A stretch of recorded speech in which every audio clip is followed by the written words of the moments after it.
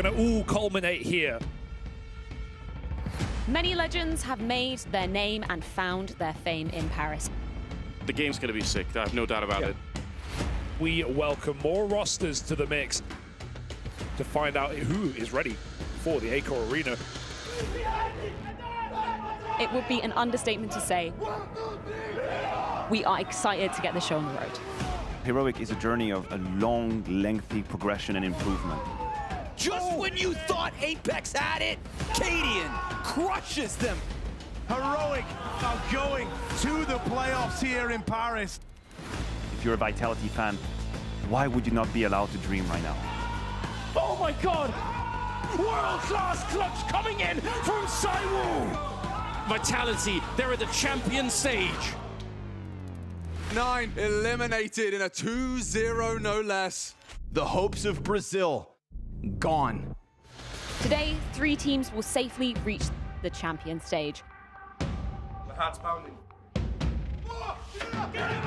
Monte are very much the real deal. Grinding their way to victory, securing the champion stage.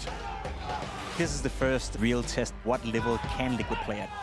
Securing the playoffs for the first time since 2019. I have relatively little confidence in their ability to punch through the top 10. GamerLegion have managed the impossible. Ends falls at the final hurdle. For Bad News Eagles, it is an absolutely heartbreaking loss. Unfortunately for G2, it's over. The final day of the Legend stage of the Blast TV Paris Major. We are not lying when we are saying emotions are running high here. I want to see FaZe bounce back as well. FaZe, they made the comeback into overtime, into double overtime, and they have done it. Heads will roll as ITB pull up in Paris. Into the breach, have done what no UK team has done before. We've got a team here who have a moment to just peak right here, right now. The most triumphant arc in Paris is that of Apeks. Unfortunately, it does end in heartbreak for the side of Navi. Fnatic, we say goodbye to them. This game is one of heartbreak for NIP. This is it. All to play for, one last trophy to lift. Anything can happen.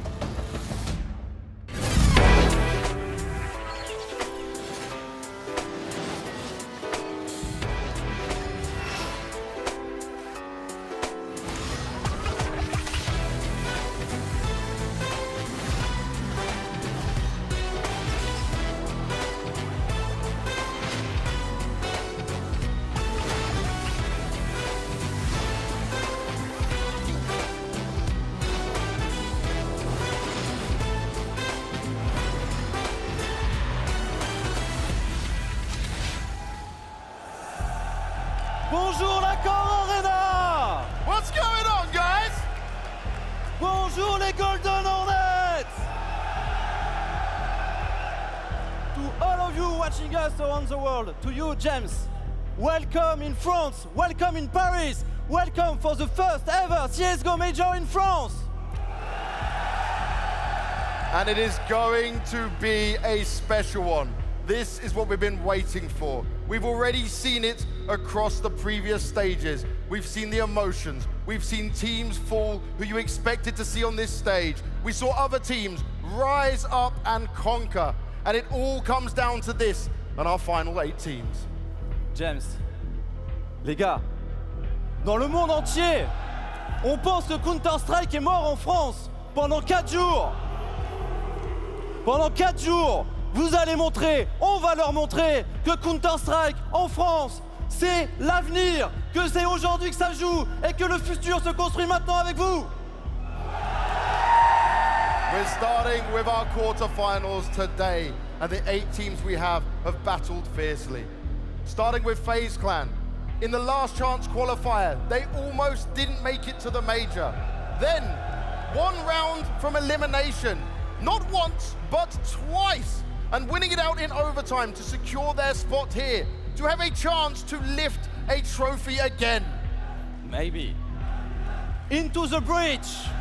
The story is starting Okay. The story starts in February in the first qualifier. Since they are doing amazing, they are the underdogs. And for the first time in the major history, a British core is making it through the playoff. And you know what? They still believe it's coming home. We always believe it's coming home, that's for sure, when it comes to a British side. But Monte, a team that was rising up in the face of adversity. They came to this event without their coach. They changed IGL and they conquered serious opposition, including Na'Vi, who they demolished in that Ukrainian derby. The next one is Apeks. From the close qualifier to the legend, it has been a difficult path for them to go through the playoff. Their strength, they punish every mistake. They certainly do. Now for Team Liquid, North America's finest. They believe that they can do it, and this is their chance. They went from 0-2 and near elimination to dominating in the Legend stage to make it for the first time since 2019 to a major playoff. They've got America on their backs, and they've got America's hopes and dreams as well as their own to try and make a reality.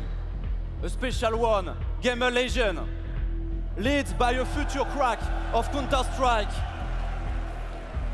They were close to be eliminated in the Challenger, and they are now dreaming about the trophy. L'Accor, ça sera un moment un peu spécial pour l'un des joueurs. Il est belge, il a été formé dans le CS français, il brille aujourd'hui avec une équipe internationale, il va jouer devant sa famille. On compte sur vous pour les encourager. Kiel certainly has some fans in there to support him and the GamerLegion team. We also have Heroic. Right now they sit there with silverware still on their minds. The last major is still sitting there, eating away at their insides as they want to lift a major trophy. They want to make that dream happen. They have been consistent. They have been delivering time and time again. Is it finally their time? And the last one.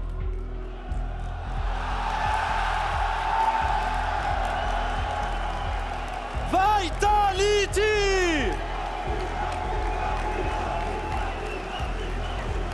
A Parisian club fighting to lift their first trophy, their first major trophy in Paris. Ils sont emmenés par des légendes danoises, par la puissance de feu israélienne et par un capitaine, le dernier escapé de la golden génération du CS français. Et bien sûr, James. These teams have given their blood, sweat and tears to this game to make it this far. But glory is only obtainable for one team. It's time for the last CSGO major.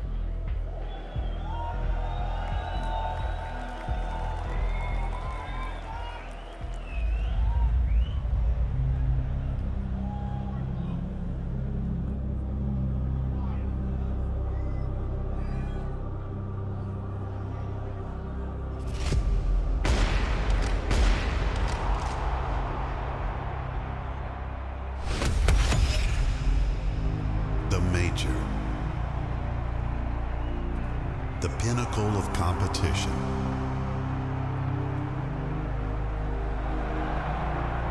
The gateway for legends. Its trophy, a maker of kings.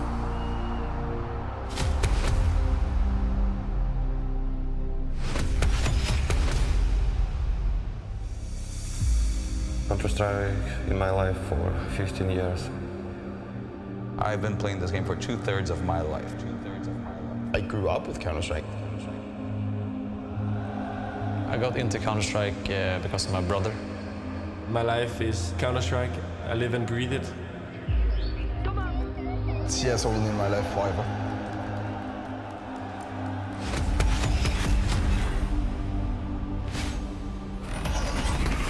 I didn't really know what I wanted in my life. CSGO was that answer for me. It's what I've always done. It's my whole life. And I wouldn't have most of the things that I have in my life right now if I didn't have CSGO.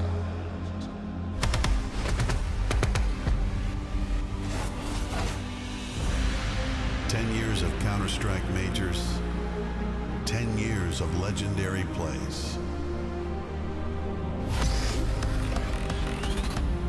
Paris, the last chance, the last moment, the last time to crown a major winner in our beloved game.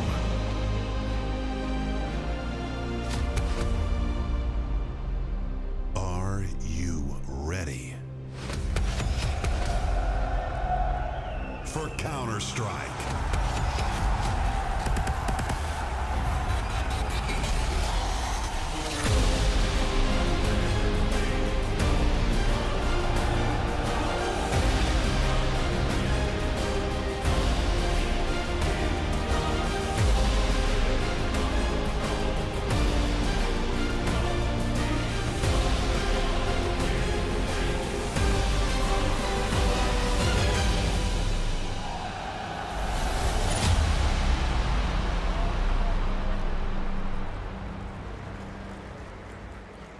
A decade of CSGO majors, our beautiful game now reaching its pinnacle at Blast TV Paris. From Jönköping all the way back in 2013 to the French capital 10 years later. It's been an epic journey to say the least, and we are by no means done yet. We need to be crowning a champion, and that is exactly what we're going to be doing over the course of the next 4 days here in the Accor Arena. My name is FaZe. Joining me for a historic day in CSGO history, I've got Maui, Snake, Pimp to open up the desk. Gentlemen, just pure goosebumps from the intro. It really epitomizes what it means to be right here.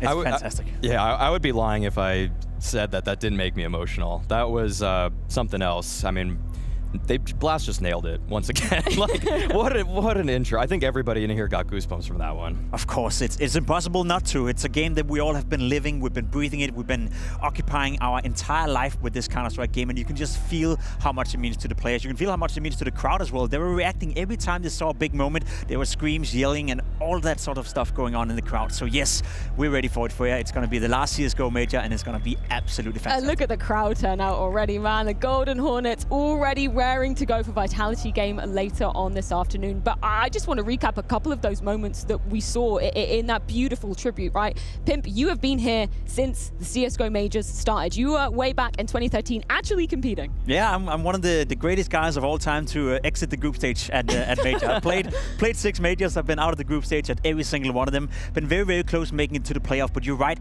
It's a complete different thing though. Back then when we were playing majors, we didn't know and we couldn't grasp what a major was. Of course, it was nice that Valve came in, they supported our game, but what it has developed to today, where it's the pinnacle, where it's the biggest trophy, where it's the one that you want to win, it's the one you practice for, the one that you work for. It wasn't necessarily like that back then, but it's something that's been coming over the years, and yes, we're leading it to it right now. And Jacob, you actually had a teammate that's also now going to be competing on this very stage, right? There's been a guy that's been around for a very long time, still playing the game. Yeah, Cadian. Cadian has been around for a very long time. There's been a lot of players around for a very, very long time down there. It's impeccable to see some of these guys still be at it today. I think we talked about the longevity of some of these players, Kerrigan, Cadian, you name it. The guys who's been around for forever. I can't imagine a world where I'm still playing at such a high level as they are, and it takes so much commitment. This is the pinnacle of performance and also emotions, right, Maui? Yes, we've seen in the City of Love just people losing it all, like losing their minds, their hearts breaking in that group stage. I think a lot of people wanted to see so many fairy tale runs come to be, and it just wasn't the case. This has been a huge story in terms of underdogs rising up and people then falling in love with them too. Yeah, let's take a look at some of the Legends teams that did manage to qualify throughout that first stage, or the second stage rather, of the major. We can bring the names up because the cream of the crop certainly did rise, but it had a different flavor than we might have expected for some of the names making it through, Jacob. Yeah, you look at some of the logos that made it and you think to yourself, of course it makes sense that Heroic will be there, Vitality for that matter, FaZe Clan, Liquid. Then there's a couple of surprises, but what sticks out is actually the names that is not highlighted right now. The likes of G2, the likes of Navi. Simple is not going to be in the very last playoff of a CSGO major because he simply couldn't make it. He wasn't good enough. The team wasn't good enough. So yes, as you said, Maui, there's been an awful lot of surprises going on so far.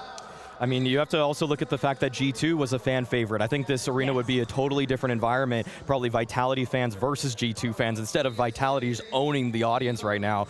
And for Nico, for a guy that many consider to be the best rifler of all time in the game, he's never going to have a chance to capture his major. Yeah, he's going to be exiting without the chance to even put his hands on the trophy. But we can take a look at the teams that are remaining. As James perfectly prefaced, we have 8 and so many incredible storylines to go along with it. Of course, we'll be beginning in the quarterfinals, all best of 3s from here on out. And man, there are some epic clashes already going down, right, Jacob? Yeah, of course. The first one we're leading into in not so fairly long. Heroic taking on FaZe Clan. That's a massive game. Monte against GamerLegion. We're getting one of them surprises guaranteed inside the semifinal. Vitality taking on Into the Breach, and Team Liquid versus Apeks. I would argue there's a lot of quality on all 8 teams right here.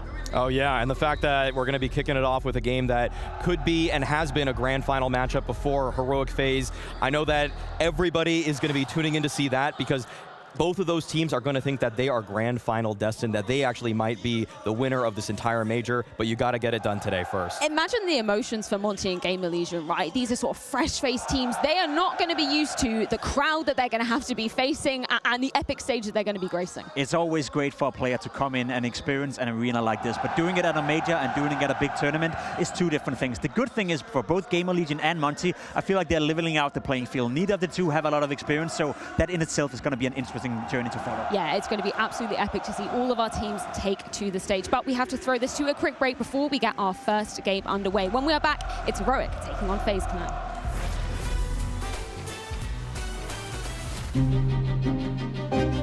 Winning a major is the ultimate dream.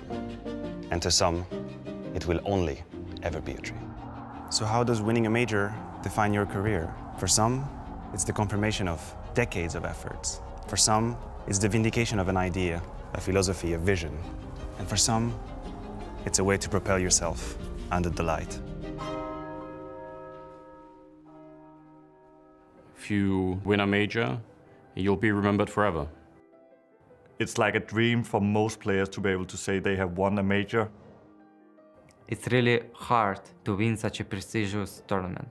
I think without winning a major, you can still have an impressive career, but there will always be a debate. There will always be people questioning and wondering, but why didn't they win a major?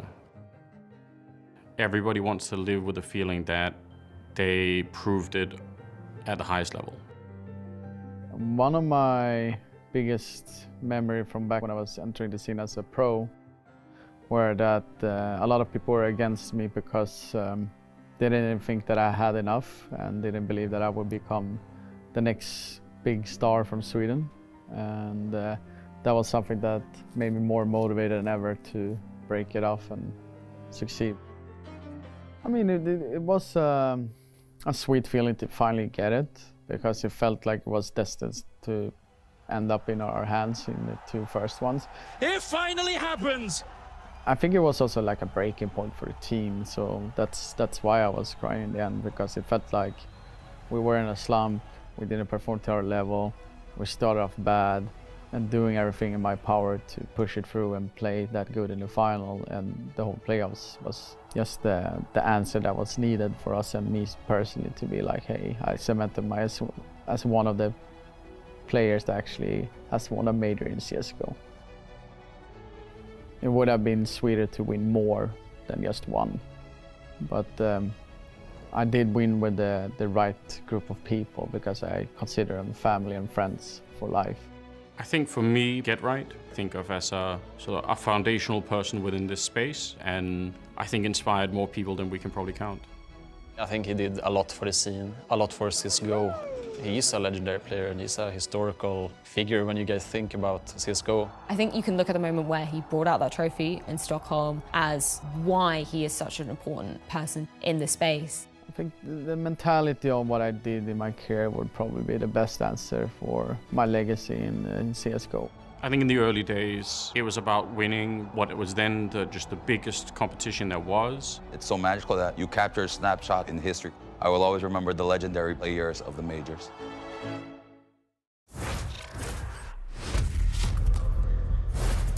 We return with the Blast TV Paris Major, and we are ready to be setting the stage here in the Accor Arena. An epic quarterfinal is about to grace this very stage. Everybody's talking about this could have potentially been a grand final matchup, but FaZe, Heroic, they will be meeting Jacob in the quarterfinals, one of them going through. Roughly 6 months ago, it was a final matchup inside the Royal Arena at the Blast Fall Finals. Those two teams duked it out. Heroic ended up winning their first big trophy, and I think that's something they remember heading into this game against FaZe Clan. But you're right when you're saying that when you look at the pedigree of these names, when you look at the players, when you look at the quality as well, these two teams have so much to offer Counter-Strike.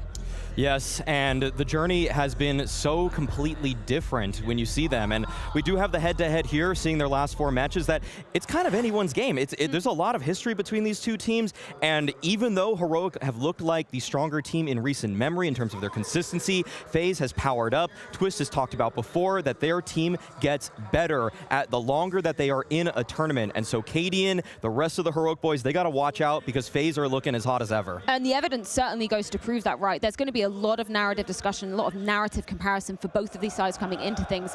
Major attendance is just one of them that really sticks out. Yeah, there's a lot of experience, I'd argue, on both teams after all. You know, I know we had a period where we didn't play too many majors during COVID, so that kind of rubbed the chances of some of these Heroic players of getting more major appearances. I think that's part of the context, but obviously the FaZe Clan, we know Kerrigan, Rain, Twist for that matter, all these players have been around for a very, very long time. But for some of these Heroic players that are on the list as well, they have quite a lot of experience, and they have recent experience, right? All these Heroic players, whether that being Yabi when he was in Copenhagen Flames, Tessus, Stown, Cadian, they've been at recent majors. They are in form when it comes to performing on the big stages and when it comes to performing at the major. Not that FaZe is not, but when you look at this scale, it does kind of screw it in a bit when you look at the context. Yes, and we see just the major appearances there from Kerrigan, 17 versus the opposing IGL and Cadian in 8. And for both of these guys, they're still trying to create their legacy. They're still trying to write another page in their books, trying to see if Cadian can enter that ultimate pantheon of all-time great captains, people like Zeus, Fallen, Glaive, even Kerrigan in the server against them. They've all captured their majors, and for Cadian, he likely feels that he is destined to win this one. They are looking so sharp as a unit right now. They're looking like one of the strongest teams. The highest floor is how I always will characterize them because they are always going to punch in a deep run at every tournament they attend. Now, Jacob, we say there are no guarantees in life, but I think Heroic making it through almost flawlessly in every pre-playoff stage is fast becoming one of them, right? They basically never drop a series before they make it to playoff. No, they're a bunch of group stage warriors, to be completely honest. They always make it seem easy. They always cruise through the group stages, but as you said, they do it with such a high floor of gameplay. It's not that Heroic can go into a tournament and play at their C or B level and be sure they're making it, be sure they're winning it, but it almost feels like right now they have the highest skill floor in the entire world of Counter-Strike. We'll talk about their ceiling maybe being limited to some degree, but when it comes to playing ABC Counter-Strike, when it comes to having synergy in between the players, team play, communication, camaraderie on the team as well, I don't think anyone in the world can match Heroic. And the results speak for themselves. The fact that Heroic has made it here through the RMR, through the Legend stage, without dropping a single match. They did drop a single map, but that's nothing compared to what some of these other teams have had to go through. Heroic, they are bar none the most consistent team in Tier 1 CS. We talk about them being such a well-drilled machine as well, but you have to look at some of the individuals, and Starn being a really shining light, particularly in this tournament. Yeah, in this tournament. I'm glad you said that, right? Because his beginning to 2023 was a little bit slow. It was a little bit cold, to be completely honest. We can allow ourselves to have high expectations for this guy on the screen right here. He is arguably the best Danish player we have to offer right now, and the way he was playing in 21 and 2020 was absolutely fantastic. Now, his start to 2023 was a little bit slow, as said, but I said it coming into the major. If he is playing his A-level Counter-Strike, then the rest of the guys surrounding Stown is enough for them to be a title contender, and as you said, Freya, so far, he's been stellar. We talk about, you know, the floor, the high floor of the side of Heroic, and that is, you know, a huge part down to the dynamic CT side. So we've got a particular moment from the Mahone zone to be breaking down. That's correct. Heroic are known for their dynamic CT sides and just their ability to be proactive around the map and take these risks. So I want to break down this round here against Liquid. So first starts off with a double peek here towards Ruins. Now the key thing here is that as soon as they make contact here towards Ruins, take a look at the decision they make. Nitro takes contact here, and at this moment, Most of the time, you'd expect in a 4v3 situation that these CTs are simply going to play more defensively. They might play spots like this towards the bomb site, more defensively, more default. But Heroic, they have this move, or they have this ability to basically ensure that they are always going to be more proactive. They're going to leave the bomb site entirely, and by leaving the bomb site entirely, they're taking a risk that they're not going to actually push in. The way they pull that off is they have Tess's right here. He's going to toss a smoke at the top of Banana. Now with this smoke, what it does is it discourages Liquid from wanting to push into the bomb site. And what it does ultimately is it creates a window of timing towards mid for Heroic to actually push another area of the map. This allows them to actually re-clear mid with 3 people, with numbers. And as soon as they don't see anything here, this allows them to then get information on what Liquid might be doing and create this next situation right here, where by the time that smoke fades, now the Heroic players are back at the B site, the exec starts to come through, and the key point here is that Ston, he's already in the back. He's already in a position to flank. This allows him to now catch Nitro in the back. And as soon as he catches him in the back, this opens up the retake for Heroic, because now with these 2 choke points right here, as soon as Ston gets that kill, they don't have to worry about that right side one. They only need to worry about that left side. And look at what they do. They just simply throw a smoke here to block off that choke point. And they're able to essentially just clear the site without having to worry about many different angles. Ston, he can just stay a little bit further back here towards Runes, punish the re-aggression, and then ultimately that puts Yakinder in a spot where he can't retake this site. And this is all off the back of something that Heroic did earlier in the round, where they're able to be more proactive, take information, take these risks, and that is how they're so good on the CT side. This is something that FaZe are definitely going to have to watch out for.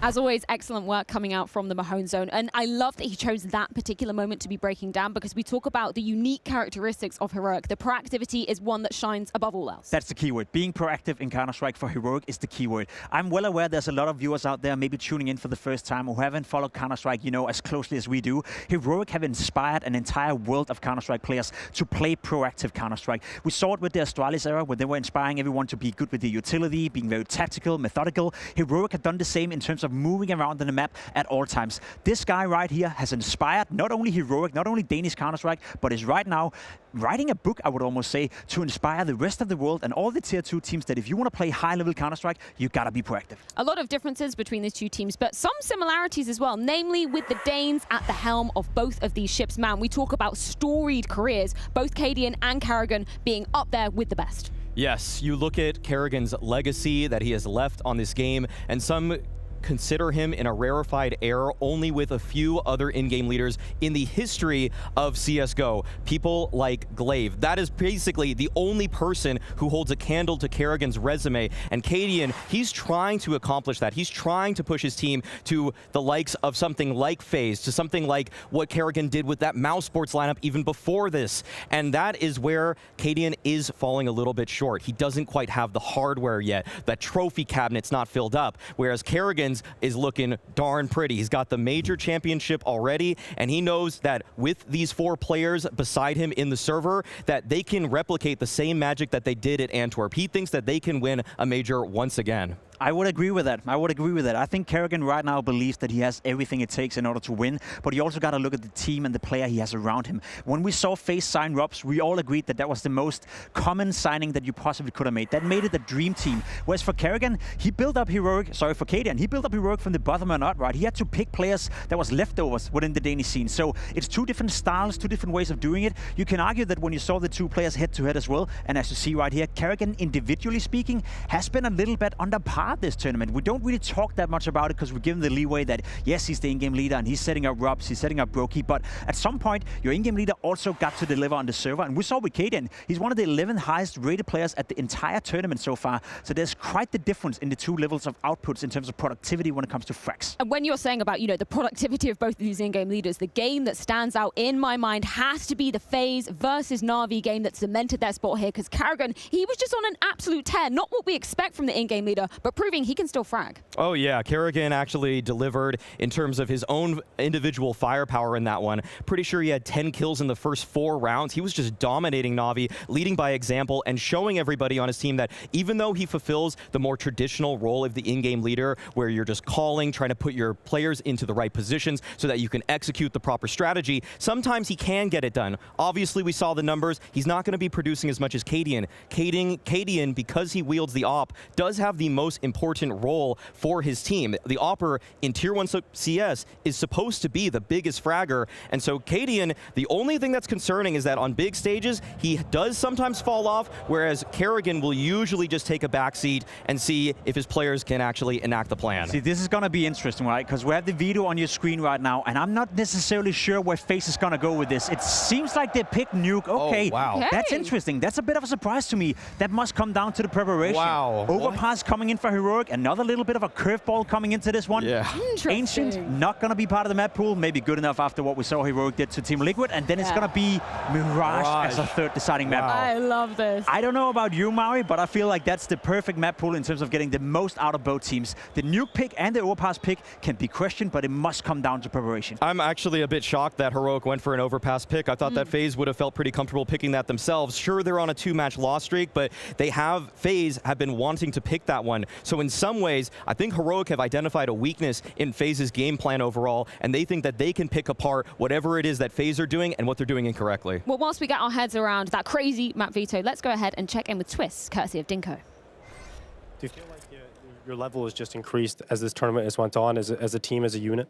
Yeah, I think so. We're just playing more cohesive Counter-Strike, and especially when our backs are against the wall and every game is kind of facing elimination, we find ourselves, coming together stronger as a team than we've ever been this entire year. So, yeah, I think we're on that road right now. Now, we talked about the stress just a moment ago, but when you get to the playoffs, is there sort of a change in mentality that you've actually made it through the Challenger stage? You've made it through now the Legend stage into the playoffs. Is there that sort of switch that goes off in your head that realizes that now we're in the playoffs, now we're on the big stage, it becomes an entirely different competition? Yeah, I think so. I mean, FaZe in Arena is a completely different team, and we hope to show people exactly that today. And yeah, of course, playoff FaZe is a completely different team. Now, your career has been incredible. As such a young player, but achieved so much. You did it in North America. You're the most decorated North American player ever. And now you move over to Europe, and you've achieved it again with FaZe Clan. But there's something different about this team, it feels like, from watching it as a perspective. As a member of this team, when you look at the individuals around you as you go to war today with them, do you feel that sense of this team is special? Yeah, I felt like this team was special since the day one that Rob's joined. There's just something so unique about it, and you look at the 5 of us and you think that all of us are completely different individuals, but when we're together, we become one. And yeah, I mean, our team it's a mentality. It's never give up, and no matter the struggle, there's something brighter on the other side, and that's what we live by. And we look at our game. Everyone loves this. Everyone loves CSGO. It's been 10 years of majors. You're about to walk out on that stage and be the first team to kick off the last ever playoffs for a CSGO major.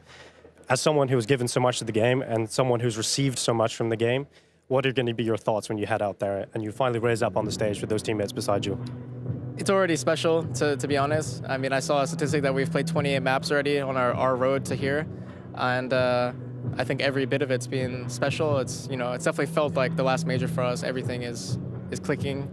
A lot of adversity this event, but we've also found a lot of success recently. So yeah, there's no other players I'd rather be beside when entering this final CSGO major. It's no doubt it's been a long and tumultuous road for FaZe to even make it to this point. And when we're putting Twists closer under the microscope, it's interesting to look at his statistics, Jacob, because we normally talk about him being a hella consistent player up in the top echelons of FaZe. Hasn't been so consistent as of late. No, recently he's been struggling a little bit, right? We keep him to a very high regard because we know what he can do on the server. We know the difference that he makes. I remember the final, I believe it was in Cologne, when he did that play on Nuke 14-14. He strikes me as a guy that is always coming alive when it matters the most, though. What we saw from him in Rio was way below his normal level. What we see him so far, the major has been slightly better than what we saw in Rio, but still, he needs to be even better going against Heroic. Twist, to me, is a playmaker. Twist, to me, is a big game player, and hopefully we get to see the best of Twist today.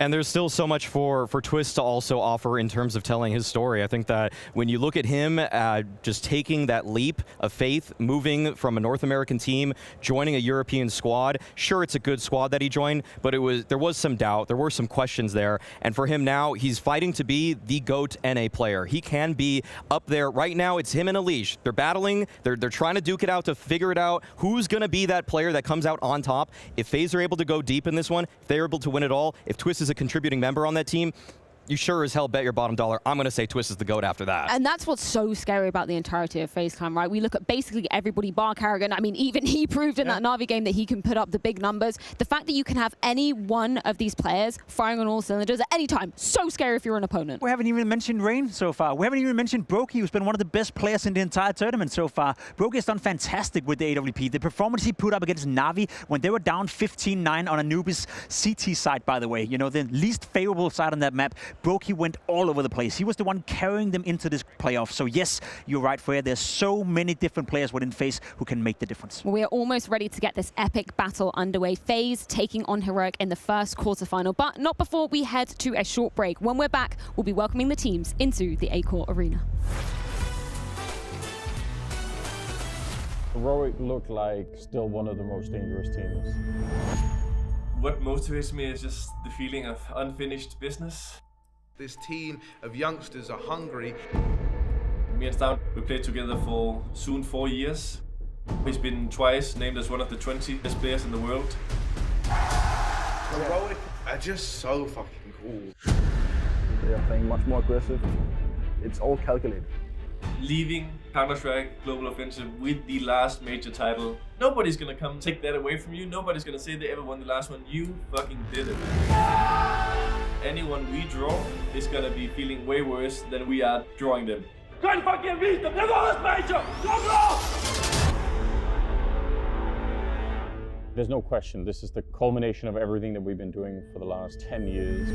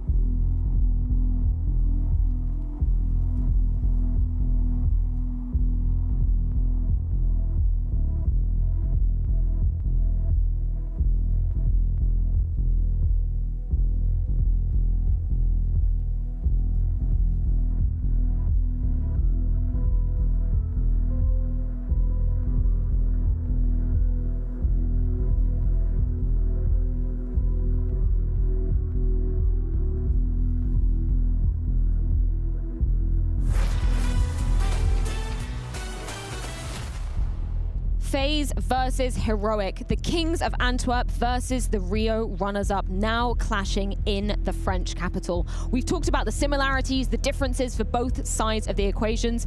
The fashion in how they got here actually couldn't be more diametrically opposed. We're talking about FaZe, absolute last-minute madmen at every step of the way. I consider FaZe the greatest procrastinators in CSGO history. They always put it off to the last minute. We heard from Twist in the interview the fact that they've played 20-something maps here through the RMR, through the Challenger stage, through the Legend stage. They always push it. They always take so long. They had to go through the last chance qualifier. That's not even supposed to exist if NA just did better at the last major, okay? So FaZe right now, they're working with a gift, and they are powering up. They are looking like the most clutch team once again. They have earned the name to be the hardest team to put away in Tier 1 CS. And on the other side of the table, you got the good boy students. You got Heroic always doing their homework as soon as it's assigned, studying for every test well in advance, and they look so sharp because they just make their lives so much easier. They had so much time to prepare because they 3-0'd every single stage that they could. Being a FaZe fan must be horrible, you know, in terms of your heart conditioning, in terms of, you know, staying calm, staying composed, because you're spot on, right? It's not even supposed to be the case that FaZe is in this quarterfinal, but they somehow, some way find a way into these playoffs almost every single time. Well, I wonder if we've got any FaZe fans in our Unicorn predictions. We can take a look at what all the talent across the board have predicted for these quarterfinals, and it is pretty split across the board when we're looking at those logos, but that kind of makes sense. I feel like this quarterfinal is way too close to call, Maui. It's tough to see who's going to come out on top because you would give it to Heroic for the form that they've shown for the last 3 months. They have been the best team in terms of consistency, but FaZe, we also just know, is a different beast when they hit these types of moments. They are the most clutch team, and in front of arenas, I can't really see them actually losing this one. That's why I predicted FaZe. That's why I put it on the line right there. But that's the one hope you have, right? Because if you do the exercise of you removing the FaZe Clan tag, sort of, you remove the name of the players, and you just look at how the two teams are playing Counter-Strike and have played Counter-Strike the past 3 months, it shouldn't even be a close game. It should be Heroic walking all over FaZe. They've been so much better, but I agree with you. You can never discredit. You can never count out FaZe. You can never count out that experience and that ability to always fight their way back into the game. But if you remove the names, if you remove all the, I guess, the external factors, then in terms of pure quality on the server, what we've seen the last couple of months, it shouldn't even be a game. It should be Heroic all over them. Well, we've got to check in with the major manager as well. We're going to be putting mine under the spotlight to tear to shreds, I'm sure, with these two up on the desk. And you guys can head on over to Blast TV to get yours submitted in the next 30 minutes, I believe, with the chance of winning an all-expenses-paid trip, a VIP trip, rather, to the World Finals later on this year. I have gone for Shush and Karrigan, both going to be gracing the stage in this matchup. I think I'm going with the recency bias all the way with the form that we saw Karrigan portraying in that Na'Vi game. I believe he's going to do it again. You've got FaZe in this one? No, I've got Heroic. That's why I've got Shush as well. What do you mean? You got him on your manager thing. I've got him on my major manager. Yeah, man. I think he's a great pickup. I don't know, the tenure, the experience, the brain, sometimes the aim.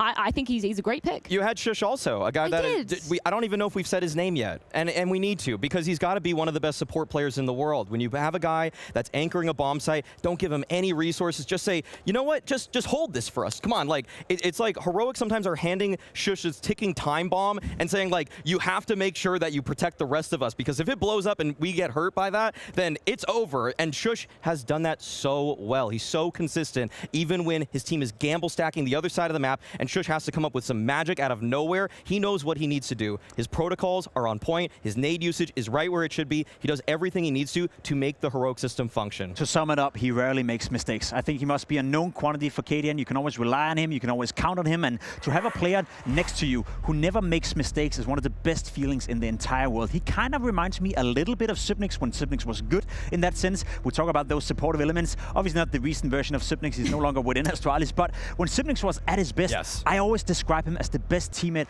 I've ever had. He never made any mistakes in terms of decision making. He never made any mistakes in terms of communication, and you could always rely on him. When I was next to Subnix, I felt comfortable on the server. So I think Shush is one of those types of players that makes his surroundings better as well. The key word you used there, Maui, was reliable, and I think that's what's so damn scary, that you look at the entirety of the Heroic squad, right? It's why we call them such a well-drilled machine. They always have the opportunity to be stepping up, and they're very synergized as a team unit as well, which is kind of when, you know, Yabi was entering the fray, we were maybe a little bit worried for him, going, you know what, you're coming into a team with so many well-executed protocols. Are you going to be able to fit in? He's done incredibly well at that. To a lot of people, Yabi has been the best player for Heroic for the last handful of months, and I don't blame them for believing that. It's legitimately hard to pick any of the players to be the best sometimes on Heroic, because they all can have standout performances. Controlled by the hive mind that is Cadian, there is a reason that we're actually saying Cadian's name amongst so many elite in-game leaders, because he's made all of these pieces that are probably undervalued when you look at other teams. There were teams that were ready to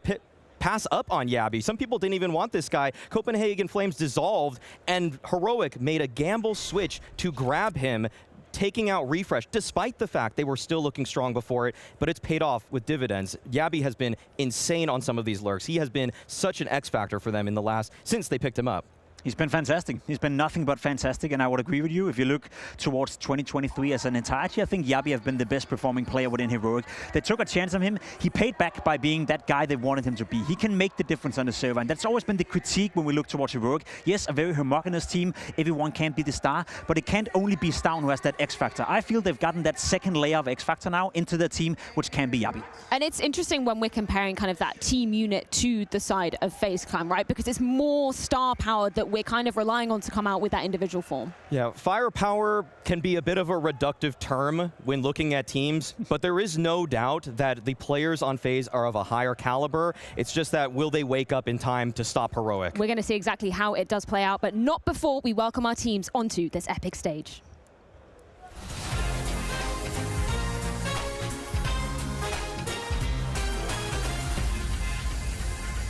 It is almost time to see our first teams take it to the stage and begin their battle. Accor Arena, how are we feeling? No, come on guys. I heard Paris was good. How are we feeling? All right, that's not bad. Now, it's an intense game. It's an exciting game. And it's one to start off only in the quarterfinals. Have we got some Heroic fans? Okay. And what about FaZe Clan? Now guys, you know I like to bring the hype, and I want you guys to be doing that all weekend long. For the next 4 days, I want all your energy, all your passion for our last ever CSGO major. So come together and make some noise for me. We're going into our first quarterfinal. It's time to bring the hype!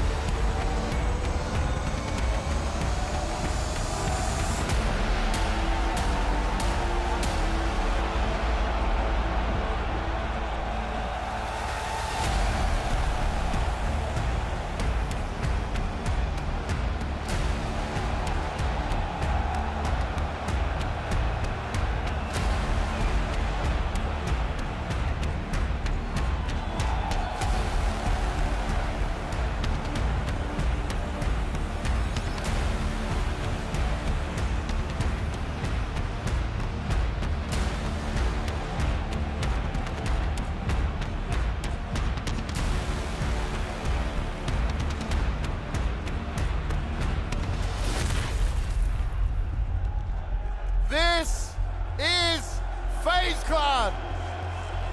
Brokey, the Latvian laser, pulling off the most insane clutches and doing it while showing no emotion. You can never count him out. Rain, they call him the architect. He's been the pillar of the team since 2016. The core component and key player that they can always rely on.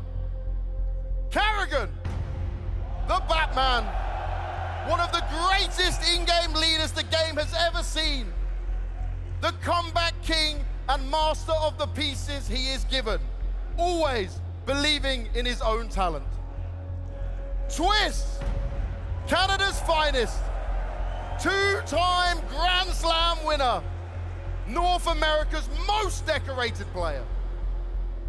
And Robs, Mr. Cool, calm, and collected, playing the numbers and percentages to his advantage, the smartest on the server. Make some noise for FaZe Clan!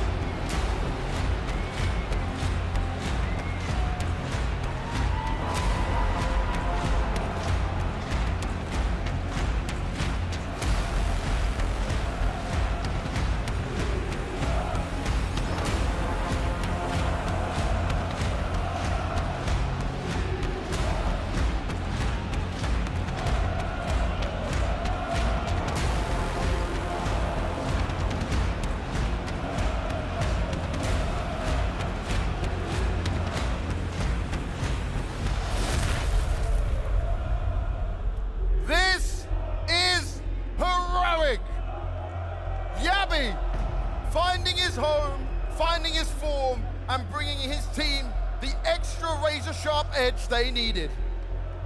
Shush, silent but deadly, and he will do it with a smile on his face. The ever-reliable teammate. Cadian, his journey has been like no other. He's never stopped believing. A man of focus, commitment, and sheer will. Stown, from the fragsters to the fragstar, he's been a beast on the server time and time again for his Danish side. And Tesses, the big brain on and off the server, doing whatever the team needs, whatever is required. They can always count on him. Let me hear it for Heroic!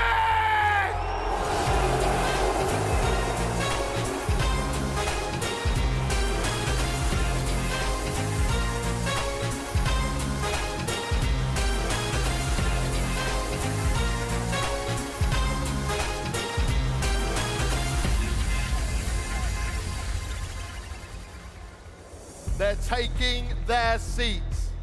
The nerves are setting in. This is the all-important game. This could be a grand final when it comes to Heroic taking on FaZe Clan. Carrigan and Cadian joining me on the stage. It's time for us to see how this duel is going to go down. Now, when we talk about great Danish IGLs, they speak a lot about Carrigan. They speak a lot about Glaive. How does that make you feel, Cadian? Yeah, they're good. They're good, but who's better? We'll find out. We'll find out. Now, Carrigan, your legacy. It's been at risk the whole time, from the last chance qualifier to the game against B&E to the game against Na'Vi, but you've done it. This must be very tense and stressful for you. Yeah, I mean, nobody has put us completely down. Some people put us down in lower brackets and stuff like that. But we are still alive, and I feel like a wounded animal like us in the group stage, you need to put them down when you have the chance. And how much does this crowd, this arena, help you? What extra strength does that give you? I mean, this crowd reminds me a lot about Antwerpen. The Golden Hornets went full ham for us, so obviously I'm going to try to make them proud, but I just want to play this game. This is going to be good, this is going to be tight. Heroic is playing fantastic the last 6 months, so it's huge respect what they're doing, and I'm just looking forward to get into the server. And Cadian, he just said it himself. You guys have been playing fantastic. You've been so close over and over again. If we think back to Copenhagen, that trophy, it meant so much to you. But now you must be fed up with the second places afterwards. It's part of playing, you know, it's part of competitiveness, you know, there's a lot of great competitors out there, and obviously we try to live, we try to learn from every game we play, and I think the stage is amazing. It looks crazily good.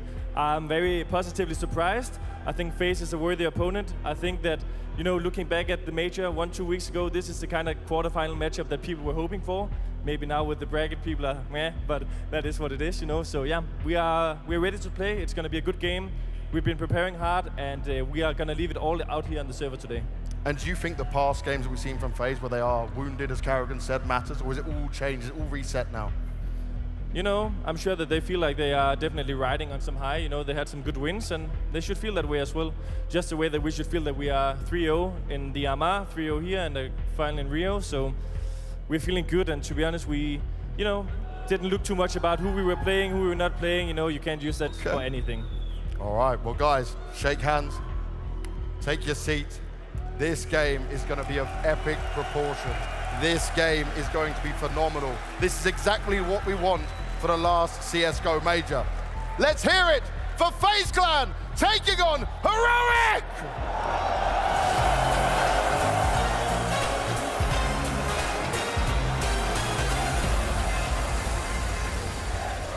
Two Great Danes at the helm, Batman and the apparent villains of the Accor Arena clashing as Heroic take on FaZe Clan. It would not be a more poetic way to be rounding out a decade of CSGO majors than to see these two storied in-game leaders colliding. Carrigan even saying, despite his tenure, despite his experience, he still has sleepless nights because of the excitement, but the nerves coming up on this stage.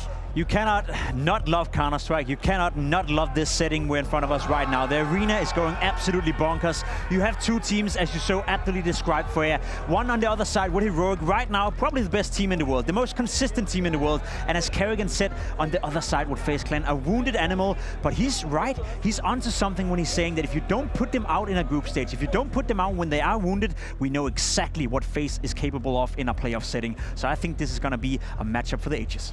I gotta bring it up. The fact that when Heroic was coming out there, the crowd was yelling Vitality because they know, Pimp, we were saying it off camera, they know that Heroic is the biggest threat to Vitality as they try to make their major run happen for themselves. This is a game where, in some ways, though, Cadian has to overcome his demons. He has to perform on stage. He has to get out of the shadow of other Danish in-game leaders. So taking the scalp of someone like Kerrigan here, upsetting him, making sure that he is continuing his run to try to enter the pantheon of all-time great in-game leaders. He has to do this. There's no bigger game in Cadian's career now than this. Kerrigan saying the atmosphere when he entered this arena, reminding him of Antwerp. We all know what happened there, Jacob. We all know what happened in Antwerp. We all know what happened for FaZe Clan inside that arena, and he was spot on. The Golden Hornets, the Vitality fans, they were cheering, they were rooting for FaZe Clan, mainly because Vitality didn't make it to the playoff, but that's another side of the story. I think he's onto something. I think this is going to be a good game. As I said, if you remove the tenure, if you remove the experience, if you remove the names, Heroic have by far been the best team the last 3, 6, maybe even 9 months of those two. Now, in this setting, on the stage, in this arena, I think the level field have been played out to be 50-50 now. Whether it's going to be FaZe, whether it's going to be Heroic, I guess we're about to find out. But in terms of the quality that I expect on the server, I think it's going to be a great game of Counter-Strike. I think it's going to be back and forth. I think you can't count either team out, even if they're down bad in one of the halves, and that's exactly what I want to see in this game. Kerrigan saying he wants to break his own record as well of being the oldest ever major winner. He wants to do it another year on and lift one more trophy for his squad. Just got to keep piling it on if you're someone like Kerrigan, because the discussion's just still raging. Who's the best? Who is the greatest? This is a chance for him to continue to etch his name in the history books. And the thing is with Kerrigan, I mean, he knows that this team is powering up. I mean, FaZe Clan, Na'Vi, BNE, both missing opportunities to put this team in the dirt. That is a worse nightmare scenario for someone like Cadian, who knows that stage fright has gotten to him and his players before, but when they're on the stage, you can tell right now who's more comfortable, who's playing to the crowd. Kerrigan has so much bravado when he's on a stage like this one. So much charisma, getting the crowd riled up behind him, but you are so right, Maui. The fact that Cadian and co have been so tantalizingly close before, they know what heartbreak means on the biggest of stages. Yeah, but do they in a quarterfinal? I feel like we're speaking about them not being able to overcome quarterfinals and semifinals. Heroic have been in the most finals the past year. True. I know we're talking about them not winning the grand finals, maybe having a bit of a bad time in those, but when it comes to group stage, quarterfinals, semifinals, they haven't really broken a sweat, right? They always make it somehow or another. So I would still argue Heroic are the favorites. Now, if there's one player I may put the spotlight on for FaZe Clan, one player that can really be big trouble for Heroic, it would be Brokey. The way he played in the group stage, the way he powered FaZe back in that Na'Vi game, the way he's been performing, and the style of his AWPing as well. Very passive in most of the rounds, but then he has that explosive element to him. If you're new to Counter-Strike and you love to watch Counter-Strike, if you've seen Counter-Strike for the past 5 years, you know Brokey is probably the most explosive element inside the FaZe Clan, and that's one you have to watch out for. Well, we do have the teams ready on stage. We do have the map cemented, Nuke, Overpass, and Mirage if we do so need it, and we do need to get this game underway. Thank you so much, Freya. It is my honor to be standing here at the casting desk to get this party started in the Accor Arena. I'm Machine, he's Chad, and FaZe Heroic to start it off. Yeah, air of anticipation about this one, right? You talk to everybody around the halls. I was just nipping off to the bathroom quickly. Everyone's like, this is going to be a banger, and it definitely can deliver that right here, right now. It's time to go big or go home.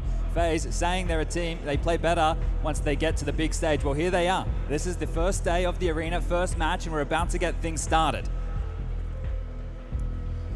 You can hear that tension building in anticipation for the start of the playoffs. We've managed to get our players, we've definitely got our crowd, and all that we need now is to get that match started. J'avais une question pour vous, Paris. Vous êtes prêts?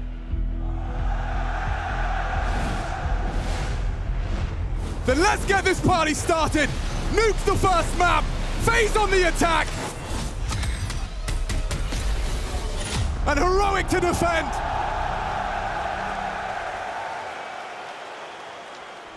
Slow and steady right out of the gates. They're not in a rush for this one. They're going to take their time here. Nothing crazy from either team. They feel each other out in the early stages of this one. P250 in the hands of Twists. Util lined up. Smoke at the ready. Karrigan will lob the first out. Heaven smoke deployed. That's to force the rotation. Nobody home. Heroic, they are masters of deception themselves, but Karrigan trying to beat them at their own game. Is it Tessus to be tested? Looking for the first blood of the playoffs, baby. It all hangs in the balance. Momentum up for debate. Who will get that strong start? It's going to be a top go here. Broky's got a smoke and a molly for this second wave. Oh, changing the tune right now. Dipping over towards ramp. Won't be the top play at all. Tessus has repositioned here. They're all coming. Tessus, can he track him? Robs, he's slimy. Hard to get a hold of. And the door slams closed. Information now flowing as they descend the ramp. And that's the first contact. Shush, hanging on by a thread. Tessus low as well.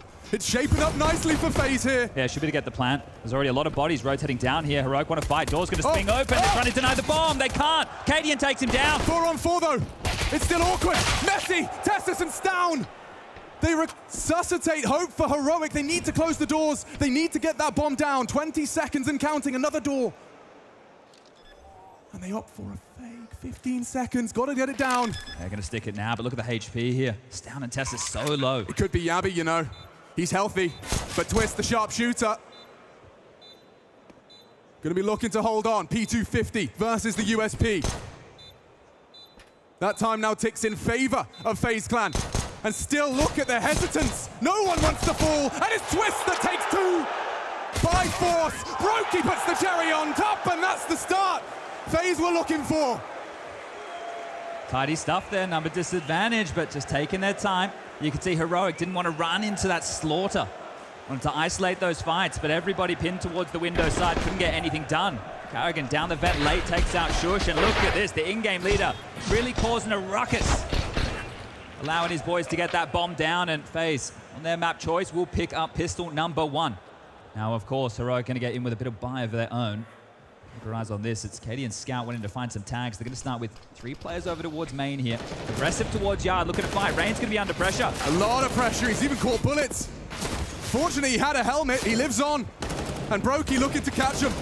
Pesky on the MP9, but 2 fall in unison. And Cadian added to the pack, added to the tally. A dream start for this Galil buy out of FaZe. Still a couple of 5-7s here. And, well, Tessus is Deagle as well, starting to push ramp. Needs to find something. No damage on a force by second round. This will feel pretty flat for Heroic. He's even holding for this. That's diligent stuff from Twist.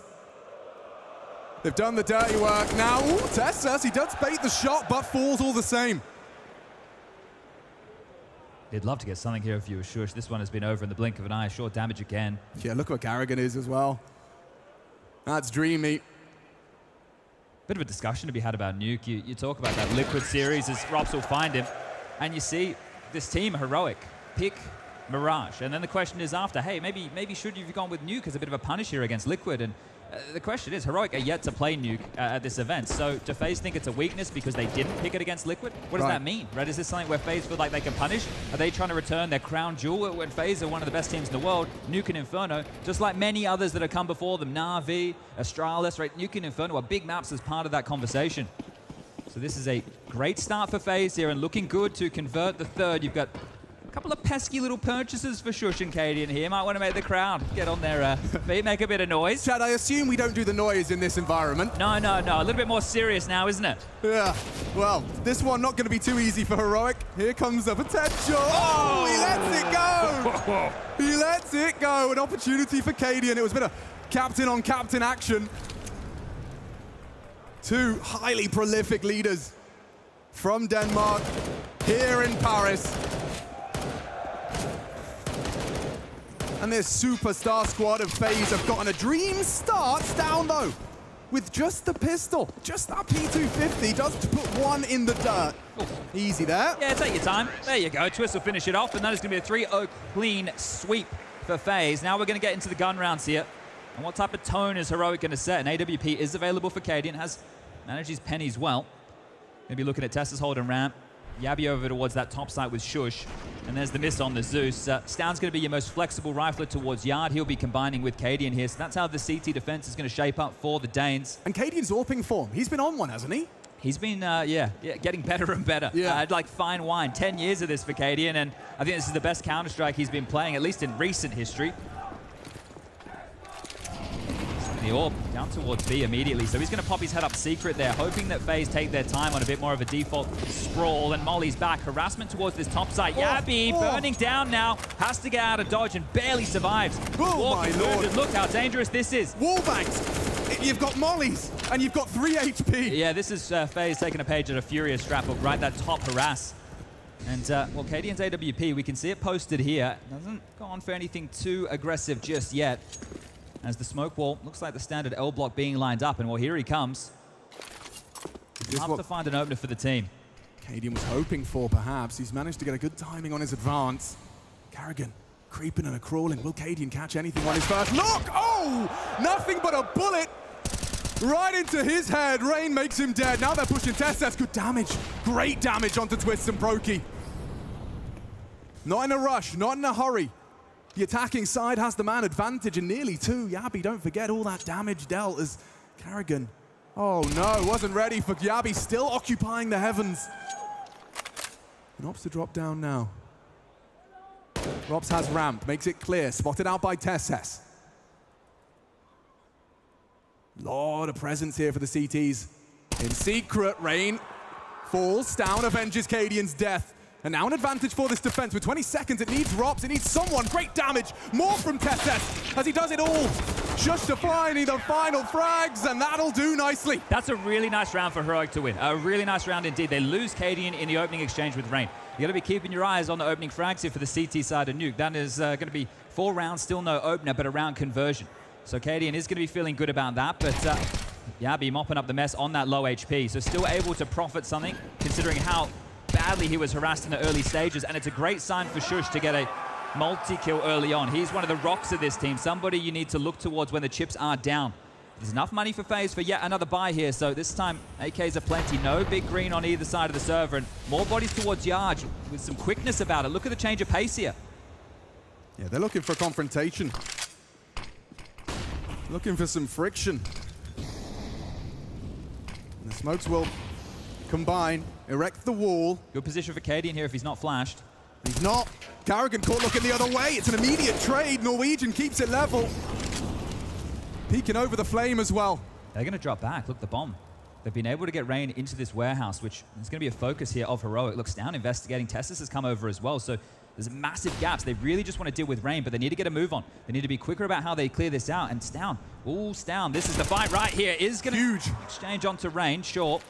And now scratching their head are the international side. How squeaky they come. Yeah, we've got some ground from Robs. Nade doesn't do too much. A little light tickle. As the one-way dropped in the heavens, Stown can peek around. It's good timing for it as they enter into the site. Shush distracts, tags. Yabby trying to find a gap. And he spots one. Bomb spotted, Twist spotted, Hut as well. They're coming in every angle. Oh, but the double headshot. It's more from Twist as well. All of those headhunters hit. 3 in the feed from FaZe. Shush doesn't have the health for this. It's FaZe return to their winning ways. Momentary success for Heroic. All right. Capitalizing right there, FaZe. They were down in the dumps. They lost Rain. They lost Carrigan in the early stages. The response time of Heroic, it was something that I was praising right there. They dealt with Rain. They went and isolated him in towards that garage position. But check this out. Just able to hit some bangers here. So the individuals of FaZe, when the numbers are down, hitting the necessary shots and making it look simple. That is going to force a timeout here for Heroic. And you can see how good that feels for FaZe. A nice one to break them. You want to keep the CTs in this washing machine early. Make sure rifles around, back into the pistols, and back and forth we go. Don't allow these saves either. I have to say as well, the interview filled me with confidence for FaZe. Twists, the things coming out of his mouth just spoke to me. Cohesive Counter-Strike, he says. FaZe in arenas is a completely different team, he says. And when we come together, we are one. The two-time and North America's finest. He filled me with confidence in what FaZe were going to lay down, because let's not forget, they've been rising. It's the journey. Yeah, this way back, right? This team has looked like they've been down in the dumps several times. That last chance qualifier against Cloud9, you couldn't script that. Right. And then you get the game against Na'Vi, right? That's another grand final. You're speaking of Carrigan outside. He feels like he's already played a bunch in the road just to the arena here.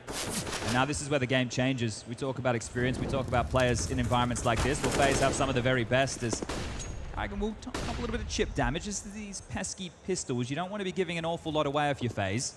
But I think here for Heroic, if some of their individuals can get a cheeky kill or two, just to start inspiring a bit of confidence in their crosshairs. Yeah, I always see that Deagle purchase as a statement of intent. Can't say the same for Tesses on that USP, trying to be a probe, and well, that's a Deagle headshot. Crowd likes that one.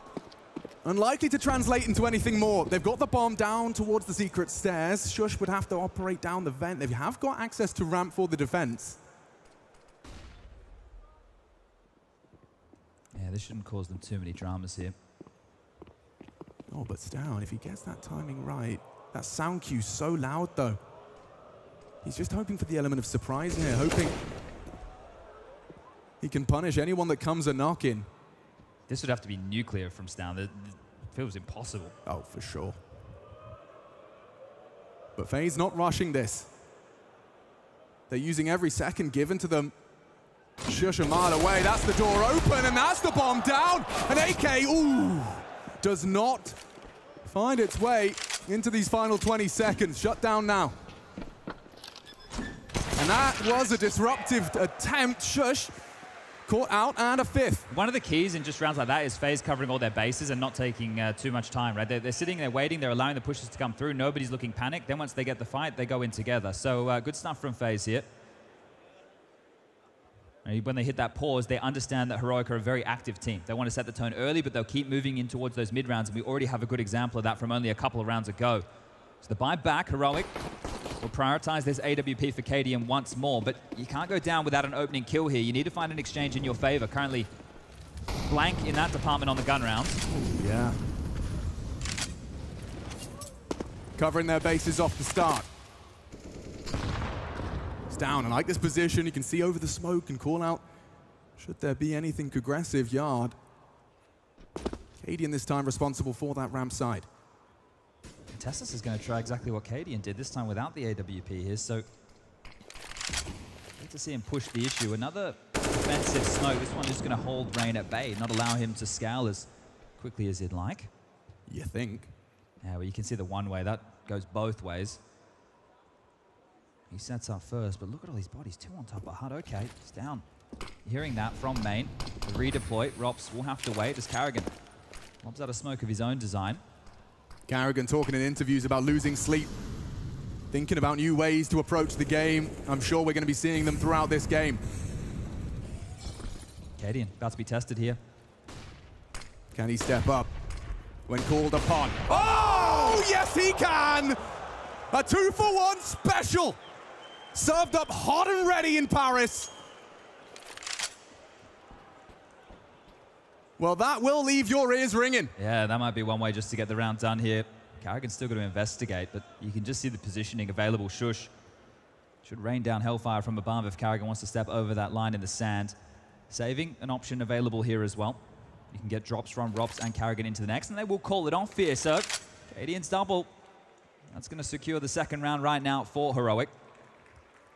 And that was a good job right there, because you saw what U2 faced throughout. They wanted to force the ramp rotator again. They're throwing a locker smoke as well as a main smoke, which means you normally want to scale around towards heaven. You want to go yard to warehouse, around to heaven, but they didn't force that ramp rotations. Cadian's AWP there in the replay, and that's put a smile on his face.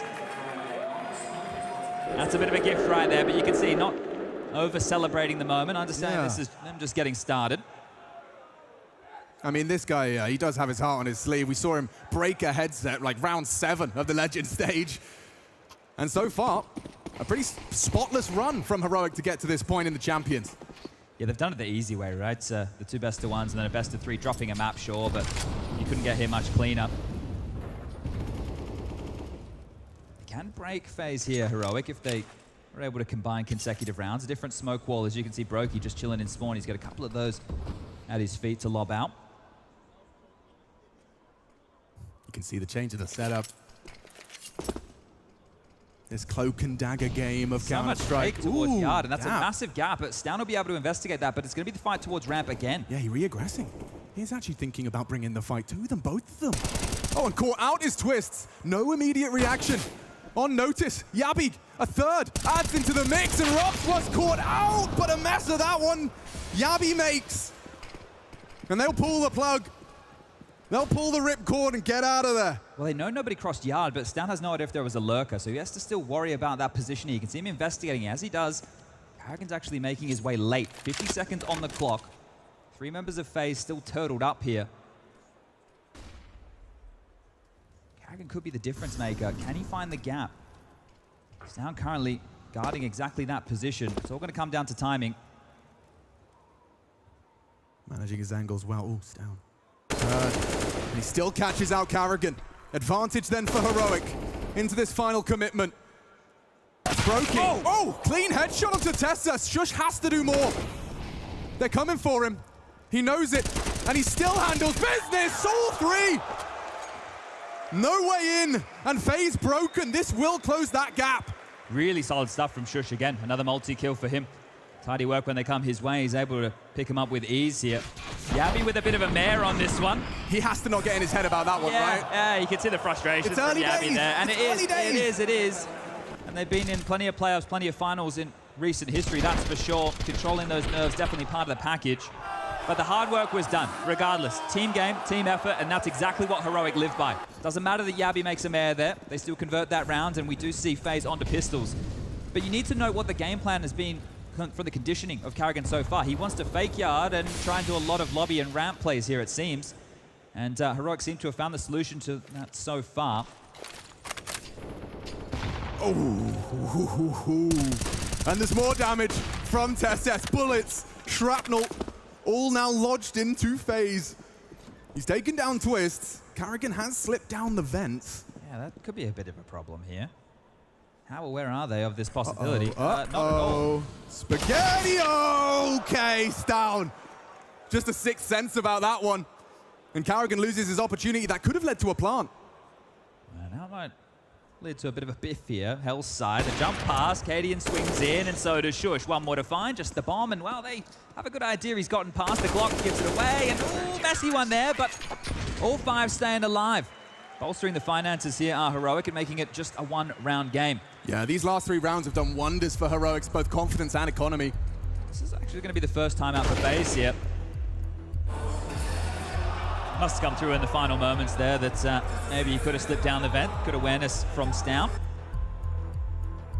Now this is where we see how Karrigan wants to call forward. Is he going to change those type of plays we were talking about? Because if they were to follow through with their Yard smokes, we can see they can get space, right? It's been given to them.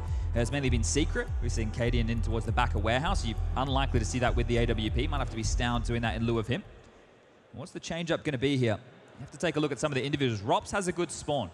And he's the type of player who likes to make these squeaky door moves. So they might try and set him up here with a molly top heart, a smoke out squeaky. He can jump in towards the T-vent, drop on down, force a rotation. He can go play in the corner of the T-vent, try and find a pick, or even that pop in towards top where we see them playing that smoke and explode on the site. We're about to see what the timeout has netted them here. Let's find out. Robs, he does like to throw a spot of aggression into the mix. The desk discussed.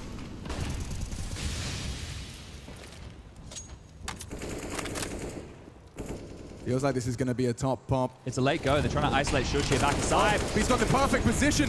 Can he get more? Can he get away? Hoping for help. And Yabi provides it. 3! Shut down! Silenced! This could be another spotless round for the defense, Chad. Yeah, the confidence really starting to get out of control here for Heroic in these last couple. Oh, wow. You know, when you saw Shush, you felt like he was in jeopardy.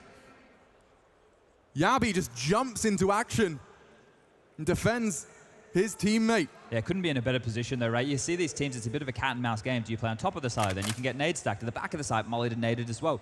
It's all about trying to pick the position that the CT is going to play and then harass him and use that against him in the later game.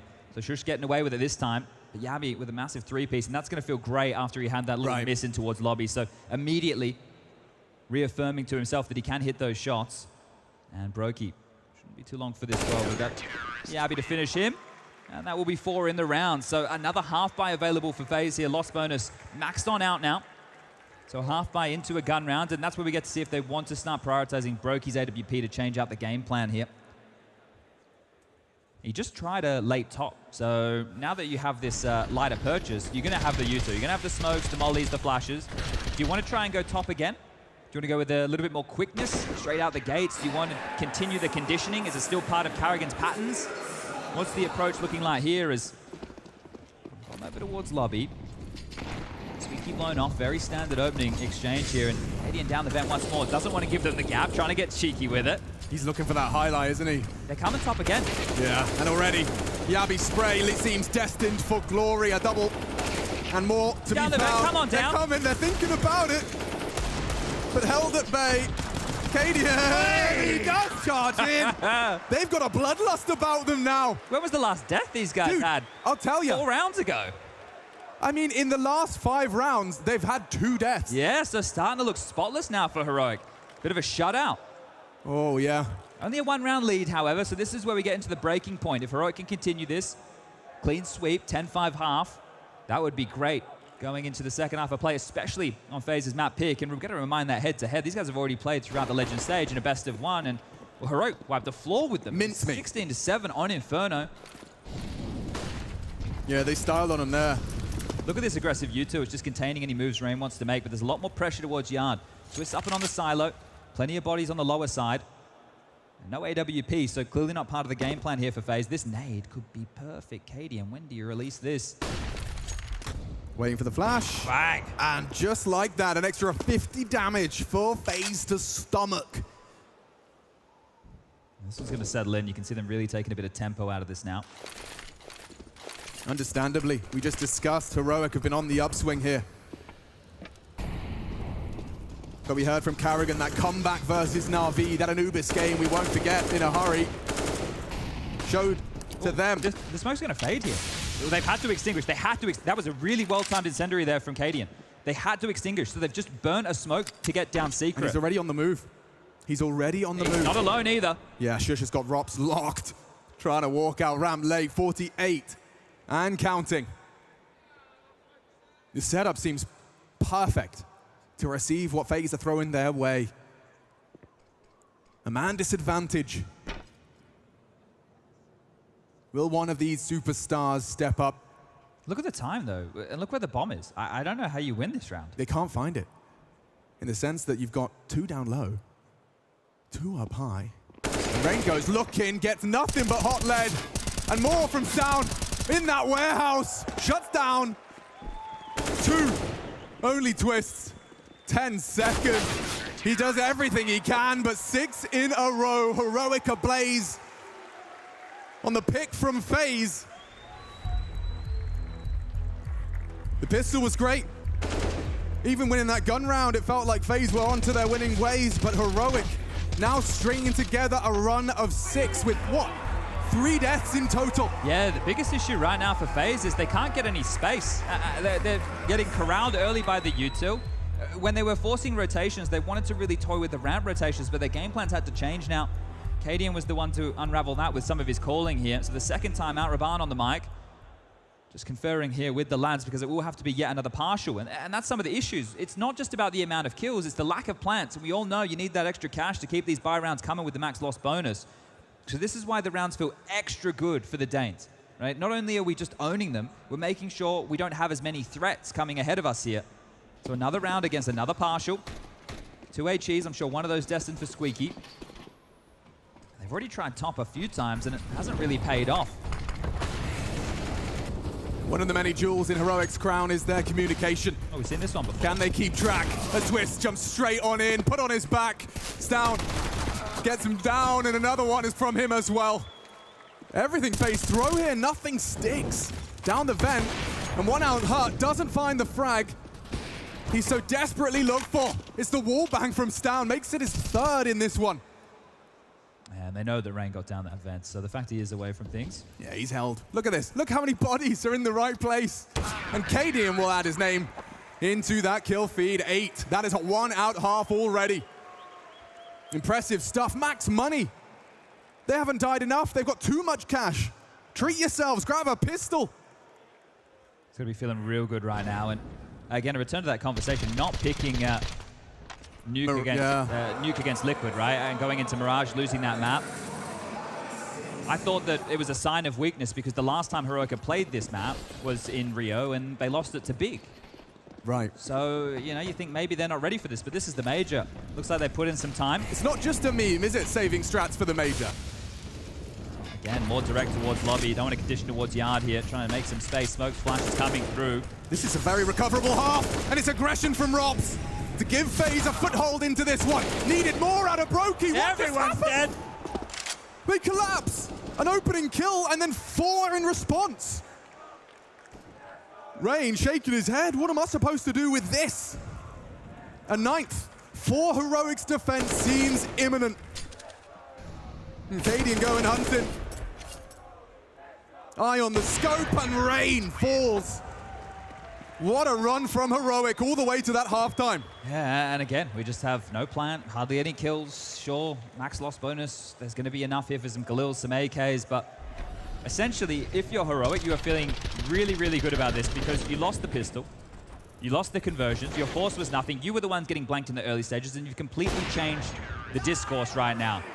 This cannot be easier for them in this stretch of rounds. They've handled everything that have come their way. None of these rounds have been even close. The face says it all, yeah. Questions will be asked of how competitive the second half will be. Heroic looking like a different beast right now, and Stown is here. Take notes. That super start at 16-7 up against FaZe Clan here. And he could be racking up a couple more. Thinks better of hanging around upon the fade. He's got Cadian to count upon. It's just, again, in terms of space, they can throw their smoke wall. That's all good. They've been able to get a little bit of room, but in terms of the economy or utility, like how good Heroic are at holding onto it and using it at the perfect times. Still have a couple of little booby traps available, some smokes, some mollies, some flashes left over as it gets juggled around. And now at a minute 10, they start to make their move. They hear the shot. Warp noted, and through the smoke, a full spray of the magazine. And they know it's Rain, right? It's Rain gone. He's the spearhead of any moves they want to make towards yard, so you get a sneaking suspicion. It might just be over towards lobby, and that would be the right call. Heroic, they really do have their finger on the pulse of everything. Whirring into action for FaZe. One step ahead springs to mind. It's down though. He was yard, and now he's wrapped. He is deadly. Another double. That's mad, a triple in total. Is it recoverable for Carrigan and Brokey? He's everywhere right now, is Stown. How do you get past this? For the finish, Cadian takes his time, drops the bomb, and finishes with a bang. What a run from Heroic. Don't go anywhere.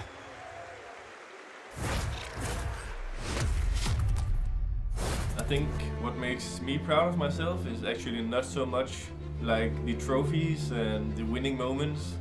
I think it's more like how I behave as a leader.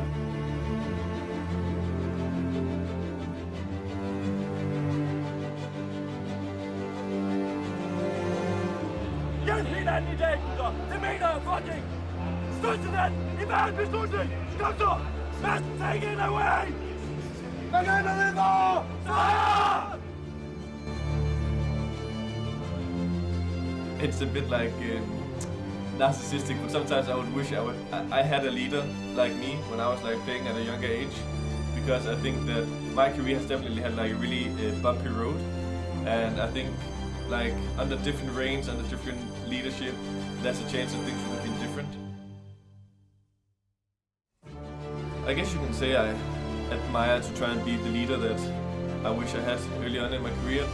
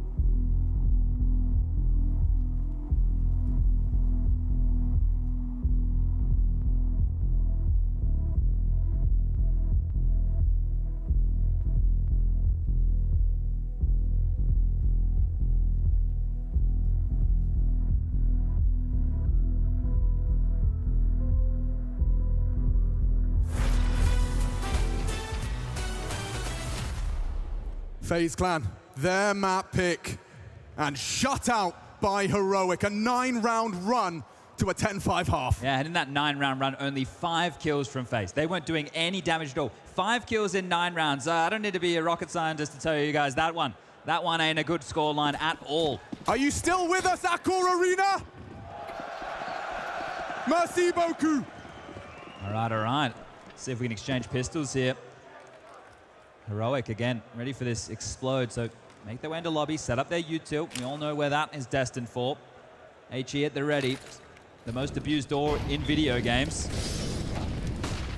And it's Twist. Up in the rafters. Only for a moment. Heroic are untouchable. Carrigan gives it a go, but it's Stound's moment in the sunshine. He's got 22 frags, Chad. Oh, and make it 23. He has come in with a purpose. Be it divine, and Tessus looking to put one in his spine. Denied, but the message is sent all the same. Yeah, that one, Rain, have to know now, they're coming for you. He wants to take the shots, they've given Stound the ace, and his ascension is now. The question with Heroic, who's the star? Who's the top dog? I'll tell you who it is, it's Stound. He has chosen the perfect time to really come online for Heroic here. Look at this, straight out the heart like a speed demon. Twist goes down and he just flatlines every single FaZe member. This is the Stound we hear about. This is the Stound we dream about, especially Cadian. This is a player everyone wants on your team. And you talk about the absence of frags from FaZe, well, add them all up, I think Stound's pretty much neck and neck. Well, this here changes how Cadian can approach the game. If you can have some trust in your right-hand man, you call around him now. You can let him off the leash. Look at this. It opens up a whole new avenue available to him. Who gets the big gun this round? The rest of them, you know how mobile they like to be. They'll have a wave of utilin towards that top side. Shush out Hart. Carrigan gets something done, but everybody's starting to fall apart. The Mac 10s moving head after head. And Rob, we've seen this one before. We certainly have, and the 5-7 does great work. Brokey in the clutch. Don't count him out. What is that from Yabby? One deagle, one bullet, and another round for Heroic. This is quite the run now, Chad.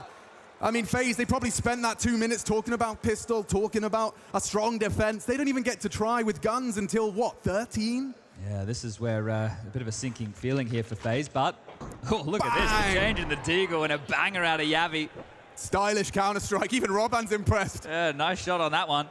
But this is where it's a big issue for FaZe, but an issue that they've overcome time and time again. How many times have they had their back against the wall? Yeah. How many times have they been 1 round away from elimination? Yeah. Even in the previous stage of the competition, and players like Rain, they don't give up easy. He's taken down Cadian with a scorching deagle headshot of his own. Yeah, this one can get out of control. Nice angle from Stound. Nade might chase him down, a little bit more damage done as Rain does back off. Cadian needs to puppet master here, which is perfect for him. Doesn't need to worry about the mouse and keyboard right now. Just clicking through the players, making sure they're going to go for the finish he's hoping for. Now, one of the advantages here available for Heroic is their utility. A couple of smokes left over. So if they wanted to, try and cotton off an area of the map, that would be perfect. A smoke in towards main. Carrigan's contributions will be limited. And a bit of a gamble has been called out of Carrigan here. We can see where the lion's share of the CTs reside. They need to make a dent elsewhere. Mr. Finn Anderson, he smoked off again. He must know the attack's coming now. Springs into action, or does he? Yeah. Tried to catch it. No timing available. But there are bodies. Still need to clear this now. They do need to. It's Tessus around the corner first, and with great precision. And in unison, Yabi and Stound lock it down. Bomb will go down. Oh, look out. Or not. Yeah, well, he's been very diligent, right? This is the thing. They're really laser focused on looking for those headshots, making sure that nobody from FaZe can push the issue here, but it's Robs. Mr. Diligent himself, I think he goes by. So going to take his time here just with this 5-7. Some more damage and AK to be picked up. Any of that would be a nice little bonus for him going into the first gun round. But this is just a remarkable run here from Heroic. Right. You come into this, we know we've got their map choice of Overpass next. Flawless to close out the half, 9 consecutive rounds. You come in here with another 3, so we're talking 12 on the trot in terms of the amount of damage done. What did I say? 5 in that 9-round spread. Well, they've only managed another 7 in the second half of that, and they're on the CT side. whereas Heroic have to come to them by virtue of the game, huh? Yeah, they're giving FaZe nothing. Very short-lived celebrations for those Antwerp champions. Feels like an age since that trophy lift for FaZe. And Heroic, they've been chasing this one. Cadian making it clear no one will be able to deny you won the last, a motivating factor for him to get these boys online at the same time. I think right now Cadian's about to go for a bit of an uppercut here. He's invested. He had so much cash money as there it is. Yabi taking down Rops, the final foray for him. But check out the purchase here from Cadian. He's going to be starting this round. He's going to be starting this round with a Mag 10. He might be looking to do exactly that to FaZe. Yeah, I think they have been. Gluttons for punishment in the crowd and in the server. Pressure towards ramp here. Lining up U2. Going to be a pop and go. Will there be even just a glimmer of hope in this map pick? Rops tested. Look at the flash. Oh, they jumped straight over him. He had nothing but a white screen and a lost ramp. They are already down. What are FaZe supposed to do? The smokes will be there. That might be one for the Mahone zone right there. Yeah, that right. Pathing was beautiful. Just avoiding the rotation of Brokey's AWP coming in towards elbow. Wow. They're going to come for this though, FaZe. Running out of opportunities, going to give this one a crack. Man down. This has to be perfect from FaZe. Heroic, primed and ready. Damage from Shush. Dips away. Smokes are back in response from the CTs. Trying to forge a path. Team Flash, Shush 2. And that bomb is ticking. And the bodies are dropping. Only one for FaZe to celebrate. It's not enough. We need more. Brokey, only the one. And it's Yabi to close. This is Heroic at their best. On the big stage. And Yabi and Stan at the top of the scoreboard. That is signs of life from their stars. Look at this. Look how blind he was. Look at all the time in the world to take down Robs. Look at his screen. White. And then fades to black. But this is the details. They've obviously prepped and ready for this map. Heroic, I think they're expecting Nuke to be picked right here because they have intentionally isolated Rops. That play is to isolate Rops, right? To isolate the tendencies of FaZe with the rotations in. This game is done, 14-5. You've got to go for a half buy. You've got nothing to work with here. Heroic, this is going to be some close. They are dismantling FaZe on their pick. This is something to behold. The different elevations of Counter-Strike as Heroic have struck. I don't even know what you meant to do if you're FaZe. You haven't even got started. You had a good start to the game. You win the pistol, the conversion, see how fired up they were getting. That feels like an age away now, Chad. This isn't the same game. This has been turned on its head. Heroic are just brutalizing them right now. Absolutely mauling them. There's nothing that FaZe can do. They're getting ragdolled. Sure, put up a bit of resistance with these pistols. You need a miraculous round, some miraculous shots out of Brokey here. What do you got, Brokey? Crouched into. Karrigan does deliver. An impactful pair of frags on the MP9. But notice when this has come in, there's still plenty of time to work with, and they have real estate. FaZe, on their T side, they couldn't get the space. And when they did, it didn't matter. Very quick to evacuate. Yeah, and rifles to be picked up, so Rain, well advised here, has found himself something to work with. This is info, right? This is a lot of info from Rain. Yeah, you can see he has to probably clear off towards Heaven and Hell as well, just in case, but aware that they have dipped on back to lobby for sure now, and that confirmation will echo into the headsets of Twist and Rops, who are both posted and at the ready, but a risk has to be taken. You have a weapon disadvantage, but right now the time is your biggest ally. Smoke, very helpful, but Yabi's gonna disrespect it and gets punished for it. Twist, an important kill, handled with help from Rops. And Cadian, known to do some damage in the clutch, this time denied. It's Rain's round. And FaZe are on the board for their CT side. Yeah, it's no doubt who the fan favorites are right here today in the arena. You can see there's some celebrations over what almost could be a nothing round unless a comeback actually begins off the back of this.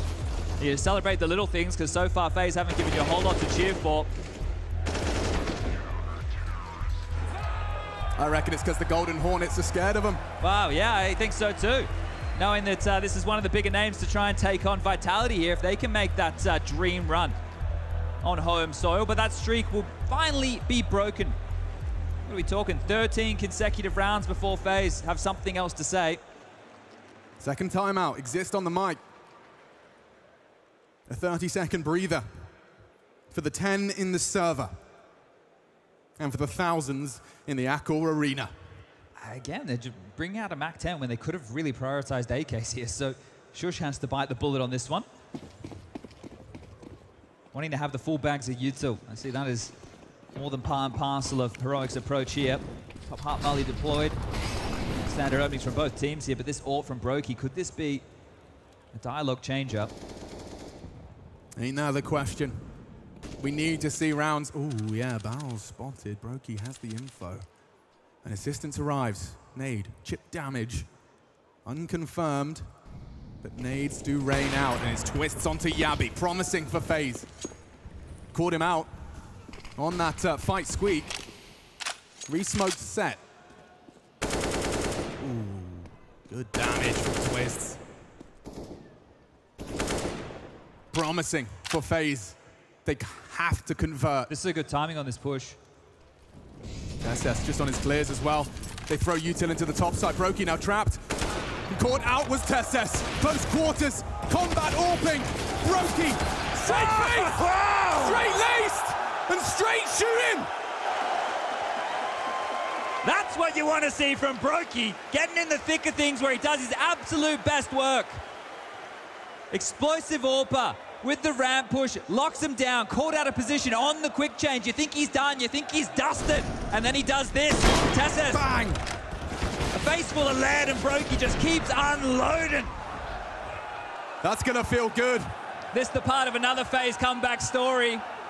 Writing plenty of novels this time round. They prove to themselves that they can do it when it really matters against Na'Vi. Well, it really matters now. This is your pick, and you're down in the dumps. This has to be a clean conversion of round 22. Nothing but a P250 or two. Running into Rops, assisted by Rain, and they're looking to bring the pain. A double. Cadian actually does shut down Rops, but Rain should have the rest. Cadian gonna do his best with 6 HP and 4 to find. It's the nade to secure it. The people have spoken.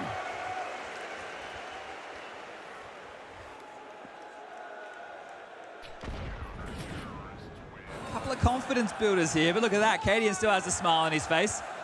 You can cheer, you can celebrate, but Heroic just need 2 more rounds. And well, they have taken a full eco to afford a buy here, but look at this from FaZe. Something a little bit out of the back pages of the strap book. The double AWPs. Rops with one, Brokey, of course, with the other. Well, they're planning for some longevity. Maybe Ross feels like he's been targeted a little bit here, so wants to bring out this AWP. He's actually going to start down towards B. So Rops has foregone ramp completely.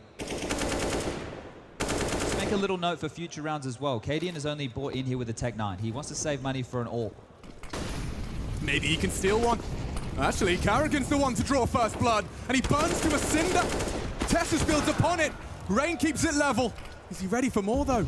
It's down through the smoke. Carvin Foya takes him down. Missed denied guard.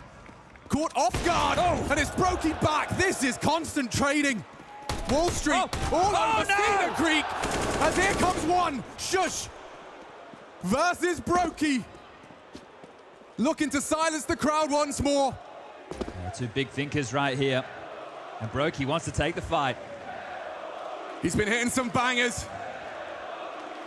He gave a chance for FaZe just a round before. Shush remains silent. Appropriate.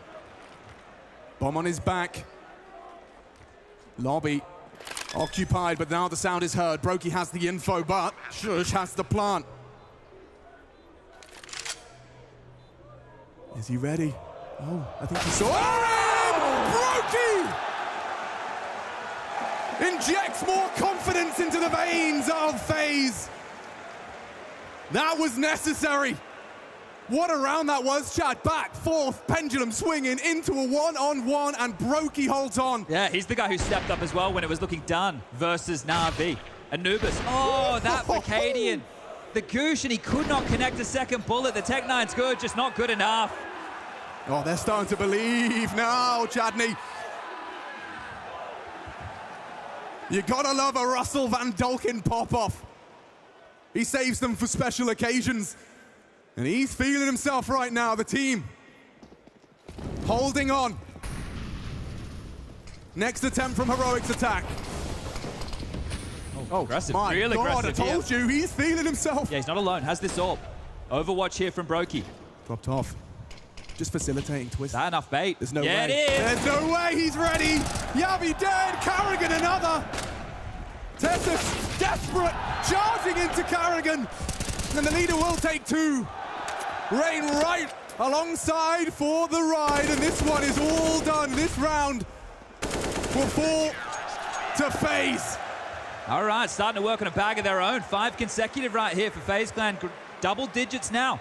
You know, the pistol, the conversions, didn't feel like enough, especially with how the tail end of that first half went. Just destruction from Heroic, but now starting to serve up a dish of their own. Taste of their own medicine a little. Yeah, it's, look, not the same level of shutouts. We've had some closer rounds here from Heroic's T sides, but the rounds are getting away from them nonetheless. Yeah, but what I meant by that was that aggression. Seeing Twist so quick and catching Yabi off guard. Look what it's done to Heroic. That extra cash from Cadian. A Kalashnikov twist. And a Molotov cocktail. Rob's riding down. He might get caught off guard here. Ooh, they heard that glass break. They know it's occupied, but they're already down. This vent dive could go wrong, but Rob's trying to hold on. Great headshot. Tech9's fail. Robs does not. He was supposed to be the pièce de résistance. Just at the end, Mr. Cadian. But now he's got no teammates left. And he falls to his leader, or rival leader at that. A perfect round. All right, well, this is going to be timeout number 3 from Heroic now, starting to feel the pressure. Been in plenty of finals. Yeah. This might even feel like one here today. A big matchup for both of these teams. We did mention that head-to-head a little bit earlier, where it's pretty easy for Heroic, and I think they thought that's exactly how this one was going to go. They had a commanding lead, a massive lead. Looked like they were going to close this one in style. It's been turned on its head. Neither team really able to establish themselves on the T side with patterns or areas of weakness.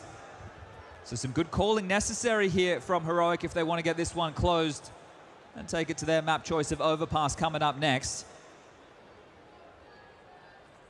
Those orbs are working. It is great that they continually chop and change between having those two purchases of patterns. It keeps Heroic guessing. They have no idea. Is it double orbs? Is it single? Well, that makes it harder to call around. Whoa, here is Shush. A freebie. Spam straight through the hut. Twist will go down. What year is it? Yeah, we saw Twist trying to harass topside in that first half. Oh, and this is necessary right now. Rain boosted up here. Has to fortify this position on his own. It will allow the AWPs of Robs and Brokey to work. Yeah, that's a casualty that FaZe will struggle to stomach. Rain's in a good position here. Can he post the double? Tessa, Shush. They hold on to it. And a missed shot from Brokey. He holds on in the flames. Flash will deter. Forced to reposition. They've got down, parked, and pressurizing the top of heaven as the rest of his team descend into the low side. Great catch from Robs. It's down, cut down. And a whole lot more for FaZe to find here. Smoke available, kits are plenty. It's about bloodshed now. Cadian burning a lot of damage. They could finish him if they chase him. And a great one back. Long range headshot from Tessus. Looking a little lost is Robs in that smoke, and it looks like 15 is on its way for Heroic.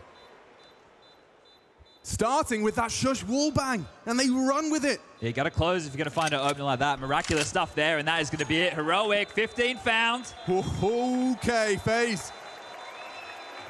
That was quite the run. 6 on the trot, and then 1 back. They've seen the 15-11 scoreline before, but it has to be perfect. It has to be perfect if FaZe want to see OT on their map pick. This is how it began. What a gift. Yeah, such a frustrating death there for Twist as well. Big shot here from Tessus. Wow. Denies the retake, and then they just have to lock them down towards the double doors. So great work there from Heroic once they had that lower site control. But FaZe, can you continue to make believers out of us? Again, the stubbornness with the double orbs. You can see it also makes things a little bit more awkward, but this is trying to finish it towards top. More spam. Carrigan gets the opener this time. But Yabi, in a quick response, the nade might do it. And Cadian's already connected. The nade does. All onto Twists. And he's coming, fighting forward, an offensive defense, and he catches out Yabi. Ooh, he was spotted or not. Cadian goes looking. Good headshot out of Rain. Cadian, he's pulled off a round or two in his time. And he will get the chance to get that bomb down. 2 to find, to close. He thrives in moments like this. All eyes on him. Advancing. Looking to catch a timing. And it's not to be. Rops closes it up. And we go again. That one definitely had the chance to get out of control. It's Mr. Clutch right there, Cadian. To pull off 1 or 2. I think he needs to make it a 1 on 4 or a 1 on 5 if he really wants to pull out a special here. A 1 on 2. Maybe not what he's getting out of bed for here, but good harassment towards the top side. But this is a heads-up move from Twist. You have to really accredit Rain here. Finds his way up towards the heavens and raining down damage towards that onslaught towards the top side. Now it's just a 3-round game. 3 rounds away from FaZe taking us to OT here. But Heroic with another plant. And with some decent cash to splash to keep this one at least as close as you like. Is this the type of buy where they finish it? Squeaky blown off once more. Pressure being felt. Carrigan's aware of what he faces. You can see from the nade and position. Intent on stopping anything early, and it's brilliant from Carrigan. He ran out of bullets. And Yabi, he does take him down, but look at this from Rops. He charges forward, loses the rifle. Stown and Cadian, quite the partnership. Years they've played side by side.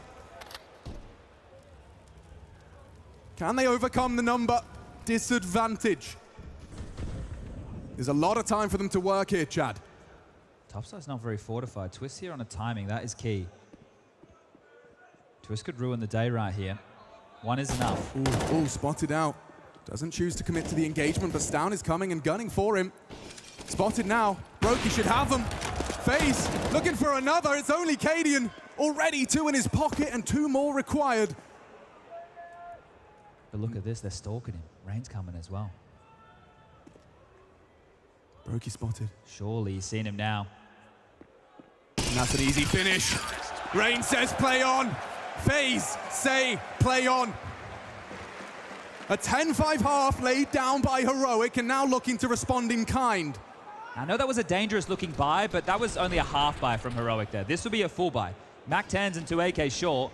This is all the goodies. This is Cadian bringing out his AWP. This is AKs for everybody. This is full util across the board. This is the time for Heroic to get things done. And yeah, as you mentioned it, the last chance for Exist to get on the mic. He knows what it takes to win a major. Can he help his boys get across the line here on map number 1? The pressure will continue to mount if we go to overtime, and maybe then the script gets flipped and FaZe become the favorites after being down in the dumps.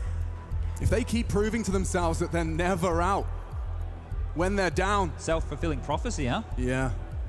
The power of belief, Chad. What are we talking, 14-5? It goes a long way. 14-5. But if you never give up, if all 5 still believe, Heroic start to doubt themselves. Exist. A deep exhale. As he probably holding his breath as we head into round 29. Will FaZe take us to overtime? I think we might see a little bit of a slower approach here from Heroic.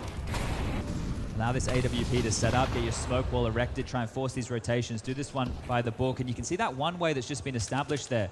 So this means Cadian has to slow down his yard progression. You can jump on top of the warehouse and play around that smoke. And just the idea of it is extremely scary. You can see it being considered with the scope, a nade goes into it, and it's actually corralled them perfectly for Rain's nade. So you can see just pushing and controlling Heroic as they please. Now the smoke wall to be erected. I don't think Rain's angle's going to be affected. And look at the damage. Still loses his life. Cadian the one to punish. It's down alive. Hanging on by but a thread. Well, last time they got the opener was Shush spamming through Hut and they converted the round. That might be enough here. Down being very low is a problem.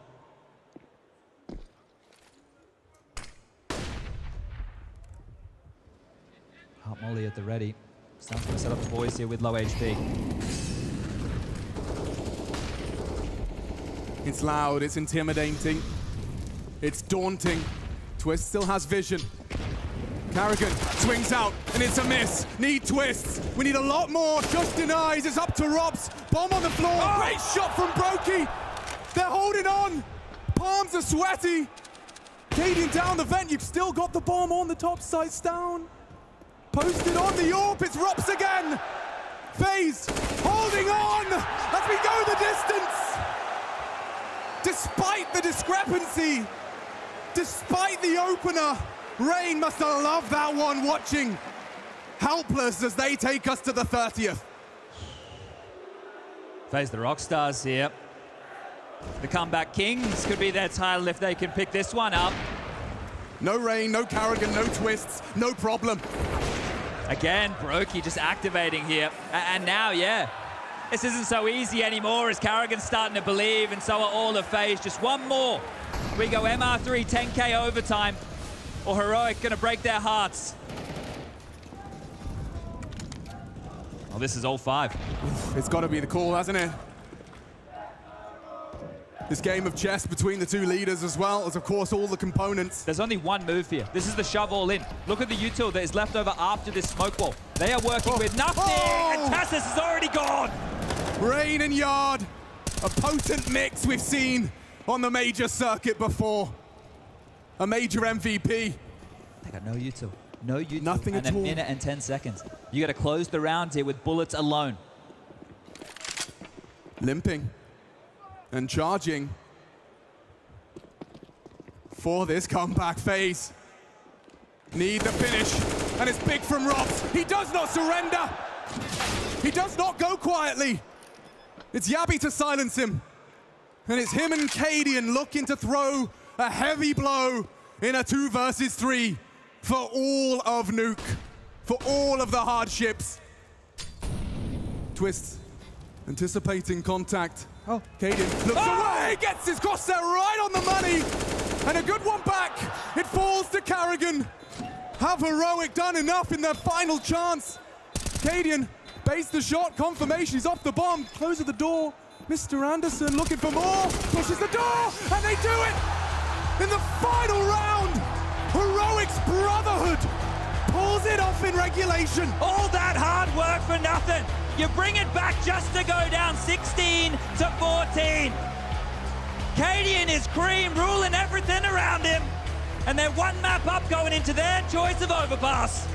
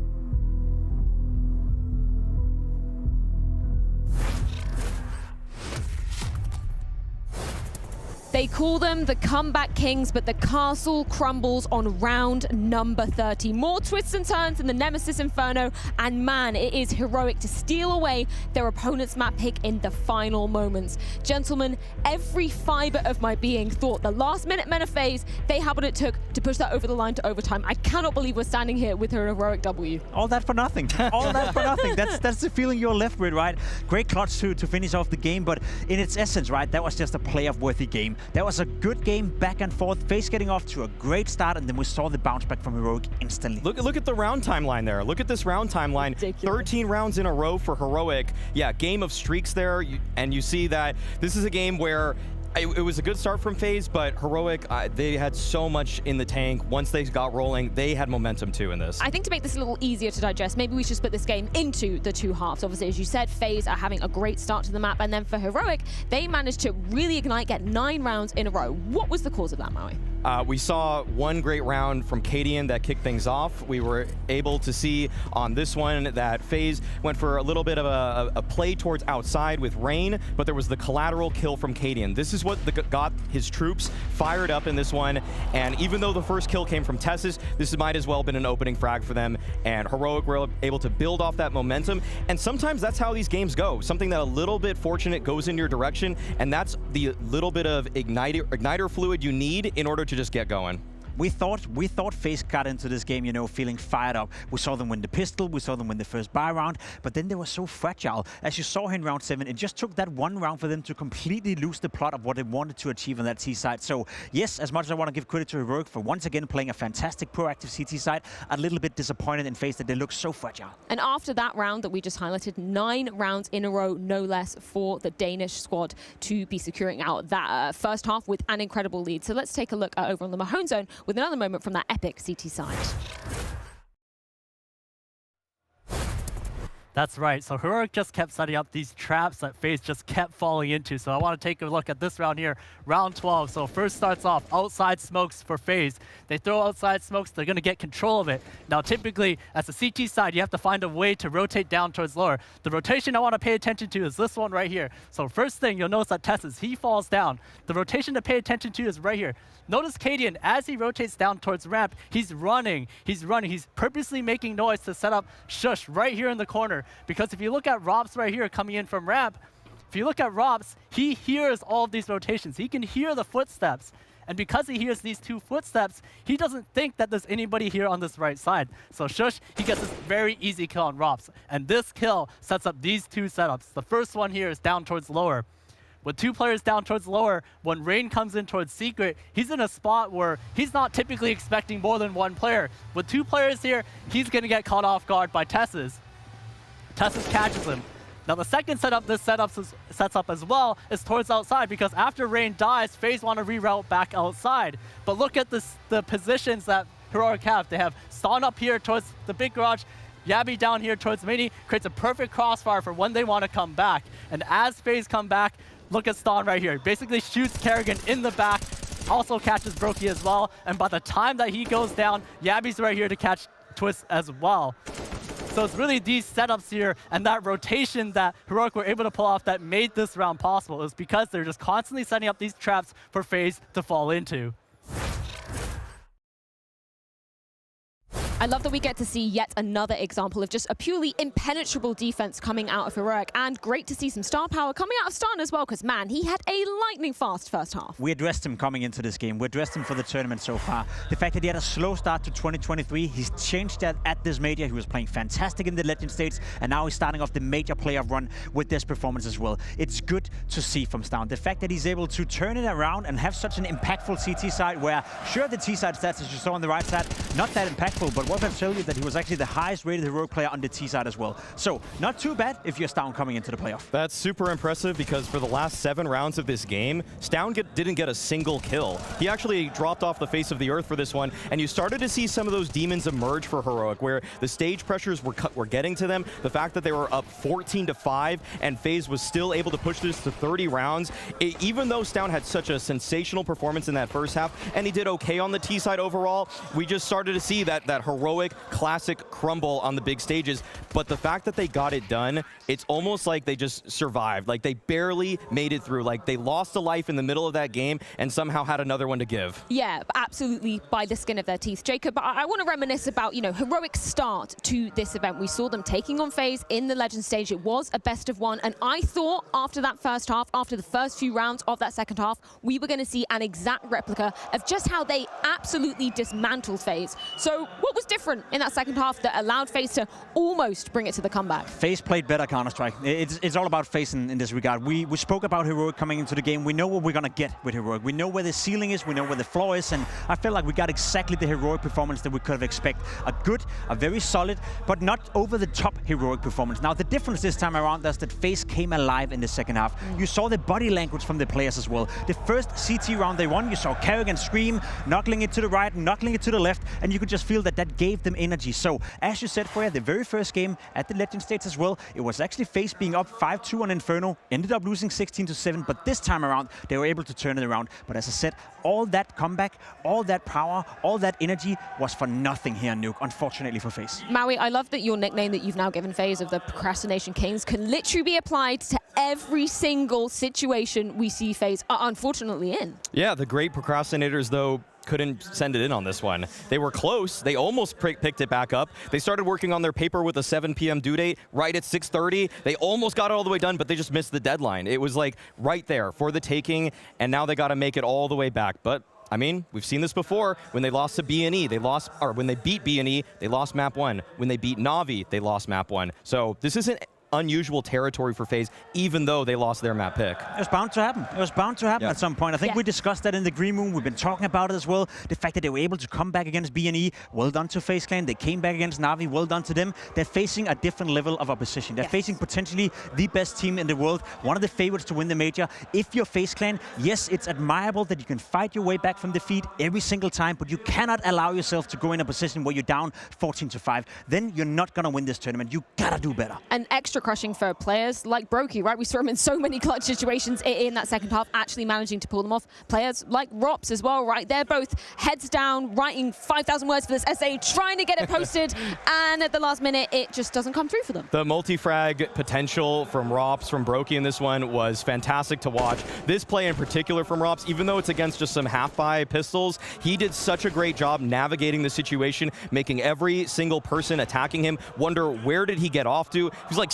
Spider-Man just flying across the rafters right there. It was insanity. But the thing is that for FaZe in this one, I do agree with what Pimp was saying, that you just can't go in the hole that deep against a team like Heroic. If this were another one of the less seasoned teams here on the stage, say a Monte or an Apeks for that matter, yeah, that comeback probably would have happened. They probably would have gotten over the line. But Heroic, they just have that extra gear. They have that extra play call that they can work with, that they can get them over the line with. Overpass coming up as Heroic's map pick coming up next. I think this Vita was a little bit topsy-turvy. We're quite surprised with the picks that were coming out. Where are you now standing on both these teams coming into Overpass? I mean, there's no doubt that Heroic are the favorites to win this matchup now. They're coming into their own map pick now. The silver lining for FaZe Clan is they had such a strong such a strong CT side here in Nuke. The fact that they were able to almost come back into the game, I believe you can take some of that momentum, bring it into the CT side on Overpass that is normally dominated by that. I look at the stats here as well. You look at guys like Rubs and Brokey. They are the playmakers when it comes to the map of Overpass for FaZe Clan. So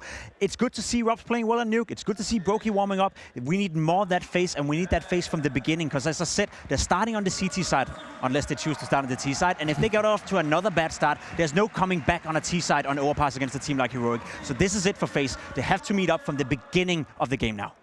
Yeah, I do think that it's a huge boost to them that they're likely to be starting on that defense. This is such a map that Rain has made such a name for himself. One where I kind of wanted a little bit more from him on Nuke, but I think it was fair to say that everybody came alive for FaZe by the end of that one. And so, you know, his defense with Brokey, that side of A that they have to hold, you know that Heroic's going to throw such a multitude of plays at them that they just got to be on the ball with that. They had to show some synergy. Isn't it kind of nuts that we haven't even thrown Rain's name into the ring quite yet, considering, you know, he was the MVP back at Antwerp when FaZe were lifting the trophy, and we always talk about him to be a player that can perform on these big stages in the high-pressure situation. We do, and we need to see it on Overpass as well. I think the difference for Rain is that this tournament, he hasn't been as strong as he were in Antwerp. And I think it also speaks to the quality that we have on the server, that we haven't mentioned his name yet, is because there's so many other interesting players, interesting storylines. Take nothing away from Rain, he's still a very stable player, still a player that potentially can come in and make the difference on Overpass, but I'm still looking towards Boki, I'm still looking towards Robs for that matter. And Twist had a poor showing on Nuke, and we spoke about it coming into it. It's been a rough tournament for Twist. It's been a rough period. His IM Rio performance just a couple of weeks ago was one of the worst events he's ever had on LAN. This major so far has been okay, it's been acceptable, but not at the normal high level we see from Twist. So we need to see a little bit more from this guy on the screen right here. Then I also believe we got a competitive game. I'm going to say I'm scared for FaZe, though. I think Yabby's B-lurks are just stuff of brilliance. And so Kerrigan facing off against him at that monster tunnel, get ready, Kerrigan. Well, we are ready to get this epic clash underway once again. Map number 2 and the pick of Overpass coming out of Heroic. Let's see if they can do it in 2. That certainly was what they claimed over on social media. Thank you very much. Yes, they believe they can take it in 2. I wonder what you think, Chad. It's a tough task. I like that it was pointed out that they lost the opening maps in their previous series and they're still able to turn it around and win the series, right? So let's keep that in mind here if we are wanting to take this to 3 maps here. As far as FaZe Clan fans go, I think we might need to change their name. Comeback Clan, that could be a nice one if they can show us that brilliance once more, but we're about to get this one underway. Yeah, I loved it. I love the way they framed it. Let's see. Comment ça va, Paris? I think that means good. I think they're excited. FaZe Clan taking on Heroic. Second map. Will they continue to dominate?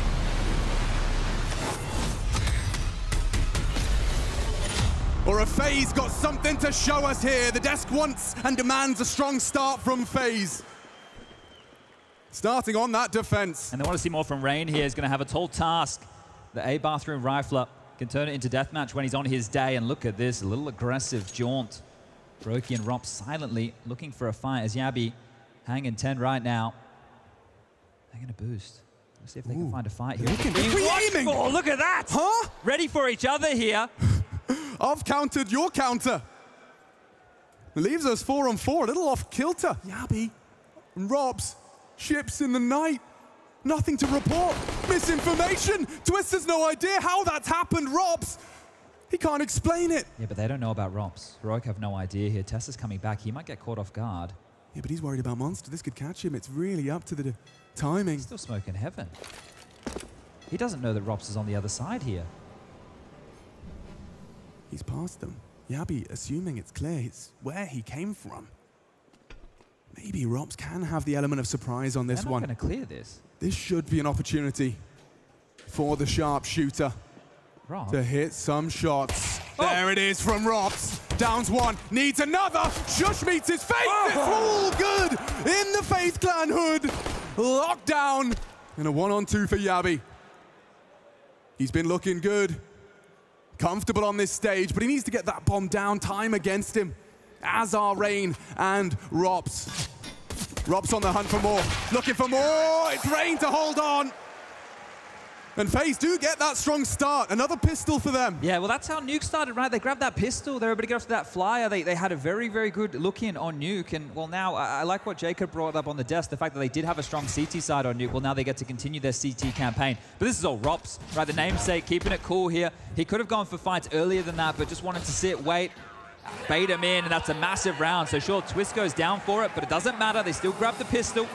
And they're actually going to leave Heroic wanting. No plan. Look at a bit of a full eco here. Sure, there's a molly, a couple of flashes and P250s, but they do want to buy into the next round of play. There is a window of time which is closing as FaZe sprung forward towards A. They now have a good idea that there isn't too much pressure coming. It's all about to be on Carrigan. Oh, look at this. A farm for Carrigan. 4. And the crowd demands more. It's a second, it's clean, and it's a lot of cash as well. Yeah, exactly. $2,400 farmed up for the longevity of this defense. What are they going to operate with, though? They're going to get some upgrades through. Carrigan obviously making an awful lot of money right here, and it's going to be great for the confidence to just line him up and take him down in that type of a fashion. Yeah. He's singing ABBA in his head right now. Money, money, money. All right, well, we know that Heroic were going to go for this buy.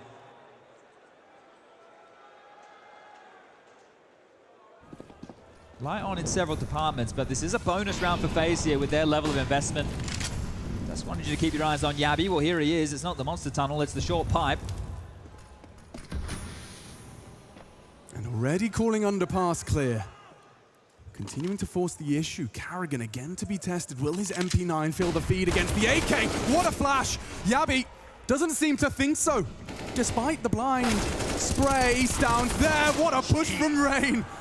The inaccuracy costs him. And these rifles, look at the damage dealt to Heroic, but nothing lethal on this bonus round from FaZe Clan. Yeah, bomb's confirmed right now. I'm not sure Rops is coming for this right now, just hanging out in the club. Cry and his teammates are in the dirt here, but some exit, that'd be tidy. Brokey as well looking for some damage.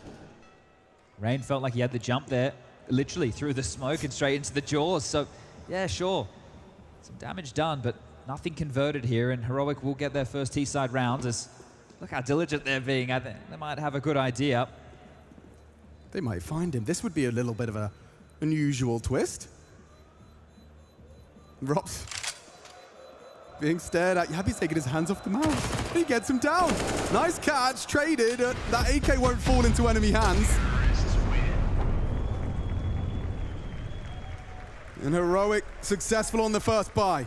Well, FaZe can get straight back into the mix here, but this is the flash, and Yabi, yeah, you can see not completely blind right there, so still able to connect the dots there, and this is the aggressive maneuver from Rain, trying to make something from the mess that started to cascade out of control on that B site. Definitely some Heroic fans here in attendance. Not the crowd favorites, that's for sure, but still trying to make some noise as Brokey, he's going to upgrade into an AWP, and Karrigan will get the good graces of that scout, so still something to wield here as once more a heavy start for Heroic over towards B. Cadian just going to sell a bit of a default play and see that one way. See that dropped on down. Keep your eyes on that. We'll see how Heroic want to use it as this game continues. Rop's trying to chip away. No damage done, but this nade, it might find, a hefty target. That is huge damage. 100 points of health lost across 3 of them. Yeah, there is a ringing. And they're wobbling into the site. Look at this. They're already in. Yabi kicks open with one. Traded back, Rain and Rops need more, it's Rops again. And look at the pressure from Tessus. He gives them the moment's respite, rotation on its way. Molly will hold them or force them into the fight, forced back. Chipped away at Karrigan spotted, re-smoke heaven limits the options of Brokey. Oh, he didn't hit it. And Tessus will plant it. There is a kit available, but it's unlikely Brokey even gets there. He's got the big gun. Can he pick up a big round? It's so valuable into the next as well. Does Brokey fancy his chances? Looking to isolate a duel, hiding in plain sight. On the bomb site was Cadian, but it's Tessus immediate to swing. And you can talk about Heroic. One of the things you cannot disagree with is their team play. Oh, 100%, right? This team is built on that bond of brotherhood, right? Oh, look who we got here. Crucial. Into the breach. Taken to the stage, of course. Yeah, just soaking it all in. I'm sure there's a bunch of British lads out here to support the boys. Or I think the lads, as they've been dubbed. That's right. But once it's these 2 scopes trying to retake, they've lost the side right here in that teamwork. You get it defined there by that Tessus trades down. Desperately wanting that fist bump. But this is it. This team, they've gone through an awful lot together. And one of the toughest opponents they could have drawn here in the quarterfinals. Oh, it doesn't get tougher. All right, Rain. You don't see these on the Eco round too often. A kill would be great here, but now he's been spotted. We'll have to dip on back for a moment. See no rush here from Heroic. So they establish exactly what type of buy they're up against. They will be able to close this down. They have an awful lot in the rifle department and the util as well. So Stound with the opener. Rain still noted. Falling into place nicely. Yeah, and Yabi can walk into the B site whenever he pleases here. We can see it currently being left wide open by this silent rotation of Karrigan and Brokey. I just saw Yabi shaking his head. I wonder if he was just saying, I'm not hearing anything. Nothing to report. I thought he was just getting the hair out of his eyes. That too. But it is wide open for the taking. And they are going to remain diligent. Check that out. Full Molotov and nade dump into the site. Smoke is there on heaven, and the options so limited. Yeah, a Hail Mary through the smoke from Karrigan.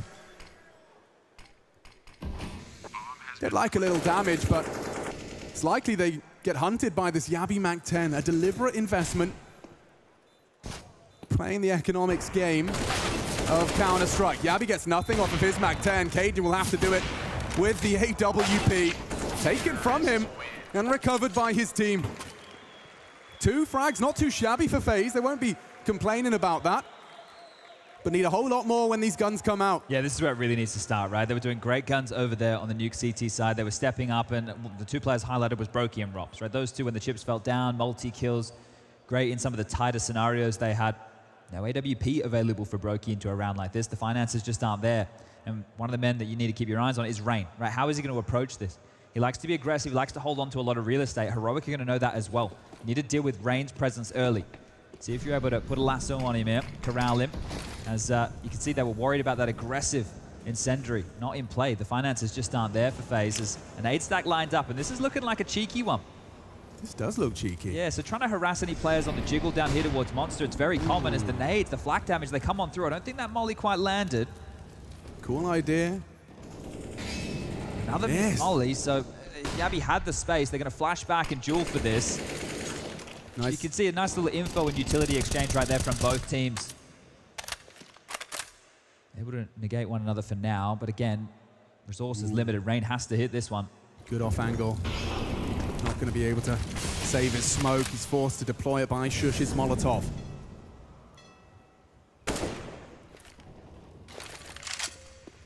Two of them locked down here. It means that Rops has to rotate back and consider long. If Rain is able to push up and find this timing here onto Tassos, it will alleviate a lot of pressure, but realistically, it's on Carrigan and Twist for the initial exchange. Carrigan, aware and looking for more, gets 2 on the spray, and a 2-man advantage, but Tassos, he is coming to play. If he can get that advantage, he's got Rain that could cut Cadian off at the pass. Rain will hear this. Rain is going to hear all of these footsteps right now, so even though they're destined to give this one a crack, if Carrigan can make his way around the world in time, FaZe should have a good idea of this one. Yeah, don't even worry. You're not going to get too far. Rain's got you covered. Yeah, well, that round is done. Tassos, choice to be made.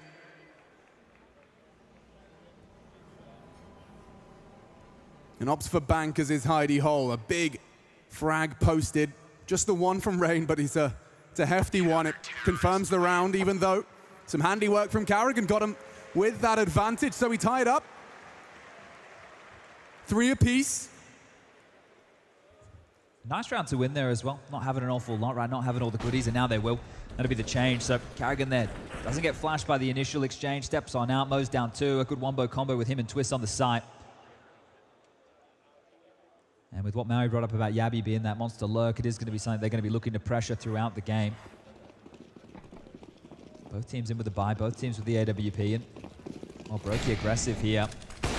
They've only gone for the playground molly. They didn't drop out these stairs, so having a good idea that Orp was trying to go for that pick. Tassos with the extinguish. It's a 3-man ace start here from FaZe.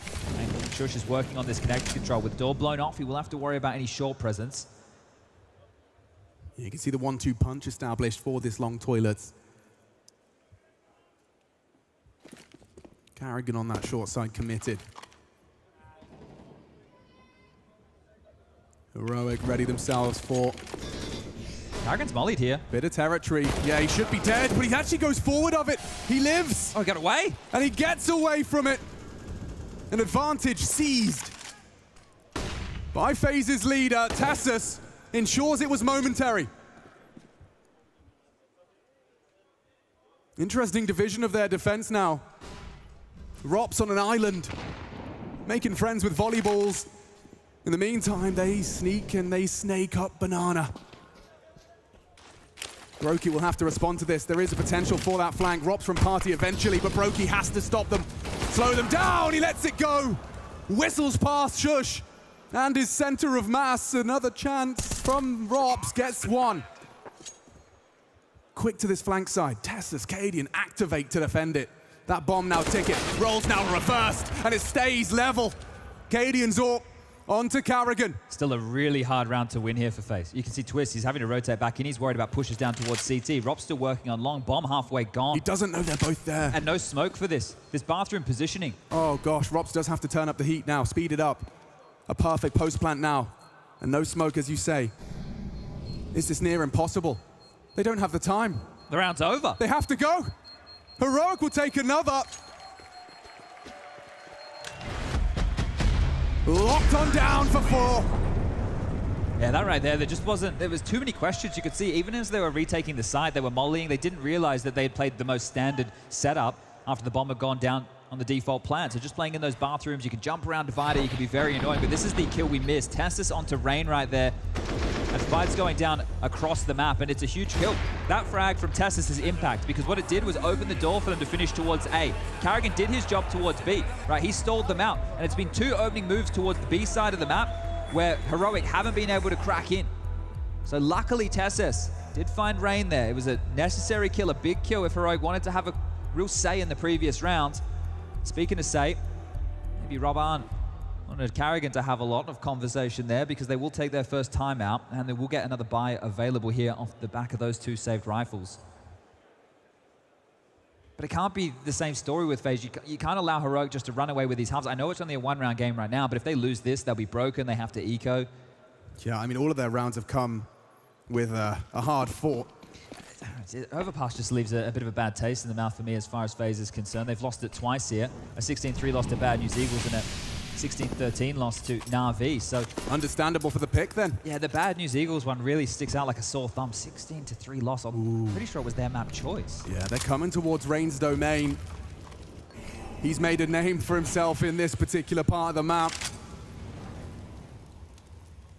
Will Heroic be able to topple him? The Architect. Not looking. Not looking, and only the one. It's Tessus and Stown. Good for it as they accelerate. Look at the molly. It should contain them. Stown already burrows deep into the A site to facilitate the plant. Rops from Bank. Smoke builds upon it. Carrigan on the flank, but it's Rops. What a shot onto Stown. Limits their chances now. Yabi has to get a move on.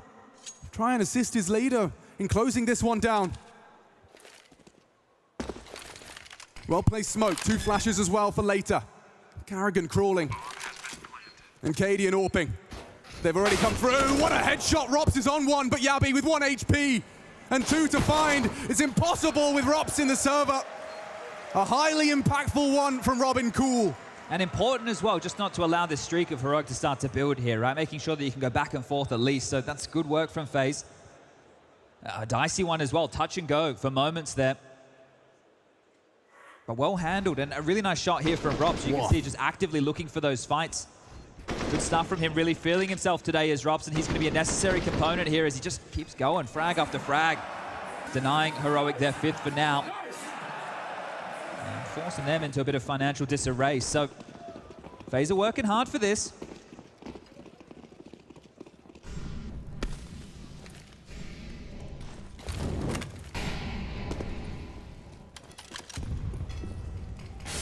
Be a flash and go here. So yeah, you're hoping they play close towards Monster for this. You want to be able to overrun them with these pistols, and well, they're obliging right now. Yeah, that flash could be worth its weight in gold. Not if he's in the smoke. He could go past him, and they might just meet him. Great screens, charging Carrigan, he gets nothing done, but twists, it's his turn! Mows them all down on the MP9. That'll feel good. 8 of FaZe's frags coming from sprays like that. Dealing with these ecos and benefiting, profiting from it with that SMG. Might give him a little bit of extra cash going forward here. The Smoko vision, you can see the destruction. And this is, I guess, the flip side of the pack mentality, right? And you have to group up on the ecos. You don't really have many other options available unless there's going to be some bangers on the deagle shots there, but exist. Let's call the first time out of Heroic now. Didn't find the success they were looking for with their searches towards B with a couple of those moves earlier, but I wouldn't expect them to move away from that too quickly here. There's a few unforced errors in terms of misutility that led to those plays not working as they should. What will the approach find? What does Exist want from the team?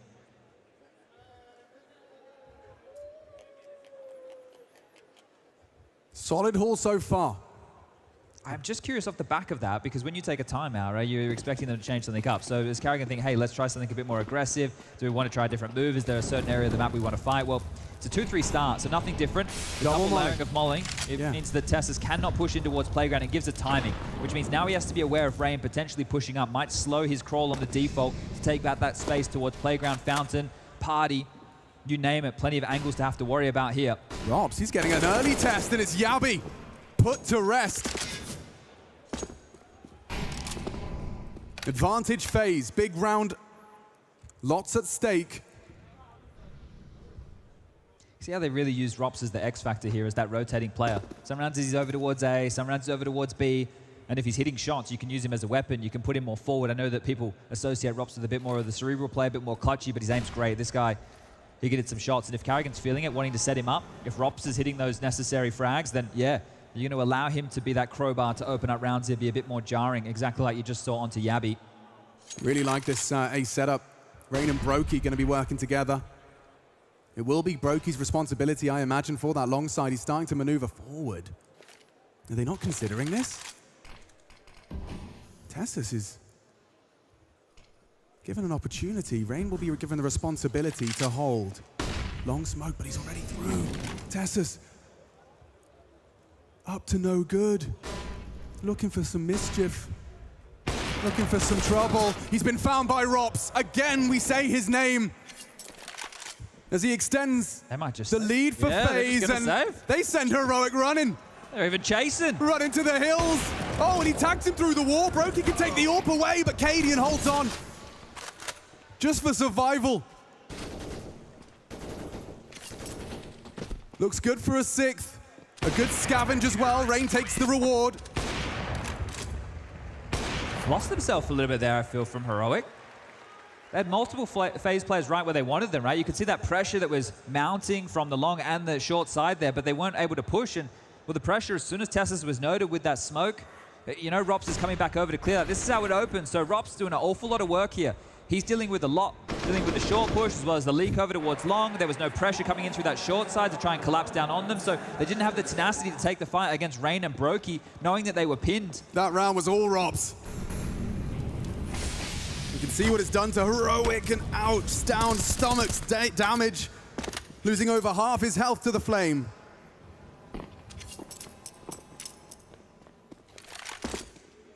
Readjusting their game, it's Rain and Brokey. A dynamic duo to be cleared out by this Heroic assault. You've got to put some weight towards this Cadian AWP when you've seen the sacrifices others have made, juggling weapons now. But still, 3 rifles is all Heroic have to boast. Yeah, you want to allow him to work at least. He might be able to catch Brokey jumping in the side or posting up on an angle. CTs like to stay in transition here, but FaZe have burrowed down early, knowing that this buy is a bit more hodgepodge. Flash and go. Here they come. Oh, it's Brokey with the collateral. There should be nothing more to be said. The bomb on the floor. And a tag onto Tessus. Through the corner, through the head. Brokey, a 3rd, and Cadian 1 back, but this one's set. Look at him just springing into action, Brokey, right? At the start of the round, you know, he's sitting back, waiting, now he's pushing, now he's fighting, now he's trying to hunt him down here. Don't let him keep this AWP, remove it from play, get yourself 7. FaZe, they do like to warm into their games. He's heard it, he's heard it. And they're definitely looking hot now. Cadian the same. On that, oh, but he takes down another. Fear the Reaper. Fear that AWPer. But the round, all the same, goes FaZe's way, but he does humble the hunt. Yeah, a couple of nice kills there. Making sure they can't get too aggressive. Brokey's AWP, it will not be picked up here. You can see Twist and Rops, they've been called off. They want to keep these AKs. They know they need residual cash, so a little bit overzealous. There's more than enough money for another Brokey AWP. It's all good. But managing their finances, you get aggressive, you get shut down like that. Cadian denies you on that hunt. Yeah, you better make sure you hold on to your goodies. But that's all they have to work with here. And this was great from Brokey. It just feels like he's really starting to put lightning in a bottle here. Those shots, we're seeing them hit through the walls. I'm not sure he's so confirmed that that is the case, but he's hitting absolutely everything right now. Tags through the walls, the corners, the heads. He's not missing. It's just so hard when you save an AWP because you want to allow it to work. Yeah. You want to let Cadian pick, but you only have pistols. So the thing is, you want those to group up to be in a position to explode. You want to try and set Cadian up on some lines, and it's about balancing between the two of them. And, well, this side is the harder of the two to do that, as Carrigan, really? All right. Not much in the way of support. He will dump out another. It's the same play. You don't want to get done by that monster nose flash. You want to make sure you're just far enough into that tunnel to avoid it. And he has support on the site here yet again. Well, they're very limited in their resources. That 2 smokes and 2 flashes is all Heroic have to boast. Sure, a Molotov as well. It's going to have to be perfect. And it's going to have to be a slip-up from FaZe. Otherwise, this one will read 8. Brokey in the right place. Carrigan as well on that M4. Brokey combines. Shutting them down. Shadow spotted. Spray not good. Cadian and Yabi making it look threatening. And Stown's got another. It has to be Rain and Rops. Damage control now. Into the site. Nade does damage. Stown has spotted Rain. Surely got him trapped. And Cadian's going elsewhere. Oh, there's a shot out of Stown. And he's looking for no-scopes, looking for trouble. Rain, barrel, betrays, and they do shut it down. Stown, 3. Rips the AWP out of Brokey's hands and shows him how to use it. Yeah, and that feels like some of the most impact Stown has had since that first half of Nuke, where he was an absolute lanimal, just mauling them, showing up as he needed to. Went quiet, was highlighted by the desk as part of that comeback of FaZe and online to shell shock him here. That is a round that could very well be a difference maker. This shot here. Wow, he was ready. And check that one out as well onto Rain. Just that barrel sticking out, and he doesn't flinch, doesn't hesitate. Hard to come T-side rounds these days, especially on Overpass. I know recent history might have you second guessing that statement, but I wouldn't want to be playing T-side Overpass in the quarterfinal match. It's not a whole lot of fun here, but Heroic are making it look like a good time. Yeah, that one is a gift. Alex, this is a key round. This is a breaking point in this first half. If Heroic win this round, the finances for FaZe are screwed for the rest of the half. They're going to have to save guns if they lose a site immediately here. And if they lose all the guns, Heroic could still win the half 8-7. Wow. So this round means a lot for FaZe. They need to fight for this tooth and nail with their investments. This has been quite the layup from Stown and Heroic. But down goes Yabi. A gift back. It's Brokey. Shuts down the aggression on the short pipe. Carrigan will remain caged. Information goes both ways. Cadian spotted out in the underpass. Bomb on his back during that. Rob's a lot to do, but Tessa's lackadaisical and into the scope, into the spray. More required, and Shush comes to play. 3v4. That does a lot here. They don't have to keep committing, and normally they'd be expecting Rain, but because of the weirdness of this buy here, Rain's actually over towards B with this 5-7. So if that plays into Heroic's finish, might be misinfo, but having to operate in a bit of a gamble here. They're setting up a boost. You can see Twist elevated now. If they all come in the short side and they scout past him, you see dropping back, so not so exposed. Things are about to get weird. This has to be a cracker of a shot as they enter the site. Or it will be that left right. Good night. Nice from Twist, holding on for FaZe Clan. Their hopes of winning out the half extended. It's down though. It's Cadian. And with 30 seconds to play fourth, looking to disrupt was Rain. Can't find anything on that 5-7. Stown does go down, and Cadian will retreat. It looks like FaZe Clan have done enough. They will have a buy into the next, and they will win out this defensive half. Yeah, you got to reiterate that. It's a massive round. So FaZe that opener, boosting Brokey up. Bang, Yabi dead again in the initial stages of that, removing a real thorn in their side over towards B. Here it is. Bang. Yeah, no flash. If it was mistimed, especially with the boost, or well-timed. We'll credit it to the defense here. And this boost coming into play. Shush just dry peeking in before Cadian's U2 hits the ground. And, well, it will be Cadian saving that AWP yet again.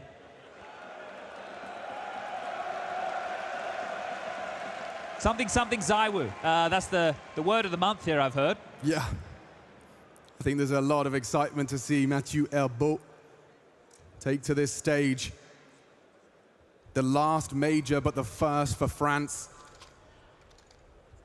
And the #1 in the world on his rookie year will be taken to this stage later.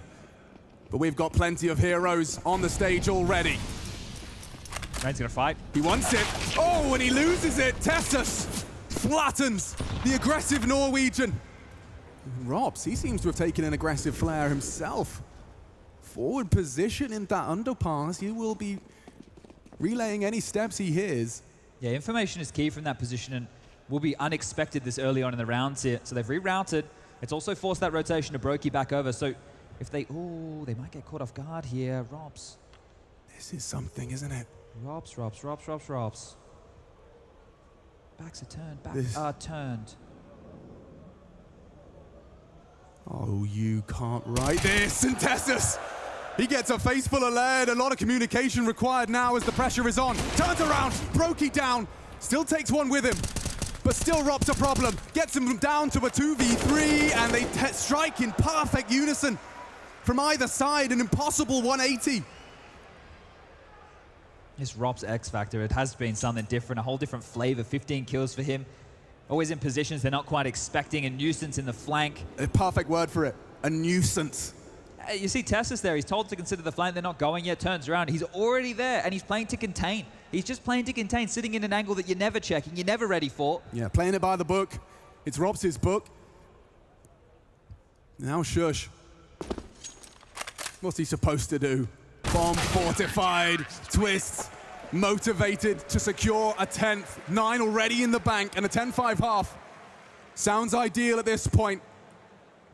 It's almost par for the course in both of these maps, right? Nuke and now Overpass. If both the teams get 10-5 on those respective first halves of play, they're going to be very happy with that coming into the second half, you know. Look, a smile on the face, so it's good to see. Not under the pressure right now, not backs against the wall. The ones controlling the tempo, controlling the tone of this is Heroic.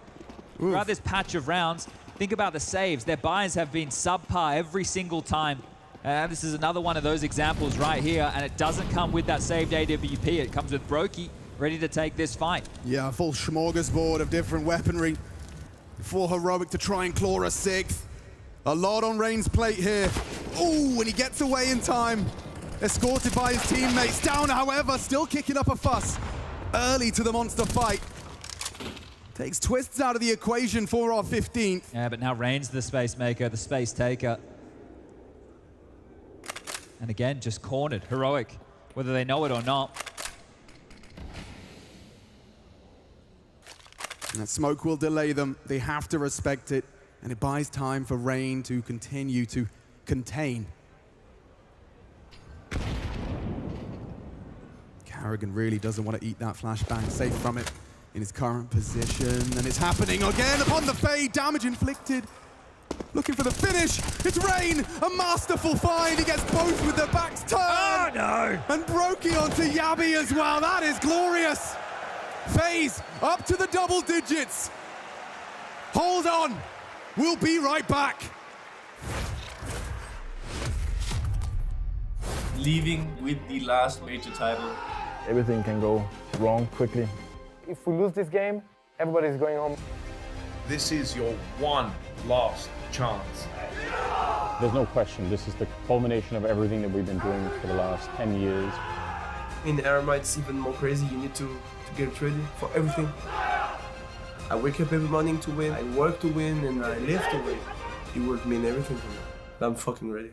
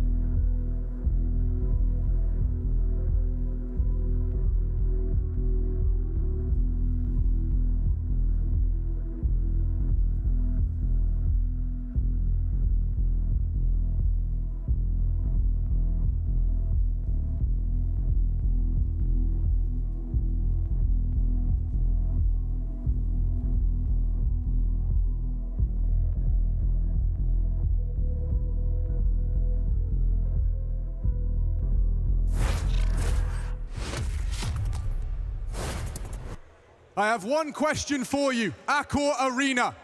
Will we see a third map? They seem to think so. Let's see if FaZe can find the 6 necessary.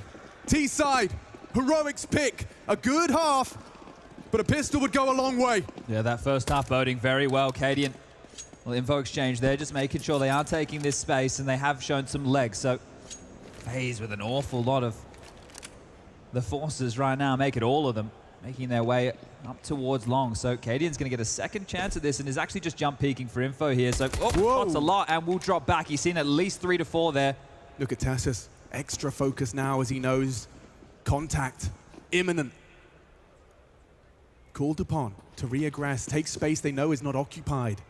This is classic Heroic. Stan might get mollied out of position here. Smokes are going to be coming in. They got 4 in the right place, Chad. Flash late, rain in, smokes up. And look at Tesses. He's set for success. Cadian combines. Carrigan down, the head of the snake. There's Rops again, though.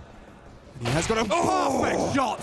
Spots out another. The movement, so cool from Rops. They've got the bomb, they've got the sight. They should have the 11th.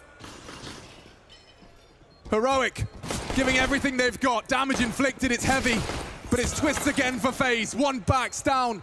Trying as hard as he might. His twist, though, with a left and a right. That is 11. Both pistols here for FaZe in this map. They've got 3 so far in the series. And that right there, it's all Rops. It's all Rops again, that impact. Because if they don't take down the players who are bathroom side over towards Divider, then the pressure is on FaZe. They're stuck in the site. 180 in terms of the duels they were going to have to take. But that is meaty from Rops. Putting Heroic on roast here. This second one onto Tessa is beautiful as well. And he is looking picture perfect now. They're hitting every shot coming their way and being able to warm into the game. Heroic, you took too long to close on Nuke. They just needed to get warmed up because FaZe are looking hot to trot right now. 6-round advantage. Probably exactly what they're thinking. Ooh, Cadian. An unlikely candidate to take first blood into the second. A force. And certainly a force to be reckoned with. See this info play immediately coming out here. Yabi, Tessa starting to spring into action just to take back some more room. Now the scout is one of the biggest problems on a map like this if you're on the T side against a force buy. If it just tickles you, if it just tags you, you're down to such low HP and you might as well go back to spawn and pack it up. I've heard from some players, no point even playing out the round once you get tagged by the scout here. So they have to avoid Cadian, who has actually dropped back to quite a passive line. A lurk smoke dipped out front sight here. So that will keep him on notice. You see this is going to remove an awful lot of sight lines. You see players jump over towards Dice. Well, it limits the amount of angles he can watch and trying to spam away. If he hit a tag, she did. How does he find it? That's 55 damage. Here's the pressure. Cadian going to be hard-pressed to keep contributing. Rotate is on its way. A double flank and a deagle from Stout. Needs something. He needs something lethal. It's Brokey that lays down the law. Again. Cadian knocking for more. It's Carrigan to shut him down. Good from Twist. He's got that AK and he's putting it to good use. Still up for debate though. Tessus, he's got the opportunity. Defended by Twist. Look at their health. That 5-7 could snap away, but he's staring at the smoke. Carrigan biding his time for that flank to close. An important conversion here for FaZe, just out of reach for a moment longer. You can't give Shush a look in here. He'll go for this if you give him a chance. Don't overstep the mark. He can't even get the first. Really good 3Ks from Twist in back-to-back rounds. Mr. Van Dolken there. Pistol, and then the follow-up. 2 very tense moments. Able to get themselves up to a commanding lead. It should only be a moment of time, unless Heroic, they want to throw their hat into the Comeback Kings conversation. I like the way you framed it, Chad. They took too long to close that first phase. They definitely do seem to be warming into things quite nicely here in the Accor Arena. Yeah, you let Brokey and Rops get online. You think of the two of them in the tail end of Nuke just hitting everything. And Brokey with the AWP in the first half, he couldn't miss. Rops has been the X factor, constantly finding impact here. It's been a great map from him so far. This is exciting, especially with Rops in the form he is. Sit back, relax, and bask in the brilliance. I don't think they got up to their traditional tricks on that first half Heroic. You know, the desk wanted to highlight Yabi here and finding that space. He died in every single round, and they weren't even finding that many frags in towards the B site. It definitely worked for them in a few. And remember, one of the 5 rounds that Heroic posted in that first half, I'll take that one. One of those rounds was with a saved AWP and a couple of pistols, and Stown getting a 3K, right? So you have to look, they did struggle on their T half. Now as we turn our attention to FaZe's next gun round, right? They already have this massive advantage of the pistol with the conversions. They've got some extra cash. Their first gun round, they can take a few more risks. Looking really good, our FaZe now. And we do have Mirage as that third map, which is fitting, I think, for the two of them. We normally call Heroic the fakey boys. We know they like to get up some antics here. And whoa, hello. One by one they come. That's an AK-47 unless Brokey can deny it. Trying to hold on to it is Cadian. And Brokey looking for trouble, looking for that scavenged away rifle. But 13 will be secured, those comebacks. We saw what FaZe had in them. Do they clear him? What do you think? I think not. I was wrong. All right, well, Cadian, better hold on tight. They are coming. Gunning for him. In pursuit of that AK. Oh, Cadian does go down. Mission accomplished for FaZe Clan. 13 in the bank. 3 away from forcing Mirage. And if Heroic can't make this as close as what FaZe did on Nuke, and I'm not even talking to 16-14, just starting to put something on the board here to show that they're competitive, all the momentum for map number 3 will be with FaZe. They will take all of that. You think about the second half of Nuke, it was all them, up until it wasn't, and now this run that they're on, trying to throw Heroic around the server here. Their individuals showing up, and it really is Robs at the top of the pops as they continue this win streak, 6 consecutive with the close of the first half. The double mollies, the extinguished, Brokey getting a move on here. An important round for Heroic. If they don't silence this now, I don't think they ever will as far as Overpass is concerned, and Tessus in the face will take down Twists. That's an interesting head-to-head there. Twist just caught in transition, jumping up. Didn't have the accuracy. Nice one for Heroic. Operating with an extra man now. An equal division of their defensive resources. Stound summoned to tip the scales towards A, and it's going to be constantly swinging around, waiting for that communication. Because in Counter-Strike, information is power. Well, they've got bad info right now. They've over-rotated here. Cadian got Beast down as well. Tess is under pressure, mollied back. Ooh. They haven't run at him just yet, but oh, there's the chance, and Brokey removes him. Do they accelerate? They don't know the site's open. They don't know. Cadian, just in time, gets that smoke down to divide, and looking to conquer. Rain, oh, just the gap. Cadian burning, has to reposition. Got Rain on notice here in that AWP. Echo through his headset. Smoked off, flashed off. They need space, and FaZe have taken it by force. If they get in, they win. Look at the amount of control they have. That's an angle and a half from Brokey. Baited. Need another. Yabi again forces the shot, but they're not ready for Rain. One and done. A 3-on-3. It emerges. Heroic. A necessary round in front of them, but how do you get in? Robs. Perfect. Needs a finish. Perfection continues from the Estonian. 6 bullets. Make it less. 4. Opts for the fresh mag. Gets away with the reload, and he will keep racking them up. He has done enough. It could have only been stopped with Cadian's AWP on the site. And Cadian might not even hold on to this. Take a look at Carrigan starting to make his move. Really springing to life right now. Cadian having to move away from the radius of the bomb here, and oh, this one is going to be close. Carrigan removes the AWP. Oh. Everything gone, everything done. Captain on captain violence. It's good to see the fans. We saw them marching across the bridge. In full attendance here, a sold-out arena for the weekend. Yeah, that's nice. As soon as Cadian gets front sight and takes that fight, when he drops his own defensive smoke and just sees little whisker, if he hits that shot, it's a different round. But because he gets forced back, there's no way you're winning with 2 players retaking bank and 2 coming drop down. Unless you have a flank, there's no way. Just no way. This one is going to be a drubbing here. Ooh la la.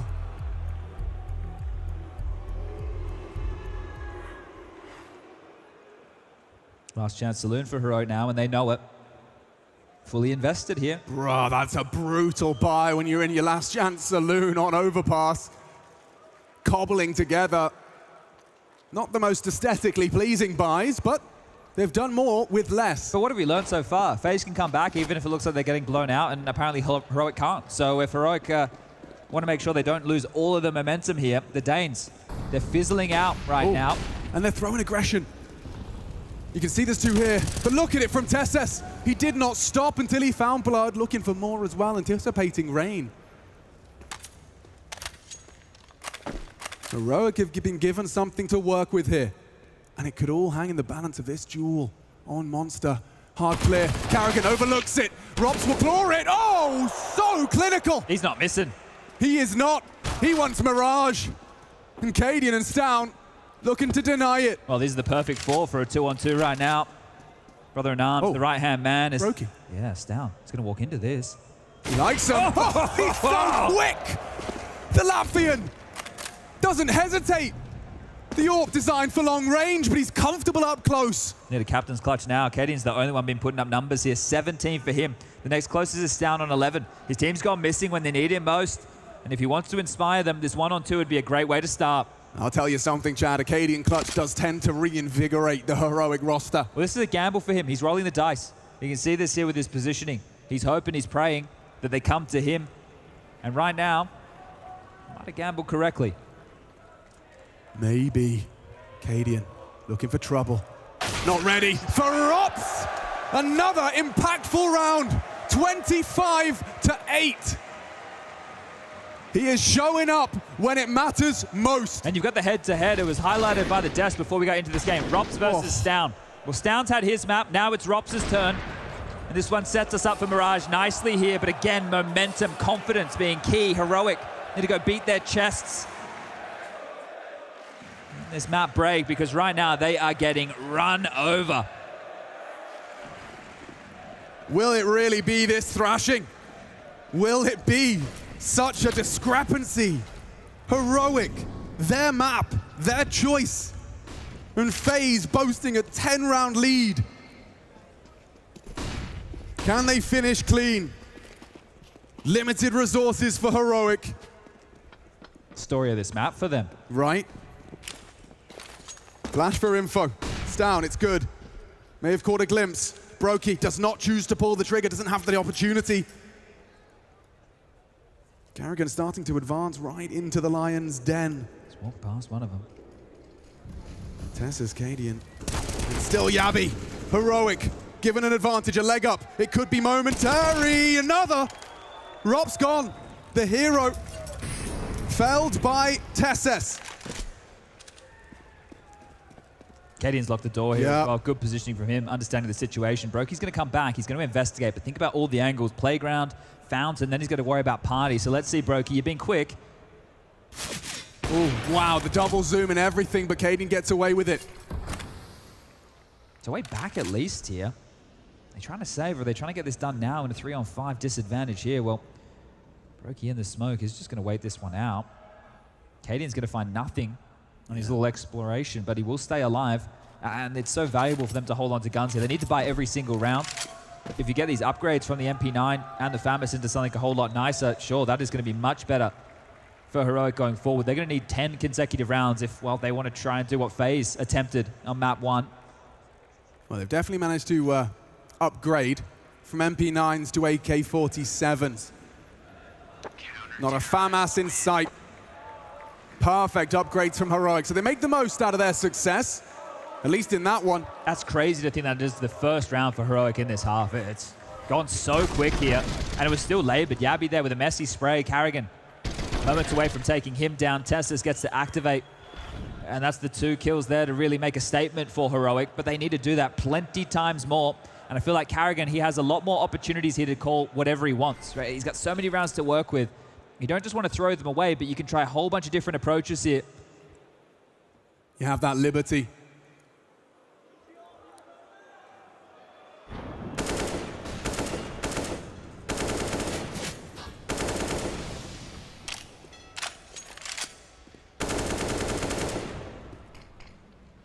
This is where you can't doubt yourself if you're Heroic. You need to make some good calls for the CT setups. You can't do anything that's too all in.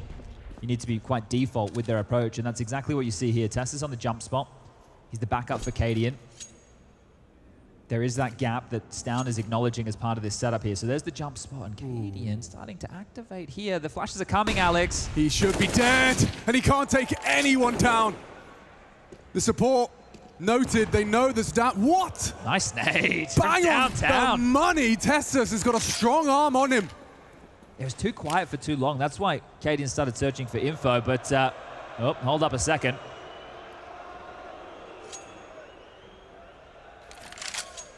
Down is hiding in plain sight. On the other side, bumping in to Carrigan.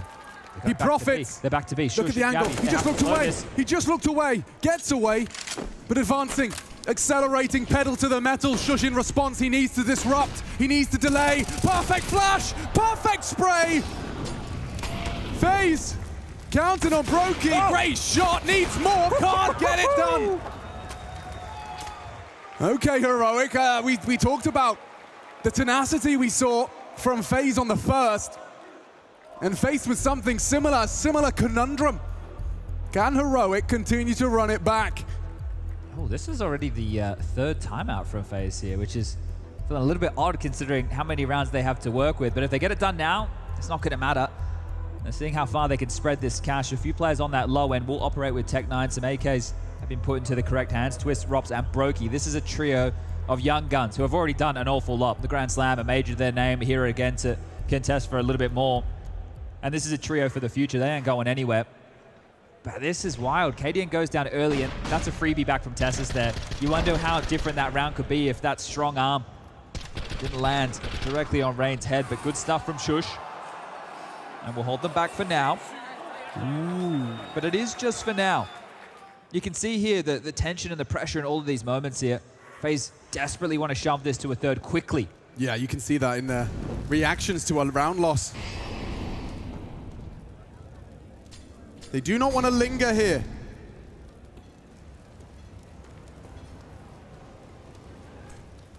So as I mentioned, it was hard for Heroic to take a lot of risks here. You're going to get KDN lobbing out another monster smoke from spawn, so supporting with that AWP, but you can't take it. Oh, yeah, you see. Ooh. Definitely a big gap providing itself. They're going to come through this. They're on their way.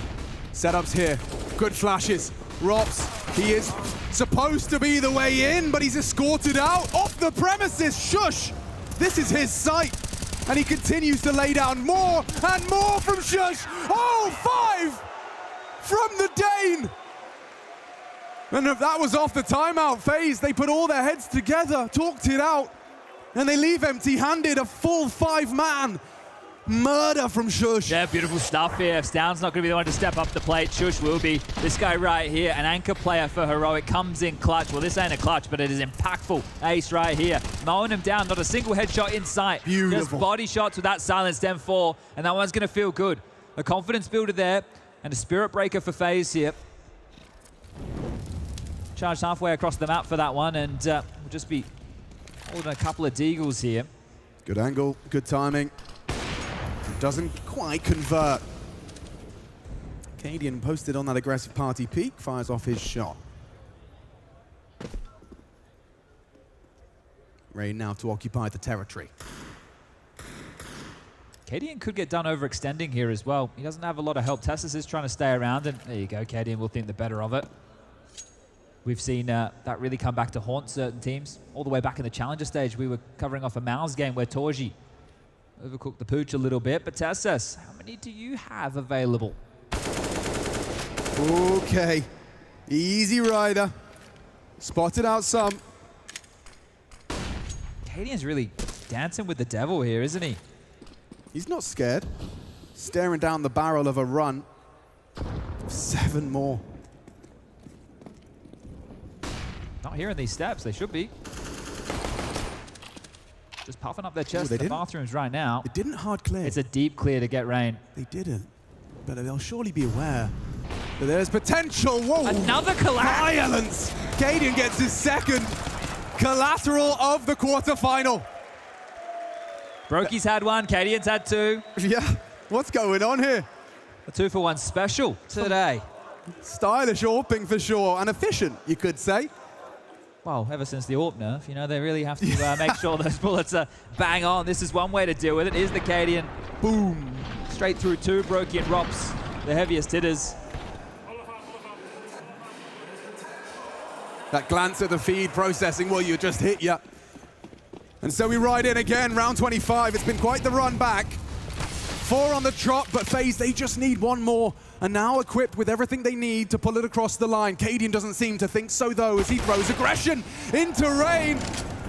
And it's only pain. KDN now has to watch as Mirage hangs in the balance. This isn't the first time they've been put in this position throughout this map. It's down. Wow. He wants to fight fire with fire here. KD and Gone, his chance to try and draw things back is going to need the double hits down. That is a sharp shot, but under pressure from all angles. He should be going down, and Brokey ensures it. Tessus is still around, though, and the flash doesn't quite last. Brokey to reposition. A very divided Heroic here. Yeah, but not this again. Information. We discussed this. How far does he go, and what does he clear? Yabi might get info on the jump as well. I'm not sure if he spotted them. Tassus is so committed. He's retreating. I think he spotted them long, and Shush calling nothing here, so they're getting a good idea. Ah, but the gap connected a bit. Yeah. If Brokey wants to go connector, he has to go back past Tessus, and so does Twist if we inverse that situation. Shush is finding nothing. There's nothing to report. The next fight is on Tessus here. You say that. Robs is calling B clear. Robs is calling B clear. They have to go, though. It's still on Tessus. He's hearing the steps. He knows they're coming back. Nerve-wracking stuff. Shush. Perfect. Perfect flank. And he executes them both. Turn of the tide. FaZe, they thought this was theirs. They thought it was done. But Shush's flank leads to an extension. 25 frags from Robs, but all of that information, all of that space, and nothing to boast.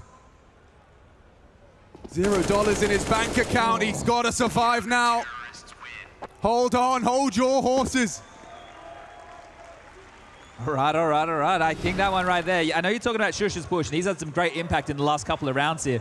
But for me, it's all about Tessus. The fact he plays in such an overcommitted position in front of Divider, right? He's basically the caretaker of if anybody's coming up or down connector. They're not in connector, so they can't control it, but at least they can have a good idea of who's popping their head out and who's popping their head down. And that right there, that info late. Sure, Robs gets into the site. Shush gave it up. He didn't even know that Robs was there, but they were willingly giving away B, and it came back and worked in their favor. That was with an opening kill going against them yet again. Cadian in a few of these scenarios here is getting pipped at the post. Rain dismantled him. FaZe without the plant, but that saved AK. We'll half buy around this here. Just 5 more now, and we've been here before, just shoe on the other foot. Haven't we? And oh, wow. The child of an MVP. Future Counter-Strike star. I would hope so. Looking to witness them go the distance in this playoff game. A conservative one from FaZe. But don't forget, Rob preserved that AK, and he has been a persistent threat. Tessus, more forward this time in their head-to-head. He's gotten the better of Twists, I'd reckon. And he might do so again. Straight to the head, no trade available. He scarpers. And victorious in the opening. Now they know where Robs is. And AK unloads. Ooh, and he does chip away on that spray. Need a whole lot more of that, though. Snaking towards A here. Rain already far forward. Brokey and Carragher not too far behind. And as that smoke lands, they can stall things out and start to congregate. Down's rotated over here in time. And look at them, just holding them back. There's no pressure towards B. Yabi's forward position towards short helps them understand that it's likely going to be this A finish. Heroic. Not giving up. Holding on. Extending. As Cadian racks up another as Tessus demanding control. Seizes it by force, and now that gap gets closer and closer. It seemed impossible with the run out of the gates. FaZe securing 15 straight out of that halftime break. You got to keep things perfect still, and 4 more opportunities for FaZe to get this one done. Again, just a game of streaks here. Look at that recap. Yeah, it's crazy. Both of these maps as well, it hasn't been as clutchy, hasn't been as back and forth. It has had its moments. Quad boost right now, they're setting it up, and right to the shots. Just a momentary delay. And it's still a 5-on-5 in play. They weren't able to punish like we've seen a lot of teams do on the CT side. There was no A rifler. They went with a 4-man B start. Tessus was part of that. It was only Cadian's AWP. So now as FaZe come back, they still have to worry about the pushes, but we know there's nothing for them to step on here as a problem. Heroic have just gone and reset completely into a passive stance across the map. This position from Yabi again. Didn't get found out in the previous. Why not? Rocket one more time. It gives you a lot of flexibility here and a lot of information. So we're at about that minute and 10 mark, and it's essentially FaZe restarting the rounds here. They have tried to pressure through long before. We saw that on the pistol round, right? They were able to get up long, execute through, isolate those fights. Force the CTs forward. What is this final commitment then? They just don't have a lot of map control just yet, so some assumptions will have to be made. And as Rops makes his way up the connector, I think this one is starting to come to its conclusion. But Stound's rotation is miles away here on an island of Tessus and Cadian. They need to get at least a couple of trades here. Interesting setup. Cadian has smoked, so Tessus can linger. Responsible for a lot here. Gambling. Worried. Back. Completely turned as Twist takes him down. Is this really the round? Tessus doesn't think so! Set up for success and caught, chased, alive and kicking. Rotation's here now. They got to get that bomb. They got to get a go. There's so much in rotation. Tessus hunted. Oh, he gets away from Rops. And he needed that, Tessus! He keeps him alive. Heroic. They got Tessus to thank for that one. A quad kill from the Dane. Great indeed. Vicious and ferocious. He holds them a nerve, and 7 in a row heroic. Still need more. 3 more. Let's see this one again, because they wanted to clear Tessus, but as they rounded the corner, they just lined up. It was perfectly placed for him. That one might get a couple of cheers. Here it is. Oh, yes, yes, yes, Tessus. That is perfect.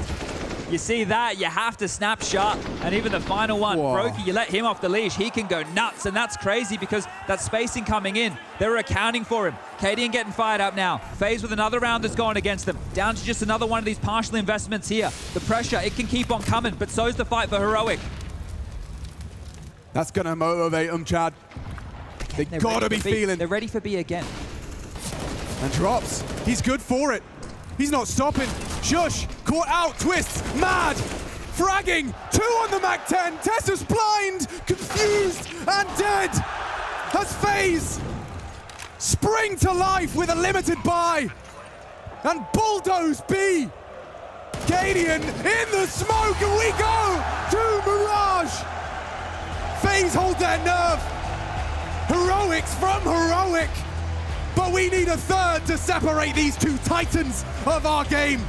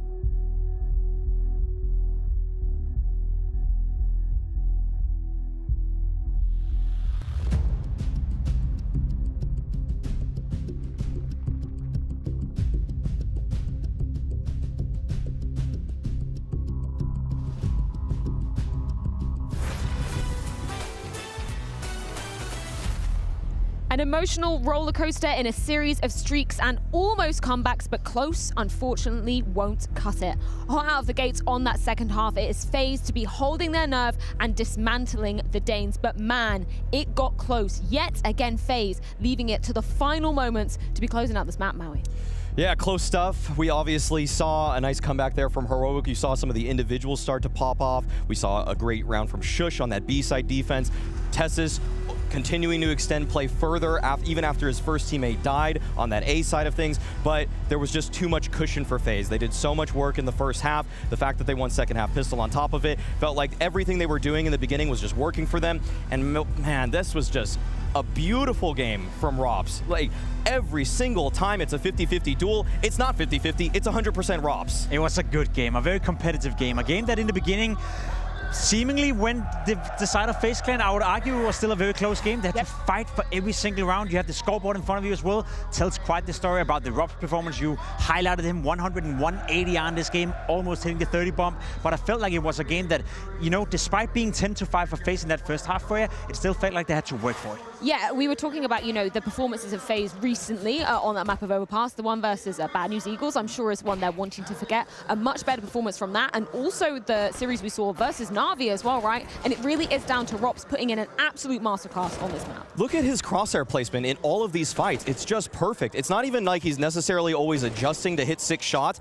He's just predicting where the next fight is coming from. Look at how clean those shots are. It's crazy stuff from Rops. Every fight, he knew it was coming. Right now, he's in the zone. He hit a flow state in this game. He's going to have to keep it going because they need him. Like, this was a dominant game from FaZe because Rops was in the zone in the fashion that he was. One thing is looking at the scoreboard, looking at the ADR. Of course, 28 kills, 100 ADR, that's nice, but the impact he had in these rounds, we see it in this highlight package. On the CT side, when it was getting close, when it was 4-4, it was Rops who carried FaZe over the goal line. On the T side, the highest rated player, a 1.52 T side rating from Rops as well. Absolutely stunning on a map like Overpass, where it's so tough to be a T-sided player. So yes, we'll look at the scoreboard, we'll look at the stats, and it tells quite the story for Rops, who were the X-factor in this game. You can see why a hell of a lot of players say Rops is the most annoying man to play against, because you are totally right, Maui. The fact that it should be 50-50 situations in some of those duels, Rops really swing the stats in his favor. The way that all of those fights happened, I'd say 3/4 of the fights in that game for Rops, it is people walking dead into his crosshair, and his placement was simply sublime. Rops right now is hitting a point in the riflers of CSGO where you're going to say he's in that top 3, that top 4 easily. And so for Rops right now to be hitting this level, there's simply nobody on Heroic that can consistently output that sort of firepower. It's so scary to be Heroic right now because you played well as a team, but you can't outduel this guy. Let's focus a little bit more on that first half in particular, because Jacob, I think you're totally right. Obviously a 10-5 first half. I think it's a bit more indicative that FaZe had the advantage because Heroic really had to fight for basically any of the rounds they managed to win. I think we have to do the game justice by highlighting the fact that FaZe really had to fight for the rounds here. We have round 12 that we can show you guys, which is a fantastic round for the side of Heroic. You see to the bar right here, 1 AWP on KDM. We're going to get back to that. The rest is on pistols. Even starts out quite well for Kerrigan and Brokey, who combines 2 for 1, but it's not going to be enough. Twist is unlucky not to get anything right here. KDM gets another opening. Stown coming in for short, and then you have a 2v2 scenario. And at this point in the game, Maui, 7-4, Heroic, they're winning this round thanks to Stown, thanks to the AWP. You think to yourself, this could be bad news for FaZe. Luckily for them, they recovered, but it was a first half that could have swung both ways. It was neck and neck. It felt like the money was also really fragile for FaZe for a lot of that, but they just kept winning the key rounds. The momentum that they brought from Nuke, even though they were stopped short, just shy of the finish line there, just shy of getting it to overtime, you can tell that they're warmed up into this series now, and when they have these must-win rounds where the money is going to collapse if they lose it, they've continuously just won those. Like, it's constantly so neck and neck with these guys. I think that's where it gets a little bit perplexing when we move on to that second half, right? Because FaZe really hard out of the gates, getting such a string of rounds to net them that 15 pretty early on in the half, right? Where did you see anything shifting? Because you mentioned the moments from obviously Shush having some great clutches, a great ace in there as well, Tessus as well being instrumental. Was it the individuals for the side of Heroic then that kind of maybe swung it for you? Heroic just kept up the comms. The teamwork was still phenomenal for them. We saw so many good flash assists. When Shush had his ace in this one, one, it was off the back of some good flashes. Even in these moments where Heroic could have been caught because FaZe found a timing running out Monster, there was just good counter utility, and Heroic, they just showed their class in this. Even though they lost, if they had a little bit more in terms of buffer, in terms of space, rounds they could play with, they definitely would have brought this one back, but they just didn't do enough on the T side. But that CT side showed so much class. I buy that sentiment. I buy the sentiment that had Heroic started on the CT side, had they get going, had they ended up the round, 10-5, something like that, it would have been a complete different game. As you said, the utility usage, the team play, the synergy, what Mahone highlighted coming into the game with being proactive on the CT side, we saw all the assets coming out from Heroic in that second half. Unfortunately for them, the first half ruined it for them. We were talking in the green room about how we selfishly wanted this to go to 3 maps because obviously it is Mirage to be rounding this one out, and I'm so damn glad we got there because we just talk about the history on this particular map alone. There is so much to be dissecting. There is so much, it's 2 teams right now who is 1 map away from a semifinal and 1 map away from being eliminated. Captain Obvious over here, of course, informing you on that one, but fact of the matter is that it's 2 teams that play Mirage in a different style. I think Mirage is probably one of the most enjoyable maps to watch in Counter-Strike right now, especially as a decider. The way Heroic plays it, it's based off a lot of Wolfpack mentality. They like to execute together. 4 guys, one plays KD on another, or Stown out in middle by himself, then 4 guys doing an A-go. Whereas I feel for FaZe Clan, it's a little bit more relying on the individual powers. We want to see Twist being set up with the rifler. You want to see Robs being activated with the rifle. Bro keep you turning around, rotating all over the map. So it's the team play from Heroic going up against the individuals from FaZe, and I feel like the playing ground of Mirage is the perfect setting for that. Yeah, I can't wait for some of the clashes that are going to occur. I'm really looking out for what's going to be occurring on that A site, because I know both these teams are going to game plan so heavily on mid, and so when FaZe is on that T side going with that mid control, I want to see if Rops gets a little cheeky with it, if he goes for a little peek out at A at any point, because he is feeling it right now. He is playing like he is the best player in the server, and so I'll just say Shush has got to have his work cut out for him on that defense. If Rops catches you on a timing, if you throw one flash to try to help your mid players out, that's when Rops is going to just wide swing you, take you out, and find an opening that just shouldn't even have happened. Get up, but these nerfs gotta get under control, He's having fun with it, but I was just about to say it. For Kerrigan, he is the guy that I want to target right here, because I think Heroic right now, in this very moment, have been speaking about how do we punish Kerrigan on that B-bomb side, on the defensive side. We have seen him have some weaknesses in terms of defending the B side. I think Heroic have some of the best B executes that I've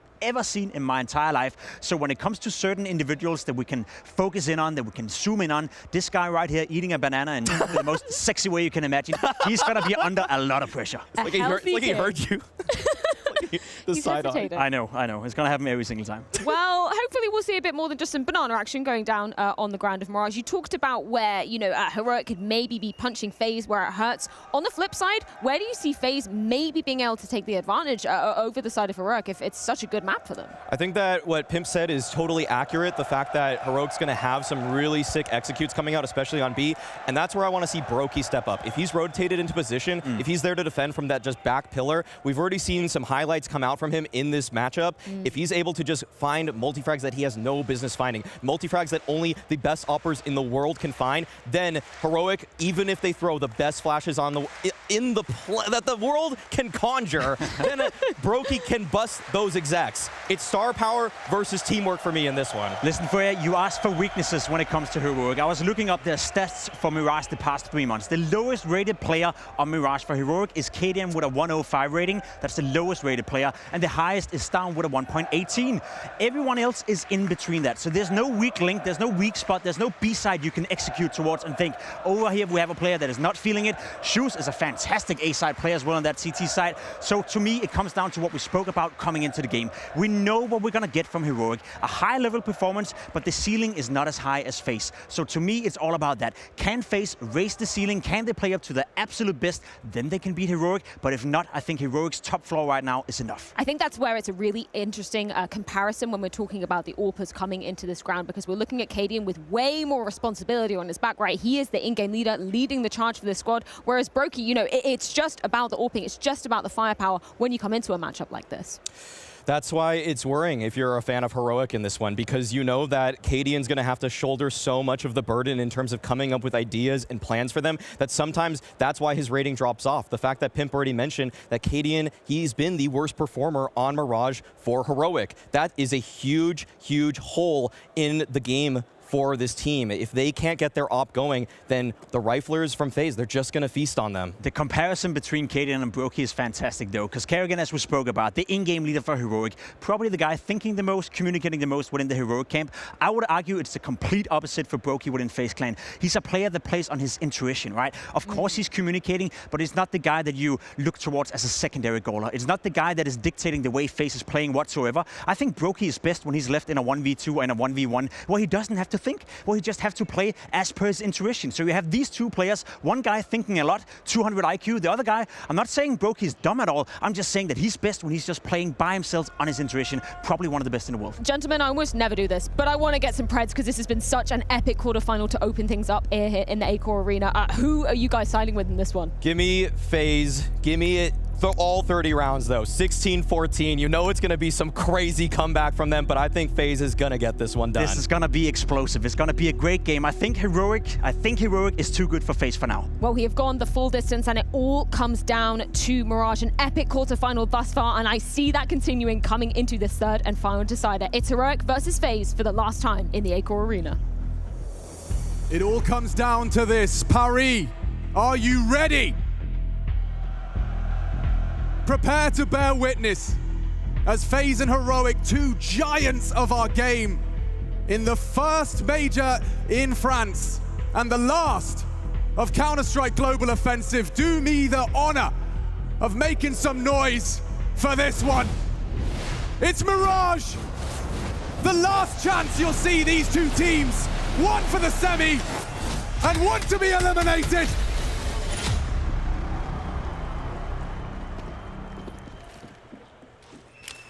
Thousands and thousands of rounds of Counter-Strike played, but these ones hold a lot more weight.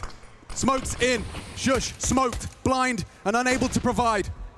Maybe Cadian first, as they're committed in. FaZe want the A site, trying to take it by force. Good smokes, but better headshots from Stown and Cadian. Disrupts the plant, repositions and forced away again as he can't quite finish his meal. It ups the twists. On the stairs, can't find that head. Shush can. Shush will. As two come through and FaZe falter. Perfect for Heroic. All right, that's how they want to kick this one off. Gonna grab themselves a pistol around here, make it their second thus far in the series. And we need to go back in history. Just 5 months ago, the Blast Fall Finals. That was the grand final, FaZe taking on Heroic. Ended up in, well, a 3-map affair, Mirage being that third and final. Went to overtime, went in the favor of Heroic, lifted the trophy on home soil. And that hopefully is where this one is headed. Maybe not to the Heroic victory, but a game that goes all the way as FaZe. Not going to opt in here with a force buy. This is just a classic Palace waterfall. You've got Carrigan on the flashes, Twist with the smoke. The goal here is just to get the bomb down, and well, for sure, it's to pluck as many heads as he can. Lines them up, flashed off, only gets one for now, and Rob with a big shot. That is a big one. It might lead to a plant. Mission accomplished. It might. It might not. Cadian, oh, he can't find him. Wow. Twists, surrounded by enemies, just punching in the code. And yeah, Cadian can't believe it. He's right there. He was right there, he says. Yeah, they bought a smoke just for that. They bought a smoke and 2 flashes just to make that possible. So as I said, mission accomplished here for FaZe. That's exactly what they wanted to get out of that round. Victory was not an option, but the plant certainly was. And you can see here, just, yeah, not able to hit this one. It will be the 2-0 start for the Danes here, but let's get this barn burner underway. The rifles do come out. And the most puzzled I think I've seen Cadian look in a very long time. Yeah, a little minor confusion. I'm sure he won't let it bleed into the next, as this is an important gun round in its own. Will FaZe get off of that goose egg quick? Into our third and fully equipped.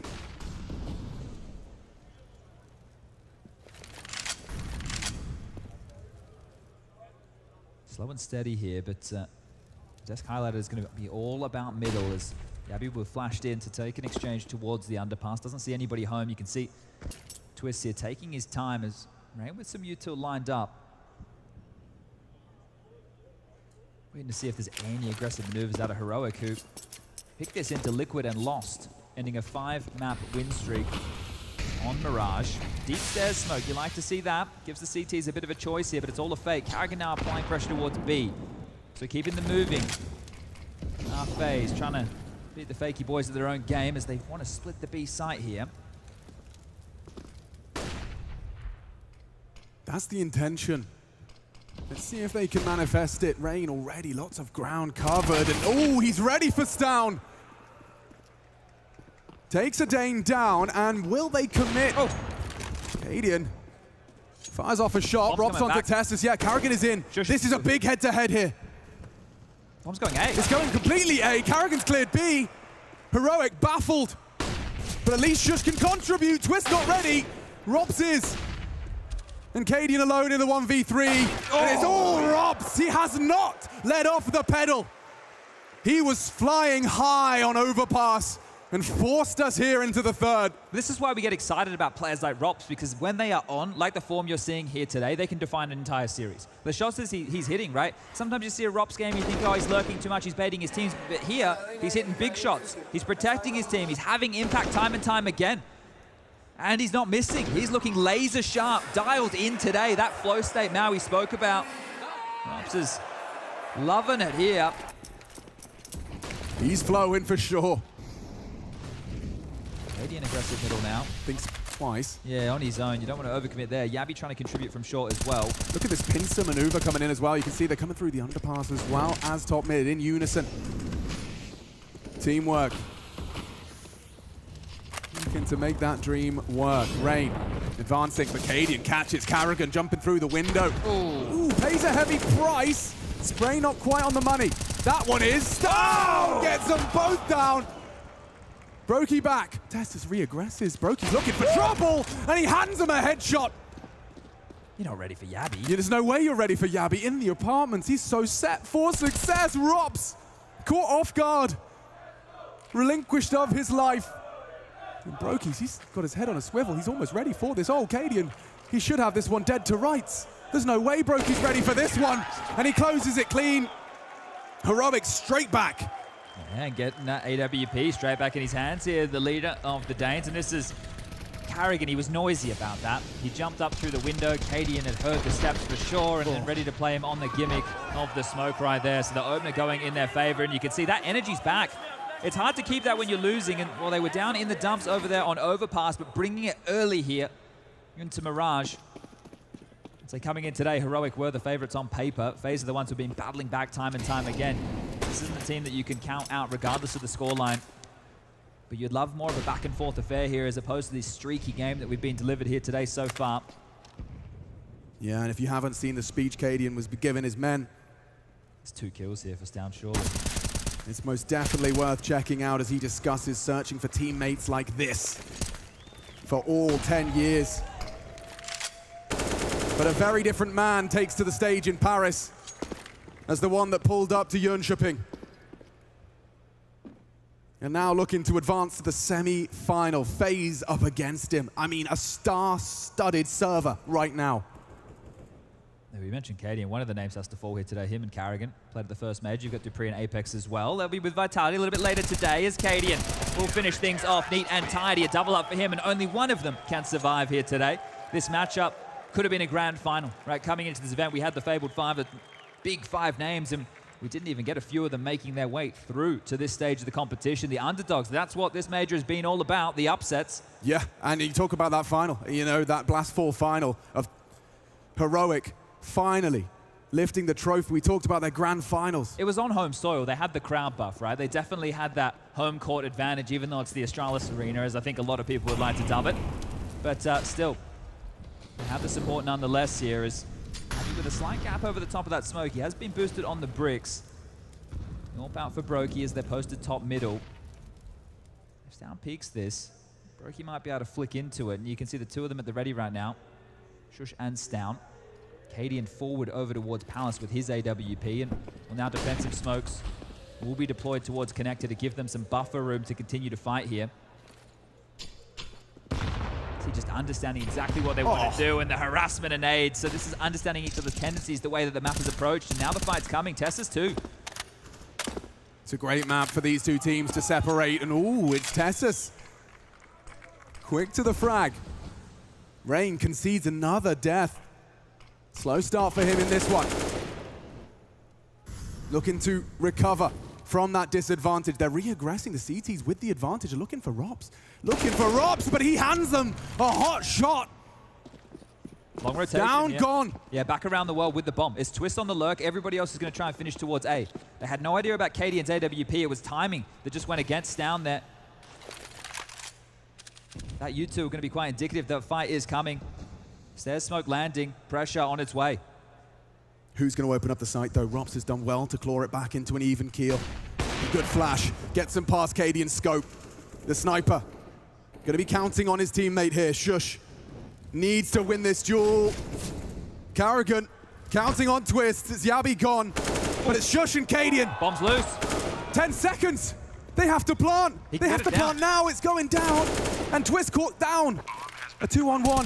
Brokey sprayed on down. Low HP. 2 to find. He can't do it. And Heroic extend, creating more of a gap between the two of them. And recovering a second AWP. Yeah, that's something we saw that FaZe want to do on their CT side of Nuke. It's likely going to go to the hands of Cadian and Stown. Stown loves to do a bit of secondary AWPing for this team, and we're in the early stages. With this 4-round lead, it will be the first timeout. FaZe take this 30 seconds to discuss how they want to continue forward here. Money to get out of half by, and you can see a missed smoke. So, yeah, not all the dots connecting there. You see Cadian as well. He took such a massive risk, just standing in the open, ready for that A fight. Shush was between two mines, but still, the round will go in their favor. And starting to like the taste of this flavor are Heroic. Oh, most definitely. I think whichever team wins here today is the favored on this side of the bracket, right? You got Monte versus GamerLegion also on this side. That's two of the bigger underdog names alongside of likes of Apeks and obviously Into the Breach to take on Vitality later today. Yeah, exactly. I was about to ask about the other side of the bracket. You got any names at the tip of the tongue? I think the one that we'd probably all want to see would be Vitality versus Liquid in a semi. Got to get through the Brits first, and we got to get through this. Another waterfall out apartments here. 3 at the ready with the bomb. Perfect timing on that smoke. Just when they were going to go, you can see Carrigan still got that line upheld. Yabi forward position ahead of these flashes. Rain, they do nothing. That one's great though. Shush, he can't voice concerns at all. Yabi can, as can Cadian. Holding them at bay and fragging up a storm. Shush brings more. It's Rops on that Galil. Twists and Rops. Looking to twist and shout. A 2v4, no way. No way they should have a round with this limited resources. It is Twist, he is precise, but so is Cadian. Locking it down, maintaining the orbs and extending their lead. Yeah, we need to reflect on what the desk was talking about as well. We're definitely praising Heroic and their Mirage, but talking about Cadian being towards the bottom as far as the stat lines are concerned. Well, right now, 10-3, consistently finding impact here and feeling himself. Has been involved in some of these openings. And they're happy to take the fight. This was another lighter buy scenario here, so FaZe, by getting that bomb down, they're quite happy with that, and a couple of kills to boot. So not a round win, but a round with a few little victories nonetheless, as Carrigan and Rain, they are struggling to get off the starting mark here with 1 kill apiece. And the same for Twist, he only has 2 frags to his name. We're still early stages, but we need to see them activate now because Heroic going to turn this into another streaky affair. Oh, look at the damage, and it's destruction, decimation. Shush charges up mid, and already you've just 2 kills. You just had a call. You know, you've just had a round in your mind, and already it has to be thrown in the bin. Yeah, this is the thing. It makes it so difficult. Like, this is a great start for Heroic in the round. Now Tessus wants to keep aggressing, and they just keep coming their way. But with how these matches gone so far, both teams with massive leads, and then both teams attempting comebacks. So when we're looking at this scoreline, it's great for Heroic. But what does it mean in the context of this series? Well, not a lot. Both teams have the legs and the gas to give this one a go. Cadian versus Brokey. We get an AWP head-to-head, and it's Cadian that comes out, loses his head. Twist needs more. All alone now. And Test is forced into an uncomfortable death. He burns. No bomb. Left it behind in pursuit of blood. But now this round gets so uncomfortable for him. You can see he ran straight past it. Shush has got it in his sights, and ooh, Stown had Twists in his scope. Forced away, good shot. Bait and switch, heads back to the apartment. Smoke would be great. Yabi could be ahead of it. But has to respect it. Confirmation of presence. Couple of bullets. And just caught out. Shush Been saying his name an awful lot in this quarterfinal. Yeah, just peppering away there. So some impact from him. Now Shush, he wants to take that top spot from Katie and 12 kills. So that's a gun round that was over in the blink of an eye, just running up mid. 2 players drop. Tassus with the aggression on the third, and here it is. Just want to biff straight up the guts here. The util thrown back, not doing a whole lot from FaZe, and now a 6-round lead as this one continues to build against the international squad. Ooh, at what point do you need that another timeout? Just to get your head screwed on tight, you've got to take notice of where you are, what's at stake. Your dreams of lifting a trophy in this beautiful arena. A farewell to a game that served you well for 10 years.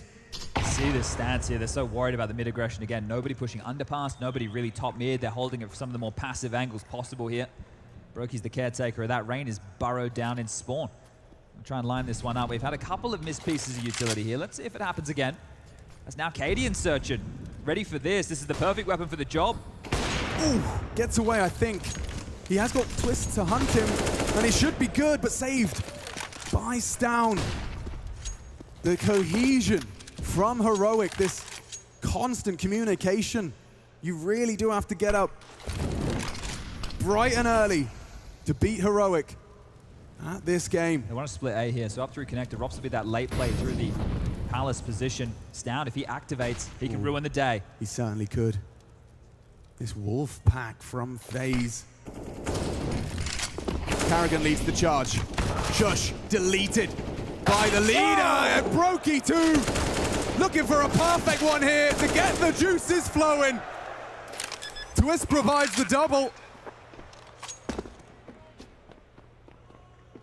And FaZe secure their second. All right, need a couple more of those. There's something to get excited about for FaZe. And that all just happened in the blink of an eye. The tempo set there by Carrigan.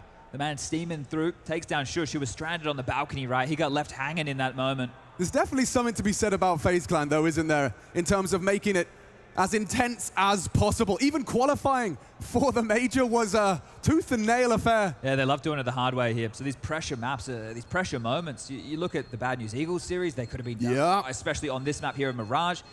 They get it against Na'Vi. They blow Na'Vi out of the water. Right, they've had 2 very big wins on this map throughout this major alone. So they should have some confidence here, and they should have confidence that no matter what the scoreline is, they can always bring it back in the second half.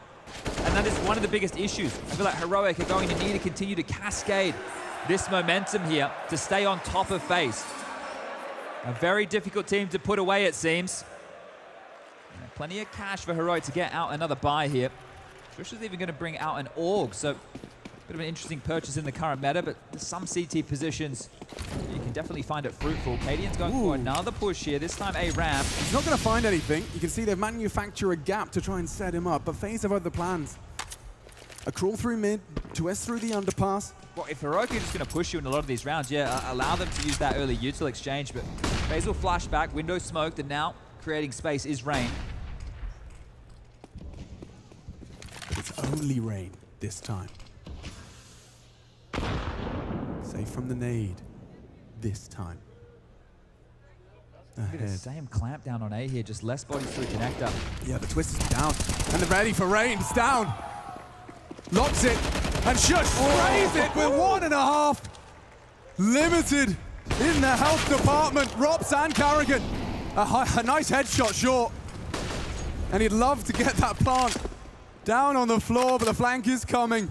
Yabi and Stown are both very low here. 2-on-3, sure. They might give away the plant and allow Tessus to work. He's the key factor of all of this. Highlighted here, making his way as the bomb gets punched in. Now they can attack from 3 different angles. Actually, make it only 2. If Tessus dies here, all right, if Tessus died here, now it's Rops in a 1-on-3. Look at the angle he's gone for. A perfect headshot required. Everyone's half HP or less. Oh, they know. Yabi gets the info, and Heroic are deadly. That information leads to an 8th, and I'm sure that's going to fill them with motivation. This defense already 1 out, and now looking to extend it, make it unreachable, make that comeback feel impossible for FaZe Clan. The fact that they took each other's map picks and leaving us here at Mirage, you think, and the desk as well, suggesting it's perfect. A perfect territory, a middle ground. And the last time you said they faced in those finals for Blast on home soil, no less, for the Danes. It went to overtime. Yeah, and that was with two 11-4 halves on the CT side. So we might be sailing quite swiftly towards a similar scoreline. And that was Heroic getting the chance to start on the defense. So that's exactly where they find themselves here. And they are still going great guns with a 6-round lead right now. But that other timeout you were talking about has just come through. What will change? It's Brokey. Does he have an AWP on the floor? We're yet to see what he's going to scoop up here. He does. An AWP available here. See how that changes the game plan going forward for FaZe. They have been hesitant to take mid early because of the Heroic aggression. Yeah, that early Yabi double, right? They're looking for a B pick. KDN's going to get boosted. We might have a head-to-head here. Oh, Brokey's gone underpass. Never mind. Still, that util implies the B defender on site.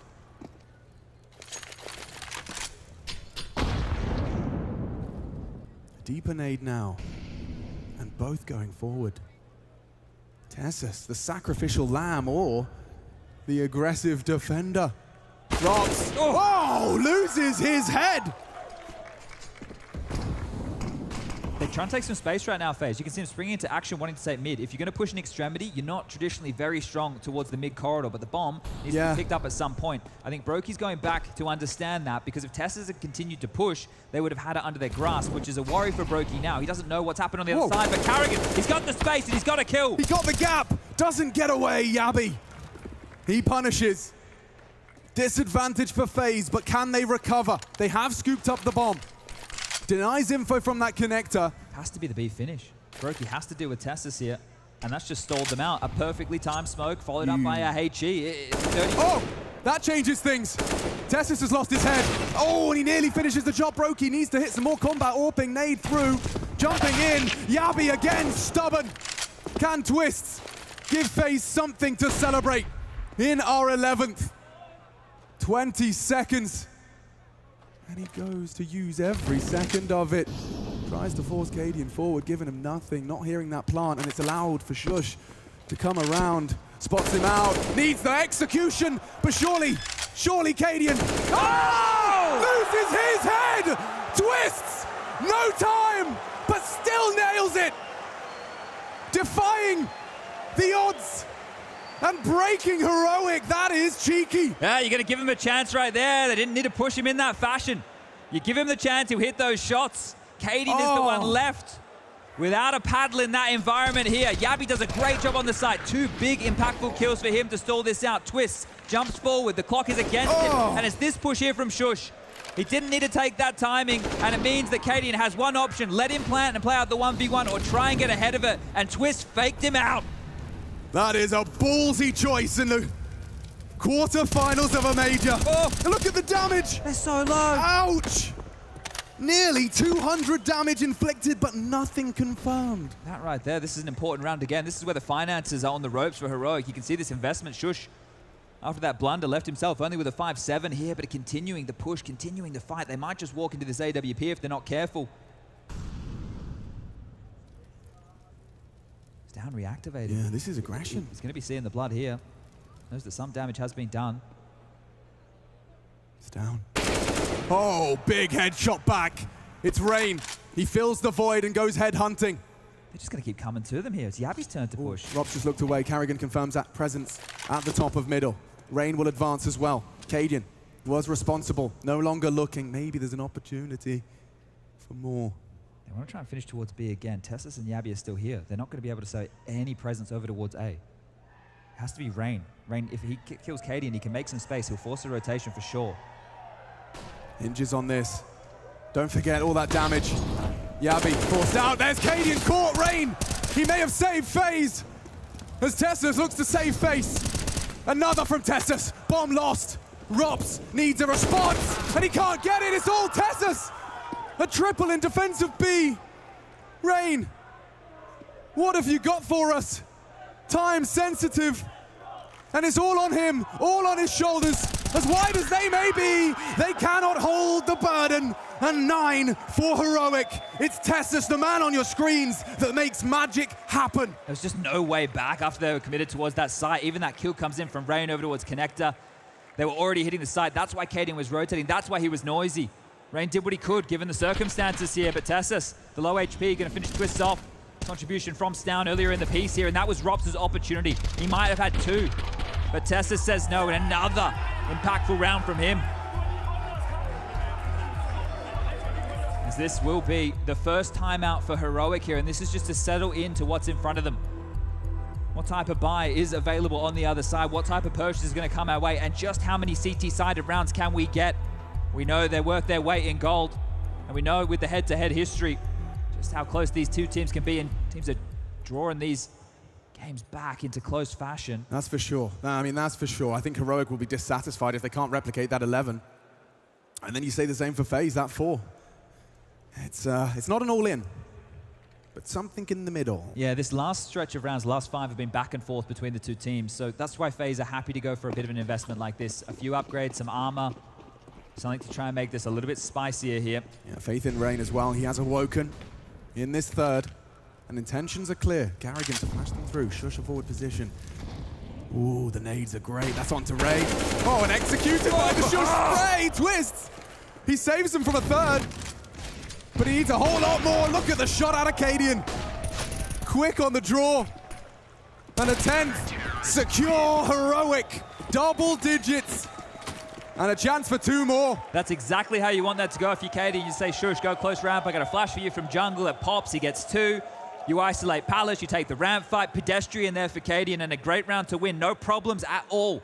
Those little investments not causing any issues here, and now the pressure is on. FaZe, how can you call yourself out of this hole again? Stomaching what is a pretty miserable looking first half, but if they can salvage the next round, maybe even the next 2, they're in with a crack here. They can work with 5, Chad. Hell, they'll even give it a go with 4. They're trying to test Shush again. This time he's not proactive. He's not ready to go far and forward.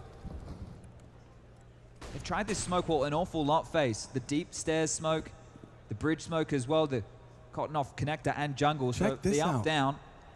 Already Tessus and Stown saying, get ready on A. And oh, doesn't hit it. The flash is good enough. FaZe have access to the site early. Those smokes, temporary. Oh, but form. It's permanent. Rain delivers. An advantage now for FaZe. Good nade. Twists, dead now. At the hands of the Cadian Orb, and he had the bomb. Oh, he goes off the angle. Peeks back in for more. Carrigan now down. Added to the naughty list. Maybe more from Rain. It's Brokey back with 1, but they need a whole lot more. Commits to the spray. He's gone away. A 2-on-2 and an awkward one at that, because the CTs have the bomb, but for how long? Rain through the connector. Yeah, but do you expect Yabby to be pushed up so far? That's the next question here. Right. And if Cadian makes this move, this is definitely going to be an unexpected play here. Rain safe from the AWP now. Rops is going to have a hard time working out where that CT has gotten off to. Yabby.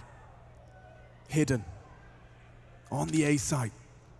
Cadian, oh, he hits it onto Rain! Rops long range! No way, he's ready for this! He's not, and he shuts it! Yabby for 11! He gave it everything he had there, some sharp shooting out of Rops, but Heroic too good. Locking in 11.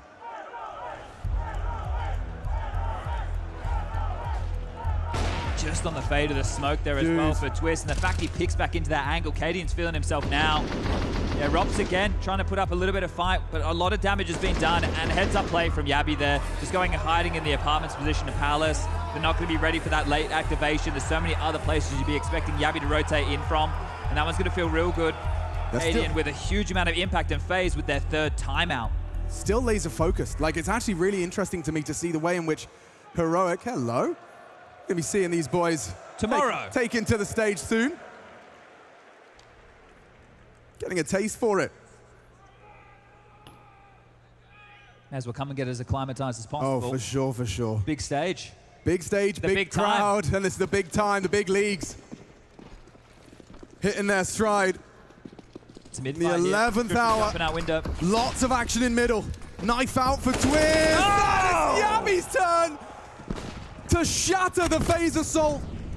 Twist and Rain already watching through their fingers as it seems 12 is a certainty. These opening moves, this aggressive defense.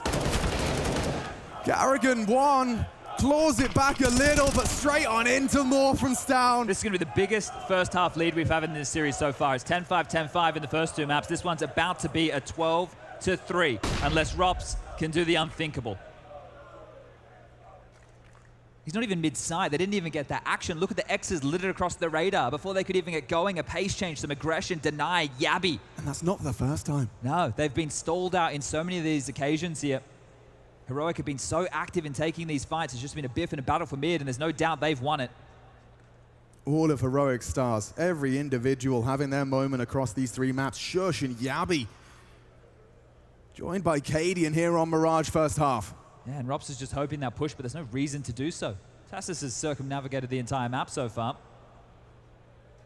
And just like that, a 12th secure. Heroic, the greatest lead we've seen. And can they close clean? We'll wait and see. Leaving with the last major title. Everything can go wrong quickly. If we lose this game, everybody's going home. This is your one last chance. There's no question. This is the culmination of everything that we've been doing for the last 10 years. In Aramite, it's even more crazy. You need to get ready for everything. I wake up every morning to win, I work to win, and I live to win. It would mean everything to me. I'm fucking ready.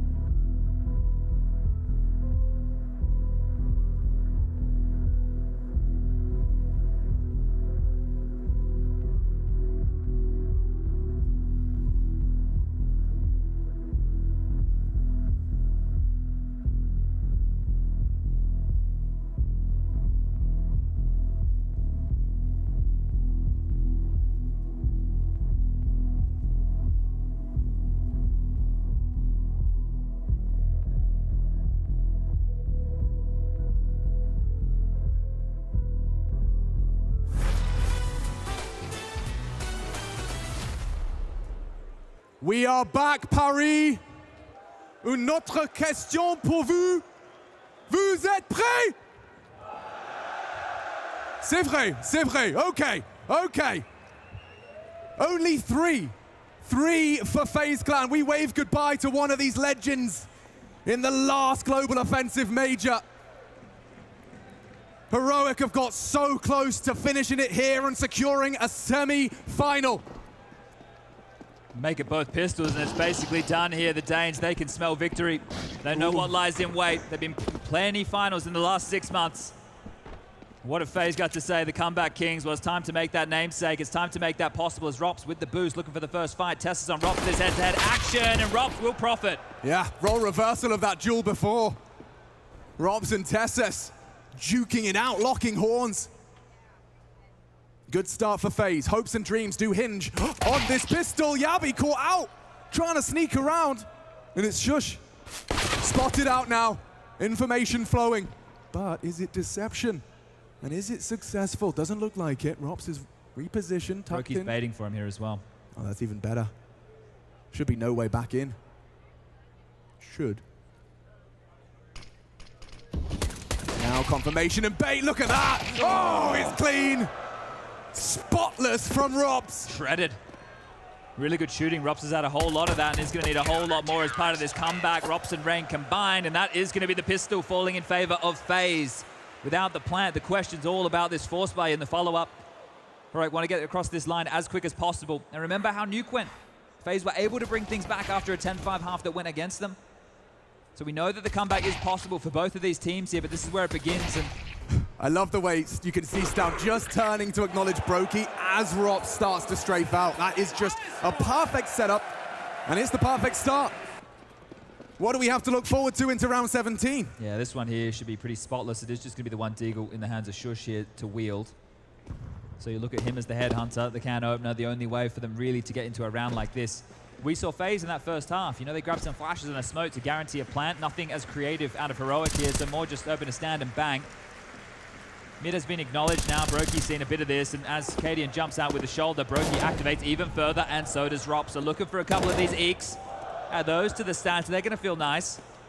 He's not stopping, he wants a couple more. He's so sharp today. Yeah.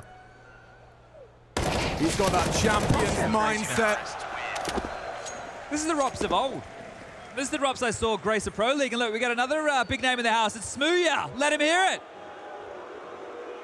Oh, they got the memo.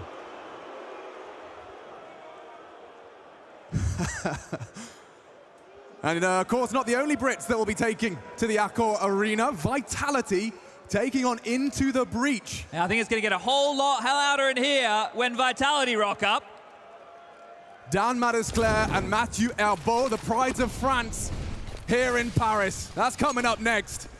But let's see just how long you have to wait, shall we? Well, first gun round here from Heroic. We're going to try and close this one as quick as possible. Exchange of smokes in middle here, dotted across the map. No real investment from either teams as far as bodies are concerned. No info available here for FaZe either. They haven't gone aggressive anywhere. The default hold, not jostling for position as Heroic starting to piece this one together. Cadian, where's he getting off to? The change of plans there in the moment. He's going to try to connect the smoke from top mid, I believe. Yeah, that one lined up, a bit of a classic. So this is just feigning their default presence. You throw that and you start coming through underpass, but look at FaZe. They have really hunkered down towards this side of the map. Rops, again, in just one of these X-Factor positions. Rops and FaZe must bring their best, or they join the rest. That's one. Need more. Rops put on the floor. It's Tesses and Cadian to take the advantage, take the site. Look how far away Twist is. He's got no way to get back into this site unless Carrigan musters something magical. Both staring at him. And that long-range MP9, he gets one. Hold on. It's not planted for Stown here. It's the default plan, so Stown will have to take the fight before they get to the bomb, but they're both rerouting towards CT Swan. They're going to have to cross the impossible here. Sure, there's a kit, but there's not a whole lot else. He's got the smoke. Getting across Stown, but he's hiding. He's nervous. And across now is Carrigan. Maybe they can just hold it. He's just going to hold it. And it's going to be a FaZe Clan round! A ninja defuse! And Carrigan refused to surrender! Yeah, call the bluff. Just sit it. I can't believe that, dude. When I saw Twist short, Carrigan kitchen, it was supposed to be over. Yeah, that was a great round for Heroic to grab there. Oh, there's an steal wow. the platter, but the fact is that default plan. Oh. As I said, Stown has to activate, but it doesn't matter. Cadian gets isolated. Twist removes him, and there's no way for Stown, and he even goes down. Oh, that's massive. You can see that's going to stop. Yeah, exactly. Sweat off the brow. This has to be a spotless defense. Ooh, Shush cops a dink. And it's already Cadian kicking up. A fuss on short. Twist gonna be mad about that one. He just accelerated. Disrespects them. And already burrowed into the ladder room. That's gonna have FaZe's Feckles up. Yeah, there's nothing that Rops can really do about this. He has to stay committed to this position, which means he won't be able to help Carrigan, but Brokey can.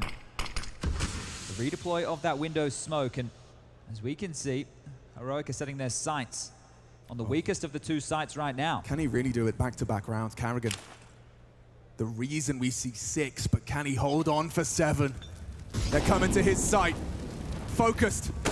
And looking to be deadly. Shut down. Can't get the second. Tessus again. He is very stubborn. Is the Dane. Tessus puts himself up to 12 in the game, and you can see what it means for FaZe. Do they have to save? I think guess they so. do. The number disadvantage here. If Rops can't find anything on his little look, it will just have to be holding on to these rifles. Yeah, I mean, Cadian and Tessus, both with high impact frags. Yeah, you can see just breaking through. Tessus did a lot of work in that last round. It wasn't enough as Rops tapping away. He wants to take down Yabby here, but now has alerted them to his position. This has brought a buffer for the rest of FaZe to save. Brokey, that AWP, priceless at this point in the game here, because this is 13 now, just 3 more for Heroic. There's a lot of nostalgia in the air here. That little promo piece we had at the start just to highlight just this journey of CSGO the last 10 years. 2 players who have been there from the beginning and are here at the end. Cadian and Carrigan on opposite sides of the server, and only one will survive. Only one will continue to keep that dream alive of being the champion of Counter-Strike Global Offensives last. Yeah, well, Carrigan's already got his, Antwerp last year. Cadian's still in the hunt. Oh yeah. Cadian has made it very clear that that major trophy on his mantelpiece is the only objective he's currently living with. And pulling his 4 teammates alongside for the ride.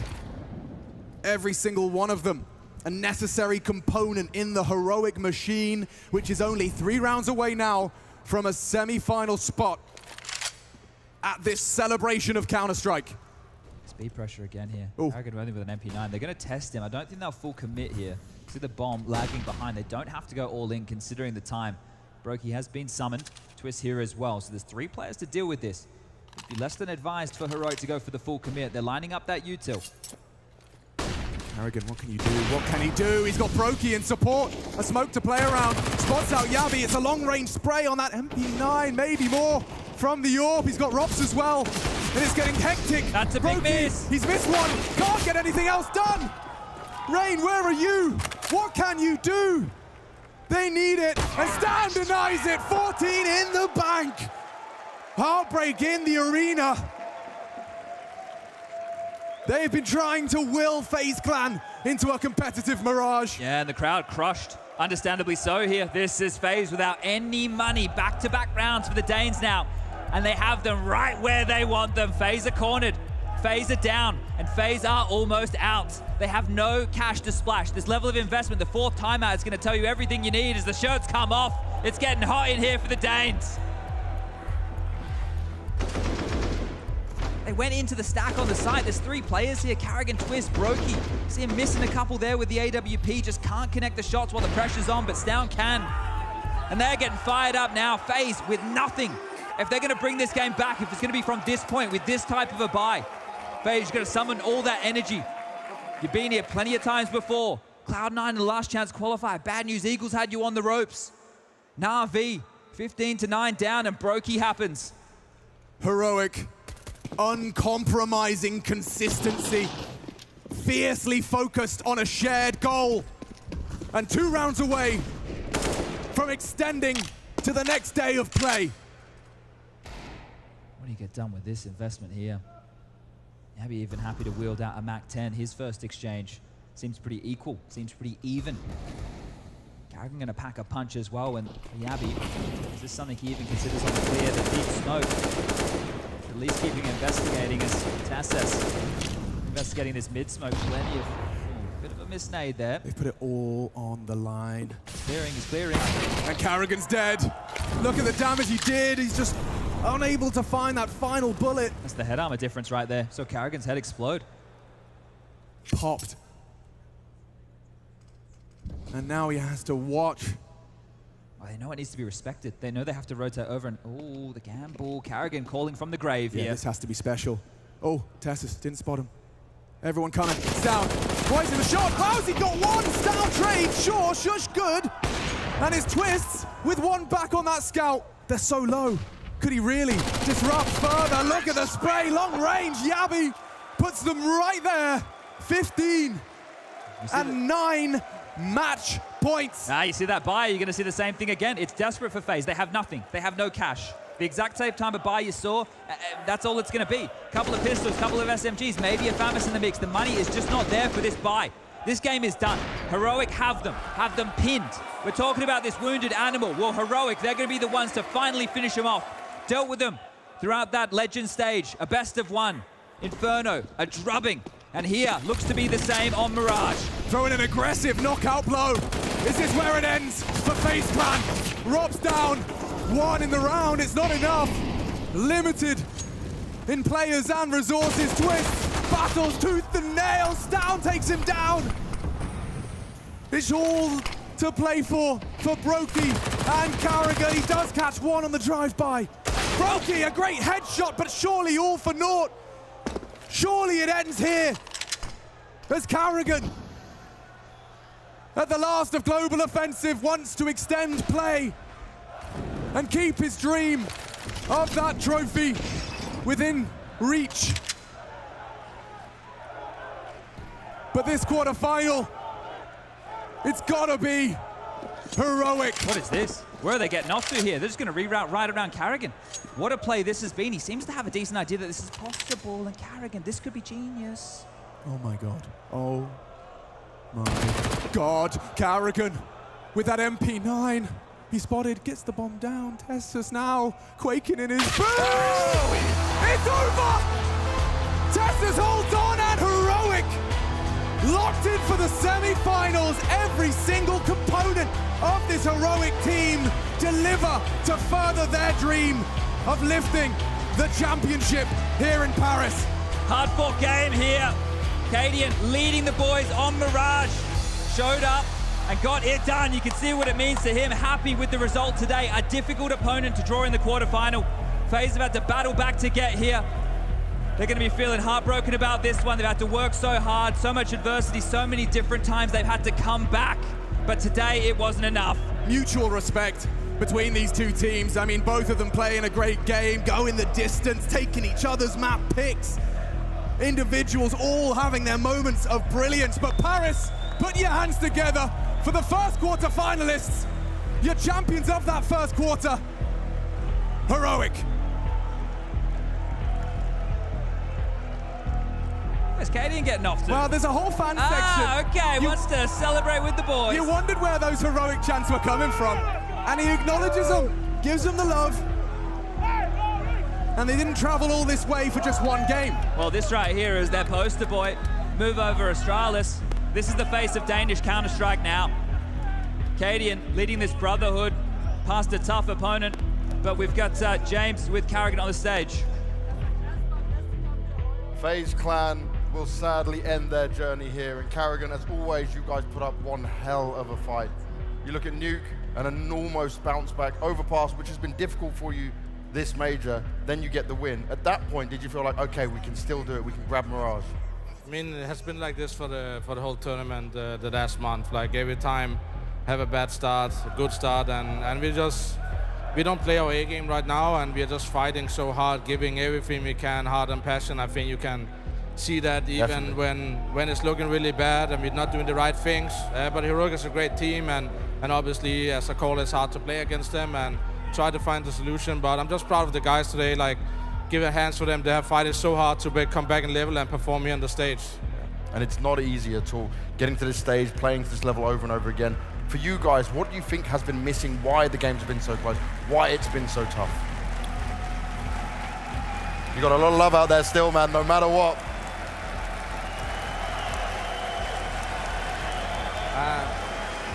I mean, I think after we won the Grand Slam, we haven't found the same confidence and the same game.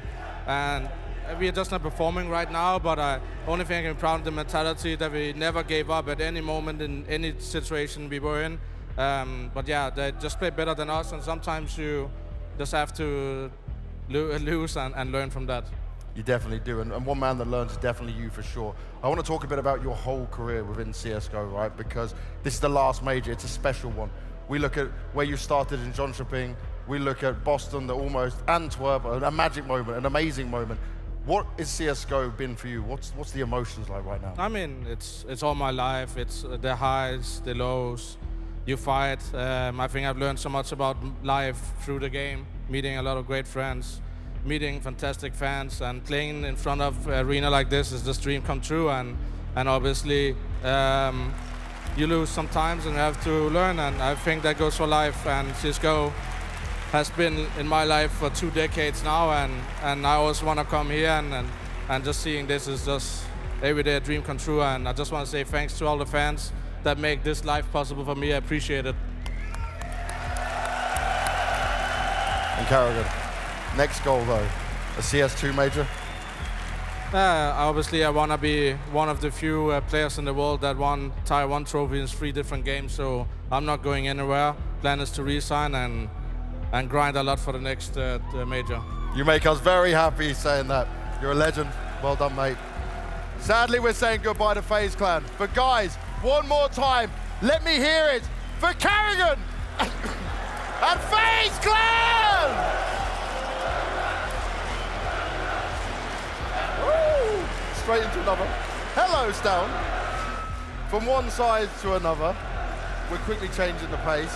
And when we talk about changing the pace, you in that first match, you came out looking like absolute fire. When we're doing the intro for you, you were getting the boos. Now, Heroic's very much used to these boos coming in there. But has this become fuel for you guys now? Yeah, I would say so. I mean, we're used to it. It's fine. Come on, guys, they won! It's a part of the game. It's a part of the game. I guess they are just mad because we beat Vitality in so many finals previously and in other games, but it's okay. Woo, just straight going for their jugular with that one.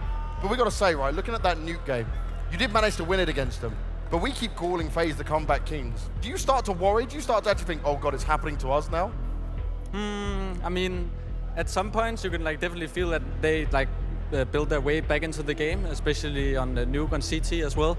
And as you say, they are just known as the comeback kings. And yeah, that's also just so impressive that we can close it out on Nuke as well and just win the series in this fashion. So I'm just really happy. And then in the reset you had between Overpass going to Mirage, you came in and rolled all over them. At that point at 12-3, do you think, okay, we have done it, or do you really have to wait till 16 against FaZe? I mean, we're just really good at resetting in general, and we know Mirage is a really strong map for us, and we got to start CT, and we're always happy with that, so we were just feeling really confident. Now, you've been here before, right? You managed that second place at Rio. What does it feel like now? What does this team feel like now, the progress and everything you've been through? Do you feel like you're ready to go all the way? We're definitely ready to go all the way. I can feel the emotions are different than previous, like it's the last major, and it's just something special, so yeah. All right, well, Stown, thank you very much, man. We'll see you later on. Congratulations so far. The first step has been completed for Heroic and Stown. You can love them or you can hate them, but you should always make some noise and applause. Heroic and Stown!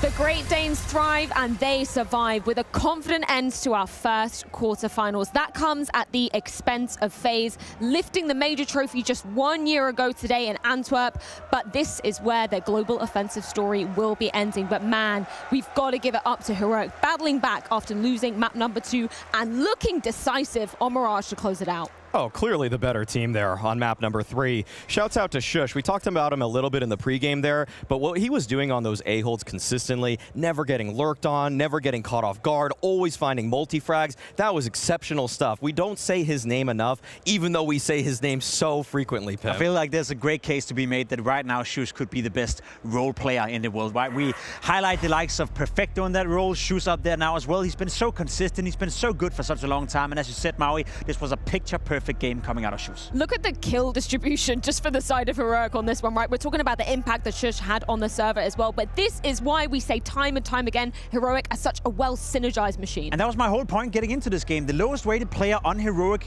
statistically speaking, was Kadian with a 105 rating, whereas the highest rated was Star with a 1.19. Everyone else is in between, and we see that on the scoreboard. There is no weak link within Heroic right now. It's so exceptional to watch a team that can perform like that, that really, every single time they're going for a play, it's just that everyone knows their role. They're not going to create a losing condition rounds. And that's something where I think that came back to bite FaZe in some ways. When one piece falls apart, when one guy doesn't recognize there's a window of opportunity for the opponents to get back in the round, Heroic are always pouncing. They were so proactive once again. The amount of times they caught FaZe off guard as they were trying to find map control, exceptional stuff. It's why Heroic look like the best team, and the individuals for FaZe, they couldn't rise above that teamwork on the other side. We literally saw that happening in the first half, right? Twist pulls off an unholy clutch, but then Tezos, the round after, he puts the rabbit back in the hat and completely silences them. Yeah, they could never get going, unfortunately, FaZe Clan. I think they were outmatched, tactically speaking, as a team. There was too many weak links as well, and we said it coming into it, Mirage, right? It was two different teams, two different ways to win that game. For Heroic, it was all about the synergy, all about the team play,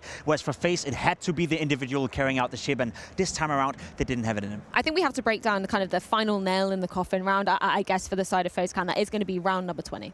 Yeah, we'll take a look at that one here. This is what Pimp was setting up in the pregame. The fact that Heroic have some of, if not the best B execs in the world. There was a stack from FaZe towards this side of the map. They had at least 3 players here, maybe might have been even 4, and they just couldn't get it done. The players missed the shots, the flashes were too good, and the trades. Look at how Heroic just swarm that bomb site. It's like sharks smelling blood in the water. They're all there in just a moment's time, and if you miss a single bullet, Brokey, you're dead.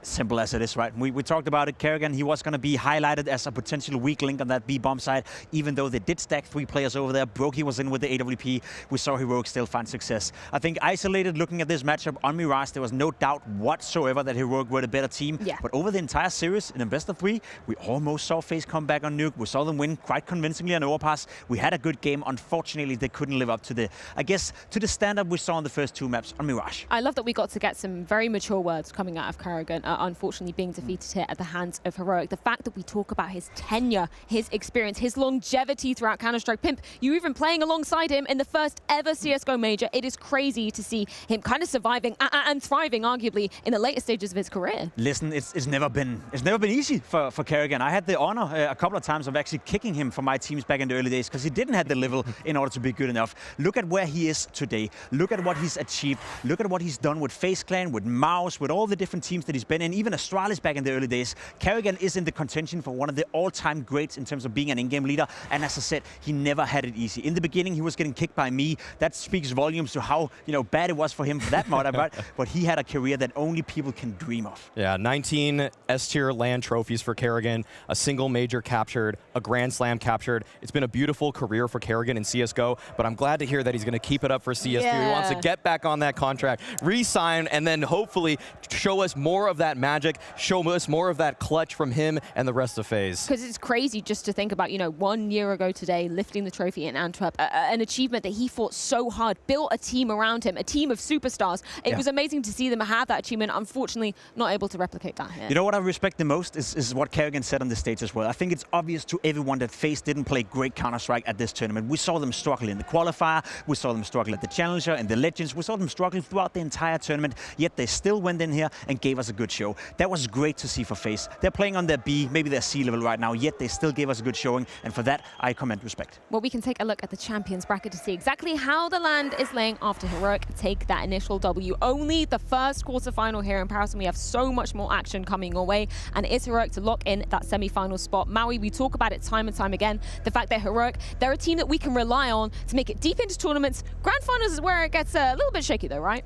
Yes, that is where the nerves really boil up for Heroic. That's where you can see the stress on their faces, where you see those dips in performances. But thankfully for Heroic, they showed why they are such a high-quality team. The fact that everybody contributed on map number 3. It wasn't one shining star. They just followed their game plan. They worked together, and that synergy lifted them above the stars of FaZe. Well, if you thought it was getting loud in here already, we are about to raise the roof because, ladies and gentlemen, it is time for the hometown heroes to be gracing the stage. It's Vitality taking on Into the Breach after this.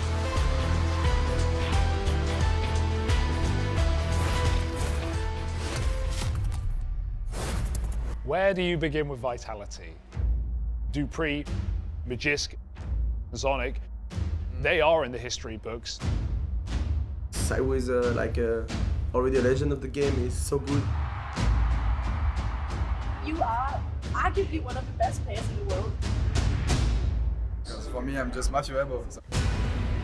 It would be a crime to not have him in Paris, alongside Apeks, one of the most tenured French players that Counter-Strike has to offer. You need to give everything all the time. All the time. Every fucking day, every fucking game. Everything you have prepared for was pretty much out of play. Of course there's going to be pressure. I don't like to be bored during the game, so I want action. I'm fucking ready. If you win here, it's going to be life-changing.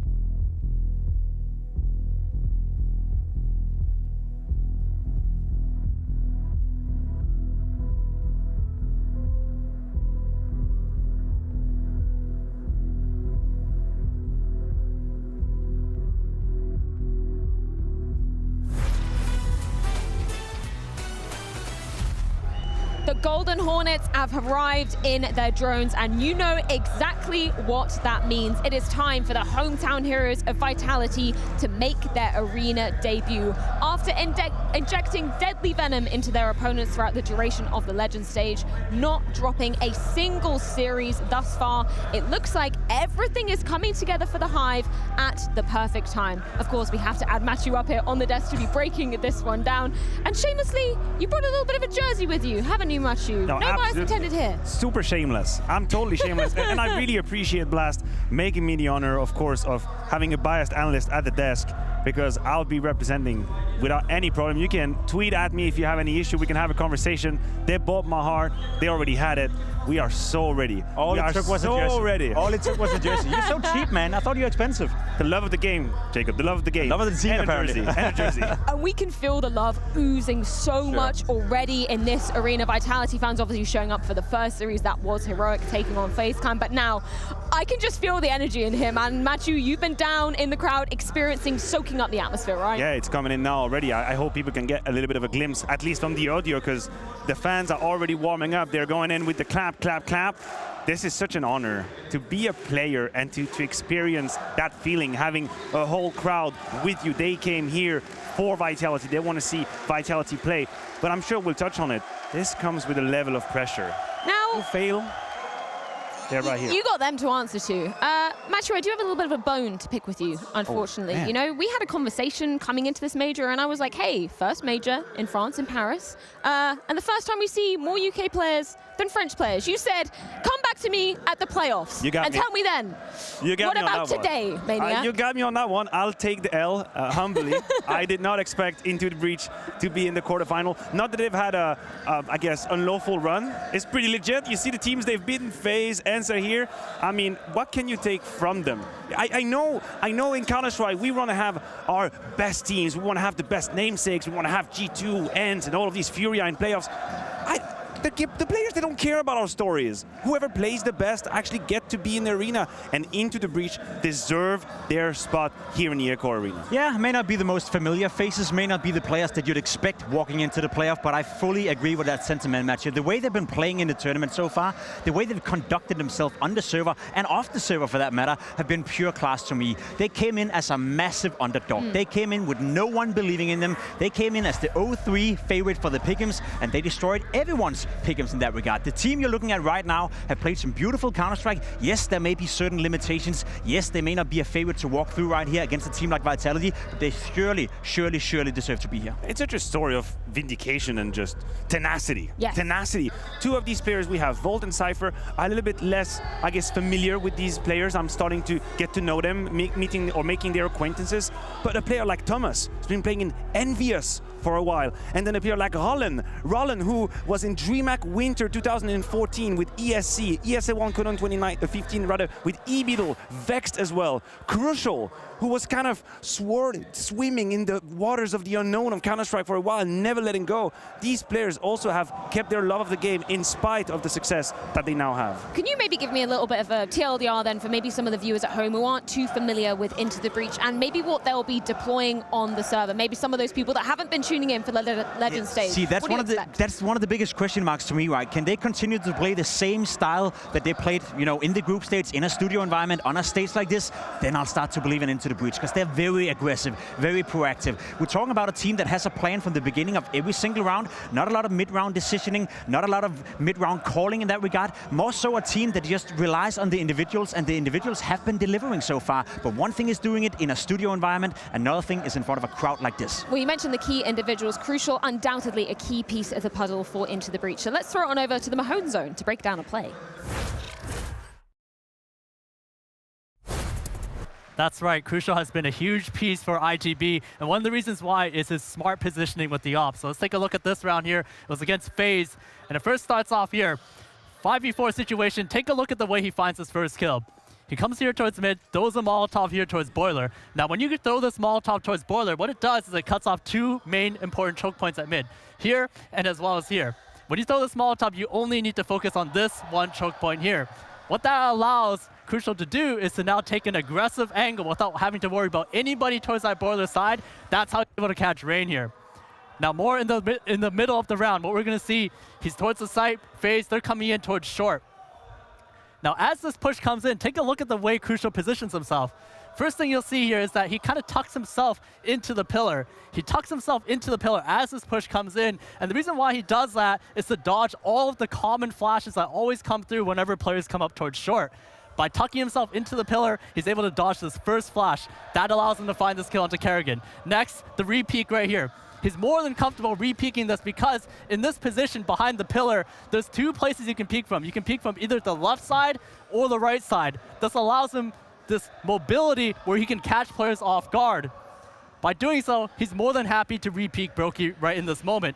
That's how he finds that kill. And then lastly, he takes this wide angle into Rops because he understands that he has a player here towards this apartment side. Perfect crossfire to eliminate this last player. And as soon as Rops overextends, that's when Crucial finds his kill. So that's really the ability of Crucial on the op. It's his ability to kind of visualize these situations and put himself in very smart positions so he can always capitalize on the opponents coming out. I love that breakdown from Mahone. And Matthew, Crucial has been a player that has continued to impress us from the side of Into the Breach time and time again. Yeah, the numbers are clear. They're the best CT player rather of that lineup as well. In terms of entry rating, he's up there. But I think Jacob was right on the money when he said, can they do it here? Because I'm going to tell you, Freya, I've played once in my life against a full crowd. It was in 2014. I played against VP in Poland.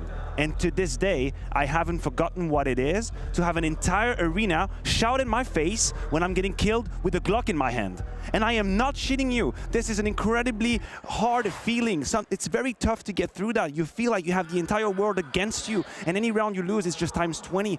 And that is my one question. I know they've played with no stress and full of energy. Can they actually withstand that arena right here? It comes down to the character. Some people will crumble under that pressure. Some people will use it as fuel. I think Heroic is a great example of a team that has been playing, you know, backs against the wall. Wherever they go in the world, they always get booed, and they use that as a source of fuel. They use it as energy. They use it to motivate themselves.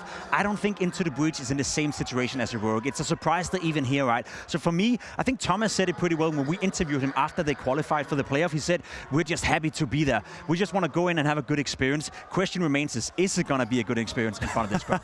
Well, that is just one thing that is unfortunately stacked against Into the Breach. Another is the experience and appearances at majors, right? We're talking about a team who has literally never been here before against a player who has been at every single damn one. I know the contrast could not be any starker. That is the situation. You could argue Vitality is the most veteran team out there when it comes to major. Of course, we have so many different storylines that we get to choose. It's like being in an ice cream shop and they have all the ice creams you like, and you're like, what am I gonna go for? Like a little bit of vanilla, a bit of mocha. That's the situation with Vitality. Hey, should we talk about Dupree and how he can win 5 times the major and be the only one? Should we talk about Magisk and his 3 majors he's won? Should we talk about Apeks in the major he won in 2014? Which one ice cream do you want? Because they have all the ice creams. You've been inside that store and we haven't mentioned the best flavor yet, which is Saibu, right? So I think that's a perfect analogy for that. You're right. Whether that being Dupree as the only player in the world who's attended every single major, about to make it 15 playoff as well.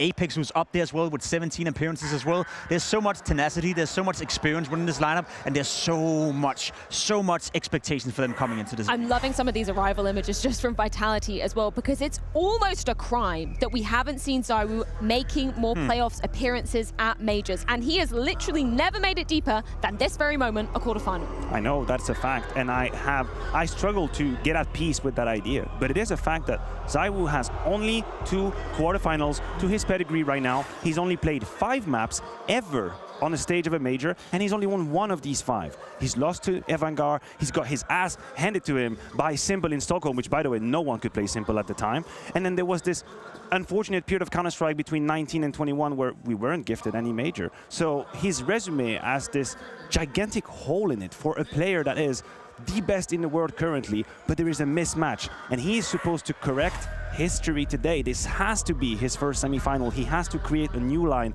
in his CV. There's only so much one player can do, and I think that's been the storyline for me when it comes to Saibu, because he's been absolutely fantastic throughout his entire career. Let's not forget he broke out in his debut year and became the best player in the world, something nobody has ever done before. So the fact of the matter is that Saibu haven't had the team to back him up for these majors. Yes, he was handed his ass on a plate against Simple in Stockholm, but did the team really, were they really ready to help him? I didn't feel that was the case. Now coming in this time around, I feel finally Vitality have a team that can back up Saibu, so we can have the conversation one more whether or not he's ready to follow in the steps of Simple. It's an incredibly different story, particularly because Spinks finally stepping up and being that second star that Vitality have needed for so damn long. I know, because I feel like we had been lied to. You know, I feel like I had let a very good salesman talk me into buying some timeshare in a weird house somewhere in the islands. That's how I felt about Spinks at the very beginning of Vitality. It took so long for him to activate, so long for him to find his rhythm. And I don't know if these were just the magic words of Apeks saying, hey, listen, Spinks, you gotta do it.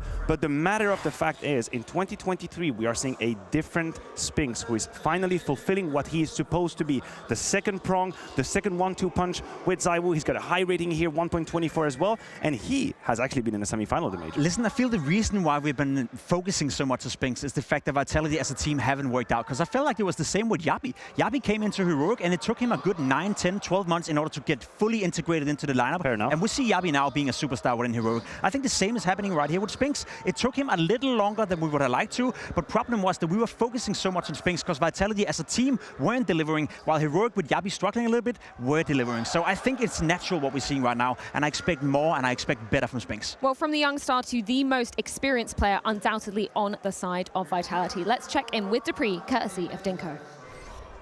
Well, here with Dupree ahead of their opening game here at the playoffs versus Into the Breach. You've lifted 4 trophies on the major stages in CSGO, and now today you begin the fight for that 5th. Now, going out onto that stage, Vitality have failed to make it past the quarterfinals as an organization. They brought you 3 Danes in to change that. They brought you in to win a major. Do you feel like you're in form, in shape now to actually do what you've been brought here to do? Of course. I think it's if it's not meant to be here, then I don't think it's ever meant to be. So for us coming here and having to play in front of the home crowd, getting to play the last major playoff in Counter-Strike Global Offensive is going to be massive. So I'm just looking very much forward to it. I know the team is looking forward to it, and I'm definitely also hope that the fans will look forward to it. Now, there is a story of underdogs throughout this major. Into the Breach, one of the biggest ones we've had so far in this major circuit. Coming into today, they even admit themselves they are underdogs in this matchup. But that hasn't really mattered as much in this major. There's been some crazy upsets. What's the mentality for you guys coming into a game like this? I think the most important thing coming into this game is definite that we're not looking at papers anymore. I think you can scratch the papers for this major. You've seen multiple upsets. Some of the very big organizations haven't made the cut here to the playoffs, and you've seen there's probably 4 teams here that people didn't expect to see. And I think we're just like seeing a small generation shift. You know, we see a lot of all the teams that are working hard for it, all the teams that's grinding a lot. They also reap the rewards, and I think Into the Breach is one of the clear cases for that. So they're a team that we have to look out for. I mean, yes, of course, on the paper they might not be as experienced as we are, but again, scratch the papers. We're here to fight. Now we're looking at you as a player that has won the most majors alongside your teammates at Astralis. So I have a question. It's what does it take to win a major? It's a different tournament, it's a different level. What does it take to win one of these? I think it takes a lot to win a major. One thing is that it requires skill, it requires determination, and it requires dedication towards the game.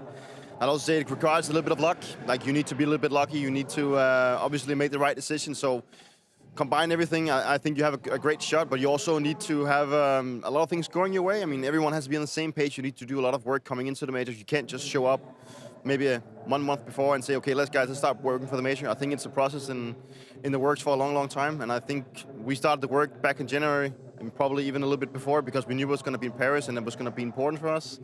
So it takes a lot, but going there, I think it's a possibility for pretty much everyone if they believe they can do it. Now we look at today being a very emotional day, a lot of people reflecting on the last 10 years of CSGO and what it's done for them and what it means for them. You've attended every single major. Tell me some of your thoughts when you think back at the 10 years and what you've achieved so far.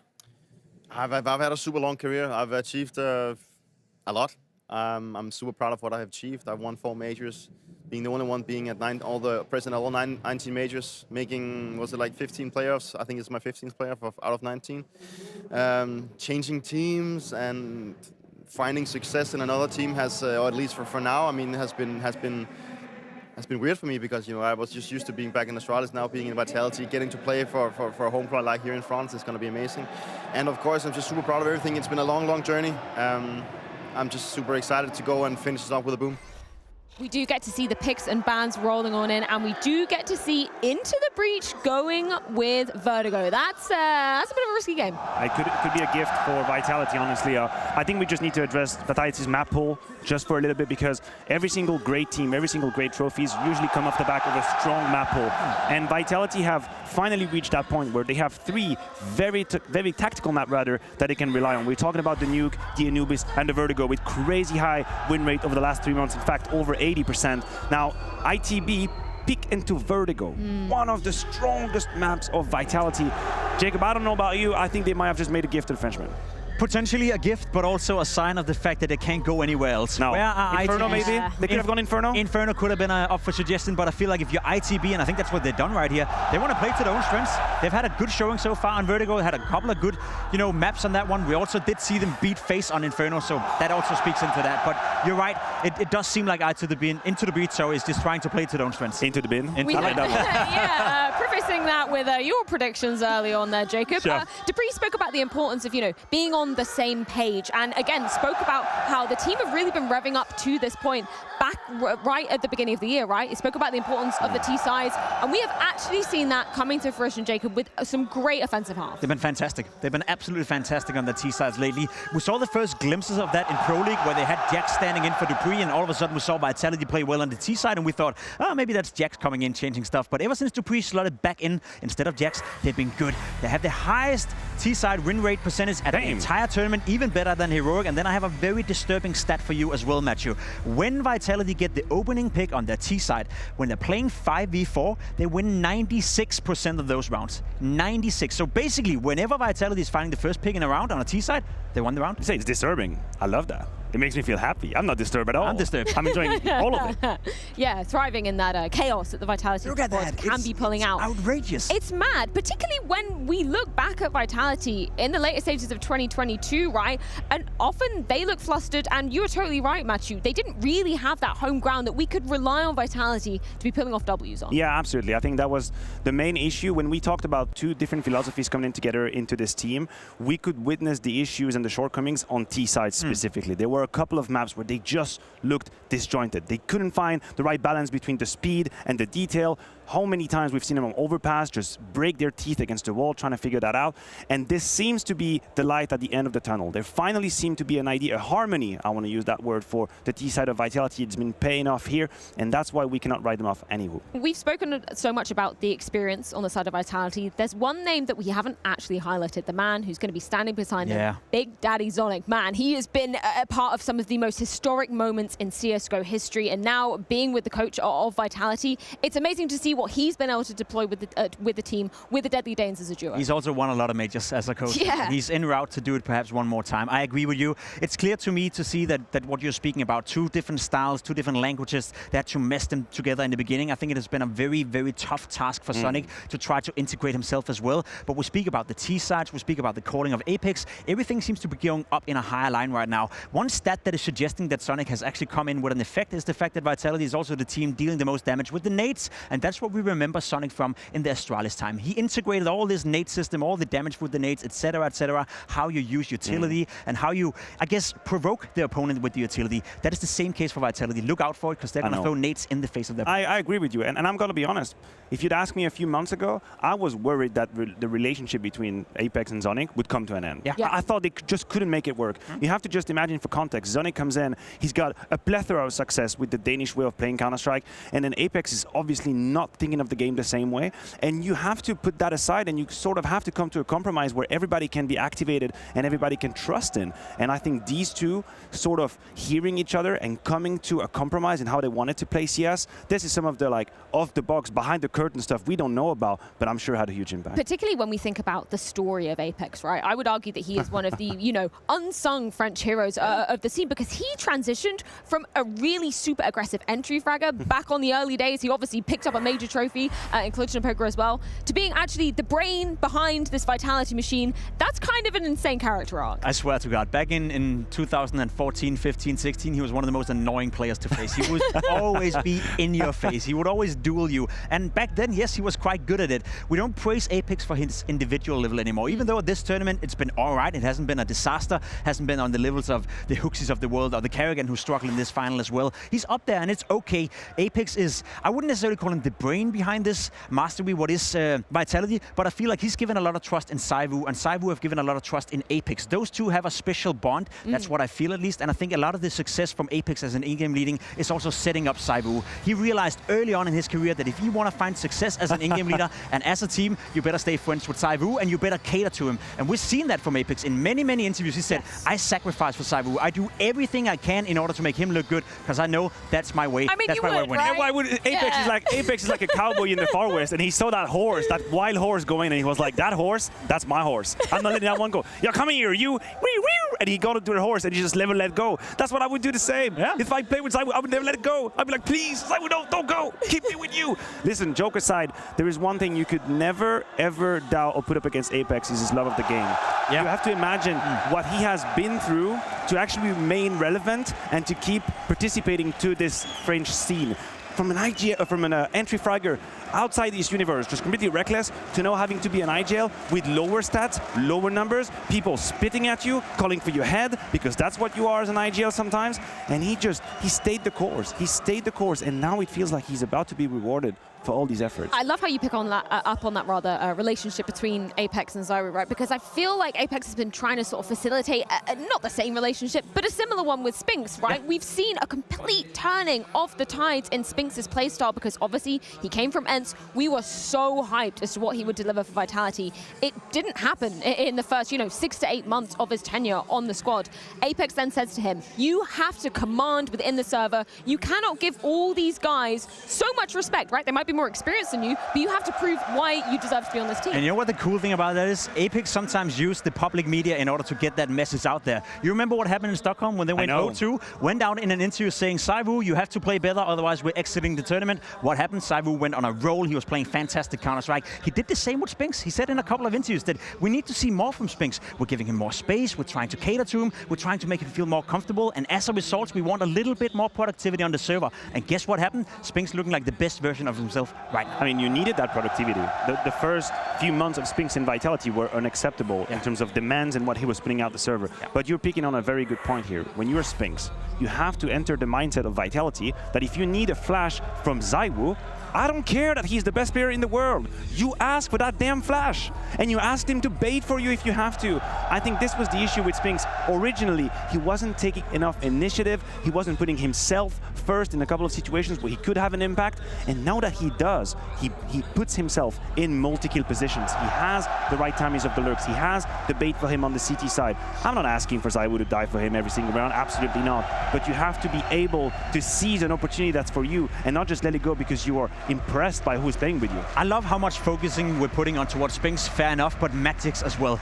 During the time where Spinks were not working out, during the time where Vitality were struggling, he was the one player that we highlighted saying that he's actually delivering what we can expect. It's not like he's always making the difference on the server, but he was the one player who always went free of the criticism because I think he always delivered at an acceptable level. That's the thing with Magix right now. He's also raised up. He's also getting better. The highest rated T-side player in the entire tournament. And we speak about Spinks, we speak about Zywu, sorry. There's so many different attributes to this Vitality lineup. They're playing the best brand of Counter-Strike we've seen Vitality play in a year. And Magisk also has been extremely valuable in just taking the hit and taking the fall in some of these maps. I think he's one of the few players where you can just say, listen, we need you to play here. Like, do your best. He started in Pit on Inferno. Now he's playing B on Inferno with Apeks. A couple of changes here and there. If you're Apeks, if you're Zonic, it's very important to have a player on your team who you know can step up to the challenge. Even if it's not exactly the best tailored for his stats. We're talking about a former MVP of a major, by the way. That's Magisk. But we don't need you right now, brother. We need you to be on B. This is where you need to be. We need that. And Magisk will do it. And that is very valuable. We heard similar sentiments echoed from Dupree as well, just after IEM Rio finally Vitality getting to hoist a trophy,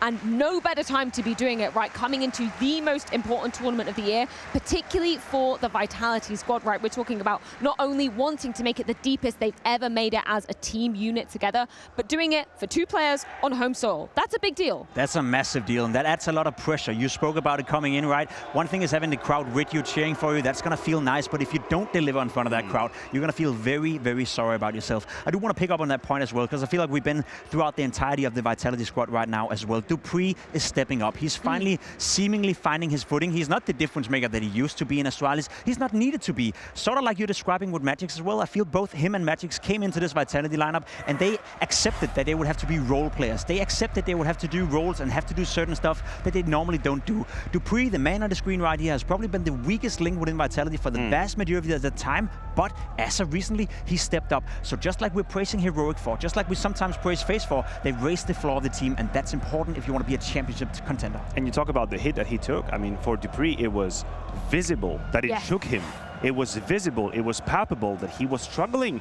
You're talking about a player that used to win pretty much every event he was going to, and then suddenly he finds himself in that system where he's not putting up individually. The game goes too fast for him. He's uncomfortable. His numbers are down. The team is losing. He's losing faith and confidence in his own play. And I think this is also a test of the true value of a player. Can you actually push through that moment? Because maybe if you can, the rest of the puzzle is going to start to make sense. And you win more rounds, you have more anti-eco, your stats are a little bit better, you have a bit more confidence confidence. There's a correlation between how a team is doing and how a player is doing, and it maybe, just maybe, Dupree survived the worst of Vitality. Well, we are almost ready to be getting this quarterfinal series underway, but not before you guys at home get involved in the action yourself. Yes, of course, there will be a show match ahead of the grand final on Sunday, and you guys, if you're watching on Blast.tv, can get involved in the picks and bans we got for this one as well. It's obviously a best of one, and we decided to ban Vertigo and Overpass. Vertigo. And I don't know. I hate Overpass. I've actually vowed to never ever play Vertigo in like premium ever again. Like I've made that vow,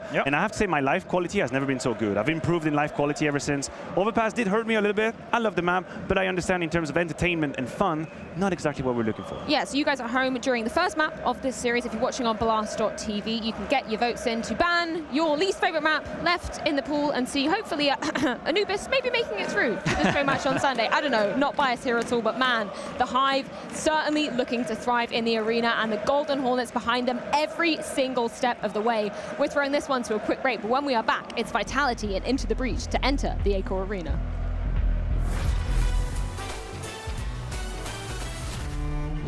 It means everything to play in the major. That's the goal of any player of this game. It was always a dream for me to win a major. To me, it's the standout players. They're the ones that win it, you get eternalized. It's insane the amount of his life that he's dedicated to this game. The last CSGO major, the pressure is rising. If you win a major, you'll be remembered forever. This is a major history.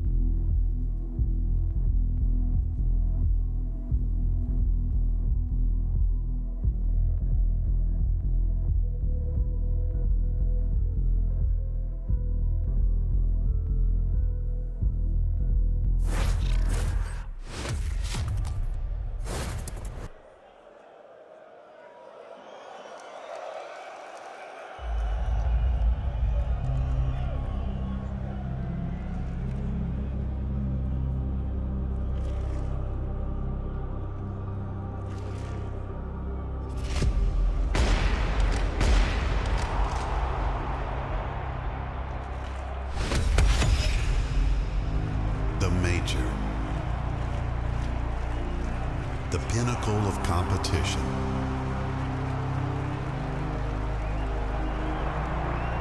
The gateway for legends.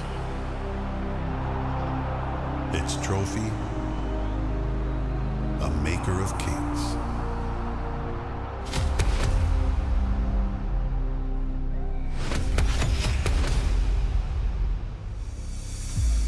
Counter-Strike in my life for 15 years.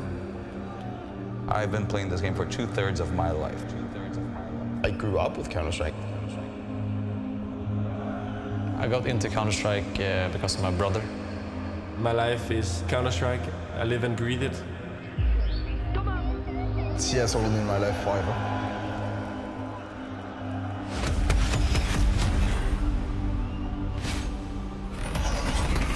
I didn't really know what I wanted in my life. CSGO was that answer for me. It's what I've always done. It's my whole life. And I wouldn't have most of the things that happen in my life right now if I didn't have CSGO.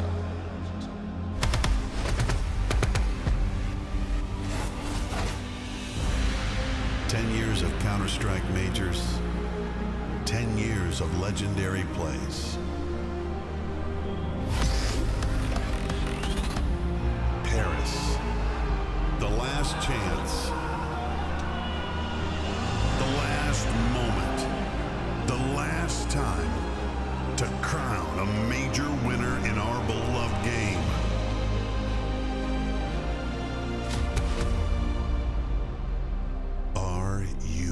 Ready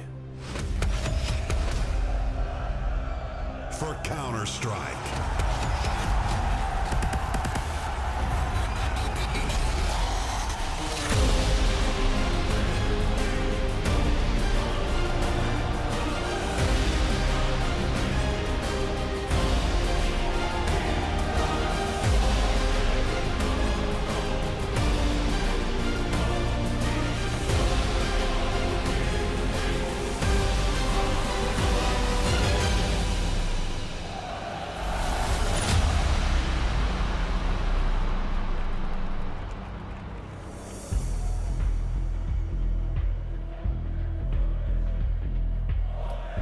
Accor Arena! We're moving into our second match of the day. A special one for the home crowd.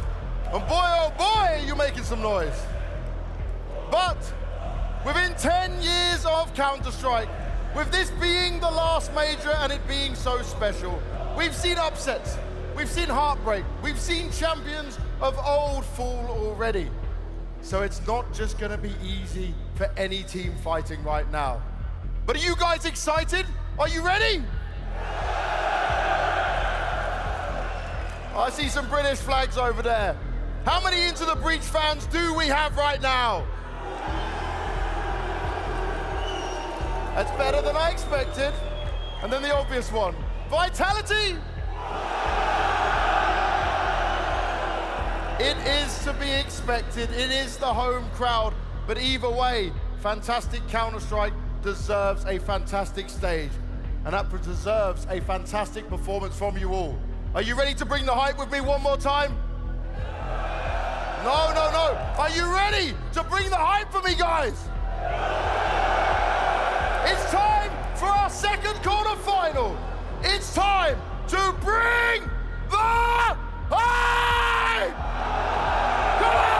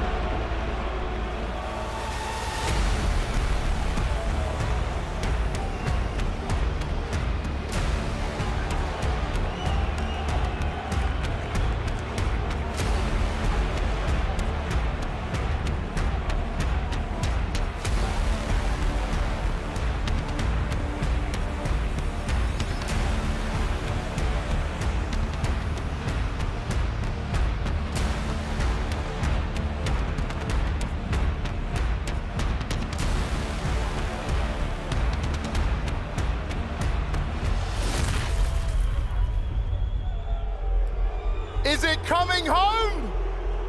This is Into the Breach. Cypher, at just 20 years old, he's gone up against some of the most iconic names in Counter-Strike and shown that their reputations mean nothing. Rallen, standing at 197 centimeters. He's gone on a journey looking for his home, looking for a place to showcase himself. Now he stands on Counter-Strike's biggest stage. Thomas, some said he had no chance. Other British players envied him. Others thought he would only be good for endpoint. But now he's into the playoffs. Crucial, coming from a country that isn't well represented at the top, deciding to find his feet within the British scene, fighting and never giving up. Now he stands before you, putting up one hell of a performance. And Volt, danger, danger, high voltage, beating Fnatic and showing them that they missed out on the rising player to get into the Breach's spot in the arena. Give it up for Into the Breach!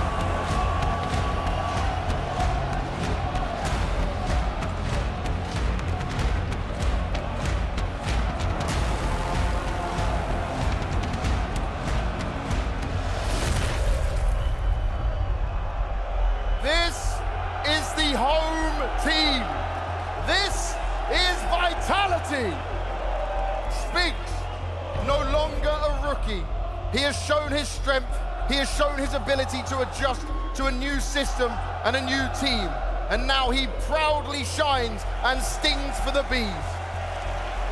Zaiwu, French royalty, the greatest rookie we have ever seen. Counter-Strike's child, still without a major. Apeks, 17 majors attended. One major trophy to his name, and a legend of the game. He doesn't hold back, he doesn't hide his emotions, and he hasn't ever given up. Dupree, the only player to have attended every major we've had. The most major trophies of any player left in the competition. Here he can go another step further to being the most revered major champion in CSGO. And Magisk, no longer a boy, but a man who has grown in and out of the server, lifting more trophies than most. He could end it in style here in Paris. V is for victory! V is for vitality!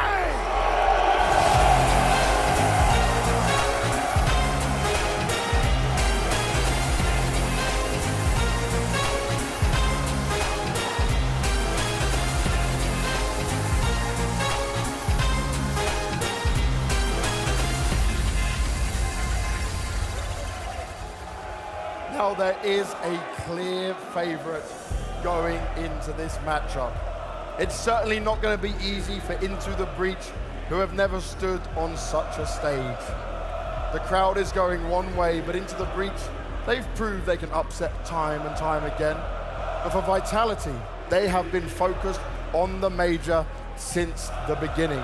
Their whole journey is around the major, and what they want to do here in this arena in front of their countrymen. Thomas is already up here to join me. Apeks is going to get himself in position. Thomas, crowd's definitely not on your side, mate, but does that bother you? No, you know, the French scene is awesome, so, it's going to be a great game, And for you guys, you don't have the same level of experience or even stage experience. What were you telling yourselves? What were you doing before going into this? We're just going to try our best, It's a great honor to play Vitality at their home crowd, like, they're absolute lads. They are absolute lads, and they're very close brothers to us. Dan, Paris is pretty special, mate. Yes, that's an amazing moment. One of the best in my life, without a doubt, so I just enjoy right now. I'm sure you do. I enjoy it as well. It's a beautiful sight to look at. But when it comes to the Counter-Strike, Into the Breach have taken down some big names. Is this as easy as people keep saying on paper? Of course not. It's a player for the major. They beat FaZe, ENCE, and Fnatic, which are all really good teams. So don't underestimate them. They can make a lot of damage. So we're gonna give our 100% to be able to make it through. That's it. And are you feeling extra pressure? Of course, there's extra pressure. We're playing on home soil, and it's always something special. We're only 2 French people playing the major, so obviously we have pressure. But that's fine. We're ready to handle it. Thomas. Oh, it does sound good. Thomas, is it coming home? We'll try our fucking best. I love it. Guys, shake hands. Take your seats.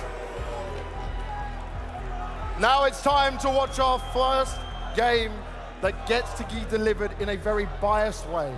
But I want all of you in this arena to deliver with each other great moments on the kills, great moments when you see every player make a good moment. Because this is what Counter-Strike's all about, and this is our last major. So Accor Arena, are you ready?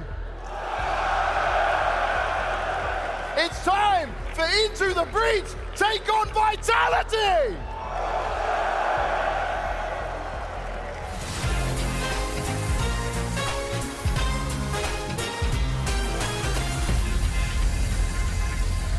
They go where no UK core have ever gone before, and this should be by the numbers, a baptism by fire for the hands of Into the Breach. Not only their first ever major playoffs as a squad, but they are battling against a home crowd.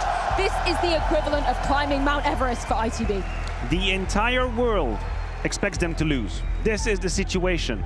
And you know what? Why not just take advantage of it? Yeah. Why not take advantage of the fact that there is actually no story at all, no data at all to support the fact that you could win? You have a team against you that has thousands of people chanting for them, thousands of people hoping to perform. Put them in the corner, put them against the ropes. 5-0, 6-0 lead. They're about to disappoint everybody. Just use it, make it a game if you're ITB, enjoy this damn moment. At the end of the day, that is the silver lining for ITB. As you said, no one expects them to win. No one even thinks they stand a chance, but we said the same thing when they were taking on FaZe. We said the same thing in a couple of the games in the Legend stage. Every single time they've proven us wrong, they've over-delivered, they've been punching upwards, and why not do it one more time inside this arena? Yes, I agree, Saivu, Apeks, Dupree, Magis, all these Legends are going up against you, but the fact of the matter is that what we've seen from ITB so far suggests to me that they should be competitive. Question remains, can they do it in the stage? I know, that's the question, right? Because it's been the magic formula for them. You'd watch them play in the Legend stage, and the attitude and the risks they were taking didn't make sense considering we had a major. You know, when Cypher just is playing Vertigo, a map we're going to have right here, and he just swings A ramp and swings A ramp again, and he just does an interview, he says, listen, I didn't have a plan, I just knew I was going to just go in there and get stuck in. Do that against Saivu, huh? Exactly, so I'm thinking, hey, you've already done it in Legend stage. Granted, I'll give you credit for it. Are you ready to do it in the arena? That is going to be the hardest test they've ever gone through. Indeed it is, but on the inverse, I love how honest Apeks was in that interview. Man, we definitely have the UK lads out in their droves with their flags, but the Golden Hornets looking like the bigger drove here in the arena. It's amazing just to see the crowd coming together for this epic clash. Yeah, it gives you goosebumps all over my body, right? It's I can't help smiling right now to be inside this environment, to be feeling it, to be hearing the crowd going loud. Now, I will say, into the breach, they can see these guys, right? They're pointing in another direction. They're staring in towards the 10, 15, 20 UK fans over there. And if they can just focus on them throughout the game, then maybe there's a bit of a chance, yeah. So, tunnel vision. Like the horses are running, right? And they're supposed to not see on the side. In terms of stage design, I think that's a bit of a favor going the way of ITB. We're trying to find it. Well, we are ready to get this game underway. Our second quarterfinal here at the Blast TV Paris Major. We have Vertigo, we have Anubis, and we do have Mirage as a decider if we do so need it. Let's get this quarterfinal underway. Well, here we go. Jason, we're ready. It's the second quarterfinals. How are you feeling on this fine evening here in beautiful Paris? Oh, this is absolutely wonderful. The crowd has brought it. The fans have brought it. France, Paris, we're here. This is wonderful. Vitality. This is a date with destiny. This is a team that should be lifting the trophy. I cannot think of many matches that are such a disparity between the two teams in basically every single sense. If Into the Breach can do it, it would be one hell of a ride. Yeah, here we go. We're going to get ready with it. Oh my God, this game could be something special. We're going to get into it right away. The opening match is on Vertigo. Vitality versus Into the Breach. And we will not delay any further. Into the Breach, they're going to be starting on the T side. And Vitality on that CT side, ready to make their country proud. You have no doubt about it. For Saiwu and for Apeks right now, there is so much underlined, playing in front of the home crowd. And Into the Breach, they have nothing to lose, and that's exactly what makes them dangerous. They're going to slow it down. They've actually got a lot of control already. Yeah, this is going to be a set piece the whole way, though. Utilities coming out. Here comes the attack. Apeks and ZywOo on the initial defense. First kill of the series, and that's the bomb. And all of a sudden, Vitality have all the advantages. Another! Sending one person with the bomb over on that side is definitely risky, and they've paid the price as well. Thomas and Rallen left trying to see if they can pull something back together again, but it's not going to be possible here.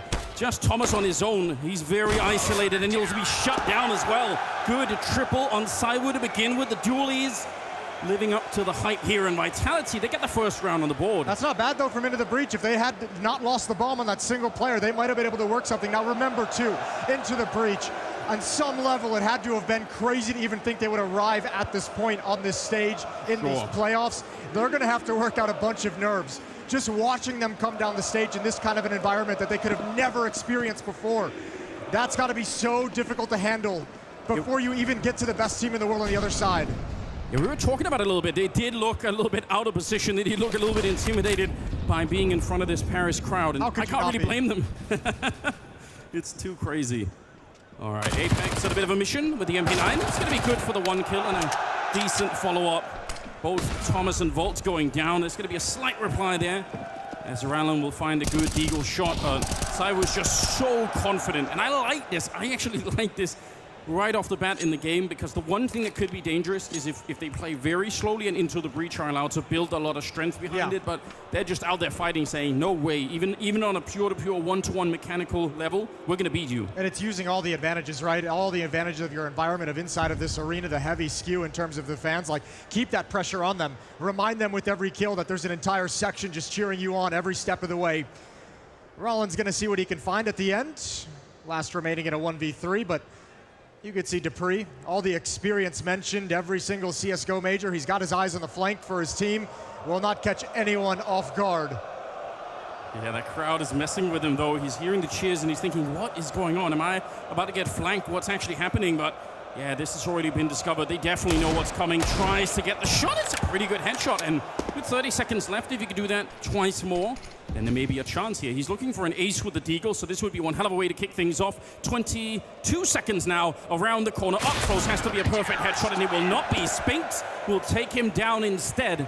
And Vitality, I mean, they're having a fight for some of these early rounds. Yeah, I mean, that one never really within reach, but nice and expensive if you're Into the Breach to make Vitality respend into the round. So M4's come up, no op yet on ZywOo. 2-0, but the AKs are out. The AKs are out for the attacking side. Let's see what they have in this first gun round. Yeah, all AKs, but then again, all M4s on the other side too, so they're going to be super ready. single MP9 in sight. They're actually looking to push the middle of the map right now, trying to see if they could put a little bit of pressure on. Yeah, it's only Spinks here. Yeah, should be fine. M4, he's set up a little bit of an off angle, but Volt just crouching in to take him down. Not even a flashbang thrown to set up that kill. And opening things up for Cypher and Crucial to go to work on the other side of the map, moving up ramp, just the two of them. Thomas far back in support, but look at the aggressive crossfire setup. There's the swing from Apeks. Can't handle it. Knocked off the building, and it's only Zywo. He finds one through smoke. And an important find as well. That's what keeps them in the round right now. If they don't have that one, this would be a very tough 5 versus 3. Vitality know it's coming, though. They're shifting. Dupree gets a deeper angle into the bomb site. May just starts rotating over towards middle. Zywo's even falling back from the A site. There's a timer on this. Into the breach, absolutely have to have immediate success. They do. Flash is good to begin with. Wide swing for Thomas, and he nearly gets what he wanted. Volt continuing. And he's going to take down Megasco on the other side, and they're going to be backing up already. So a first round on the board for Into the Breach real early on. Definitely great news right there. And while we're with it, just so we have a little bit of a break here, you can go and vote for the show match, which maps are going to be banned out there. You want to do that over on Blasted TV. Don't forget about it. That's coming up, obviously, on Sunday where the finals are going to be. But yeah, they decided to pull the plug, Jason. What do you think about that? Should they have fought for that round? No, they absolutely have to pull the plug. 4 players alive, control the bomb site as well. You're low on economy. You need these 2 rifles, and Rollins going to take another one away, just like he did with the Deagle to put them in this position. And look at the hunt. Look at the hunt from Into the Breach. A couple more coming, and Zywo's going to try his best to stay alive, and he can't. He can't do it. Into the Breach is on the board, and they've taken the money away. They were very, very hungry to get those rifles out of their hands. And you know what? Now those earlier rounds, the first 2, but they managed to do a bit of damage, they certainly have an impact right away, because Vitality actually can't afford to buy right now. Rylan doing a little bit of damage in that previous round, making it a 1 versus 2 at the end. Could hear Cypher screaming down in the booth.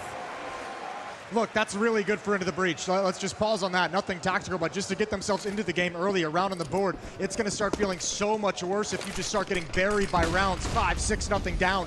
Avoiding that is a brilliant first step. And now we have to see if they can build upon it. Volt holding in middle, looking for pushes. A lot of emphasis over towards A ramp. No presence for Into the Breach at the B bomb site. And basic control being exerted. Defense being forced back just slightly. Into the waiting arms of Volt, who's got another opening. That Spinks down first again. Both with MP9, that's what could be dangerous. That's going to lose the AK in the middle of the map, and actually they could go pick it up, but the rest of Into the Breach are taking the bomb site. Apeks alone with the Deagle, and he needed to commit to that fight. He probably thought there was someone behind him, and he wasn't wrong, but he could have maybe had one of them there. 1 versus 3 Dupree, and the AK is just going to be more valuable than trying to go for this one. So they will tie up the game right away. Into the Breach. 2-2 against Vitality to start this series with. Early days, Jason, but makes you a little bit excited. Yeah, it's got to, seeing this fight out of them. This is great. You got to remember, too, this Into the Breach team, like, they're obviously on some level going to just say, we're happy to be here. We're happy we've gotten this far. But remember, too, this is a team that's not just playing for the 5 people within that booth. On a certain level, I spoke to Thomas the other day, they're also playing to revitalize the entire region, the entire UK right. Counter-Strike, reinvigorate some pride. They very much feel the weight of that as well. Anything they can do to make this difficult, anything they can do to overcome this is going to be so important to them. Yeah, because in Counter-Strike Source, British Counter-Strike was really a real thing, right? They had real teams competitive at the highest level, but it never really materialized into CSGO, and that was disappointing for a lot of people who were hoping that some of those star names would sort of make it into the space and really carve their way out. So I don't think you're wrong. It's true. Into the Breach are really here to try and pave the way for the entire nation to get a little bit inspired and show that they revitalize, can do it again. Yeah, re-inspire exactly. The entire scene. Crucial's going to turn the corner. Plenty of bodies for him, ready and waiting. There we go. A little bit of Mac 10, couple of kills there to make some extra cash. They're going to be off to a flying start here. Even losing the pistol, they're going to be fine. 3-2 in favor of Into the Breach, the massive underdog. I don't think have we ever had a game of this caliber on a stage where there's such a discrepancy between the names that are in here? I sort of doubt it. Not that comes to mind. Yeah, this would be an absolutely historic upset. Still far away, but I gotta say, very happy, very pleased. The British fans are as well. A 1-round narrow lead over Vitality for the moment, and still They're keeping the AWP away from ZywOo due to the money issues, the economic damage. They're doing a good job of keeping the best player in the world off his best weapon. Which has got to be a huge part of the game plan right here. Now, a quick tech timeout. So getting something sorted out for Vitality before we can get back into it. But yeah, this is about the best start that you could have hoped for right here. And that's a crucial point that you're bringing up right now. Not having the AWP on ZywOo, because that is the super weapon that they have on the Vitality side to shut down into the breach. Yeah, the longer you get to avoid that, and especially when you consider how much emphasis we've seen into the breach put towards A ramp early on, a couple of rounds with 3-4 players in that position, like you're going to want to avoid that AWP as much as humanly possible. That's going to make things so much easier to start your rounds. Mentioned into the breach and what they're playing for, Vitality, all the experience on this team and the various things they're playing for. Fresh Legend and Apeks getting his second major trophy, still possible. dupreeh becoming the winningest major player of all time with 5 if he can make it happen. And obviously the man right there, ZywOo, a date with destiny, can snatch a major trophy right in its dying days. And you can't say he wouldn't deserve it. Nobody has broken through like ZywOo did. When we first heard his name spoken, we were like, oh, this is interesting. And then within a matter of months, he was just a household name. Everybody knew who he was, and he's just been powering through ever since. If one player, I would say, especially now that Nico is out, I would say ZywOo is the candidate for somebody that should have won a CSGO major, and still can. Still has a fantastic, fantastic opportunity for it.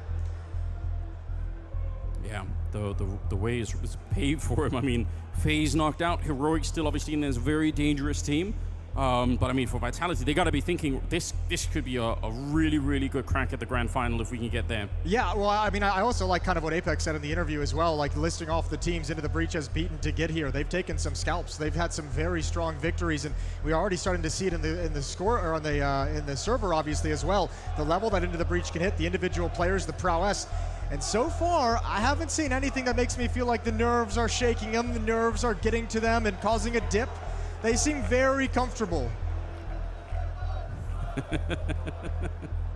No, I haven't seen that either, but to be honest, I think it might also suit a team like Into the Breach to sort of be the underdogs and to just come in and just, you have almost nothing to lose. I mean, Thomas talked about it in the past as well, how they don't necessarily have this ZywOo to play on their team. Sure, Cypher is really good, and he's really improved a lot and just proven that he could do it in a smaller stage during the RMR and then all the way through the majors so far, but they don't have the same firepower that Vitality do, so they have to do something else. They have to play differently, and that's the mentality that they're coming into this with. Gonna have to do it as a team, as a unit.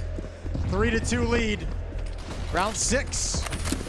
ZywOo's gonna get aggressive down the ramp, wants to spam through the smoke. All of his shots, almost taking down Cypher, who's still gonna step forward aggressively, but the Molotov brings him right back.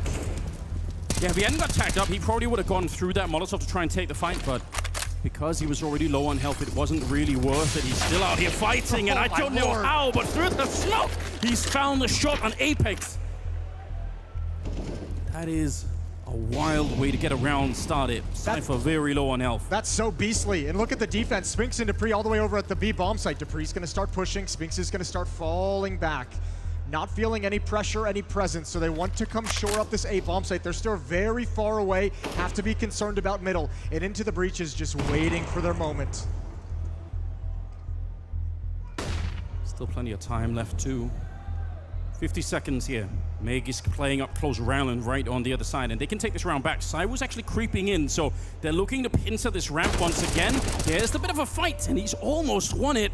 And ZywOo not letting go of bullets. He's out in the open, and I don't know how, but Cypher, he's picked up a deagle, and he shots down ZywOo. This is absurd. Spinks now in a lot of trouble, trying to get flashed in, but it's a 3rd kill, as Cypher is picking them apart right here.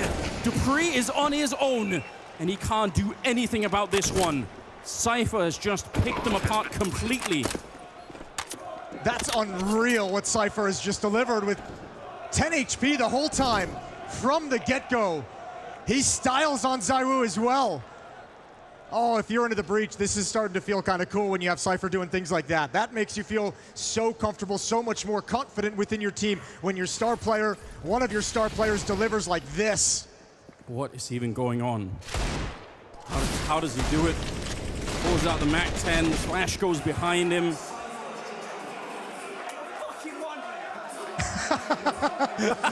He's getting into it. 4-2 into the breach. Yeah, he should be getting into it. This is unbelievable. 4-2 in favor of Into the Breach now. It's still really, really early on. So this kind of pressure for Into the Breach, it has to keep going. They have to keep stacking it, and they have to never let Vitality back in, because it could change in a round or two. Well, it's going to certainly have to change in the next round. The next buy round is going to be in Op and ZywOo's hands, and if it's not, something's gone terribly, terribly wrong. They've even forced an early timeout out of Vitality. In round number 7, Vitality trying to get back to the winning ways, trying to figure out what exactly is going wrong. So Zonic involved in the conversation. Des touched on it, you touched on greatest coach of all time behind Vitality. Everything in this major, between having Zonic behind them, between Apex's leadership starting to feel much more comfortable than it has in the past, the rise of Dupree, it all seems like it's fated for Vitality to be peaking at the perfect moment. And all they have to do is not stumble over this obstacle of Into the Breach. Yeah, don't fall behind against one of the most unlikely teams to have made its way here. And yet here they are. 4-2, leading into round at number 7. Vitality, they're not going to have that much to play around with here. Dupree's got the 1M4, they got some Deagles, which means they're still dangerous in this round. Wouldn't discount Vitality just with what they have here. Again, slightly in towards the A-bomb site. And Dupree and Spinks in the B-bomb site with that one rifle. I think they're boosted up as well, assuming that they can try and get a deeper look down towards the stairs. Ooh. This is nice, Into the Breach. Multiple times now we've seen them able to bully their way up this ramp. Cypher and Crucial working together again at ZywOo. They would meet. If Crucial turns this corner, that Deagle, a little dangerous with these jiggles. And Crucial wants none of that fight. And Cypher's feeling it. He knows he has the opportunity here. Goes for the wide swing. A little bit of a return to spray. He's so deadly accurate. Taking down one more and tapping away against Apeks, who just won't be found. Tries with the Glock. He's hungry for this kill, and he's going to continue. Just relentless aggression coming out from Cypher. Even if he doesn't get those last kills, just putting on so much pressure. And now it's all on Spinks here to try and do a bit more damage. I don't think he can win the round any longer. But maybe get a kill, maybe steal an AK. Cypher just relentlessly hunting. What's wrong with him? No, I love it. I think you're exactly right. This relentless aggression, it's just no matter what decision you make, do it 110%. Cypher embodying that at the moment. Another pair of kills in this round. And Into the Breach is going to be up by 3. Go good taps at the end. Cypher finding another triple kill for himself. Puts him at 10-3. And Rallen right there behind him at 8-3.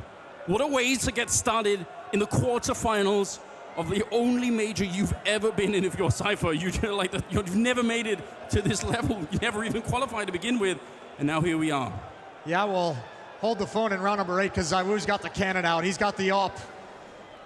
Let's see how it goes in this round. If something is going to quell this A-ramp pressure from Into the Breach, it would be ZywOo's AWP. The only thing it hasn't been tested in this part of the map just yet.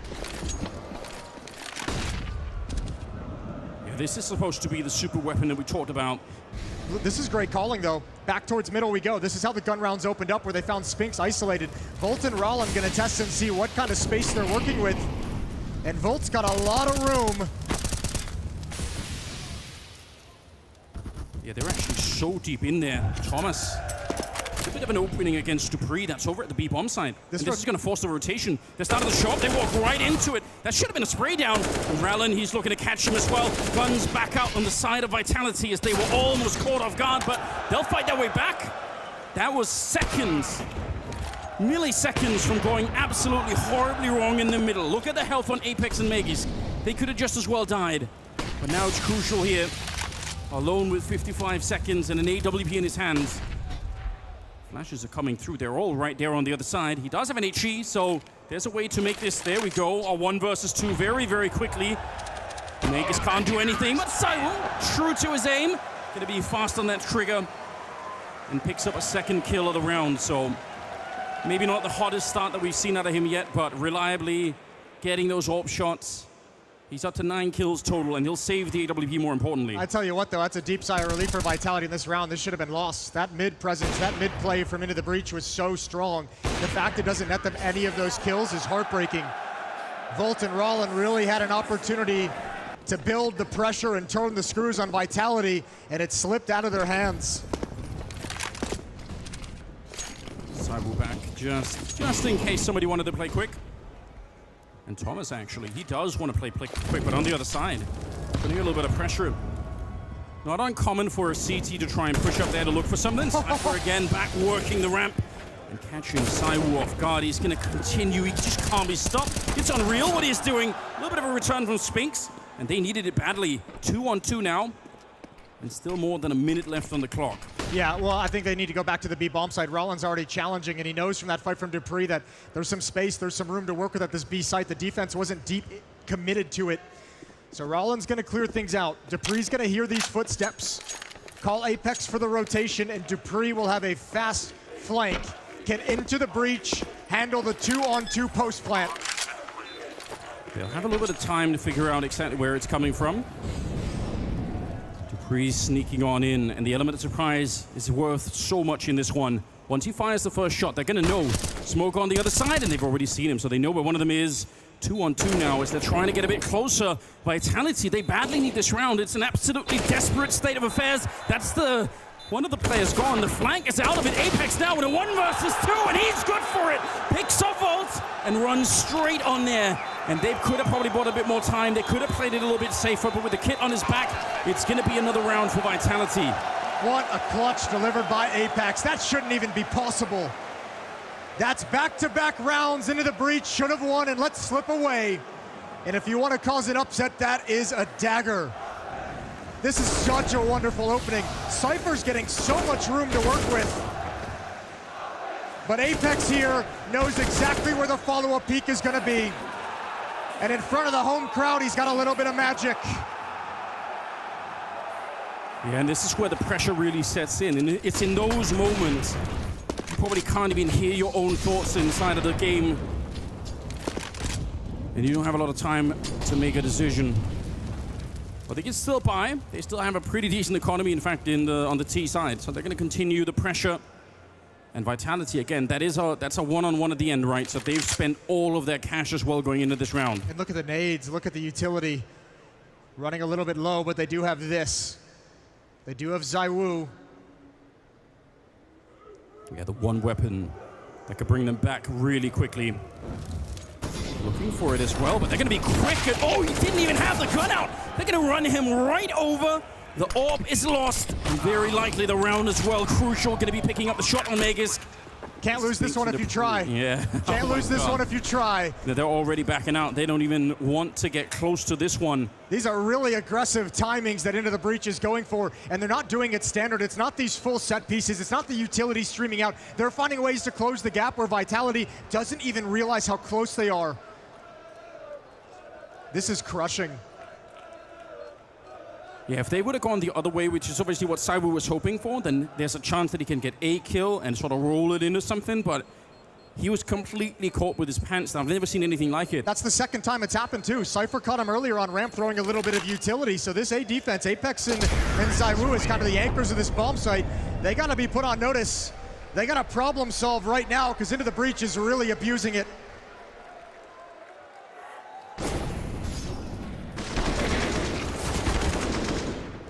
Volt and Thomas in charge of that one early on, and just as the smoke pops there, Crucial is able to see it. Some frustration already showing on the faces of Vitality. No, that's not frustration. That's just Apeks. It's all good. That's standard. Yeah? You hope, Jason. It's on top for now. See us on top. 6-4. What an absurd way to end CSGO with a result like this. If they can power on through. Still, very early on. We're not even through the first half yet. FAMAS picked up on Vitality, and we got a couple of M4s as well. But again, on the grenade front, got someone to work with here, Vitality at the very least. Yeah, but I mean, this is a really shaggy buy, isn't it? Zaiwu's got the opening. They get pulled into the peak. The AWP is able to ring out to find an equalizing kill. And Into the Breach love this fight. They're going to come right back into it, but Spinks this position. Everyone else has fallen back. Cypher's going to get caught, finally neutralized, but there's no escaping Into the Breach. Volt's got the trade. That's a sick position for Spinks. They definitely weren't ready for it. Did he spot that? I think he did. It looked like he did. But they're both falling back. Are they going to want to try and surprise him here? FaMAS doesn't look like Apeks knew at all, so maybe not. Saiwoo's back here. Are they going to check? They have Molotovs. They can try and find him out. There's the grenade, and Saiwoo, he's good for the 1 kill at least. But now it all falls on Dupree. These early rounds are so important. The Into the Breach momentum, it has to be broken right now. And the guy who's been at every single major with the FaMAS and with the health to try and follow it up as well. 24 seconds, they're ready and waiting for him. They know this could be coming. A little bit of a grenade, good spam, but the bomb is still planted. Jump on over, he knows where Crucial is. If he could find another grenade somewhere, that would be huge, but he can't, and Crucial will take him down. A double kill for him, and Into the Breach. Another round that goes their way, 7-4. And once again, shattering the economy. That was a FaMAS buy from Vitality. They've got nothing left. They'll have to drop down to pistols. Fantastic trading the whole way up this ramp, and once again, Into the Breach. Whenever they take this ramp fight, they don't fall away. They don't back off. They keep coming back for more, and Crucial's got a big boy clutch. Deagles for Vitality, that's all they can muster in round 12. This is astounding. Into the Breach have not been cowed by any of the Vitality victories. No, they really haven't. They're playing on a level that not many people were expecting. Maybe nobody. Deagles picked up from Vitality now and Into the Breach. They're giving them nothing for free. Thomas is going to be going down. It's Magisk. Always quite good with the Deagle. They're going to want to, throw away the rifles. Seems silly, but controlling those rifles fallen is super important. Yeah, but I feel if you're Vitality, you got to know what's coming next. It's got to be easy to read. You've lost A ramp so many times. Into the Breach has attacked it and exploited it so many times. Get your defense shifting. But back to the B bomb site, back to B stairs. Dupree, he's going to get caught out in transition, out in the open. He comes from the wrong side, he goes down, and the defense did shift over towards A. Magisk is hustling back, and Apeks is going to get aggressive. Man advantage still, and Into the Breach not yet into the B bomb site. This should almost be impossible for Magisk to defend, right? One Deagle against 3 people coming in. They've got grenades. They're going to be trying to run him down before more backup is being called for. Magisk, though, good position. He shuts down Volt, and those bullets keep ringing out. He's bought time. Maybe just enough time for this round to work out. A missed opportunity for Crucial. And there's the flank coming in, slowly but surely. They feel it. They know that it could be happening, but the problem is they can't spend all day. They need the bomb plant as well. They don't have a lot of time right here. 18 seconds now. A missed shot again. Trying to draw them into the Tech 9 is what they're doing. There's Rallen with the kill, so the flank is gone, and now we're down to 10 seconds. Rallen, the spray continues, and they follow it through Into the Breach. 8 rounds picked up, and they solved that 2-on-3, and that was not easy. Crucial's aggression pulled Saiwoo out on the flank. He was trying to be patient until they committed, and they showed commitment. And Saiwoo gets picked off, makes it a 1-front fight. Into the Breach have yet again solved the Vitality puzzle. It's 8-4, and now you start feeling a little bit nervous.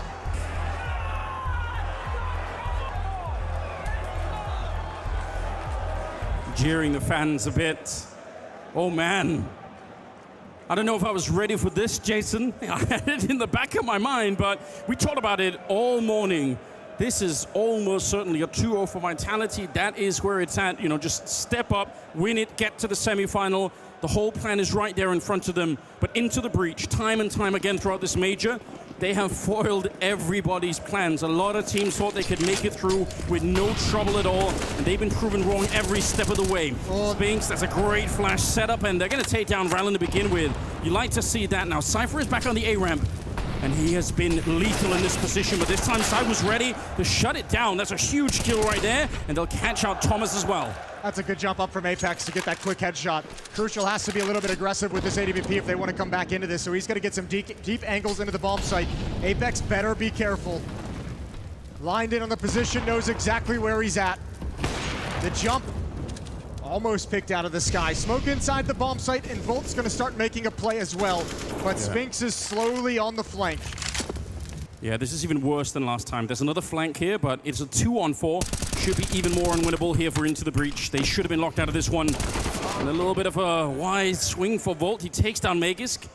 They have to realize the flank is coming through. Otherwise, this is going to be over right here and right now. And it will be. Spinks, it looked like Crucial did have it in the back of his mind. But the problem is now the bomb is down. And Volt is walking back in to try and check it out. He's good for the one. No immediate threat there. He could still walk away from this bomb site. He's got plenty of time, 35 seconds. If he just hits the pause button, might be able to make them a little bit nervous. Apeks and Dupree in a 1v2, a must-win. A must-win round for Vitality, down 4. 27 health. And there's no way he should be able to do this. Crouched on in. Does see just ahead, and now Dupree's been wheeled in, and with no weapon in hand, it'll be easy for Dupree to pick that one up. Vitality. Oh, they needed that one so badly. 5-8. And we're going down to the last couple of rounds of this first half here. But Into the Breach have already done so much work. Yeah, they've sent the message they're here to play. They've sent the message that this stage isn't going to scare them off, isn't going to weaken them. Still a tough round for Vitality to keep within their control. Some desperate plays just to keep the man advantage sustained. Yeah, the pressure is on. And again, Spinks, same flash setup and same exact kill as last time. Rallen going to be frustrated behind that one. He's had a great first half already with 14 kills, but not going to be allowed to play in this 14th round. Spinks is getting back at him for some of the early pressure that he fell prey to in the early gun round. So right late in the half, he makes some moves to get himself on the board. Volt having presence in middle, throwing a little bit of utility, but it's not going to fool anyone from Vitality. Defense is still strong here on A ramp. They're going to double swing it. AK on the other side. Cypher is only good for the one, and that's going to be worth it. Turned around. Crucial actually will steal a kill at the end. I think he was waiting for a flash to be set up there, Apeks, and just almost got a little bit edged out. Magisk, are they going to know? Oh, the spam, it's nearly good. And they didn't quite get him with the HE either. Molotov in the back to force out the AWP. He's not going to budge at all. Saiwu is a little bit too far behind. 50 seconds. This is actually pretty dangerous for Vitality, though.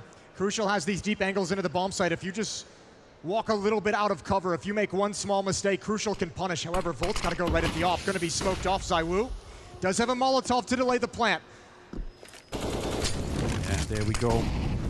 Throws it up, and that will really slow things down, which is something that Into the Breach can't afford. 27 seconds here. A little bit of a shot comes through. They're worried about the flank once again. And Volt with the bomb plant now. They're going to try and run him down. He does get the bomb planted, but it will not make a difference at all. Crucial send flying off the side of the building. It's Magisk with the double, but man, these are rounds that look and feel scary. You can tell how focused Vitality have to be to not make any mistakes in these even favored rounds where they have the man advantage. They still have to really fight for it. Yeah, that's some fine nade work. Nice patience from Vitality. Coming back into this map.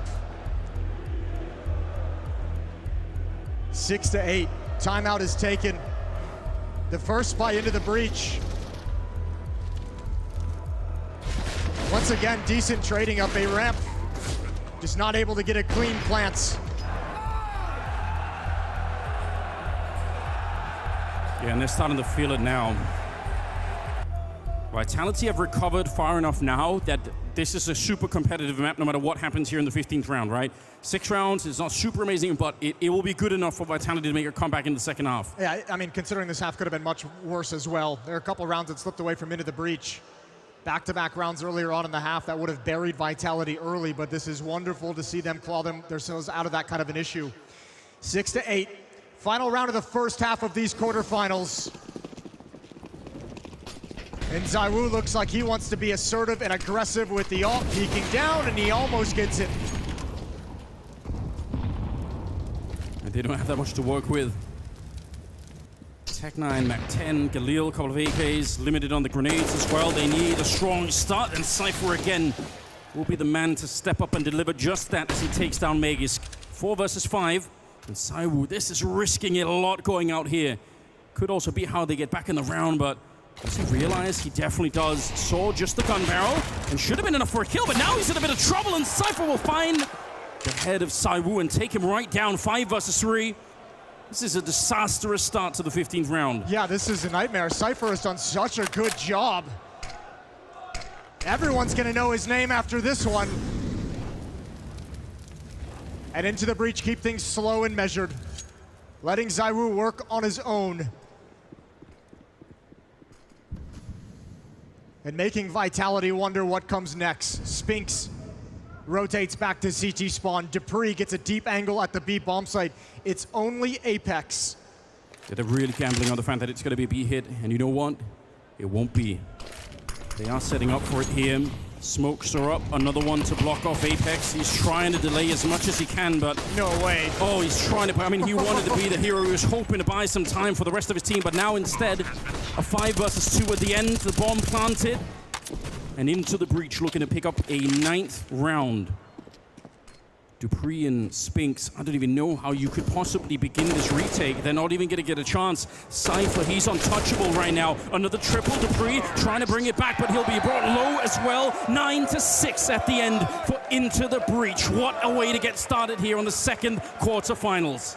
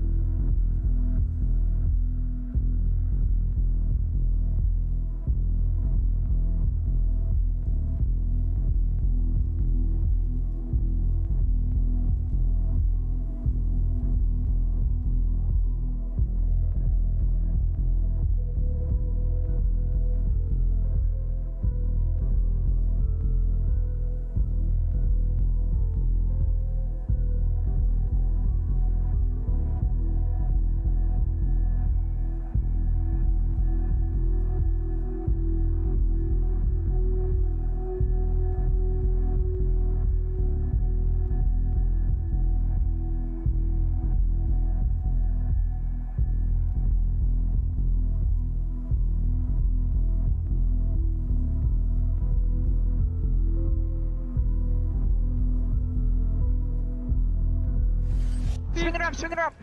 Calling Apeks. Stand back! Nice! Careful blank. I think, yeah, pick out the back. Pick the back. Could be yellow on time and by that. Yeah. Can Ivy, guys.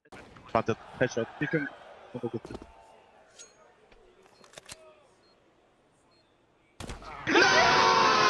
Let's fucking go. Let's fucking go. Well, now everybody's shocked, Jason. We're back into the mix. It's a 9-6 first half in favor of Into the Breach, as they are the massive underdog playing on foreign soil here in France, in Paris. And right now, they are shocking the world. Paris, are you with me? Beautiful. Let's get this back on track. Vitality, they need the hype, they need the pump to get back into this one, because that was a very flat performance in the first half. The opening here for the French were not strong enough, and into the breach, they are feeling hungry right now. You can tell by the way that they play. So Jason, they're setting up a little bit of a trick Molotov to try and stop the rotation as they are heading back. Oh, actually, they might have actually fooled them here. Running for the middle, Dupree will knock out Volt, but the rest of the defense is good. Crucial with a huge mistake, trying to unscrew that silencer, and we're into a 3-on-3. The bomb planted. Rallen and Thomas, they're right there in front. A little bit of a peek here, Dupree. He's good for one more shot. He's got a couple of bullets left, hasn't really reloaded yet, and he's getting edged out. He needs some backup, and he will not be there in time. Cypher with the duel. He's now 1 versus 2, trying to hunt them down. Oh, they're staying hidden. He should be dead, but he hits the headshot coming back. He's looking for it, and there's no way! He's taken the last one down into the breach. Shocking the Counter-Strike world. You can't stop this guy. He silences the crowd. That's unreal. What a game and a performance he's putting on the stage for the first time. Oh, this is wonderful. How is that even possible?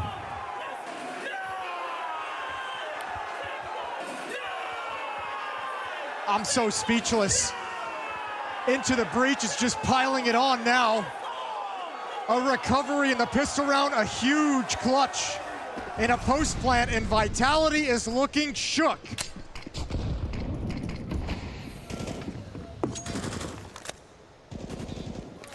Yeah, there should have been no way. He has to run away from the bomb to try and hunt them down on the ramp to even get close to getting that round. And Magus was waiting for him out in the open, and still he wins the fight. Oh, Vitality, they're in trouble. Well, they bought up in this second round. They're going for it here. They want to return the favor nice and quick. Into the breach, have all their resources here.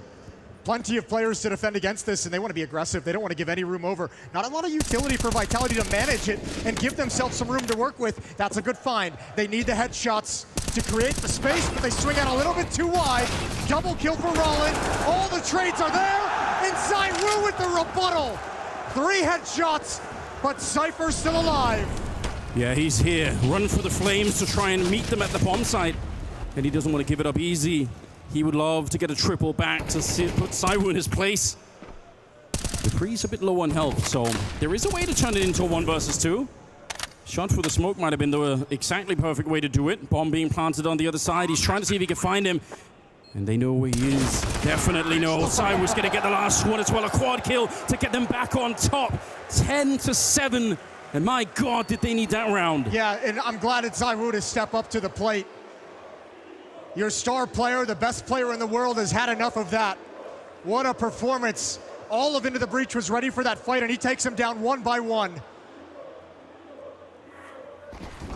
And you better praise him, because he just put a little bit more life into the Accor Arena.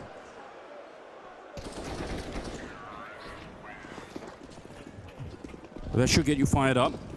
It should give you an advantage as well, right? That was a force-up. They end up winning it. And now Into the Breach are out of money right away at the start of the second half. So you're not going to get many more better positions than this to launch your comeback with. 3 Deagles and 2 5.7s. A couple of scattered grenades there for the CT side. But this should definitely be Vitality picking up this one. And ooh, crucial.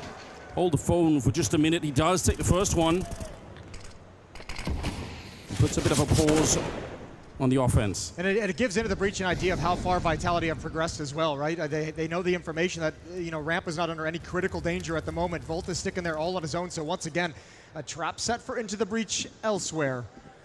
Cypher and Thomas at the top of these stairs that Magisk will have to contend with. And they're going to push into the smoke, getting creative, getting a little cheesy, and another trade.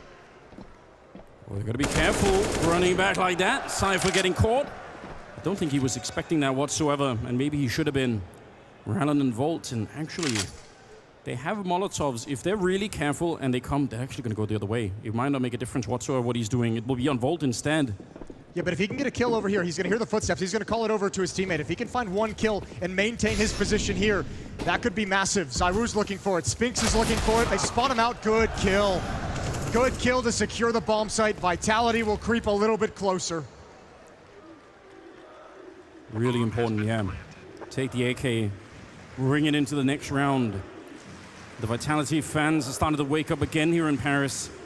They were quiet for a minute there. They were feeling a little bit nervous, I have no doubt about it. But seeing Vitality now back to 8 rounds, just 2 behind into the breach, makes the comeback a lot easier to believe in at the moment. And the fact that it was on the back of Cyber getting a quad kill, putting himself up to 18 overall. Still a little bit behind Cypher, who is somehow at 21 kills. This is going to put a little bit of pressure moving forward on into the breach. They're about to enter a save round with this AK-47 is all they have left. So now the story kind of changes for them. Can they stabilize their economy on the CT side quick enough? Can they get enough wins early on to get comfortable with their economy to keep fighting, to keep Vitality at bay? Otherwise, this can reverse very, very quickly. And throughout this game, Into the Breach has been able to play from the front. They've been playing with the lead. It changes so much if Vitality regain that control right towards the end of the second half. So much emphasis on the next round. But for here, in round 19, we look at what Roland can do with this sole AK-47. Going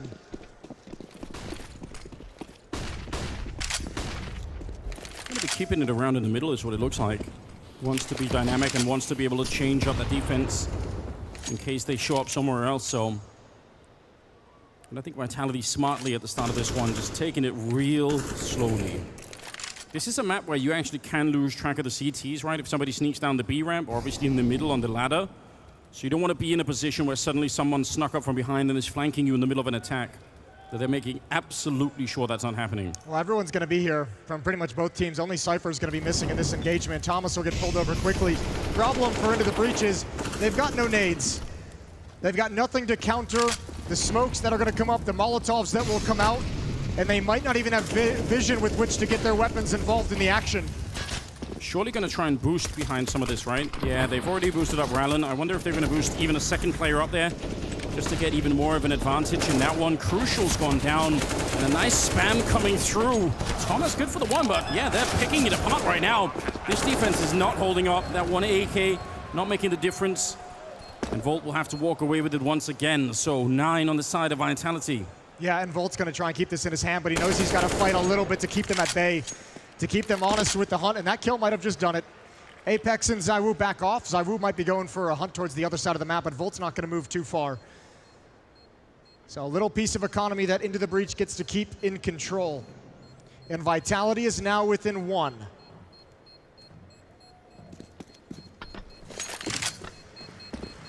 Well, that drum in the back, firing up the Vitality crowd. 1 round separating these two teams. And for Into the Breach, there definitely looked like there was a moment where they could have got rid of Vitality early on, but now that they're starting to wake up again, this is where suddenly the question of just having been here before, of having tried these comebacks, of having the experience, will make all of the difference in the world to a team like Vitality. Yeah, Vitality withstood the early punches pretty darn well. And now it comes into a long, drawn-out affair, so another test for the inexperience of Into the Breach. Crucial and Volt as the initial defenders at A ramp. ZywOo's got the op out early, praying, hoping for a peek. And already tagged up a fair bit. Volt, not too happy about that, I'm sure. But this is all just an early display of force for Vitality, right? The bomb is still in the middle. No one's really picked it up, so they're going to be just fine. Plenty of time as Meg is just creeping on in. That smoke is one that he himself can kind of use to get up on the railing, although might be watched for. Cypher's on the other side, just waiting for it. And this is getting real close now. Some shots are coming through. Cypher, he's got the right idea. Meg is still live, though. Happy to give it up now. Still 55 seconds, which is a lot of time on a map like Vertigo. Oh, I think he spotted that. Yeah, he did. Oh, Meg is just ducked down. Still, they're just waiting, expecting more aggression to come out. ZywOo's nearly out of the round. He's down to 2 health. And Vitality haven't gained any map control. All they've done is apply pressure to B stairs. Magus just let his kind of presence known for Cypher, but they're not scared at all. Yeah, but On the other hand, Cypher is still alone. Look at this four-man push. Okay, great. They're going to find Dupree, but if they take out Cypher right now, there's still a way back here for Vitality, and they know it. Deep flash as well. Cypher is lucky to be alive behind that one. Bomb is being planted down in front. Vitality, they're not out of this round yet. They might still have a crack at it. Cypher's creeping on in, and he'll find Apeks. The spray continues. Cypher taking down Vegas, leaving Spinks on his own in a 1 versus 4 that is almost impossible to win. They know where he is. They've got him pushed out of the bomb site, and they're going to go for the defuse right away. 11 rounds for Into the Breach. And Cypher, he is worth everything right now. He's down to 1 health, but he defended that bomb site like a champion. I cannot believe what he's delivering inside the server in this game. He was so phenomenal on the T side as well, attacking a ramp, now defending this bomb site. Look how much pressure he's under. This is a 1v4, and he's got the balls to make that play. 23 kills for Cypher, leading the server amongst legends. 2-round lead. Yeah, you could have made an argument, surely, that he should have waited for his teammates and they should have gone for a full, a structured retake of the bomb site and all the rest of it. He's like, nah, I'm just going to try and see if I can do this before anybody else even knows that I'm here. And it turned out that was a really strong play. Vitality, Jason, this is almost all of their money put into this round. They're in a very precarious position right now.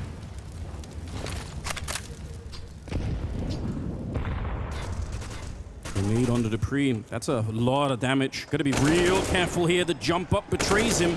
Yeah, that's the worst timing for Dupree to go for that jump up. Volt peaks while he's in transition, while he's in the air. No chance for him to fight back.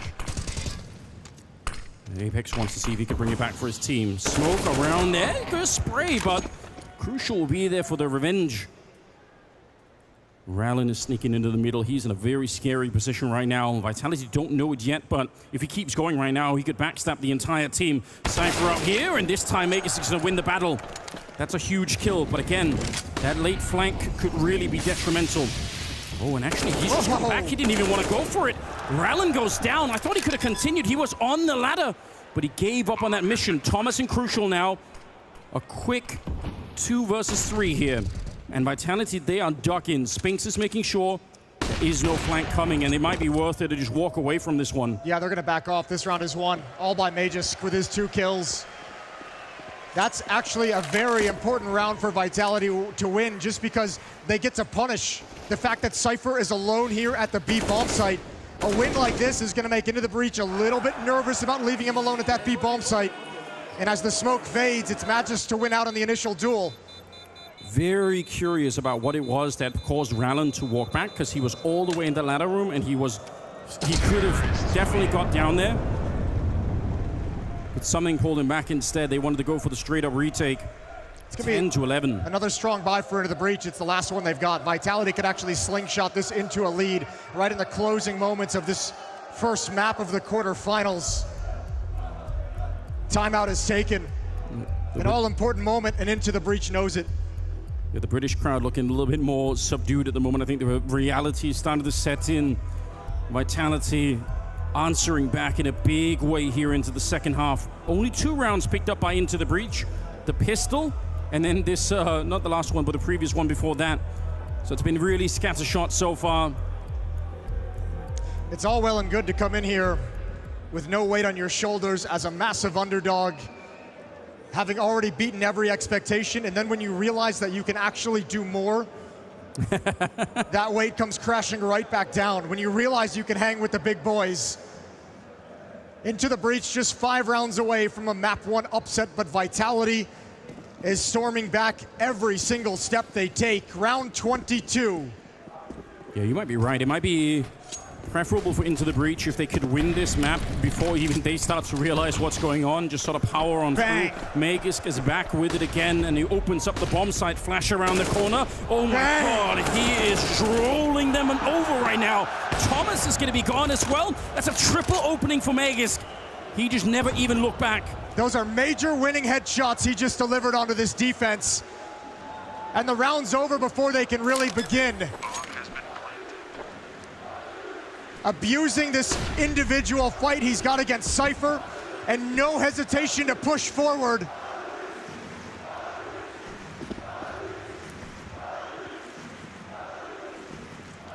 To chants of his name.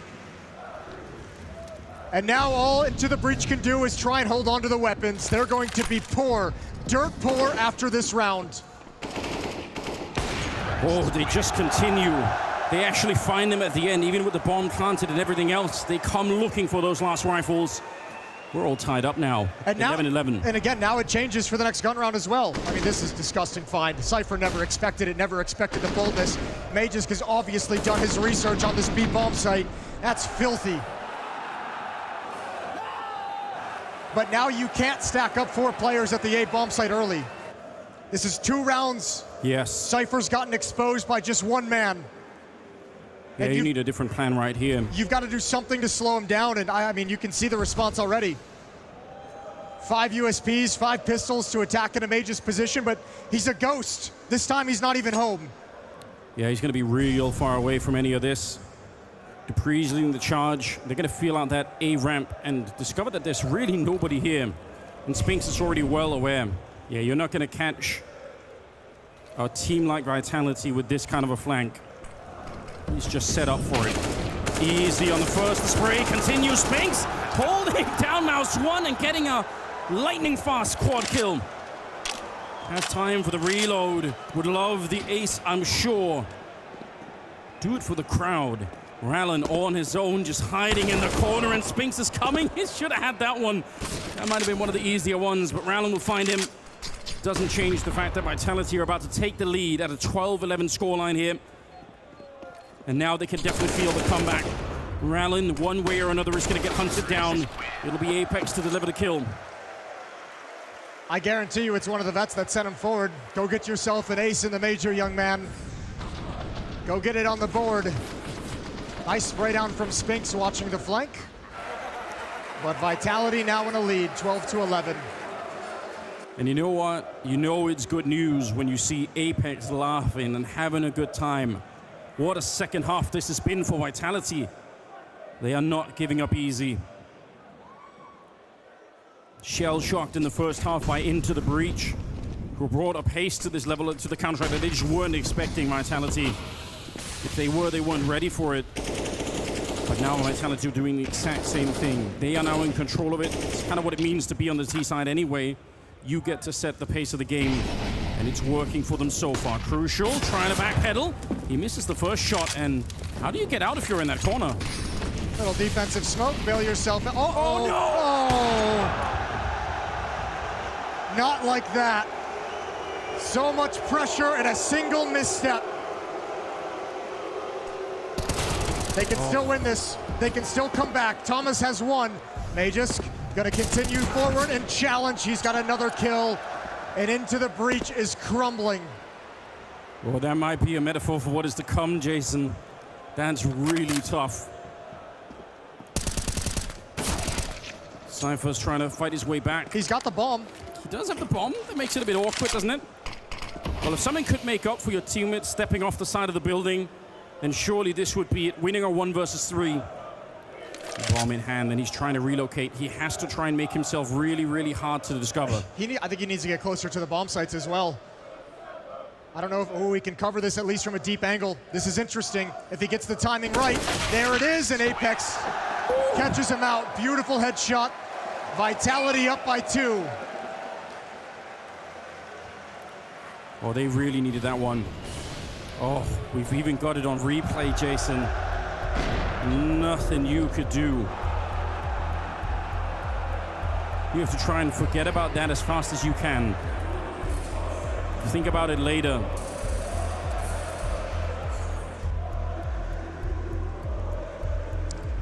Third conversation taken by Into the Breach, a timeout to discuss things. It has to be a lower buy descending to pistols and armor. They'll have potentially one last gun round to get into this, but it's already turned into a comeback, 13-11. Yeah, it definitely has. Into the Breach have almost been blanked on the second half. Again, just 2 rounds, one at the moment, and everything else has been Vitality clawing their way back into this game. Magisk has got them back into this game. Yeah, well and truly. Back-to-back rounds to fire them up, to get them a little bit of energy they were missing after the hot start from Into the Breach. This defense needs a stop, a very convincing stop. But once again, Vitality is going to knock on the door of that B bomb site that has been woefully understaffed. Yeah, and in this round, they just roll the dice. They hope that it's going to be a fast play to the A ramp, and it won't be. Vitality are way better than that kind of a mistake. Instead, they set up, use all the utility, even if they don't burn out anyone in these corners. This is exactly how you want to play to mitigate the risk of having an upset round, of having a little cheeky MP9 that's hiding in a corner somewhere. You've burned out the entire bomb site. You know that's not happening. Cypher is right down there below. Interesting little move, but can't really see anyone from that position. And he's got to be careful too. They'd love to be able to do something this round. Doesn't look like it's going to be possible at all.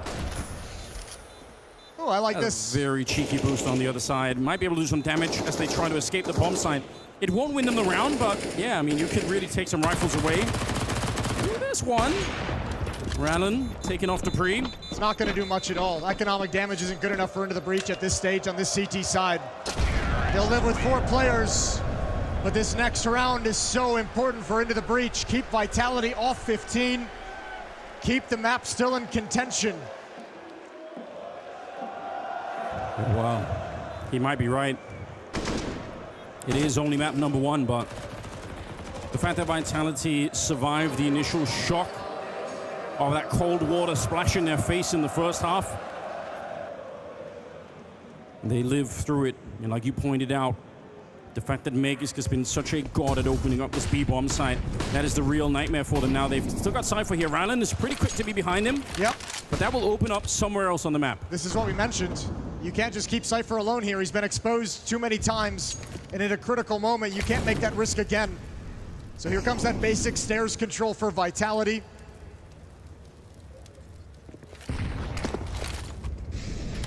Cypher playing much more calculated, a good win, but it's Apeks. Dupree has taken the space that he created. Yeah, he's ready to swing on it again. One flash set up there, but he didn't really want to go on it. A Molotov actually lands on the smoke, and Rallen might have a really powerful position up on top. One smoke is fading, and you could see Cypher is looking for another body on the edges of that smoke. A minute on the clock here, and it's a good run. Meg is continuing. It's only going to be the 1 kill, though. Dupree stepping it up right behind. Still a 3-on-3. And Spinks is holding the middle here as Dupree is just doing all the work inside of the bomb site. Spinks is coming through. It's going to be Volt to go down next. And crucial, what do you even do at this point in time? You needed the middle to be held. He's walking into it, but hasn't checked the corner. Dupree will take him down. A triple kill on him. And Vitality at 15 rounds. That's a nasty little execute for Vitality to throw it into the breach. That takes some really strong nerves and experience to handle that one. Into the breach, never had the info of how many were on the other side of the smokes, what the pacing was of the attack. And that's what sets Spinks up just so beautifully. And even when you get the kill, you don't know what to do afterwards because of the utility. 15-11.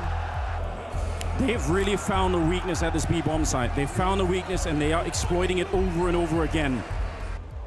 And if Into the Breach can't figure out a way to stop this madness, then they're not going to have a chance at getting back right now. They're fighting for overtime.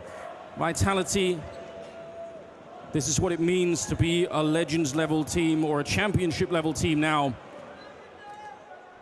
20 kills on Sairu, 19 on Magisk. Spinks and Apeks both at 18, and Dupree a little bit lower at 13, but the entire squad is here doing work. Dupree had just had that round with the triple. They are all putting in the effort. Let's see how this goes. 27th round, and suddenly Into the Breach on the back foot. And they need more than just a miracle right now to hold on to Vertigo. Yeah, Vitality's just spread out in a default. They want to see if there's going to be anything crazy coming in, if Into the Breach is going to throw out any kind of a Hail Mary. And for Into the Breach, it's changed entirely. Volt was the sole defender at the A bomb site if they spread across the map due to the weaknesses exploited already by Vitality's offense.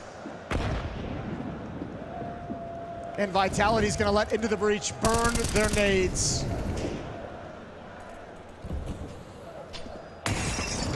Crucial taking a little bit of damage already in the middle. Volt and Rallen kind of look like they want to go on an adventure, and it's going to be Dupree ready to receive. He'll take down Volt. No flashbang around the corner. And I thought Ralamu was going to join him, but he was a little bit further behind. Cypher's alone again. And this time it's going to be nasty. They're not even going to come at him head on. They're coming from the flank, and there's nobody to spot this. Thomas is coming back, but he's likely to get caught. Yeah, they got Molotovs as well. Ooh, there we go. Apeks on the opening, and Cypher knocked out once again. Megis absolutely has his number. There's nothing left to do right here. Into the breach. Yes, it was impressive. Yes, they put in a lot of work, but they cannot overcome Vitality on that home stage. In space to take the last couple of kills, and it's a 16-11 victory on the opening map. Vertigo, it goes the way of Vitality. It was shaky at the start, but Vitality figured it out. Came to play and into the breach, couldn't handle it down the stretch. That's a tough loss, and Into the Breach has to recover.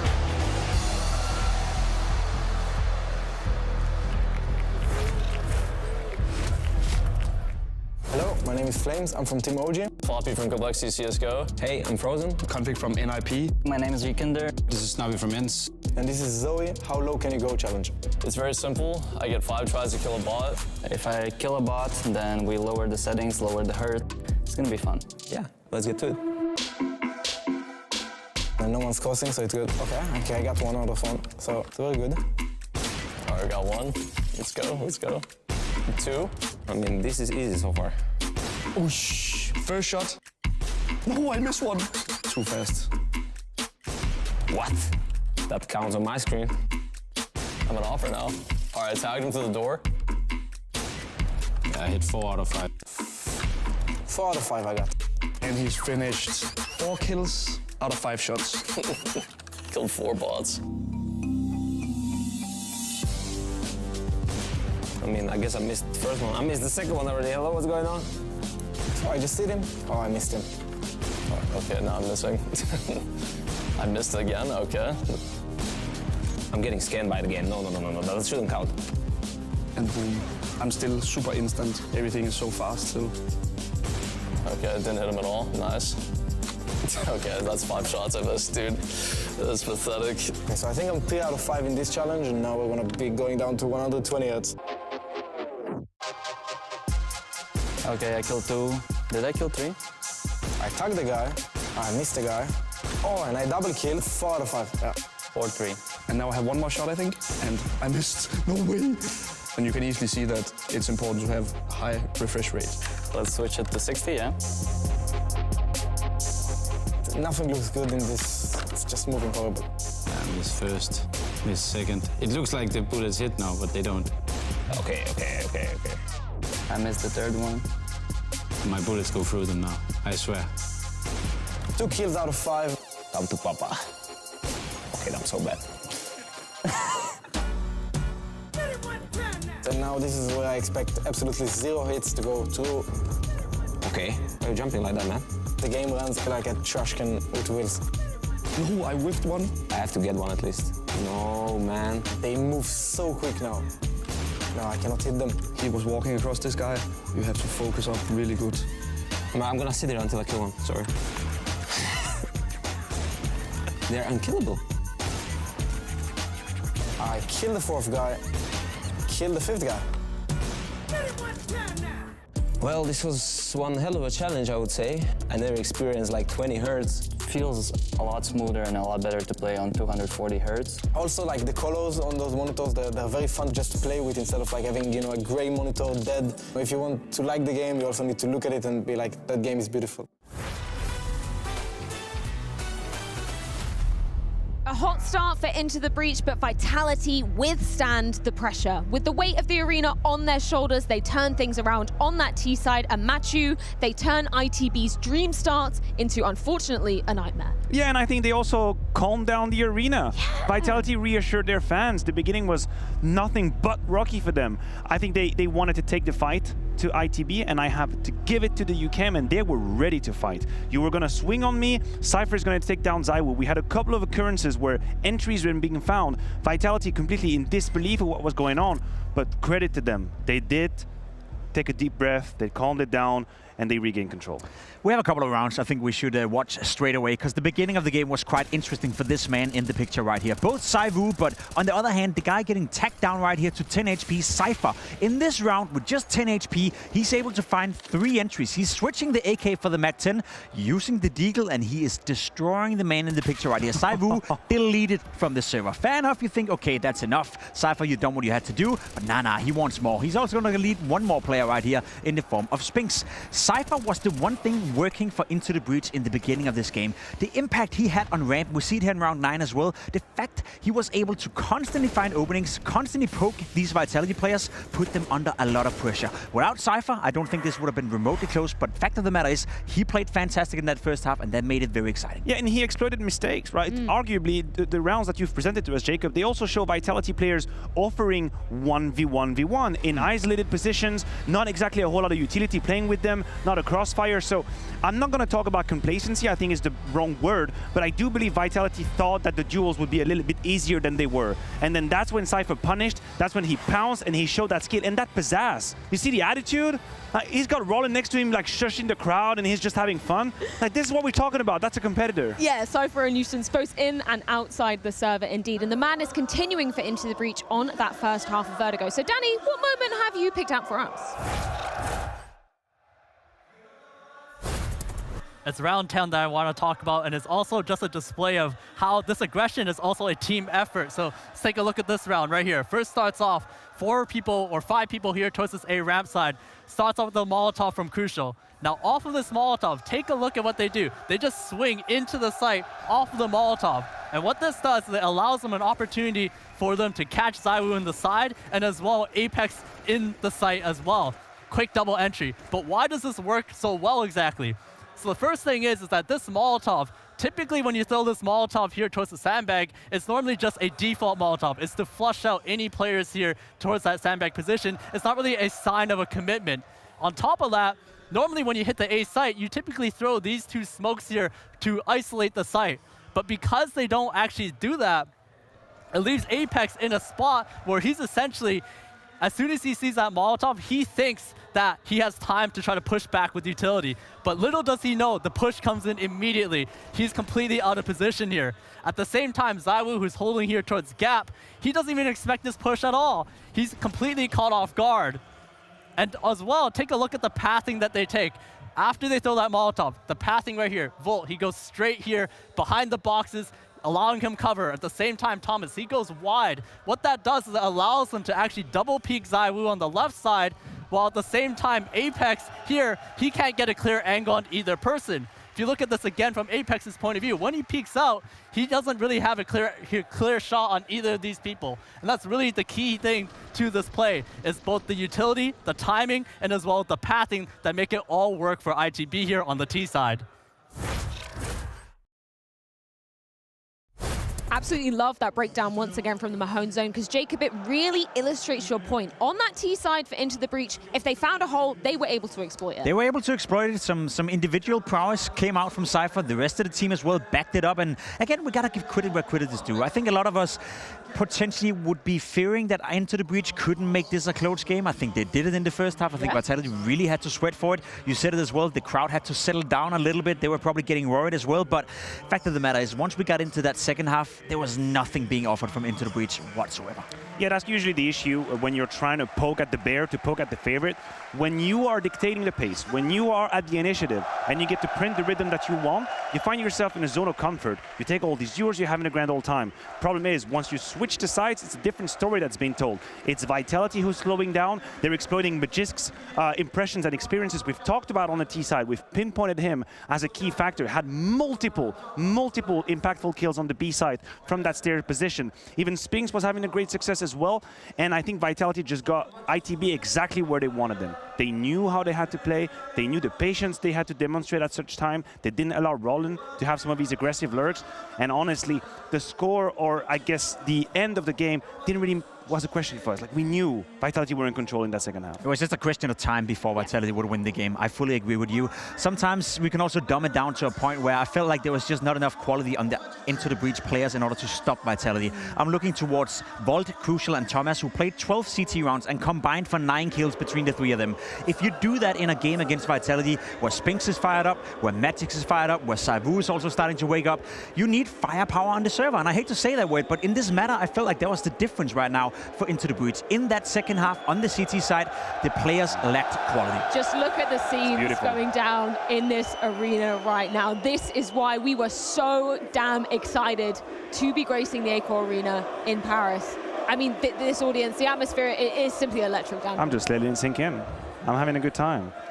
We need to bask in moments like this, right? Like, this is why we say, and this is why we talk about the growth of CSGO. Like, if we're just reflecting for a moment upon where we started as to where we are now, like, this is just so epic. It's amazing to get this convergence of all these different communities coming together. It's beautiful. We've been all over the world, right? Right now we find ourselves in France, in Paris. Not so long ago, we were in Rio and Brazil. We've been in America as well. The MLG majors over there also delivered at a high level. It doesn't matter where we take this circus, where we take Counter-Strike, it seems like people just like us are enjoying it a lot. Absolutely love it. I love basking in moments like this. We do need to move on to talk about the second map in this series. That would be Anubis. That is Vitality's pick coming through, which we've seen them, Matthew, you kind of preface this as becoming more of a solid home ground for Vitality to be relying on. Yeah, they have really put in the hour, the work, and the results to establish Anubis as one of their stronghold.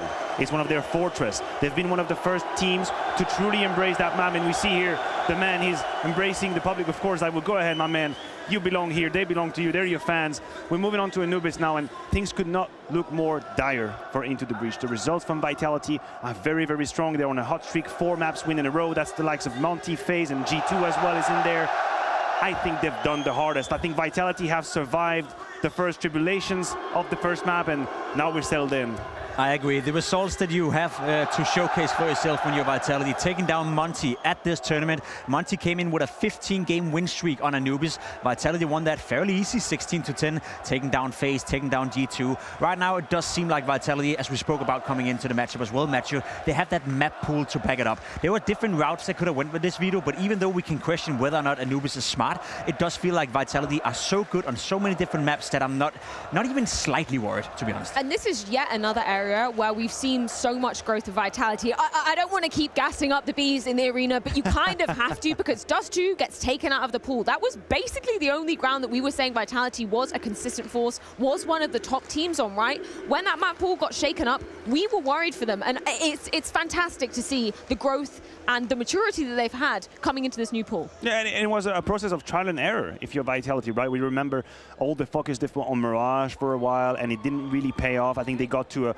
relatively decent position without being able to assume that in a veto. Then we've seen Inferno, they've struggled quite a lot, and even I personally think this might be one of the weaknesses in the whole castle of Vitality, currently moving a little bit of the setup on the CT side. But they do have these 3 maps that we mentioned in the pre-show: Anubis, Nuke, and Vertigo. And these are such tactical, punishing maps. Every single team that has dominated in the years of Counter-Strike had a couple of maps where they could attack you in the video and punish you. I think that's the case of Vitality right now with that Triumvirate of Doom. This is also one of the few maps when we talk about Anubis where it's not all about Saivu. It's not just the Saivu show. Looking into the stats, Spinx is the highest rated player on their T-sides on Anubis, and they win an awful lot of their rounds on that T-side. He's averaging a rating of 1.52 over 8 maps on that map, which is absolutely insane for a rifler on a map like Anubis. I know it's heavily T-side right now, and I know most teams feel comfortable on that map, but that's the point for me. We always talk about Vitality. We always look towards Saivu when we need something to happen on the server. If they're under pressure, Spinx can be that guy for you right here on this map. And honestly, just to bounce back on the Saivu part, obviously the first map wasn't a firework per se. He doesn't end up with 150 rating. He doesn't have 42 kills. But when Vitality is down 10-7, they're forcing, and there needs to be a trade. Who steps up with the triple kill? It's Saivu with the AK. It's Saivu making that difference.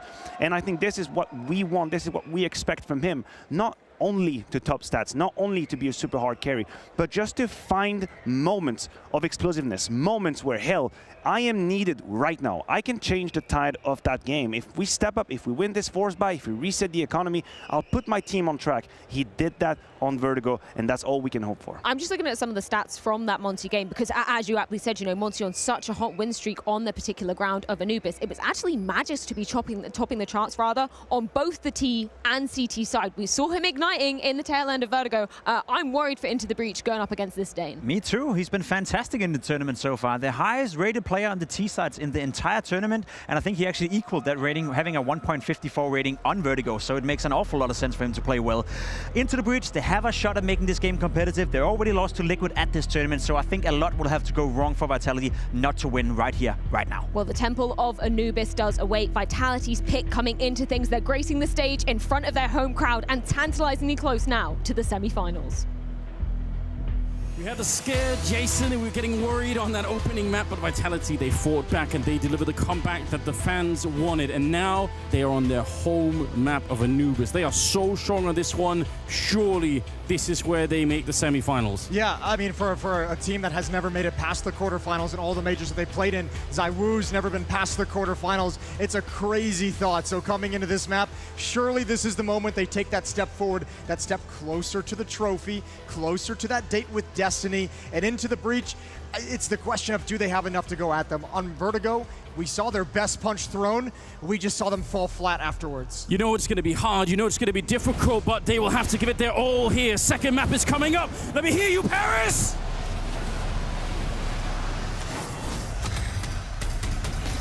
Oh, it's beautiful. Let's go. Vitality, they start on the T side, the more favored side of this map, and Into the Breach. They are now on the back foot. Oh, run boost to begin with. They're going hard at it, Jason. They're not going to give them a chance, and crucial. Caught trying to escape.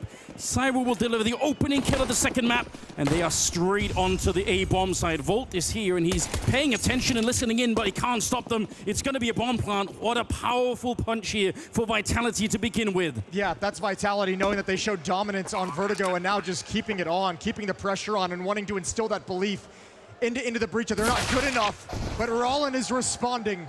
One quick kill, retake still going to be tough, and it's Magis to deliver a couple into a 1v1. Ridiculous, he hunted him down. What a headshot. Now Cypher is looking for him, but that bomb is down there, ticking away. Cypher, yeah, he's running, but he will get shot down, busted out of it. The sting from Meg is too much for Into the Breach to handle. A quad kill to begin with. Yo, he is so good on these T-sides. The Des just mentioned how good these Vitality players are on the offense, and that's an unreal round from Magis. ZywOo provides the opening. Crucial knew what was coming but couldn't get away, and Magis provides all the magic after the fact. Look at what he's done to them here. Look at the way he knows well. it. Oh my lord. 1-0. He's on his feet. Oh, Apeks. One of the most entertaining players to watch. And that is part of the reason why he's playing with his heart right now. Magis, he brought them back on Vertigo, and now he's just picked up another triple kill like it was nothing. 7-0 to begin this map with. We haven't hardly even played for a couple of minutes now, and they are just going to be rolling into the bomb site. Cypher is the only one, maybe him and Rallen so far, that have been able to answer back. They're going for this 2-on-2. There's a chance. Very slim one, surely, with no kit. Rallen's going to be spraying down Spinks here. Molotov in hand. Oh, and it goes right past. You can't defuse inside of that for that long. Oh, Apeks running out of bullets. 3 seconds left. No way. He's trying to find him. Knife is out, but he can't get him into the breach. What on earth is going on? Apeks tried everything. Not on his feet this time. Guns empty. Molotov into the smoke, sails past. Glock not landing. Just pure desperation. And what a steal from Rollin. He's a ghost. He was a ghost inside of that smoke. They just could not find him. That should have been impossible. I thought the Molotov would have been enough, but obviously with the smoke up, that's going to be negated. I'll tell you what, that's a heat check play from Magisk as well, sliding out and being a little bit aggressive, going for his 4th kill. Might have gotten carried away. punishes him in this round. But it doesn't matter if Into the Breach can't capitalize. A little bit of aggression at this B bomb site. Rollins gonna lead the way. The hero from the previous round, the diffuser, with that M4 gonna search out first. Spinks just playing at an off angle. And Dupree's in there behind him. Dupree's kind of close, but not close enough, so there's not gonna be the instant rebuttal. Now he shows up, but he needed to be there the second Spinks made contact. So far so good for the aggressive defense that's coming out here for Into the Breach. Cyber will get one kill, but it might be too little too late. Rollins gonna keep it up. I don't know if Apeks will expect this, not at all. Why would you? It's smoked off. May just got a distance, goes down. Beautiful shot from Crucial. And Into the Breach can capitalize. They can punish. And they'll have a second round on the board. They're chanting his name, Jason, but boys, he ain't winning this one. This is a lot to ask. 6 health left in a 1 versus 4. Volt is looking for him, and he just has to land a bullet, even in his shoes, and it's going to be fine. He's going to be dead instantly. Just 30 seconds here. If he gets this kill, though, let's just say he does. He's got a plant, at the very least, for his team. Tough off angle, gets 1 bullet, 1 chance at it, and a big win for Into the Breach. You know, it was shocking that Into the Breach were playing as well as they were on Vertigo to start with.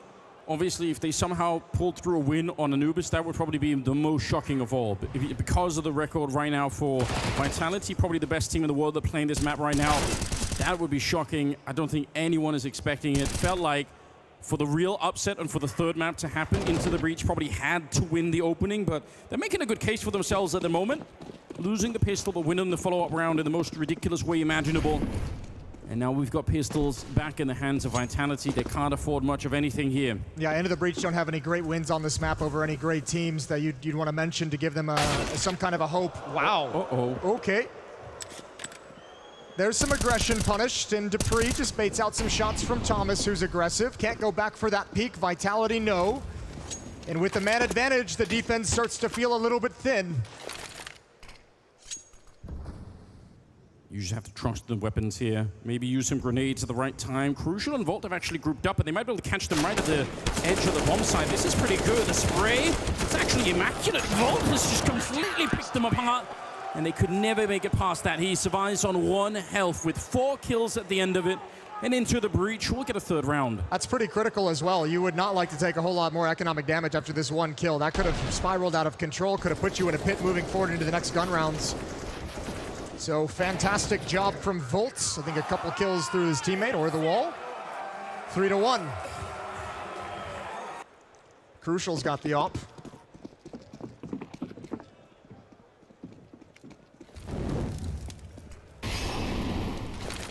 Yeah, that AWP, I mean, he actually hit some really good shots, Crucial. Obviously, that one moment he stepped off the side of the building is going to be something you want to try and see if you can make it back from and forget about it as soon as you can. Cypher getting caught on his way back. Magisk. That battle between Magisk and Cypher is becoming a little bit interesting all of a sudden because of what happened at the B bomb site on Vertigo.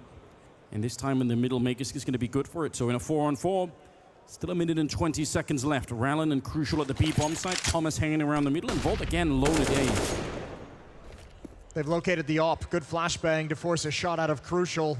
And Spinks not committing to the fight. Towards middle we go. While there's aggression here, what a find. What a quick find. But it might not matter because mid is so exposed. No one's even close to it. Volt is put on notice. He realizes the danger, but the B defense hasn't started shifting, so he's all alone. Yeah, now he knows. Dupree's almost there to hunt him down. He's just back around the corner, so close to being dead. Does stop Apeks for a minute, but at the minimum, there should be a bomb plant that's coming through on the Vitality side. Magisk is running onto the site just with it. Dupree steps up and swings, takes down Volt. And it's a 3 versus 3. That's so long for Volt to play on his own. Yeah, and really is. Crucial has a step on the flank, but he's got the op, so he can't really be the impetus to this retake. It's got to be Rollin and Thomas. Or can he? Nope, the flick not going to be quite good enough. Meg is just trained on an angle and nobody's expecting Apeks. Not even looking for him here. Rallen just goes down for free, and Thomas realizing he's going to have to be a superhero on this one. Jumping down into the site, the spray.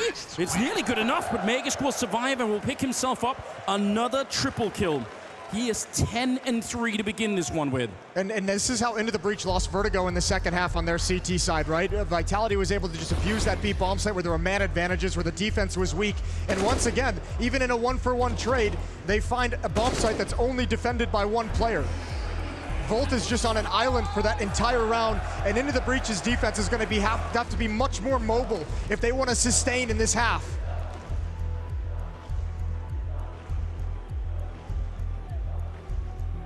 They love it in Paris, Jason. They are so hyped for this match, and I can't really blame them. We've never had a major in France before. We've had some big tournaments in the past and a long history of French Counter-Strike as well. At one point in time, the only contender to stop the legendary NIP lineup back with Very Games. They were the only ones that could put a dent in their armor. But French Counter-Strike have been some real ups and downs. And now here on the biggest stages of all, it's Apeks and Cyber to carry the flag forward, and they're doing so in style at the moment. Vitality with a one-map lead already, looking to see if they could put an end to the madness that Into the Breach have introduced into this quarterfinals already. Into the Breach have to be cautious with some of the aggression they brought out in these early gun rounds. Those peaks, those pushes in B main, the pushes down dark into canals. Vitality's going to start being very aware and very cautious, and now ZywOo has the op.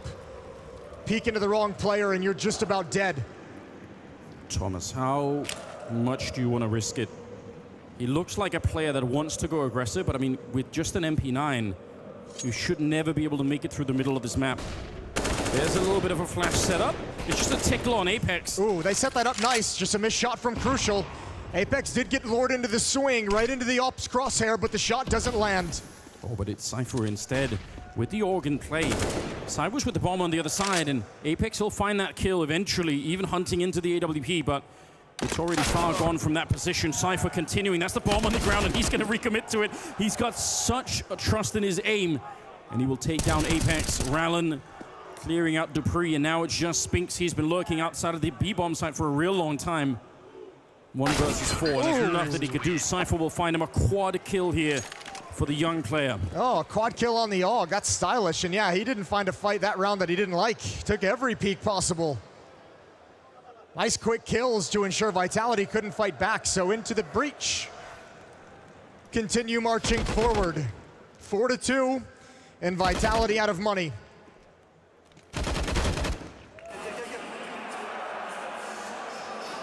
They need that. They need this kind of Cypher, right? They needed him on Vertigo, and he did deliver, and it still wasn't enough, but they certainly need him on this one. Crucial, banged out. A bullet shrieks through the map and cuts him down. The Deagle is so accurate, and one more click, he might have been able to get Thomas as well. That's twice now ZywOo's banged that shot with the Deagle. My God. Rolling again with some aggression. Spinks has had to deal with that a number of times. M4's coming out on top. May just with the rebuttal, but the bomb is so far away, and Into the Breach is going to start swarming across the map. Yeah, just don't give him too many 1 versus 1 fights. Cyber might be good with the Deagle, but Mega certainly is as well. All right, that range. Cyber's picked up the AWP, and that's going to be a little bit of a better weapon for it. So 5-2 now. We haven't even really mentioned it too much yet, but this is a T-sided map, and quite a T-sided map at times. So the fact that they're already up to 5 rounds should at least raise an eyebrow. Yeah, even if it's not the numbers, it's just the fact that they've now won out a couple of full buy rounds from Vitality. They've been able to put a stop to whatever attack they have. We haven't seen Vitality really kind of clump up and just hit a bomb site. They've been kind of spread across the map. They've been able to get picked off. Into the Breach's aggression has been okay a couple times. Some decent 1-for-1 trades on it. Also, to be honest, the only one for Vitality that's really here is Magus. Everyone else, I mean, 2 of them haven't had any kills at all. This is going to be a much more simpler hit from Vitality. Just ZywOo lurking down canals. A little gap in these smokes that were thrown towards B-main and towards Dark. Cypher. Oh, you better find it. Gone out. No, sir. ZywOo's got the opening. Rolling pinned against the wall and taken down. One mistake, and you get overrun. He had the idea. He was looking for a play around that, but he gave up on it just in the last second, and that cost him the round. There's no question about it. Bomb going to get planted. Round going to be won. And into the breach of saving what they have over at the A-bomb side. Yeah, no chance of coming back into this retake. Yeah, ZywOo just kind of slides right into the smoke at the end. And you know what, even if you wanted to get back from that smoke fading, right, this is one of those unforced errors. You could have fallen back. You don't really have to jump with a, you know, switching out your knife for your AUG or whatever it is that's going on there, right? You can fall back. It's a little bit of a shame. That's a pressure of the moment, though. That's the feeling that every single decision you make is so critically important that you're trying to get to it as fast as possible. Focus maybe 2 steps ahead instead of what's on in front of you. 3-round lead is cut to 2 as the bomb explodes. Yeah, and Vitality opting not to go for any hunt or anything, and I can respect that. It's not like they have the money to throw it away. So into the breach will save 3 rifles, and they will continue the fight. Good to see ZywOo pick up a kill. Somebody needs to get up there with Magisk on top. Can't just be him. Dupree's at 1, Spinks is on 1 as well. It's still early days, but you want to see that change. Oh, and I'm sure it will. Let's see what Vitality switch into now. They win a round with a call out of spawn. 1-3-1 set up, and ZywOo's got aggression. Oh, that's so fast. You want someone to catch up to Magisk, look at that. And 2 players pushing out towards A main. Dupree and Apeks immediately push up middle. They realize the implications. A softened defense in mid, and ZywOo's got another from a brand new angle. Yeah, Cypher trying to sneak in the middle once again with that AUG. He's really relying on that weapon at the moment. And there's the aggression I mentioned into the breach. Had to be careful, cautious about, because it's now punishing them. Oh, that's awkward. Magisk actually peeking in with a grenade in hand and gets a little bit caught. Flash setup from Thomas as well. This round looked lost already, but at least there is a chance now. Crucial if he could find Dupree, but he's very, very tricky in the middle. He's not really exposing himself at the moment. Rallin is alone at the bomb site, and it's not going to be anywhere good enough here. He needed to kill instantly, and out of bullets. Apeks able to discharge him at the end with the AK. And now Thomas. 1 versus 3 with the bomb planted right in front. He's got a kid on his back, so they're actually out hunting for him already. There's a way that he could do this if he's really quick with it, but it's unlikely. Nah, Apeks ain't leaving this bomb. Apeks ain't letting this one slip away. Good check. He's now got the information. Dupree will get pulled back as well. ZywOo, ooh, that nade could have done some damage. That nade could have done as well. It's a little bit too deep, looking for the peak, but right behind him is Dupree for the cleanup. Nice and easy as you like. Cut to a 1-round lead, and the funds, the money, the ability to fight back for Into the Breach is gone. Look at this. First bullet headshot, beautiful. The follow-up a little bit later, feels the smoke fading, has the time, and has another kill. Just imagine how close he is to actually losing that second fight. He threw out a grenade on the other side, has to get his AK back out, and Cypher is right there to shoot him in the back. Oh. Ooh. God damn. That's spicy. You gonna get that tattoo? Oh man, Jason, I'm still not over the fact that Na'Vi got knocked out. It's too soon for me, but right now at this current point in time, you got to say they're probably right. 4 to 5 here, and as you pointed out, Into the Breach, unable to really field any kind of a real buy, so they're going to be caught up to rather quickly, quicker than they would have won it. Chicken in the water. Aqua chicken, yeah. Nice. Well, a single M4 on Rollin. They want a little bit of stopping power in this round. He'll be boosted up at the B bomb site to get a frisky angle, but nobody's home. Spinks is very far back from the position he normally takes. A heavy lean for Vitality towards the boats, towards A main. Yeah, and Volt here on his own once again. They have the boost going on over at the B bomb site, which is not the first time that we've seen it, but it really could be good for a kill. Volt here had better lose his mind and get 2 or 3 deagle headshots right away. Ooh. There's one. Okay. Can we get another one? The spray not quite good enough for the spam there with the deagle. Gonna end up getting taken down from Dupree, and that's plenty enough. Yeah, but now it's all about saving the M4. Rollin's not even close to going for this. He's gonna park himself by the B bomb site. Gives a chance for Spinks to climb up the scoreboard, but too many bodies to handle. Another AK-47 recovered for Into the Breach, which is quite nice. But yeah, you'll take it. There should be no more shenanigans after that, though. Apeks covering the flank yet again. Thomas to challenge him with the deagle goes down. And Crucial really shouldn't want anything to do with this fight, but he'll take it anyways. I mean, this is still pretty cool, right? They're doing a little bit of damage, at least to the Vitality economy. They know the round can't be won anyway. Yeah, that's a good point. The money's actually not as strong as I would have thought for Vitality. Those are some pretty costly rebuys that Into the Breach has just inflicted. ZywOo and Dupree have tons of cash, but the other three struggling just a bit. So kind of a setup round for Into the Breach, but they've got to win one if they want to get the benefit. 3 straight for Vitality on offense. Okay. The ITB crowd is trying to get them fired back up again. Oh, they need some support right now, don't they? 11th round coming our way. Into the Breach, able to field the buy on this one. 10 kills on Rallen, 9 on Volt, 8 on Cypher. They're doing okay. I mean, again, they're on the CT side. But okay, I don't think we'll cut it against a team like Vitality. They've already proven once before that even if they are behind, even if things are looking a bit dire, they are so strong. Mentally, they are able to come back from almost any scoreline. You don't want to give them even a chance here. Cypher again trying to fight in the middle, and again, just pushed away. It's crucial, and Thomas to go down next. A clean opening here for Vitality. Charging now that A bomb side. Dupree, he wanted to go through, but actually stops himself now. And he's alone. Again, poor Volt. Gets the first, clotheslines Apeks, no one else coming through the smoke. Dupree's gonna test it, check it, he goes down as well. Back into a 3v3.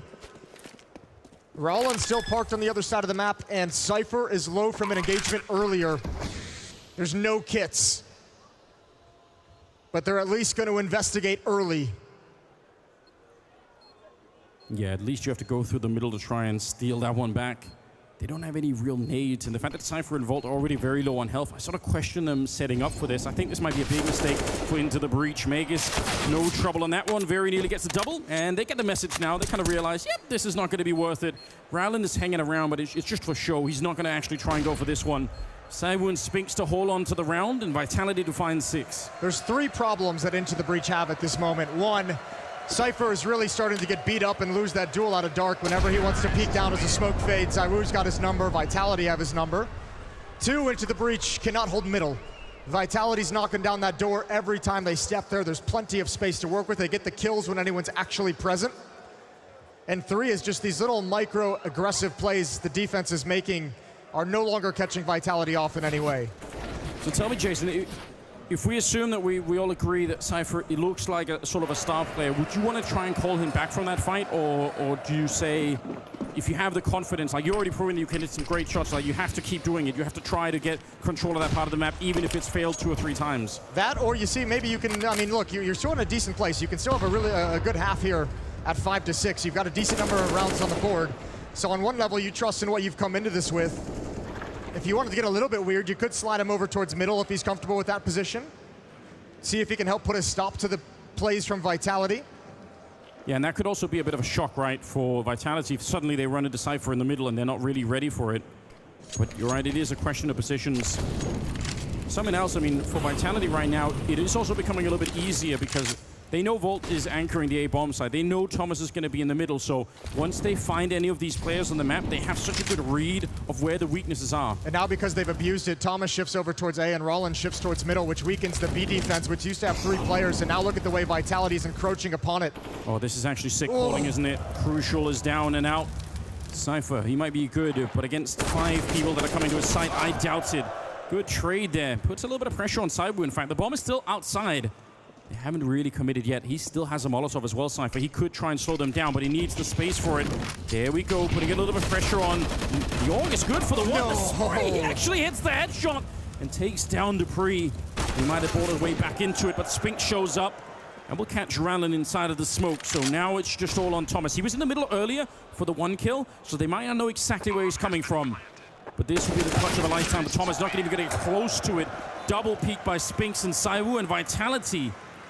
They are up to 7 now, right back into this first half.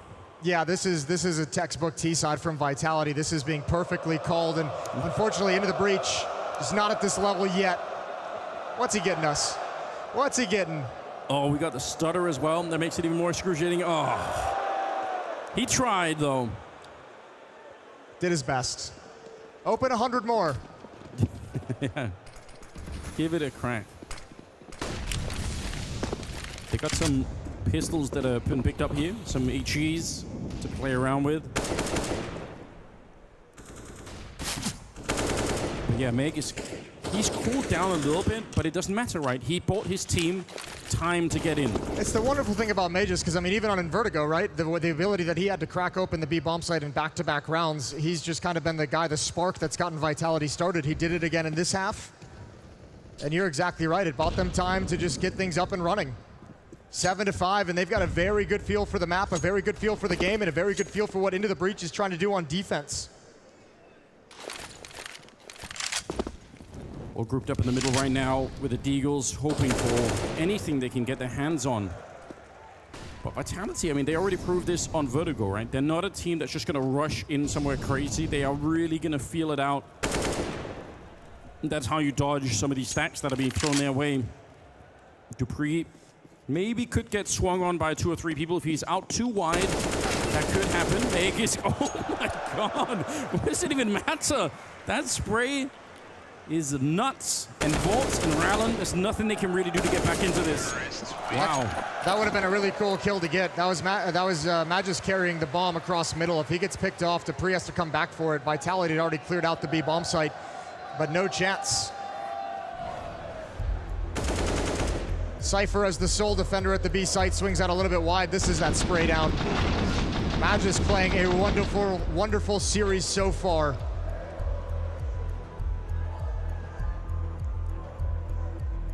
Timeout is called. The second by Into the Breach. A conversation on how to get one of the last 2 rounds in this half on the scoreboard. Juvie getting a chance to say something while they still have rounds left to play with. Yeah, it's been 6 in a row for Vitality. This has just been dominance. Into the Breach, got to find something to slow them down. Op is back in the hands of Crucial. It's been a minute, it feels like.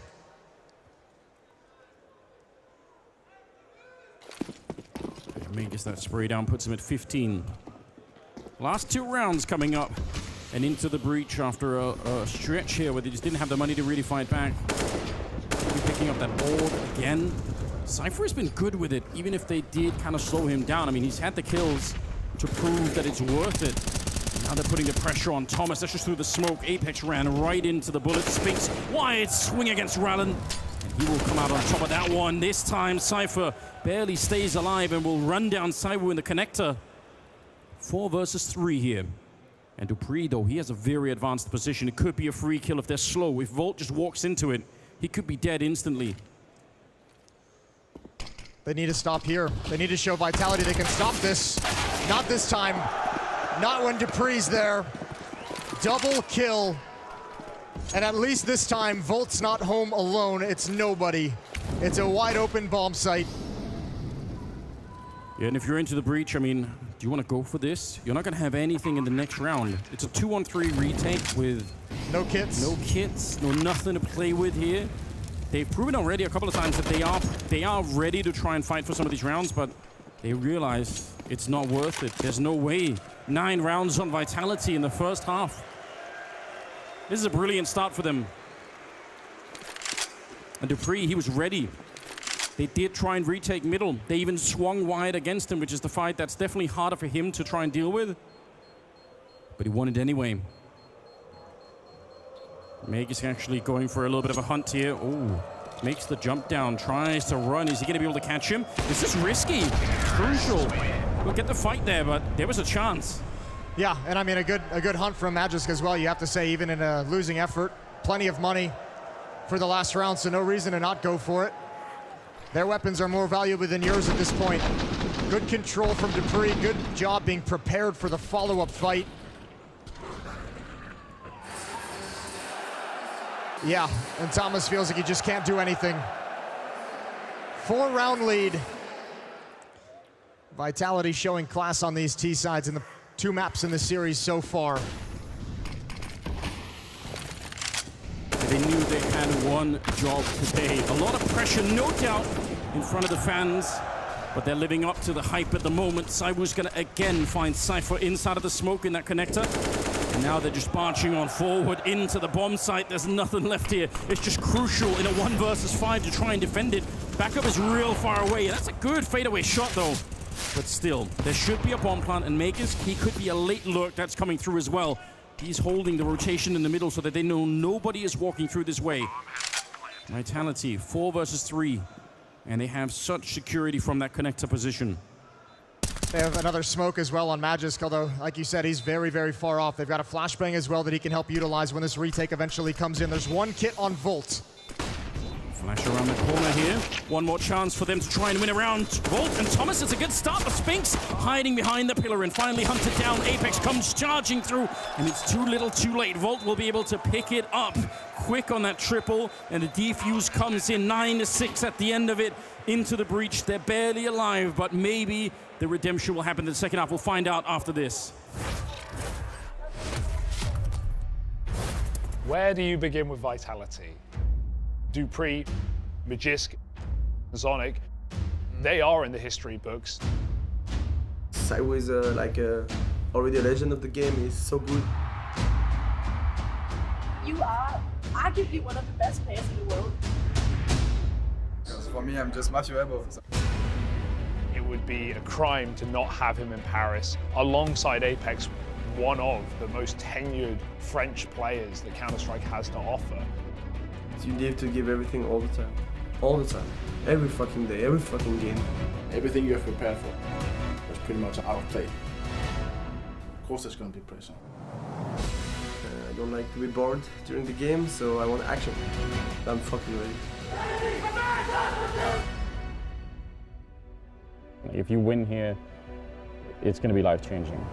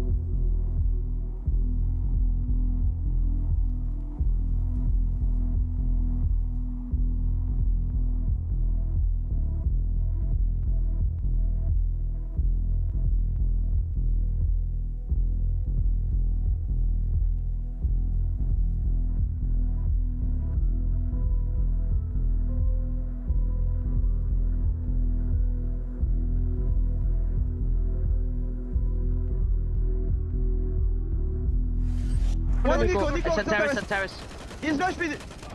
Let's go. Maybe one more. You have two of them, Lolo. Nice. That's was A. But there is long time. He's city also. I'm planting with you. Double pick on terrace, guys. 3, 2, 1, go. Nice. The battleground is Anubis. The stage is set for Vitality to make the semi-final of the Blast TV Paris Major.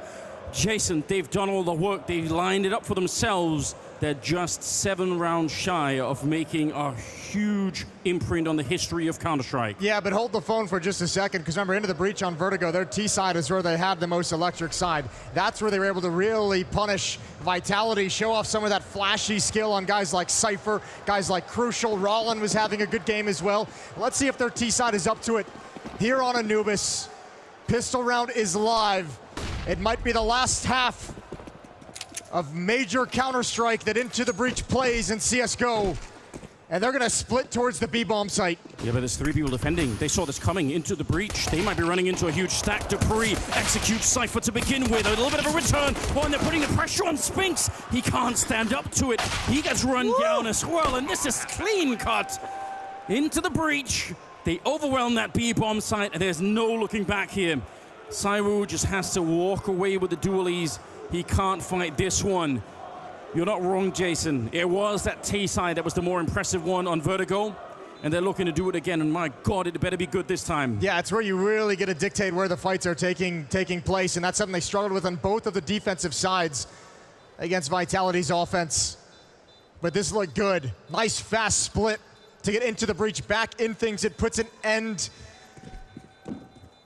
to a streak in the first half and gets them a little bit closer to evening up the scoreline. 9-7.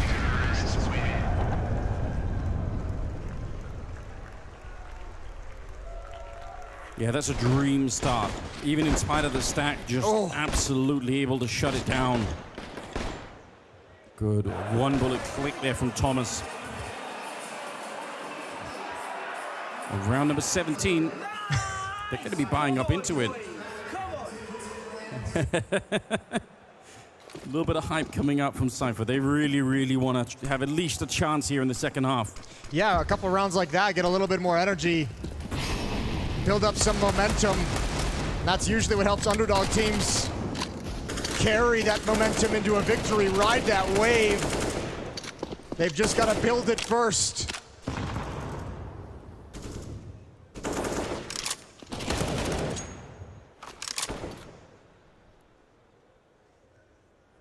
Well, they bought into this round. They have the scout, they have the FAMAS as well on side. We've got a couple of deagles, so I wouldn't count them out yet. Curious to see Dupree with the scout instead, but you know, he's always been moonlighting a little bit as an AWP player himself. Had that one chance in Copenhagen when Device was gone for a minute. Yeah, Cyber's going to be found instantly. Magus also taken down. So far, so good. Clearing up the middle of the map. Apeks close with the deagle. They're going to be swinging wide against him. He's only good for the one kill. That would have been a miracle if he could have got a couple there. Spinks is actually going to be picking off Rallen on the other side. So still, the A-bomb side is empty. So there should be still around that Into the breach. You're going to be able to win. Yeah, they're still made a bit expensive. They're still cautious. They haven't seen Dupree quite yet. But yeah, they're going to realize this is all clear. Nice, easy bomb plant for themselves. Dupree and Spinks happy with the weapons they can bring forward into the next round. The Galil that Spinks picks up off the body of Rallen, and Dupree will keep his scout moving forward. Deagle can be passed over, so Vitality still have some things to fight with. Yeah, and stealing that Galil is a little bit interesting. Definitely not a bad weapon to bring into the next round. But I think for Into the breach, they're happy to lose a couple of players as long as they survive the round. And especially keeping the AKs alive is going to be important. So 9-8. But part of the reason why Vitality are also a scary team on this map is because they are pretty good at playing the CT side too. They do understand that sometimes you have to take some risks. You can't necessarily just sit back and hold the bomb sites like you would on some of the other maps. That's pretty good. I like that. Let's put in some work. You like it, don't you? Yeah, I think on this map, right, you have to be a little bit more aggressive on the CT side. Now, maybe not all the time. Into the breach tried it a couple of times, pushing out of the B-bomb side.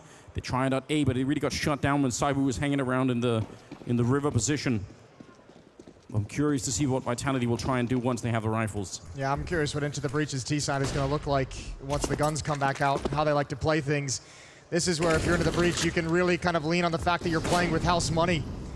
You're already further in the tournament than anybody, even including yourselves, expected. You don't feel the pressure of elimination quite the same. And Thomas is going to lead in towards middle with the MAC-10. Cypher there in support. The stack over towards the B bomb site.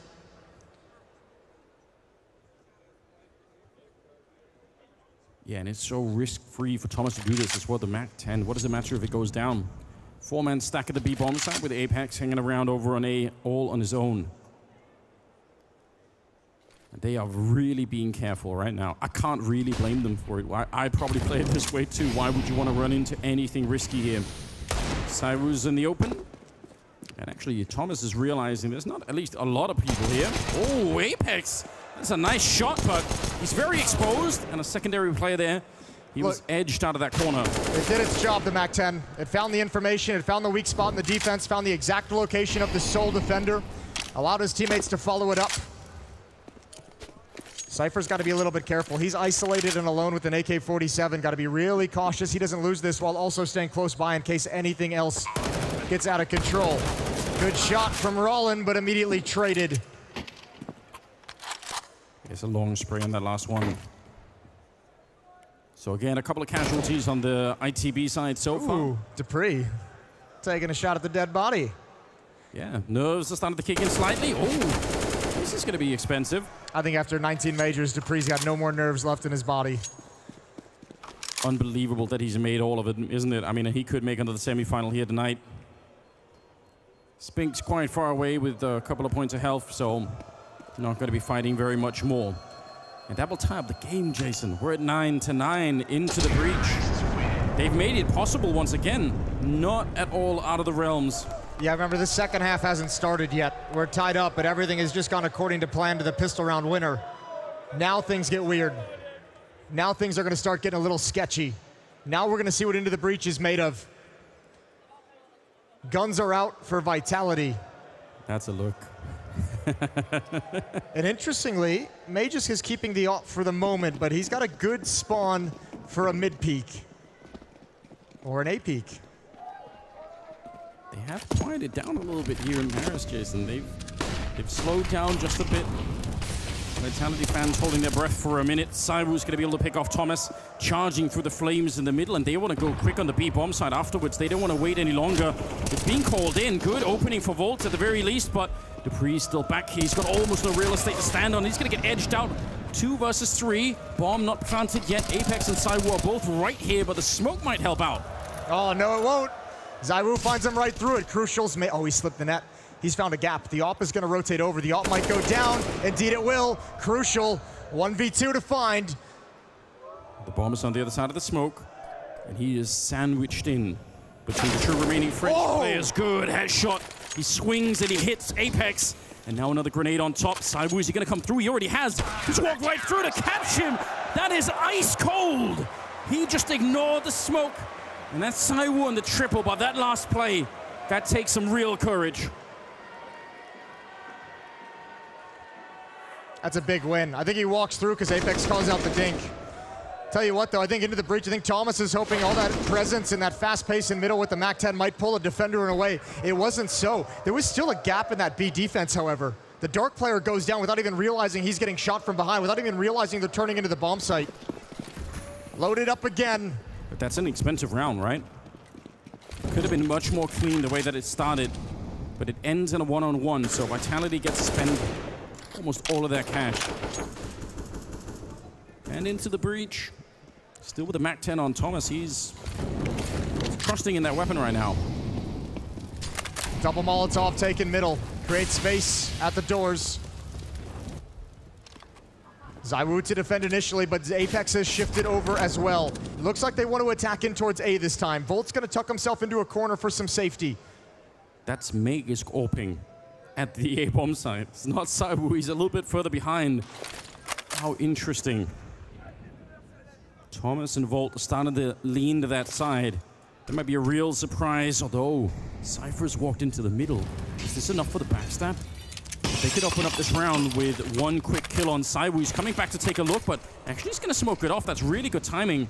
That'll have to slow down Into the Breach, and they probably don't want to stand still where they are right now in the middle for too long. Yeah, they feel really uncomfortable. This is great defensive utility to mess with the timing, and actually it forces Into the Breach to move on to plan B, which is back to the B bomb site. But plenty of time to read this, plenty of time for Vitality to not feel the pressure any longer in middle. Yeah, but they don't realize yet. They're not making the call. Now Dupree's going to be hearing it. He's saying there are a lot of footsteps coming in. I need some backup in this bomb site. Just him and the M4. And the first kill, sure, but the swing against him. More and more people keep showing up at the B bomb site. Apeks on the other side, and he just can't stop that bomb. So at a minimum, they've done that. Cyru sneaking through the middle. Apeks getting blown up, and Cypher, you needed that one badly. There's still a chance here for Vitality. Spinks and Magus coming in from the other side. Bomb is ticked quite far, and there are kits in play, so they have a little bit of time, but I think they've backed up. Yeah, they're not even going to try and go for it. Yeah, they don't want to test it with the economy at its limits. What a tough battle for Into the Breach to win that one out. Looked sketchy. The retake was doable, but Vitality don't think it's worth it. A rebuttal, but not a clean one that paves the path forward. There's still going to be a fight.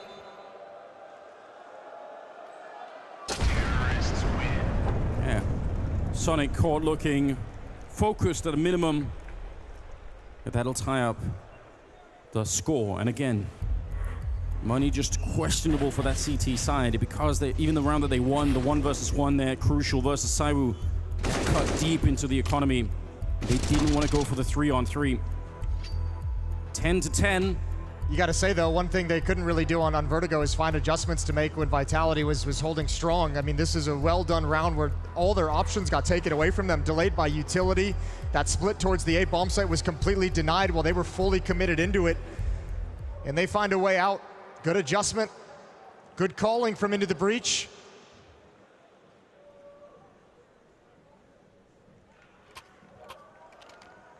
Yeah, and for Vitality, I mean, the defense works in the sense that they get to sort of repel the attempted attack at the A-bomb site. They just didn't know. They had no idea that they actually were falling back as quick as they were. They didn't have the information. So something to think about for the future. Even if you do smoke off that middle, you still want to keep somebody, just anyone that could have found that a little bit earlier would have made a big difference. I like this. Saiwu's back with the AWP, and they got Magisk on the AK. Now, how aggressive do they want to be? It turns out it's a lot flashed into it, and a great kill, but he could not make it back around the corner. Cypher is able to pick him off instead, and now we're down to a 4 versus 4. Yeah, but Zaiwu's peeking deeper. He sees it's clear. He's going to call out to his team that he knows what's coming. Nobody's coming towards the A bomb site. Nobody's in boats. Oh, this fight as the smoke fades is everything for Cypher. Can he find the timing? His teammates need to apply a little bit of pressure, but from behind, he never gets the chance. And another perfectly timed piece of utility. He left the AWP behind, Jason, to pick up the AK and go get that kill. What a ridiculous play from Saiwu. Now he's back with the AWP, but imagine the risk. He is alone at the A-bomb site. If he walks out there and gets found, that could be the round done with. Talk about taking a risk to try and win this, to try and get to the semifinal. Crucial, Thomas and Rallen left here, 3 versus 4. And those are the risks that have always been missing out of Zaiwu's game. Yeah, you're right. He's found the courage in this major. He definitely has, and it's paid off this time. 35 seconds, they're hunting down Apeks. Strong kill from Thomas. But still, Dupree and Spinks are here, and time is running out as well. Thomas is going to get sprayed down along with the rest. Just a great crossfire setup. Vitality ahead again. 11-10. And no bomb plan, no money. Into the breach. You can almost feel that there's a sinking feeling that's coming through now. This play for Saiwu is so mad. How did he know how to do that? Round is just straight up won by utility. I think Into the Breach believed there was only going to be one player there after the kill onto Apeks, and they misread the situation right into a crossfire. A brutal one at that. Vitality avoid disaster of a reset, and instead inflicted upon Into the Breach. Down to pistols and a MAC-10.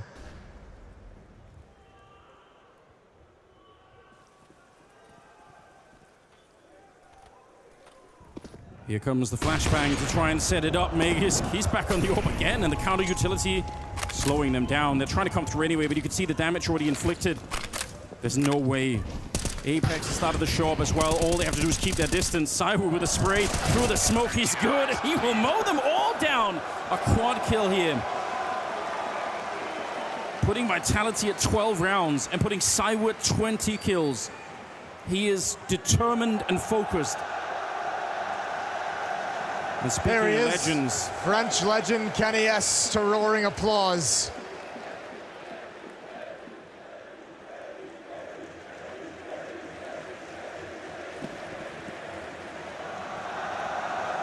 Oh, and we keep adding them. We've got more. Kenny, now Shox. Their names ring out in the arena once again. It feels good here at the end of CSGO. Feels See them on the screen once again. It does feel right. 23rd round. Vitality, they're just 4 away. They've almost done it. And now let's see if this push outside is going to be working. A flash to set it up maybe, but no. Rallen, he was just behind. They didn't find him. It was 11-10 at one point on the first map, and that's where Vitality just ran away with it. That's where Vitality seemed unstoppable. They could be building into that mode right now as well. Oh, he's jiggling it out, but you don't do that too many times against ZywOo. And then coming through the middle, but Apeks already knows, and so does Magisk, slowing them down, wide swing, and Cypher is blown up. The utility on this map has just been perfect for this Vitality defense. Yeah, you're exactly right. Flashbang, where they go. Flashbang disconnects them, smokes, blocks them all from doing anything, and Into the Breach is just trapped. Like rats in a cage, and ZywOo takes another one, so does Apeks. And Rallen, he was the insurance policy. If that main push through the middle ever worked, then Rallen's position is really sick, right? Once the bomb is down at the A-bomb site. But it never happens. They never get that far because, like you pointed it out, the utility is just so good. And Rallen, there's nothing you could do right now. 15 seconds, not even worth it to give up the AK, unfortunately for him. It will be 13-10. It's Vitality march on towards that semi-final. We already have Heroic in there. Vitality looking to be the second team to make their way through, and it's looking incredibly promising at the moment. Yeah, 3 rounds away now from the semifinals. Their first semifinals for Vitality as an organization, for ZywOo as one of the best players. The legacy he's expected to create has yet to taste the semifinal stage. But at this point, it seems unstoppable. Vitality can feel it, the arena can feel it. Into the Breach, I think, can feel it now as well. Different feeling, no doubt, being on the receiving end.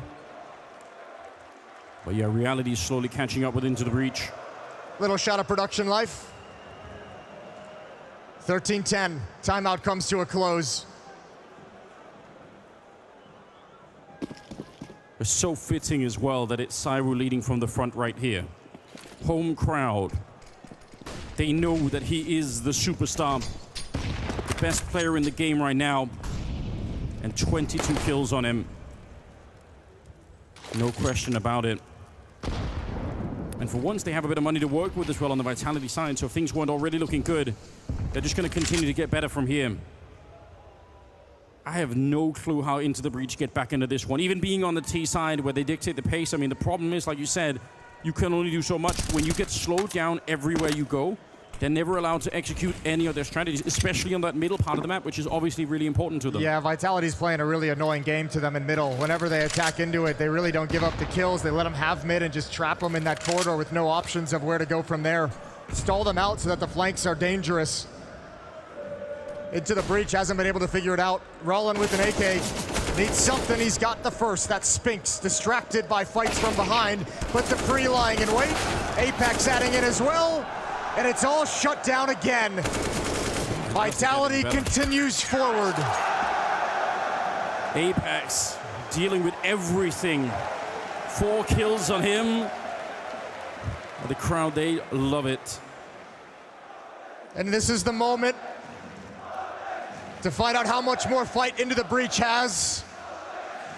Any Counter-Strike fan has to love this story. They've come out of the black hole of British Counter-Strike. It has been nothingness for so long. They've breathed hope back into the scene. And one more chance for a battle, one more chance to force a third map. They need this win right here. Oh, let's see how much of a fight it's going to be. Flash set up, double swing coming out from the CT side. And Rallen, instant return is a good double right there. Defensive Molotov going up. They want to put the pressure on, but Maggie's... Oh, come on. That's ridiculous. Right for the smoke, and he actually gets the headshot as well on Cypher. Brings him down to 15. But you're right. Apeks walking through the middle. Crucial, able to catch him. He was almost able to finish that round. That would have been a sick little lurk coming in from Apeks, but not this time. Apeks had knife out. I don't think he was ready for that fight despite the flank. Now ZywOo has a minute. A minute in a 1v3, far away from any action, any player, but they've paused. They want to know where he is before they commit, and that gives him time. That gives him time to figure things out. I can't really blame them. Who wouldn't want to be sure of where Saibu is on the map? If you make a mistake right now, you can win this. Send Cypher forward, low HP. Yeah. Volt's clearing things out from behind. Cypher's going to be the first one to lead the way, and ZywOo's on the wrong side of the map. Yeah, this is really, really smart. They have money, but probably still not worth it for him to do anything with this AWP. He's so far away from the action by the time the bomb goes down. So he's going to relocate himself. Maybe look for an exit here or there. Cypher is at least in the vicinity. Yeah, going to set up for it. Going to win that fight once again, so... Still, again, running for it now would be a little bit too mental. So an 11th round for Into the Breach. It's not bad.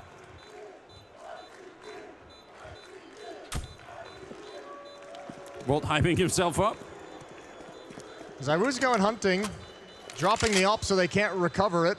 I have to imagine he'll run back and pick it up. Money's good for Vitality, but not good enough to just throw away the weapon. Yeah, he's got over 10,000. Maybe I'm wrong. He keeps the AK-47. 14-11, Into the Breach continue to fight. They survive a little bit longer. 3 rounds separate these two teams. The map is still in contention. This still feels so brittle, doesn't it, for the T side? It doesn't feel like this is some sort of a strong comeback right now. They have to fight for everything. And they're doing a good job. It's just, you know, Vitality have the money, they have the momentum, and they have some of their best players that are really firing off at the moment. Well, in that round, they're given the gifts. They're given what they haven't been able to find, which is clean openings into rounds. And this time, Vitality get aggressive and provide the opportunity. Into the Breach still have to figure out how to go and take that opportunity and create that opportunity. And so few chances to figure it out. Thomas is back on a MAC-10. Round 26.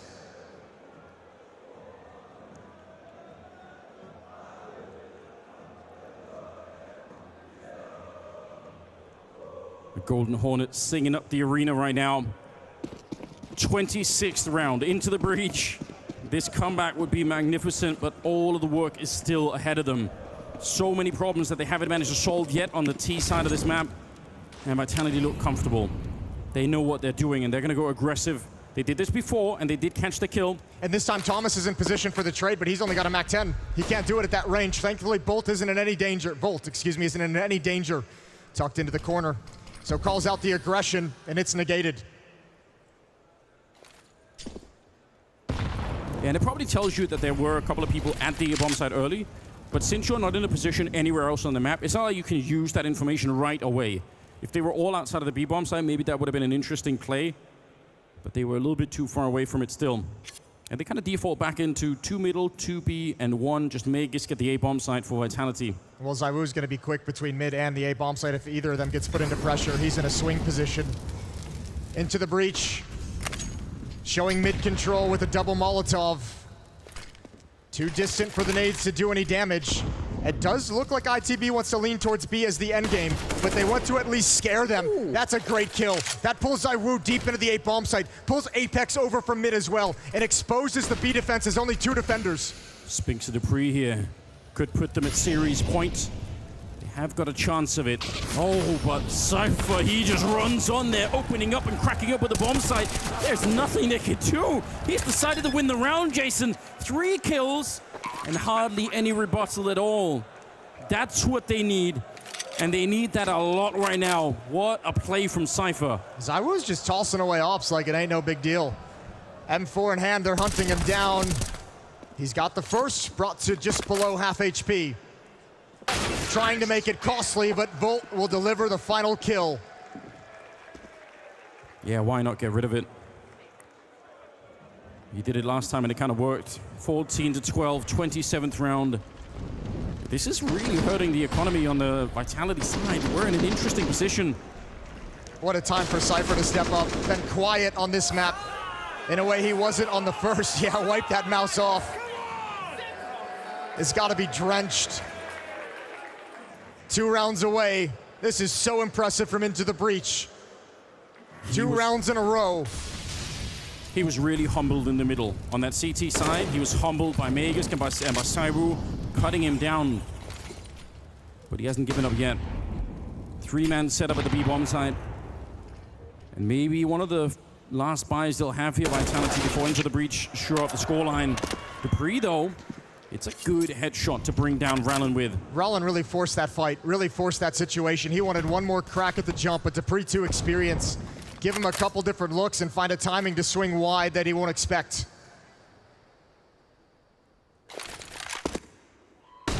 Dupree and Spinks, look at this. Yeah. They're going to hear the flashbang. Thomas will have heard it, but Dupree's just going to keep on going. Problem is, Into the Breach is now playing with a man disadvantage and a disadvantage in terms of information. Vitality know everything that's happening on the map.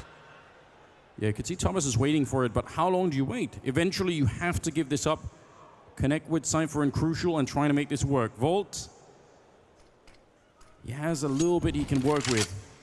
Smoke and a Molotov, he could try and buy some space to get onto the bomb site, but it's going to have to be the mid portion of this attack that carves the way. And this is where they've been slowed down by the utility in the past for Vitality.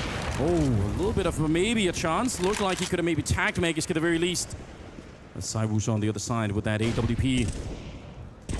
Ready to send a lightning bolt their way. Apeks goes down. Thomas, oh my god, the return is so good for Magus.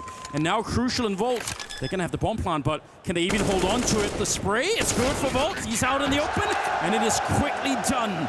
Spinks and Saiwu, they come back into the round.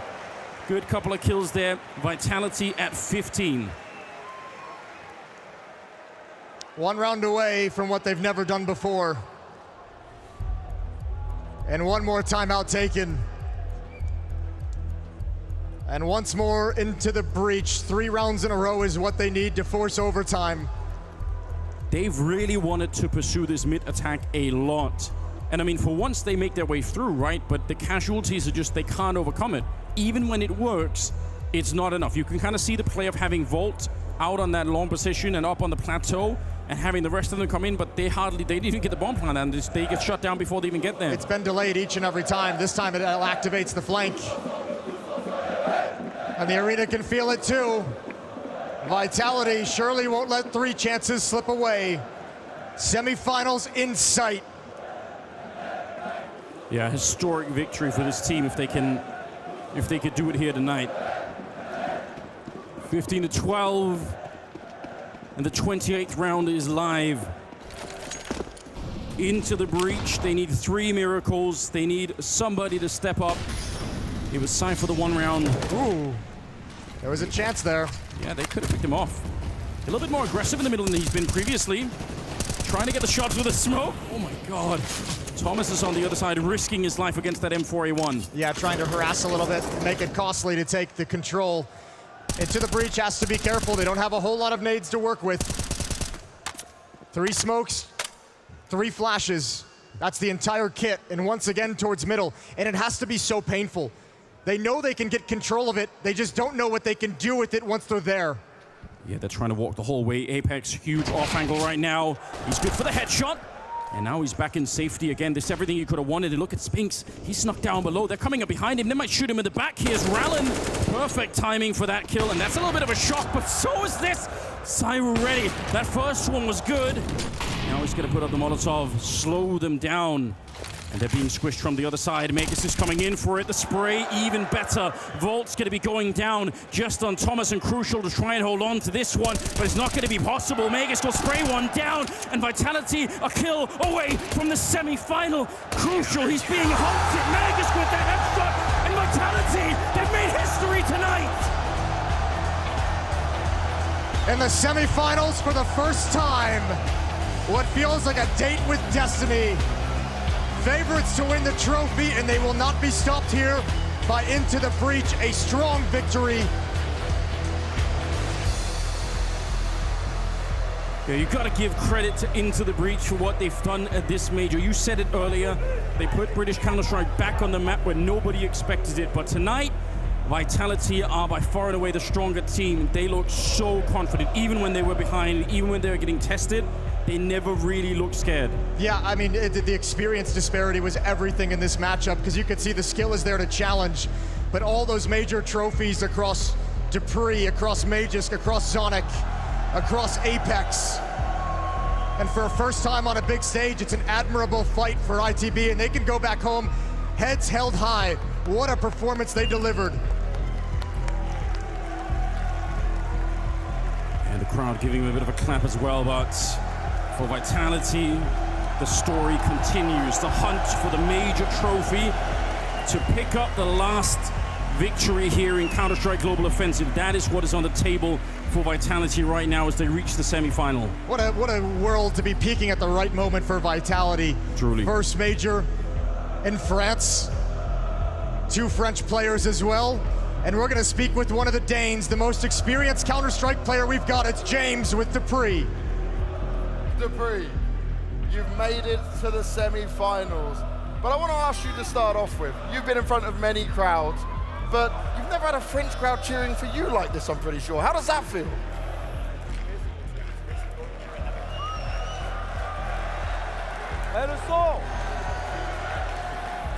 I'm not hearing you in the arena, it's too loud, yeah. We can't hear it. All right, you talk in my mic here, Dupree. Hello? Yeah. There we go, that works. So, yeah, obviously it's amazing. I mean, look at these guys over here, what amazing atmosphere they're doing. But, you know, it's just amazing to play here and having to feel the whole crowd is just amazing. The crowd is certainly amazing. And we got ourselves a new microphone. That's most important. I didn't want to get too close to me, you know. We might set the wrong standard of idea of what's going on. But I want to touch on one thing. I saw your girlfriend, your baby, and I saw your family backstage. Little Dupree already watching and taking part in the action. Some extra motivation? To bring the family to these type of tournaments, you know, you want to show them what you're doing for a living, and it's only for a very small margin of tournaments you get the opportunity to bring them here. So bring them to majors and showing all the hard work and all the time we're spending in this game, showing what it's all actually about is great. So having them here and having the support is yeah, it means a lot to me. Now for you, there's this huge legacy when it comes to the majors. You would be breaking history, breaking records, becoming the only one with 5 majors. How much does that sit in your mind? Of course I would like that very much, you know, that's what we're fighting for, but for first and foremost we're fighting as a team to win it for Vitality and for the team, and also just we want to prove that we can play really good Counter-Strike. I think that is what it's mostly about, and of course if we end up having the trophy, I mean that would be a huge bonus having a new personal record, but it's at the moment I'm just trying to focus on winning with the team. And for you guys as a team, you seem to be peaking at the right time. We look at what happened in Rio, we're looking at your performances here. Why has it all come together at this time, the perfect timing it seems? I think there's a lot of reasons to why we're playing this well right now. I mean, I think today we could definitely have played better. We played a little bit scared today in the beginning, and we had some situations that we probably misplayed a little bit. But overall, I'm still happy that we won 2-0. But overall, I think we've just worked very hard since January, like knowing when the major was going to be in Paris, having a French organization, 2 of the last French players around, and then obviously it's about making it count. And we know that in the beginning and also in 2022 we didn't perform, we didn't put up the results that we wanted to. So we've taken a little bit of a different approach, and we hopefully learn from our mistakes from last major in Rio. So I hope we're just going to end up having made up the mistakes and show that we can play really good here. Hard work is paying off. Dupree, welcome to the semi-finals, man. Everyone inside this arena, everyone watching at home, give it up for Dupree and Vitality! Mark.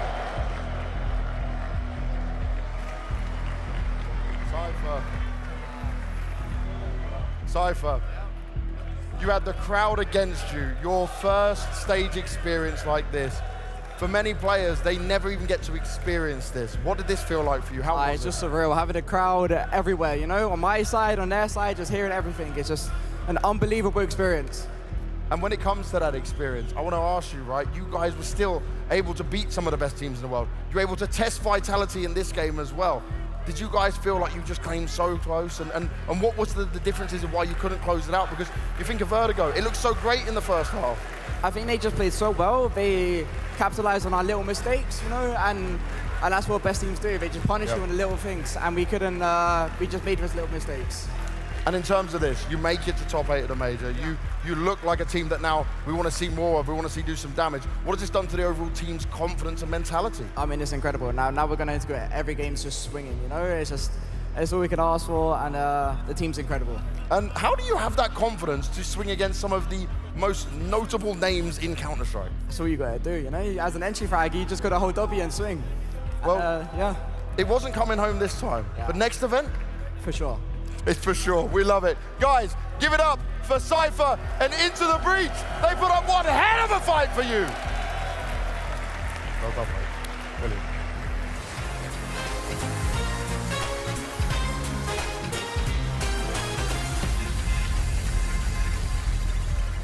Vitality locked into the semi-finals and the deepest we have ever seen the Chosen One making it in a major playoffs. It seems almost criminal that we've never seen them progress further than a quarterfinals, but even more poetic to do it in Paris. Vitality Maniac, they get the job done. They don't drop a single map in the series versus Into the Breach. The job is done indeed. For Vitality, I think what mattered today was to weather the storm of the jiggly moment. I think Dupree touched on it with James down on the stage, saying, you know, at the beginning, we were a little bit scared. There were a couple of situations we didn't play the right way, but they powered through this.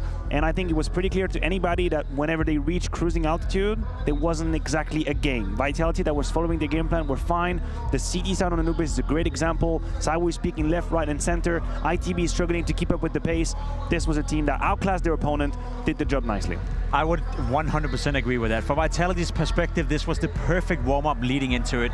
We have the man in screen right here, Dupree, talking a bit about it. Of course, surrounded by his loved rounds. Well. Yeah, with the baby as well. It's so cute and it's so nice. It must be awesome for Dupree to finally feel that he's back on a team as well that contends for a major, right? We're talking about the fact he's been at every single major so far. He's won quite a lot of them, and now he's finally into another semi-final with a team that has a lot of potential. Can we just reflect on this moment we're seeing on screen? We talk about it time and time again, Dupree being the only player to attend all 90 majors. He began when he was practically a teenager. Now he's seeing out the end of Global Offensive, being a dad, having a family around him. This is why we love the history of this game so much. And it remains an extraordinary longevity, right? These are unique examples. There are only a few out there who have remained throughout the years. Apeks is a good example. Dupree, of course, is one. And I think it's a testament to not only the perseverance they can show, but also their ability to adapt to new situations. We said Dupree had rough periods in Vitality, rough times. Hell, he and Magisk for a while were just in the middle of a transfer of team, not exactly knowing what they were doing. They were sending out events, not even playing. Remember when they were in Royal Arena watching, That's my point. They were watching Astralis play in Royal Arena. We thought they might just be done. Then they joined Vitality. The beginning of the project is very rocky. We're thinking this was a mistake, and they just worked through that. Now in semi-final in Paris. For Dupree, it's a combination of hard work with talent. I remember growing up with Dupree playing Counter-Strike. Whenever we were playing Pucks, whenever we were playing B-Rush or whatever it was called back then, he was this annoying kid running around hitting headshots left, right, and center. He matured into becoming, I would argue, you know, one of the all-time greats in terms of rifling in this game. And yes, you get to this point. You get to play all 19 majors. It doesn't take only talent, it takes hard work as well. Remember, Dupree has been fighting, he's been playing, he's not been sitting out for too long. We remember the one in Royal Arena, but other than that, he's been actively playing in all these different tournaments, and he remained competitive, he remained active, and he remained relevant. That to itself speaks to how talented and how hardworking he's been throughout all those years. And of course, we're talking about the poetry that is ZywOo finally making it to a semi-final in a major playoffs. It's been a feat that he hasn't achieved before. Obviously, it's been tough times with the pandemic, pausing majors for the time being, not able to battle back versus Na'Vi when they were the ones firmly lifting the trophy and, you know, back in Stockholm. For him, getting so aggressive in that final map, I love to see that. I love to see a confident form coming out of ZywOo. Yeah, this Anubis is an excellent showing for ZywOo, and I don't really matter the level of opposition. I just matter about how he played and how he behaved, right? When you think about ZywOo, you compare his major pedigree, and it feels like there is a disconnect. And although you could argue they were probably contextual reasons to that, would it be the lack of major? Would it be a team that wasn't necessarily here to support him to attend that level of success? I say we don't care about it. I say we only focus on ZywOo and what he can do as an individual level. That second map was a great example. Great walking into the playoffs, very assertive. I think he had 9 out of 11 opening duels in his favor. He was everywhere on the CT side, ridiculous 1.70 rating. That is the ZywOo that we need to see. Very commanding and also just feeling comfortable in that arena. I feel like whenever we see ZywOo play at the moment, we just get reinforced, we get sentimented that the fact that he is currently the best player in the world. Oh, There's no discussion, right? We try to keep it up. We try to say that Simple could fight back if he had a good major. Fact of the matter is the way ZywOo has been playing throughout this year has been some of the best Counter-Strike ever. Yeah, it's an absolutely incredible feat for Vitality to secure their semi-finals berth. So let's check in with this mic'd up moment in the winning moment for Vitality. One mid in the middle. Go to give. I'm rotating. Going to. Guys, careful Nico. I'm holding. I have Nico. Then go fast. Joker. I block cave. Dead. One more cave. You stay player. I'm coming with you. Stay like that. One more was mid. One coming A. Okay, I'm rotating. Nice. Last video. Okay.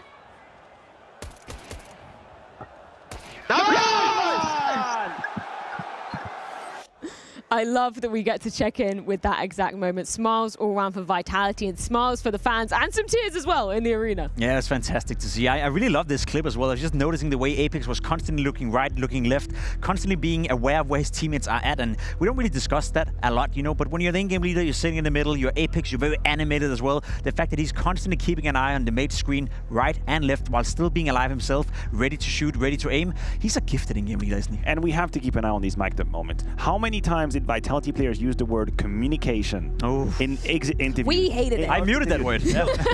we got angry about it, we got upset about it, but I think we have to keep track of how they're communicating. I would argue this was controlled chaos. There was a little bit of a peak of intensity, of course, as they were adjusting, making sure they had the right lines, but they eventually settled. They realized, okay, you have this, I have your back, we're good, we're just playing. And this is the Vitality that I want to see. Not just letting the horses go crazy and screaming around, because that's when they make mistakes. Now, they weren't exactly pushed to the point where you can lose control.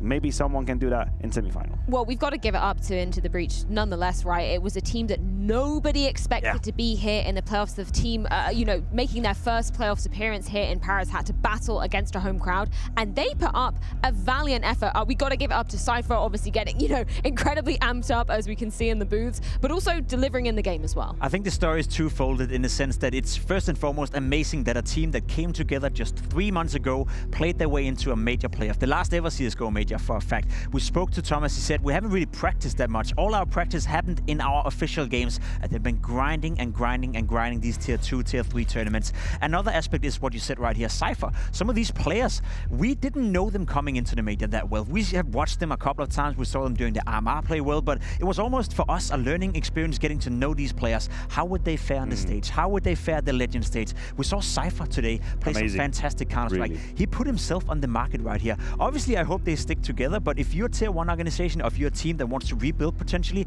Entry Fragers is a very, very tough position to play right now, and the way Cypher conducted himself, not only on the stage, but also in the tournament, he put himself in the market right there. He's one of my discoveries for the event. Definitely. One of the players that I had none too low expectations, to put it this way, just blew him right out the gate, very aggressive, and the amount of rounds where he almost single-handedly decided the fate of it. Just taking not 1, not 2, but like 3 duels, always looking for that next difference.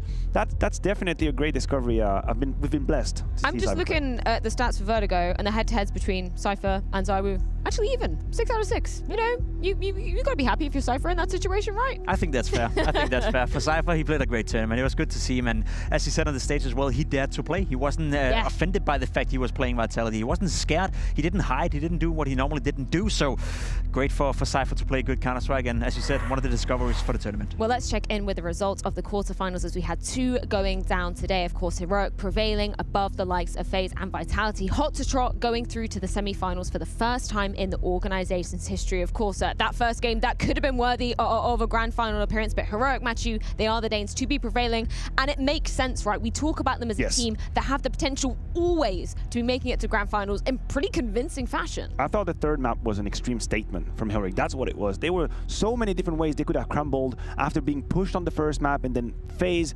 handing them a little bit of a beating on Overpass, but you could just see the display of quality that this Danish roster currently have, like the philosophy they have when they play Counter-Strike. They're so aggressive, so in your face, and they did it on the stage, not even batting an eye. So it's going to be real complicated to put Heroic aside. Heroic Vitality grand final, maybe I'll take it. I don't know. It's what the people were kind of murmuring around these ends. What I'm looking forward to look at, though, is our unicorn predictions. Time for me to vote. 2 out of 2, baby. I think we've reset. Yes, we have reset coming into the championship stage. Matthew, any words on the FaZe departure now? The way I see it, I'm only 1 point behind. So I would argue that's pretty commendable. True, but I have double the points that you do. So it depends on how whether you're a glass half full or half empty kind of man. I'm more like a can empty. No, a full actually. I'm a glass full. I'm a glass full. I'm an optimist. Positive, yeah. I'm a positive kind of guy. Kids done now, or? Oh, sorry. Do we have an issue? Are we annoying you, Jacob? Yeah. Would you like to go to bed? Not gonna lie, you know. Well, the chance of redemption, Matthew, fear not, because we've got 3 more days of Counter-Strike going down here in the Accor Arena and 2 more quarterfinals coming your way tomorrow. Let's take a look at exactly what is going to be on the cards. And man, it's kind of the day of the underdogs tomorrow. We've got GamerLegion taking on Monte, then Apeks taking on Team Liquid. The first time we have seen Team Liquid making it to a major playoff since 2019. That's a crazy fact within itself. Tomorrow's going to be fun. It's the chance of a lifetime for a lot of these teams. Obviously, GamerLegion or Monte will book a spot inside the semi-final. I don't think anyone could have seen that coming into the major.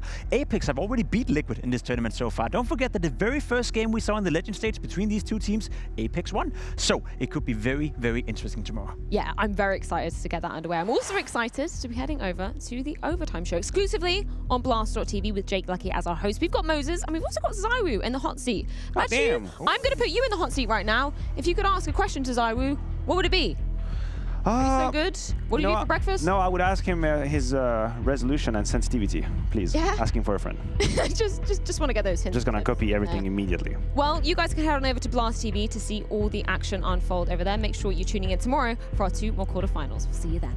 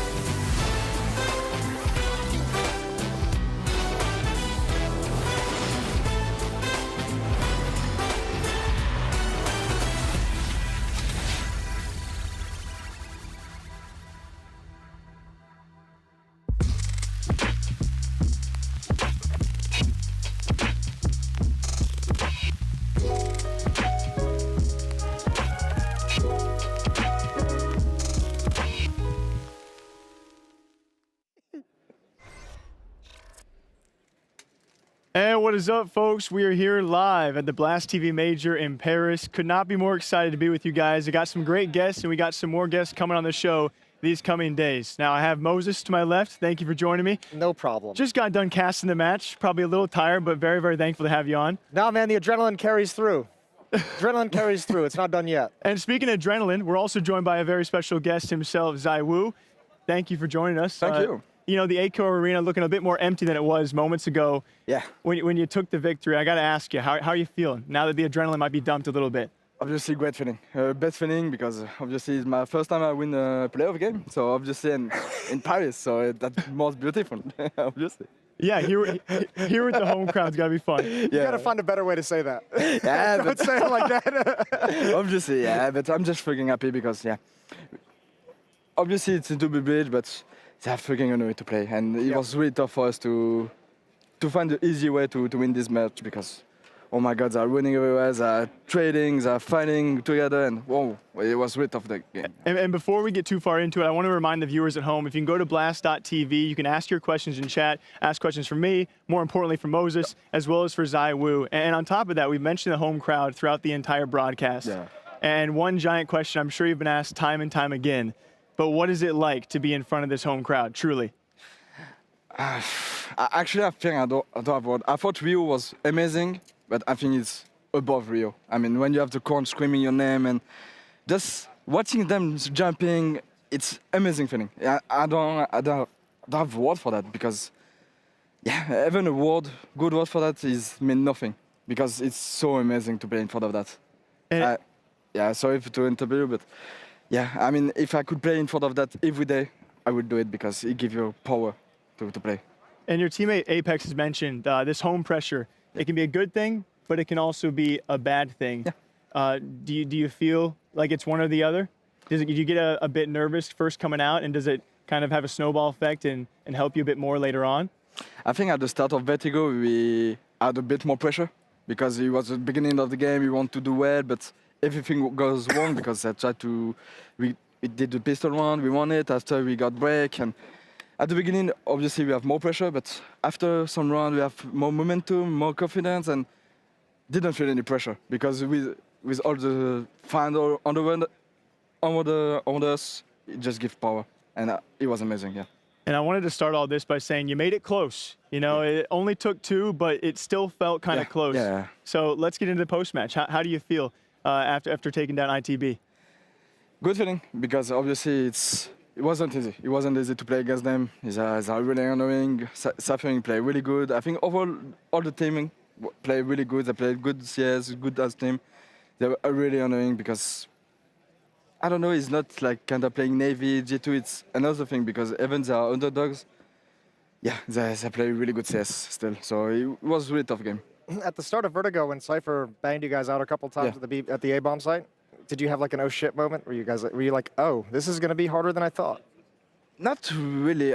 Obviously, we want to have better start at City, but we kind of knew on T-side we were way better. We knew like on T-side, we got lead 11-4 or 9-6, or we knew our T-side is really strong, so it doesn't matter.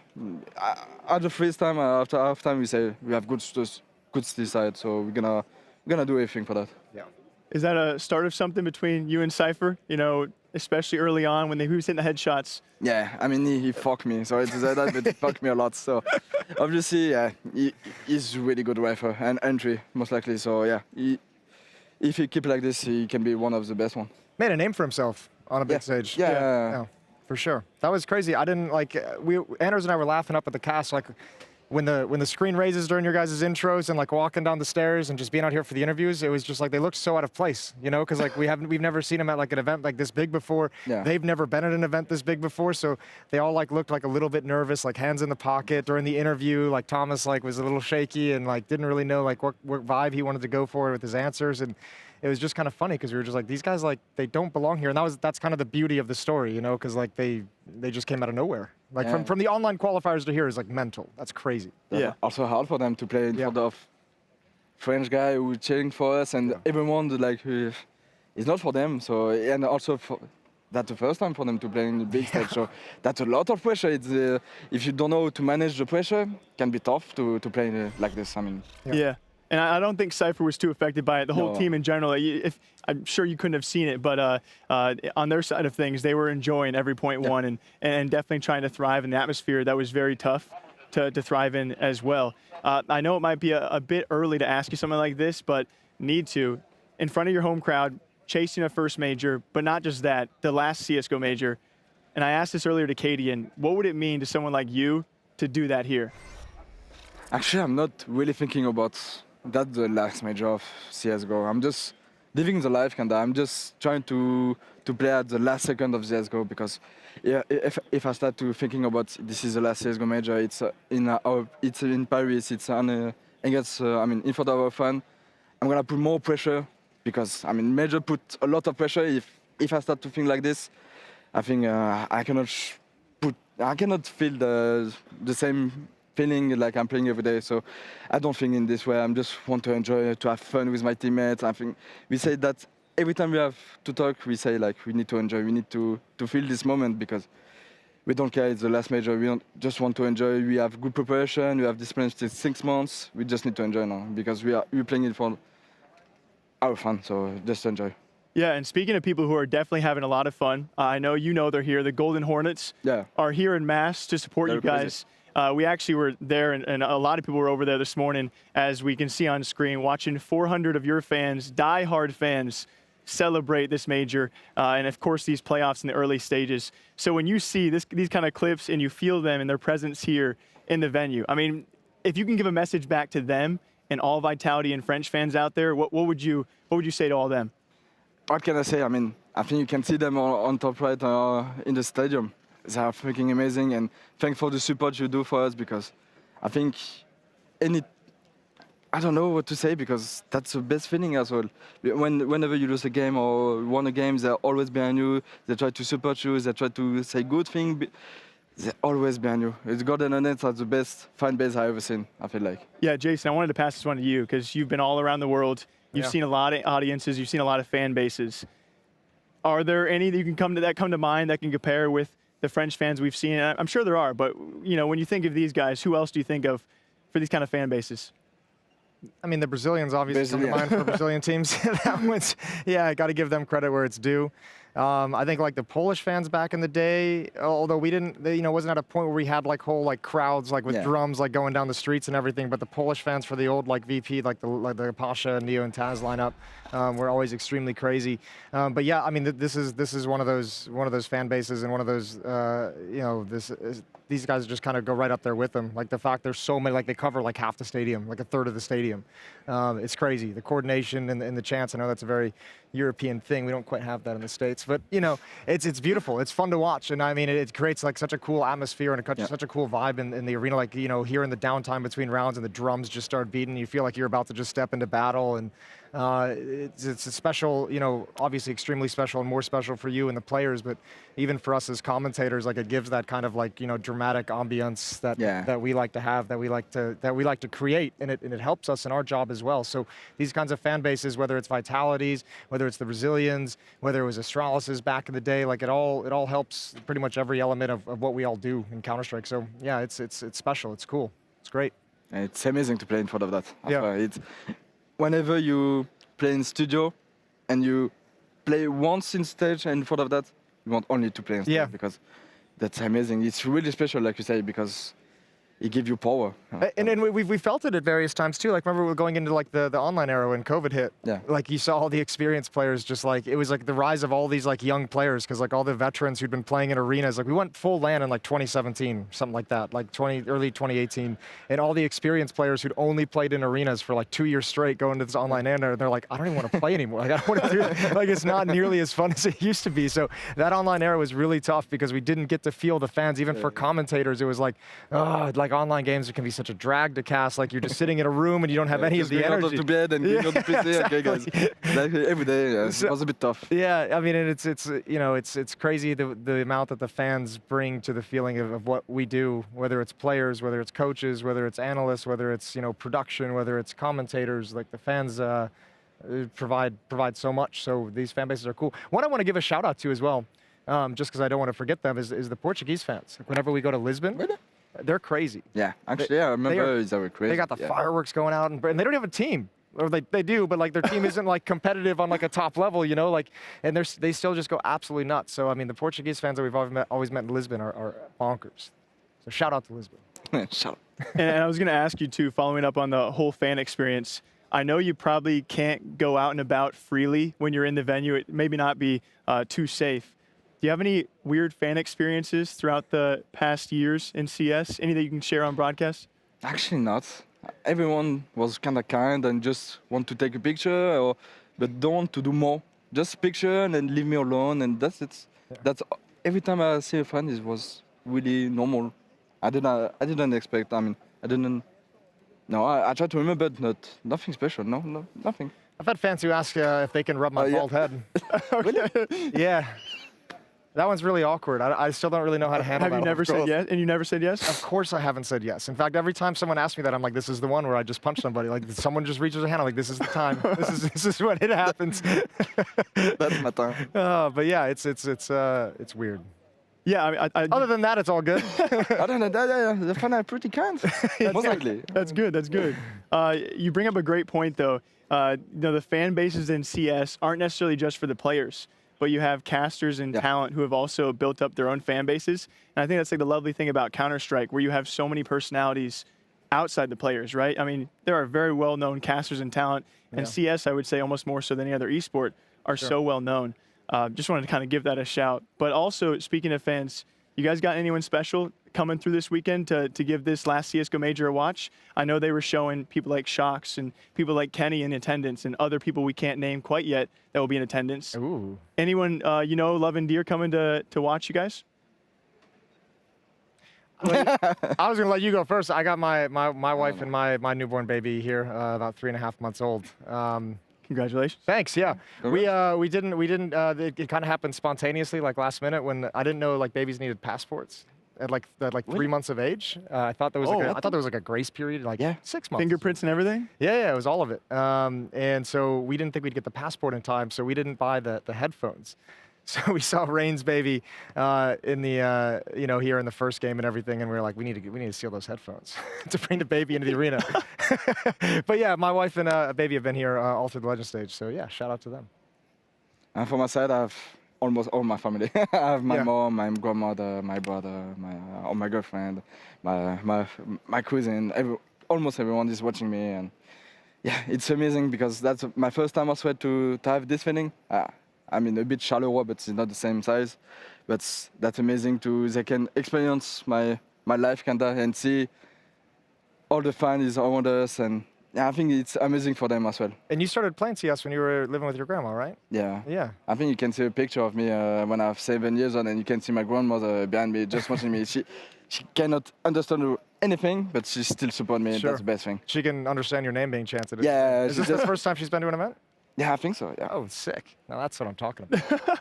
And not to nitpick back too much on the match, but final moments of this match. We're just coming off stage here within the last 30 minutes, now into the semifinals. What'd that moment feel like? You know, getting to clench back and hug the guys, hug your teammates, and finally take down ITB. So can you take me through that moment, what that actually feels like in front of the arena?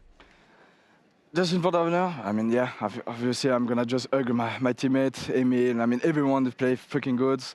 Zanik as well, he's super coach, everyone, the fan.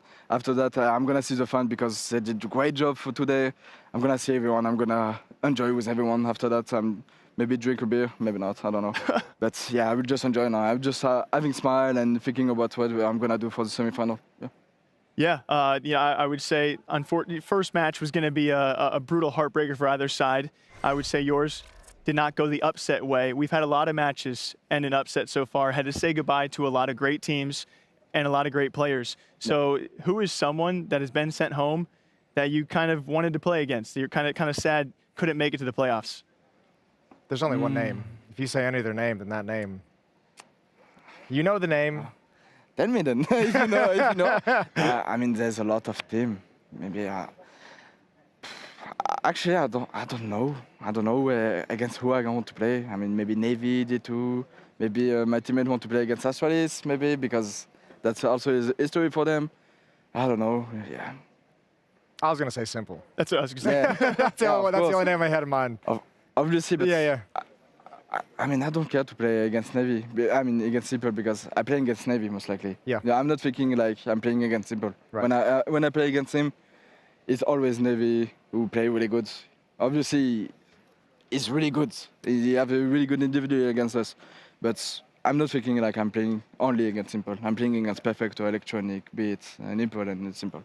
Yeah, the Simple's I would think is for us on the outside. Yeah, we love that shit. Of course. I'm not gonna give you this today. All right, we got some Blast TV questions to all the viewers at home who are watching. They had some specific questions for you. Were you surprised with ITB's performance? Yeah, actually, yeah. Because I think they're not surprised everyone, but I think they play really good CS. They're a bit Ants, they're a bit Navy. They're a bit Ants, Navy Fanatics. They're a bit great team during the Legend stage. So before joining the stage, we were surprised to see them because they managed to beat the good teams. They play really good. Even today, they were unwilling to play. So actually, I expect them to go to even before the last day. Yeah. And this one is a special one, Zaiwu. It comes from Kappa_HD. Okay. He says, "Are you feeling the pressure of being the GOAT at the major?" Not really. I don't feel any pressure about that. I'm just because I think with the team we can manage really good the pressure because we try to be in our bubble and not to going out. And I think I don't feel any pressure about being good individually or also with the team. I don't know. I feel good. I feel good to be in front of the French guy, and I feel really good. Only a couple more questions for you. This one comes from Sabin. He says, are you scared of Heroic or any other team remaining in the competition? Yeah, I could say that Heroic is the most scary team for the moment because they've been consistent for 6 months now. And, I think they play for 5 finals. And yeah, I think this is more scary team for now. But anyway, if you want to win the major, you need to beat anyone. And if we need to face them, we're gonna do everything. And I'm not scary, yeah. No, we're gonna do everything for that. They're a scary team, but you're not scared. Not really. They're a scary team, but yeah, exactly. I say they're a scary team, but I'm not really scared to play them. And hearing that, Moses, do you have a team that would be the toughest opponent for Vitality? Yeah, I mean it would be Heroic for sure, especially based off like recent performances. As I said, how consistent they've been. I mean they're one of those wild teams that like all 5 of their players play really well. Like they don't have any like kind of crazy breakout star. It's just all 5 players, top to bottom, play good Counter-Strike. I think another trap team you've gotten there. I mean, you know, I think Liquid can be dangerous depending on which Liquid we get in this playoff stage. If OC continues playing well, they can be a pretty dangerous trap team. Monte, with just the amount of skill they have and the amount of Counter-Strike they've grinded, they're at like 160 maps or something stupid so far. This like it's crazy. So there's a couple like trap teams mixed in there depending on how they perform. And you have the questions with Liquid of which Liquid we get. You have the questions with Monte of how they're going to play on the big stage. And then similar to like ITB, like you can't overlook Apeks and GamerLegion, who've shown they can upset teams. So I mean, I think Heroic's the big one. I think just below that is going to be Liquid and Monte, and then Apeks and GamerLegion. Let's see what they're made of. Yeah, of course. Yeah. Last question for you, Zaiwu. This one comes from good old Uncle Sam in the chat. So shouts to him over at Blast TV. He wants to know your warm-up routine online versus warm-up routine on LAN.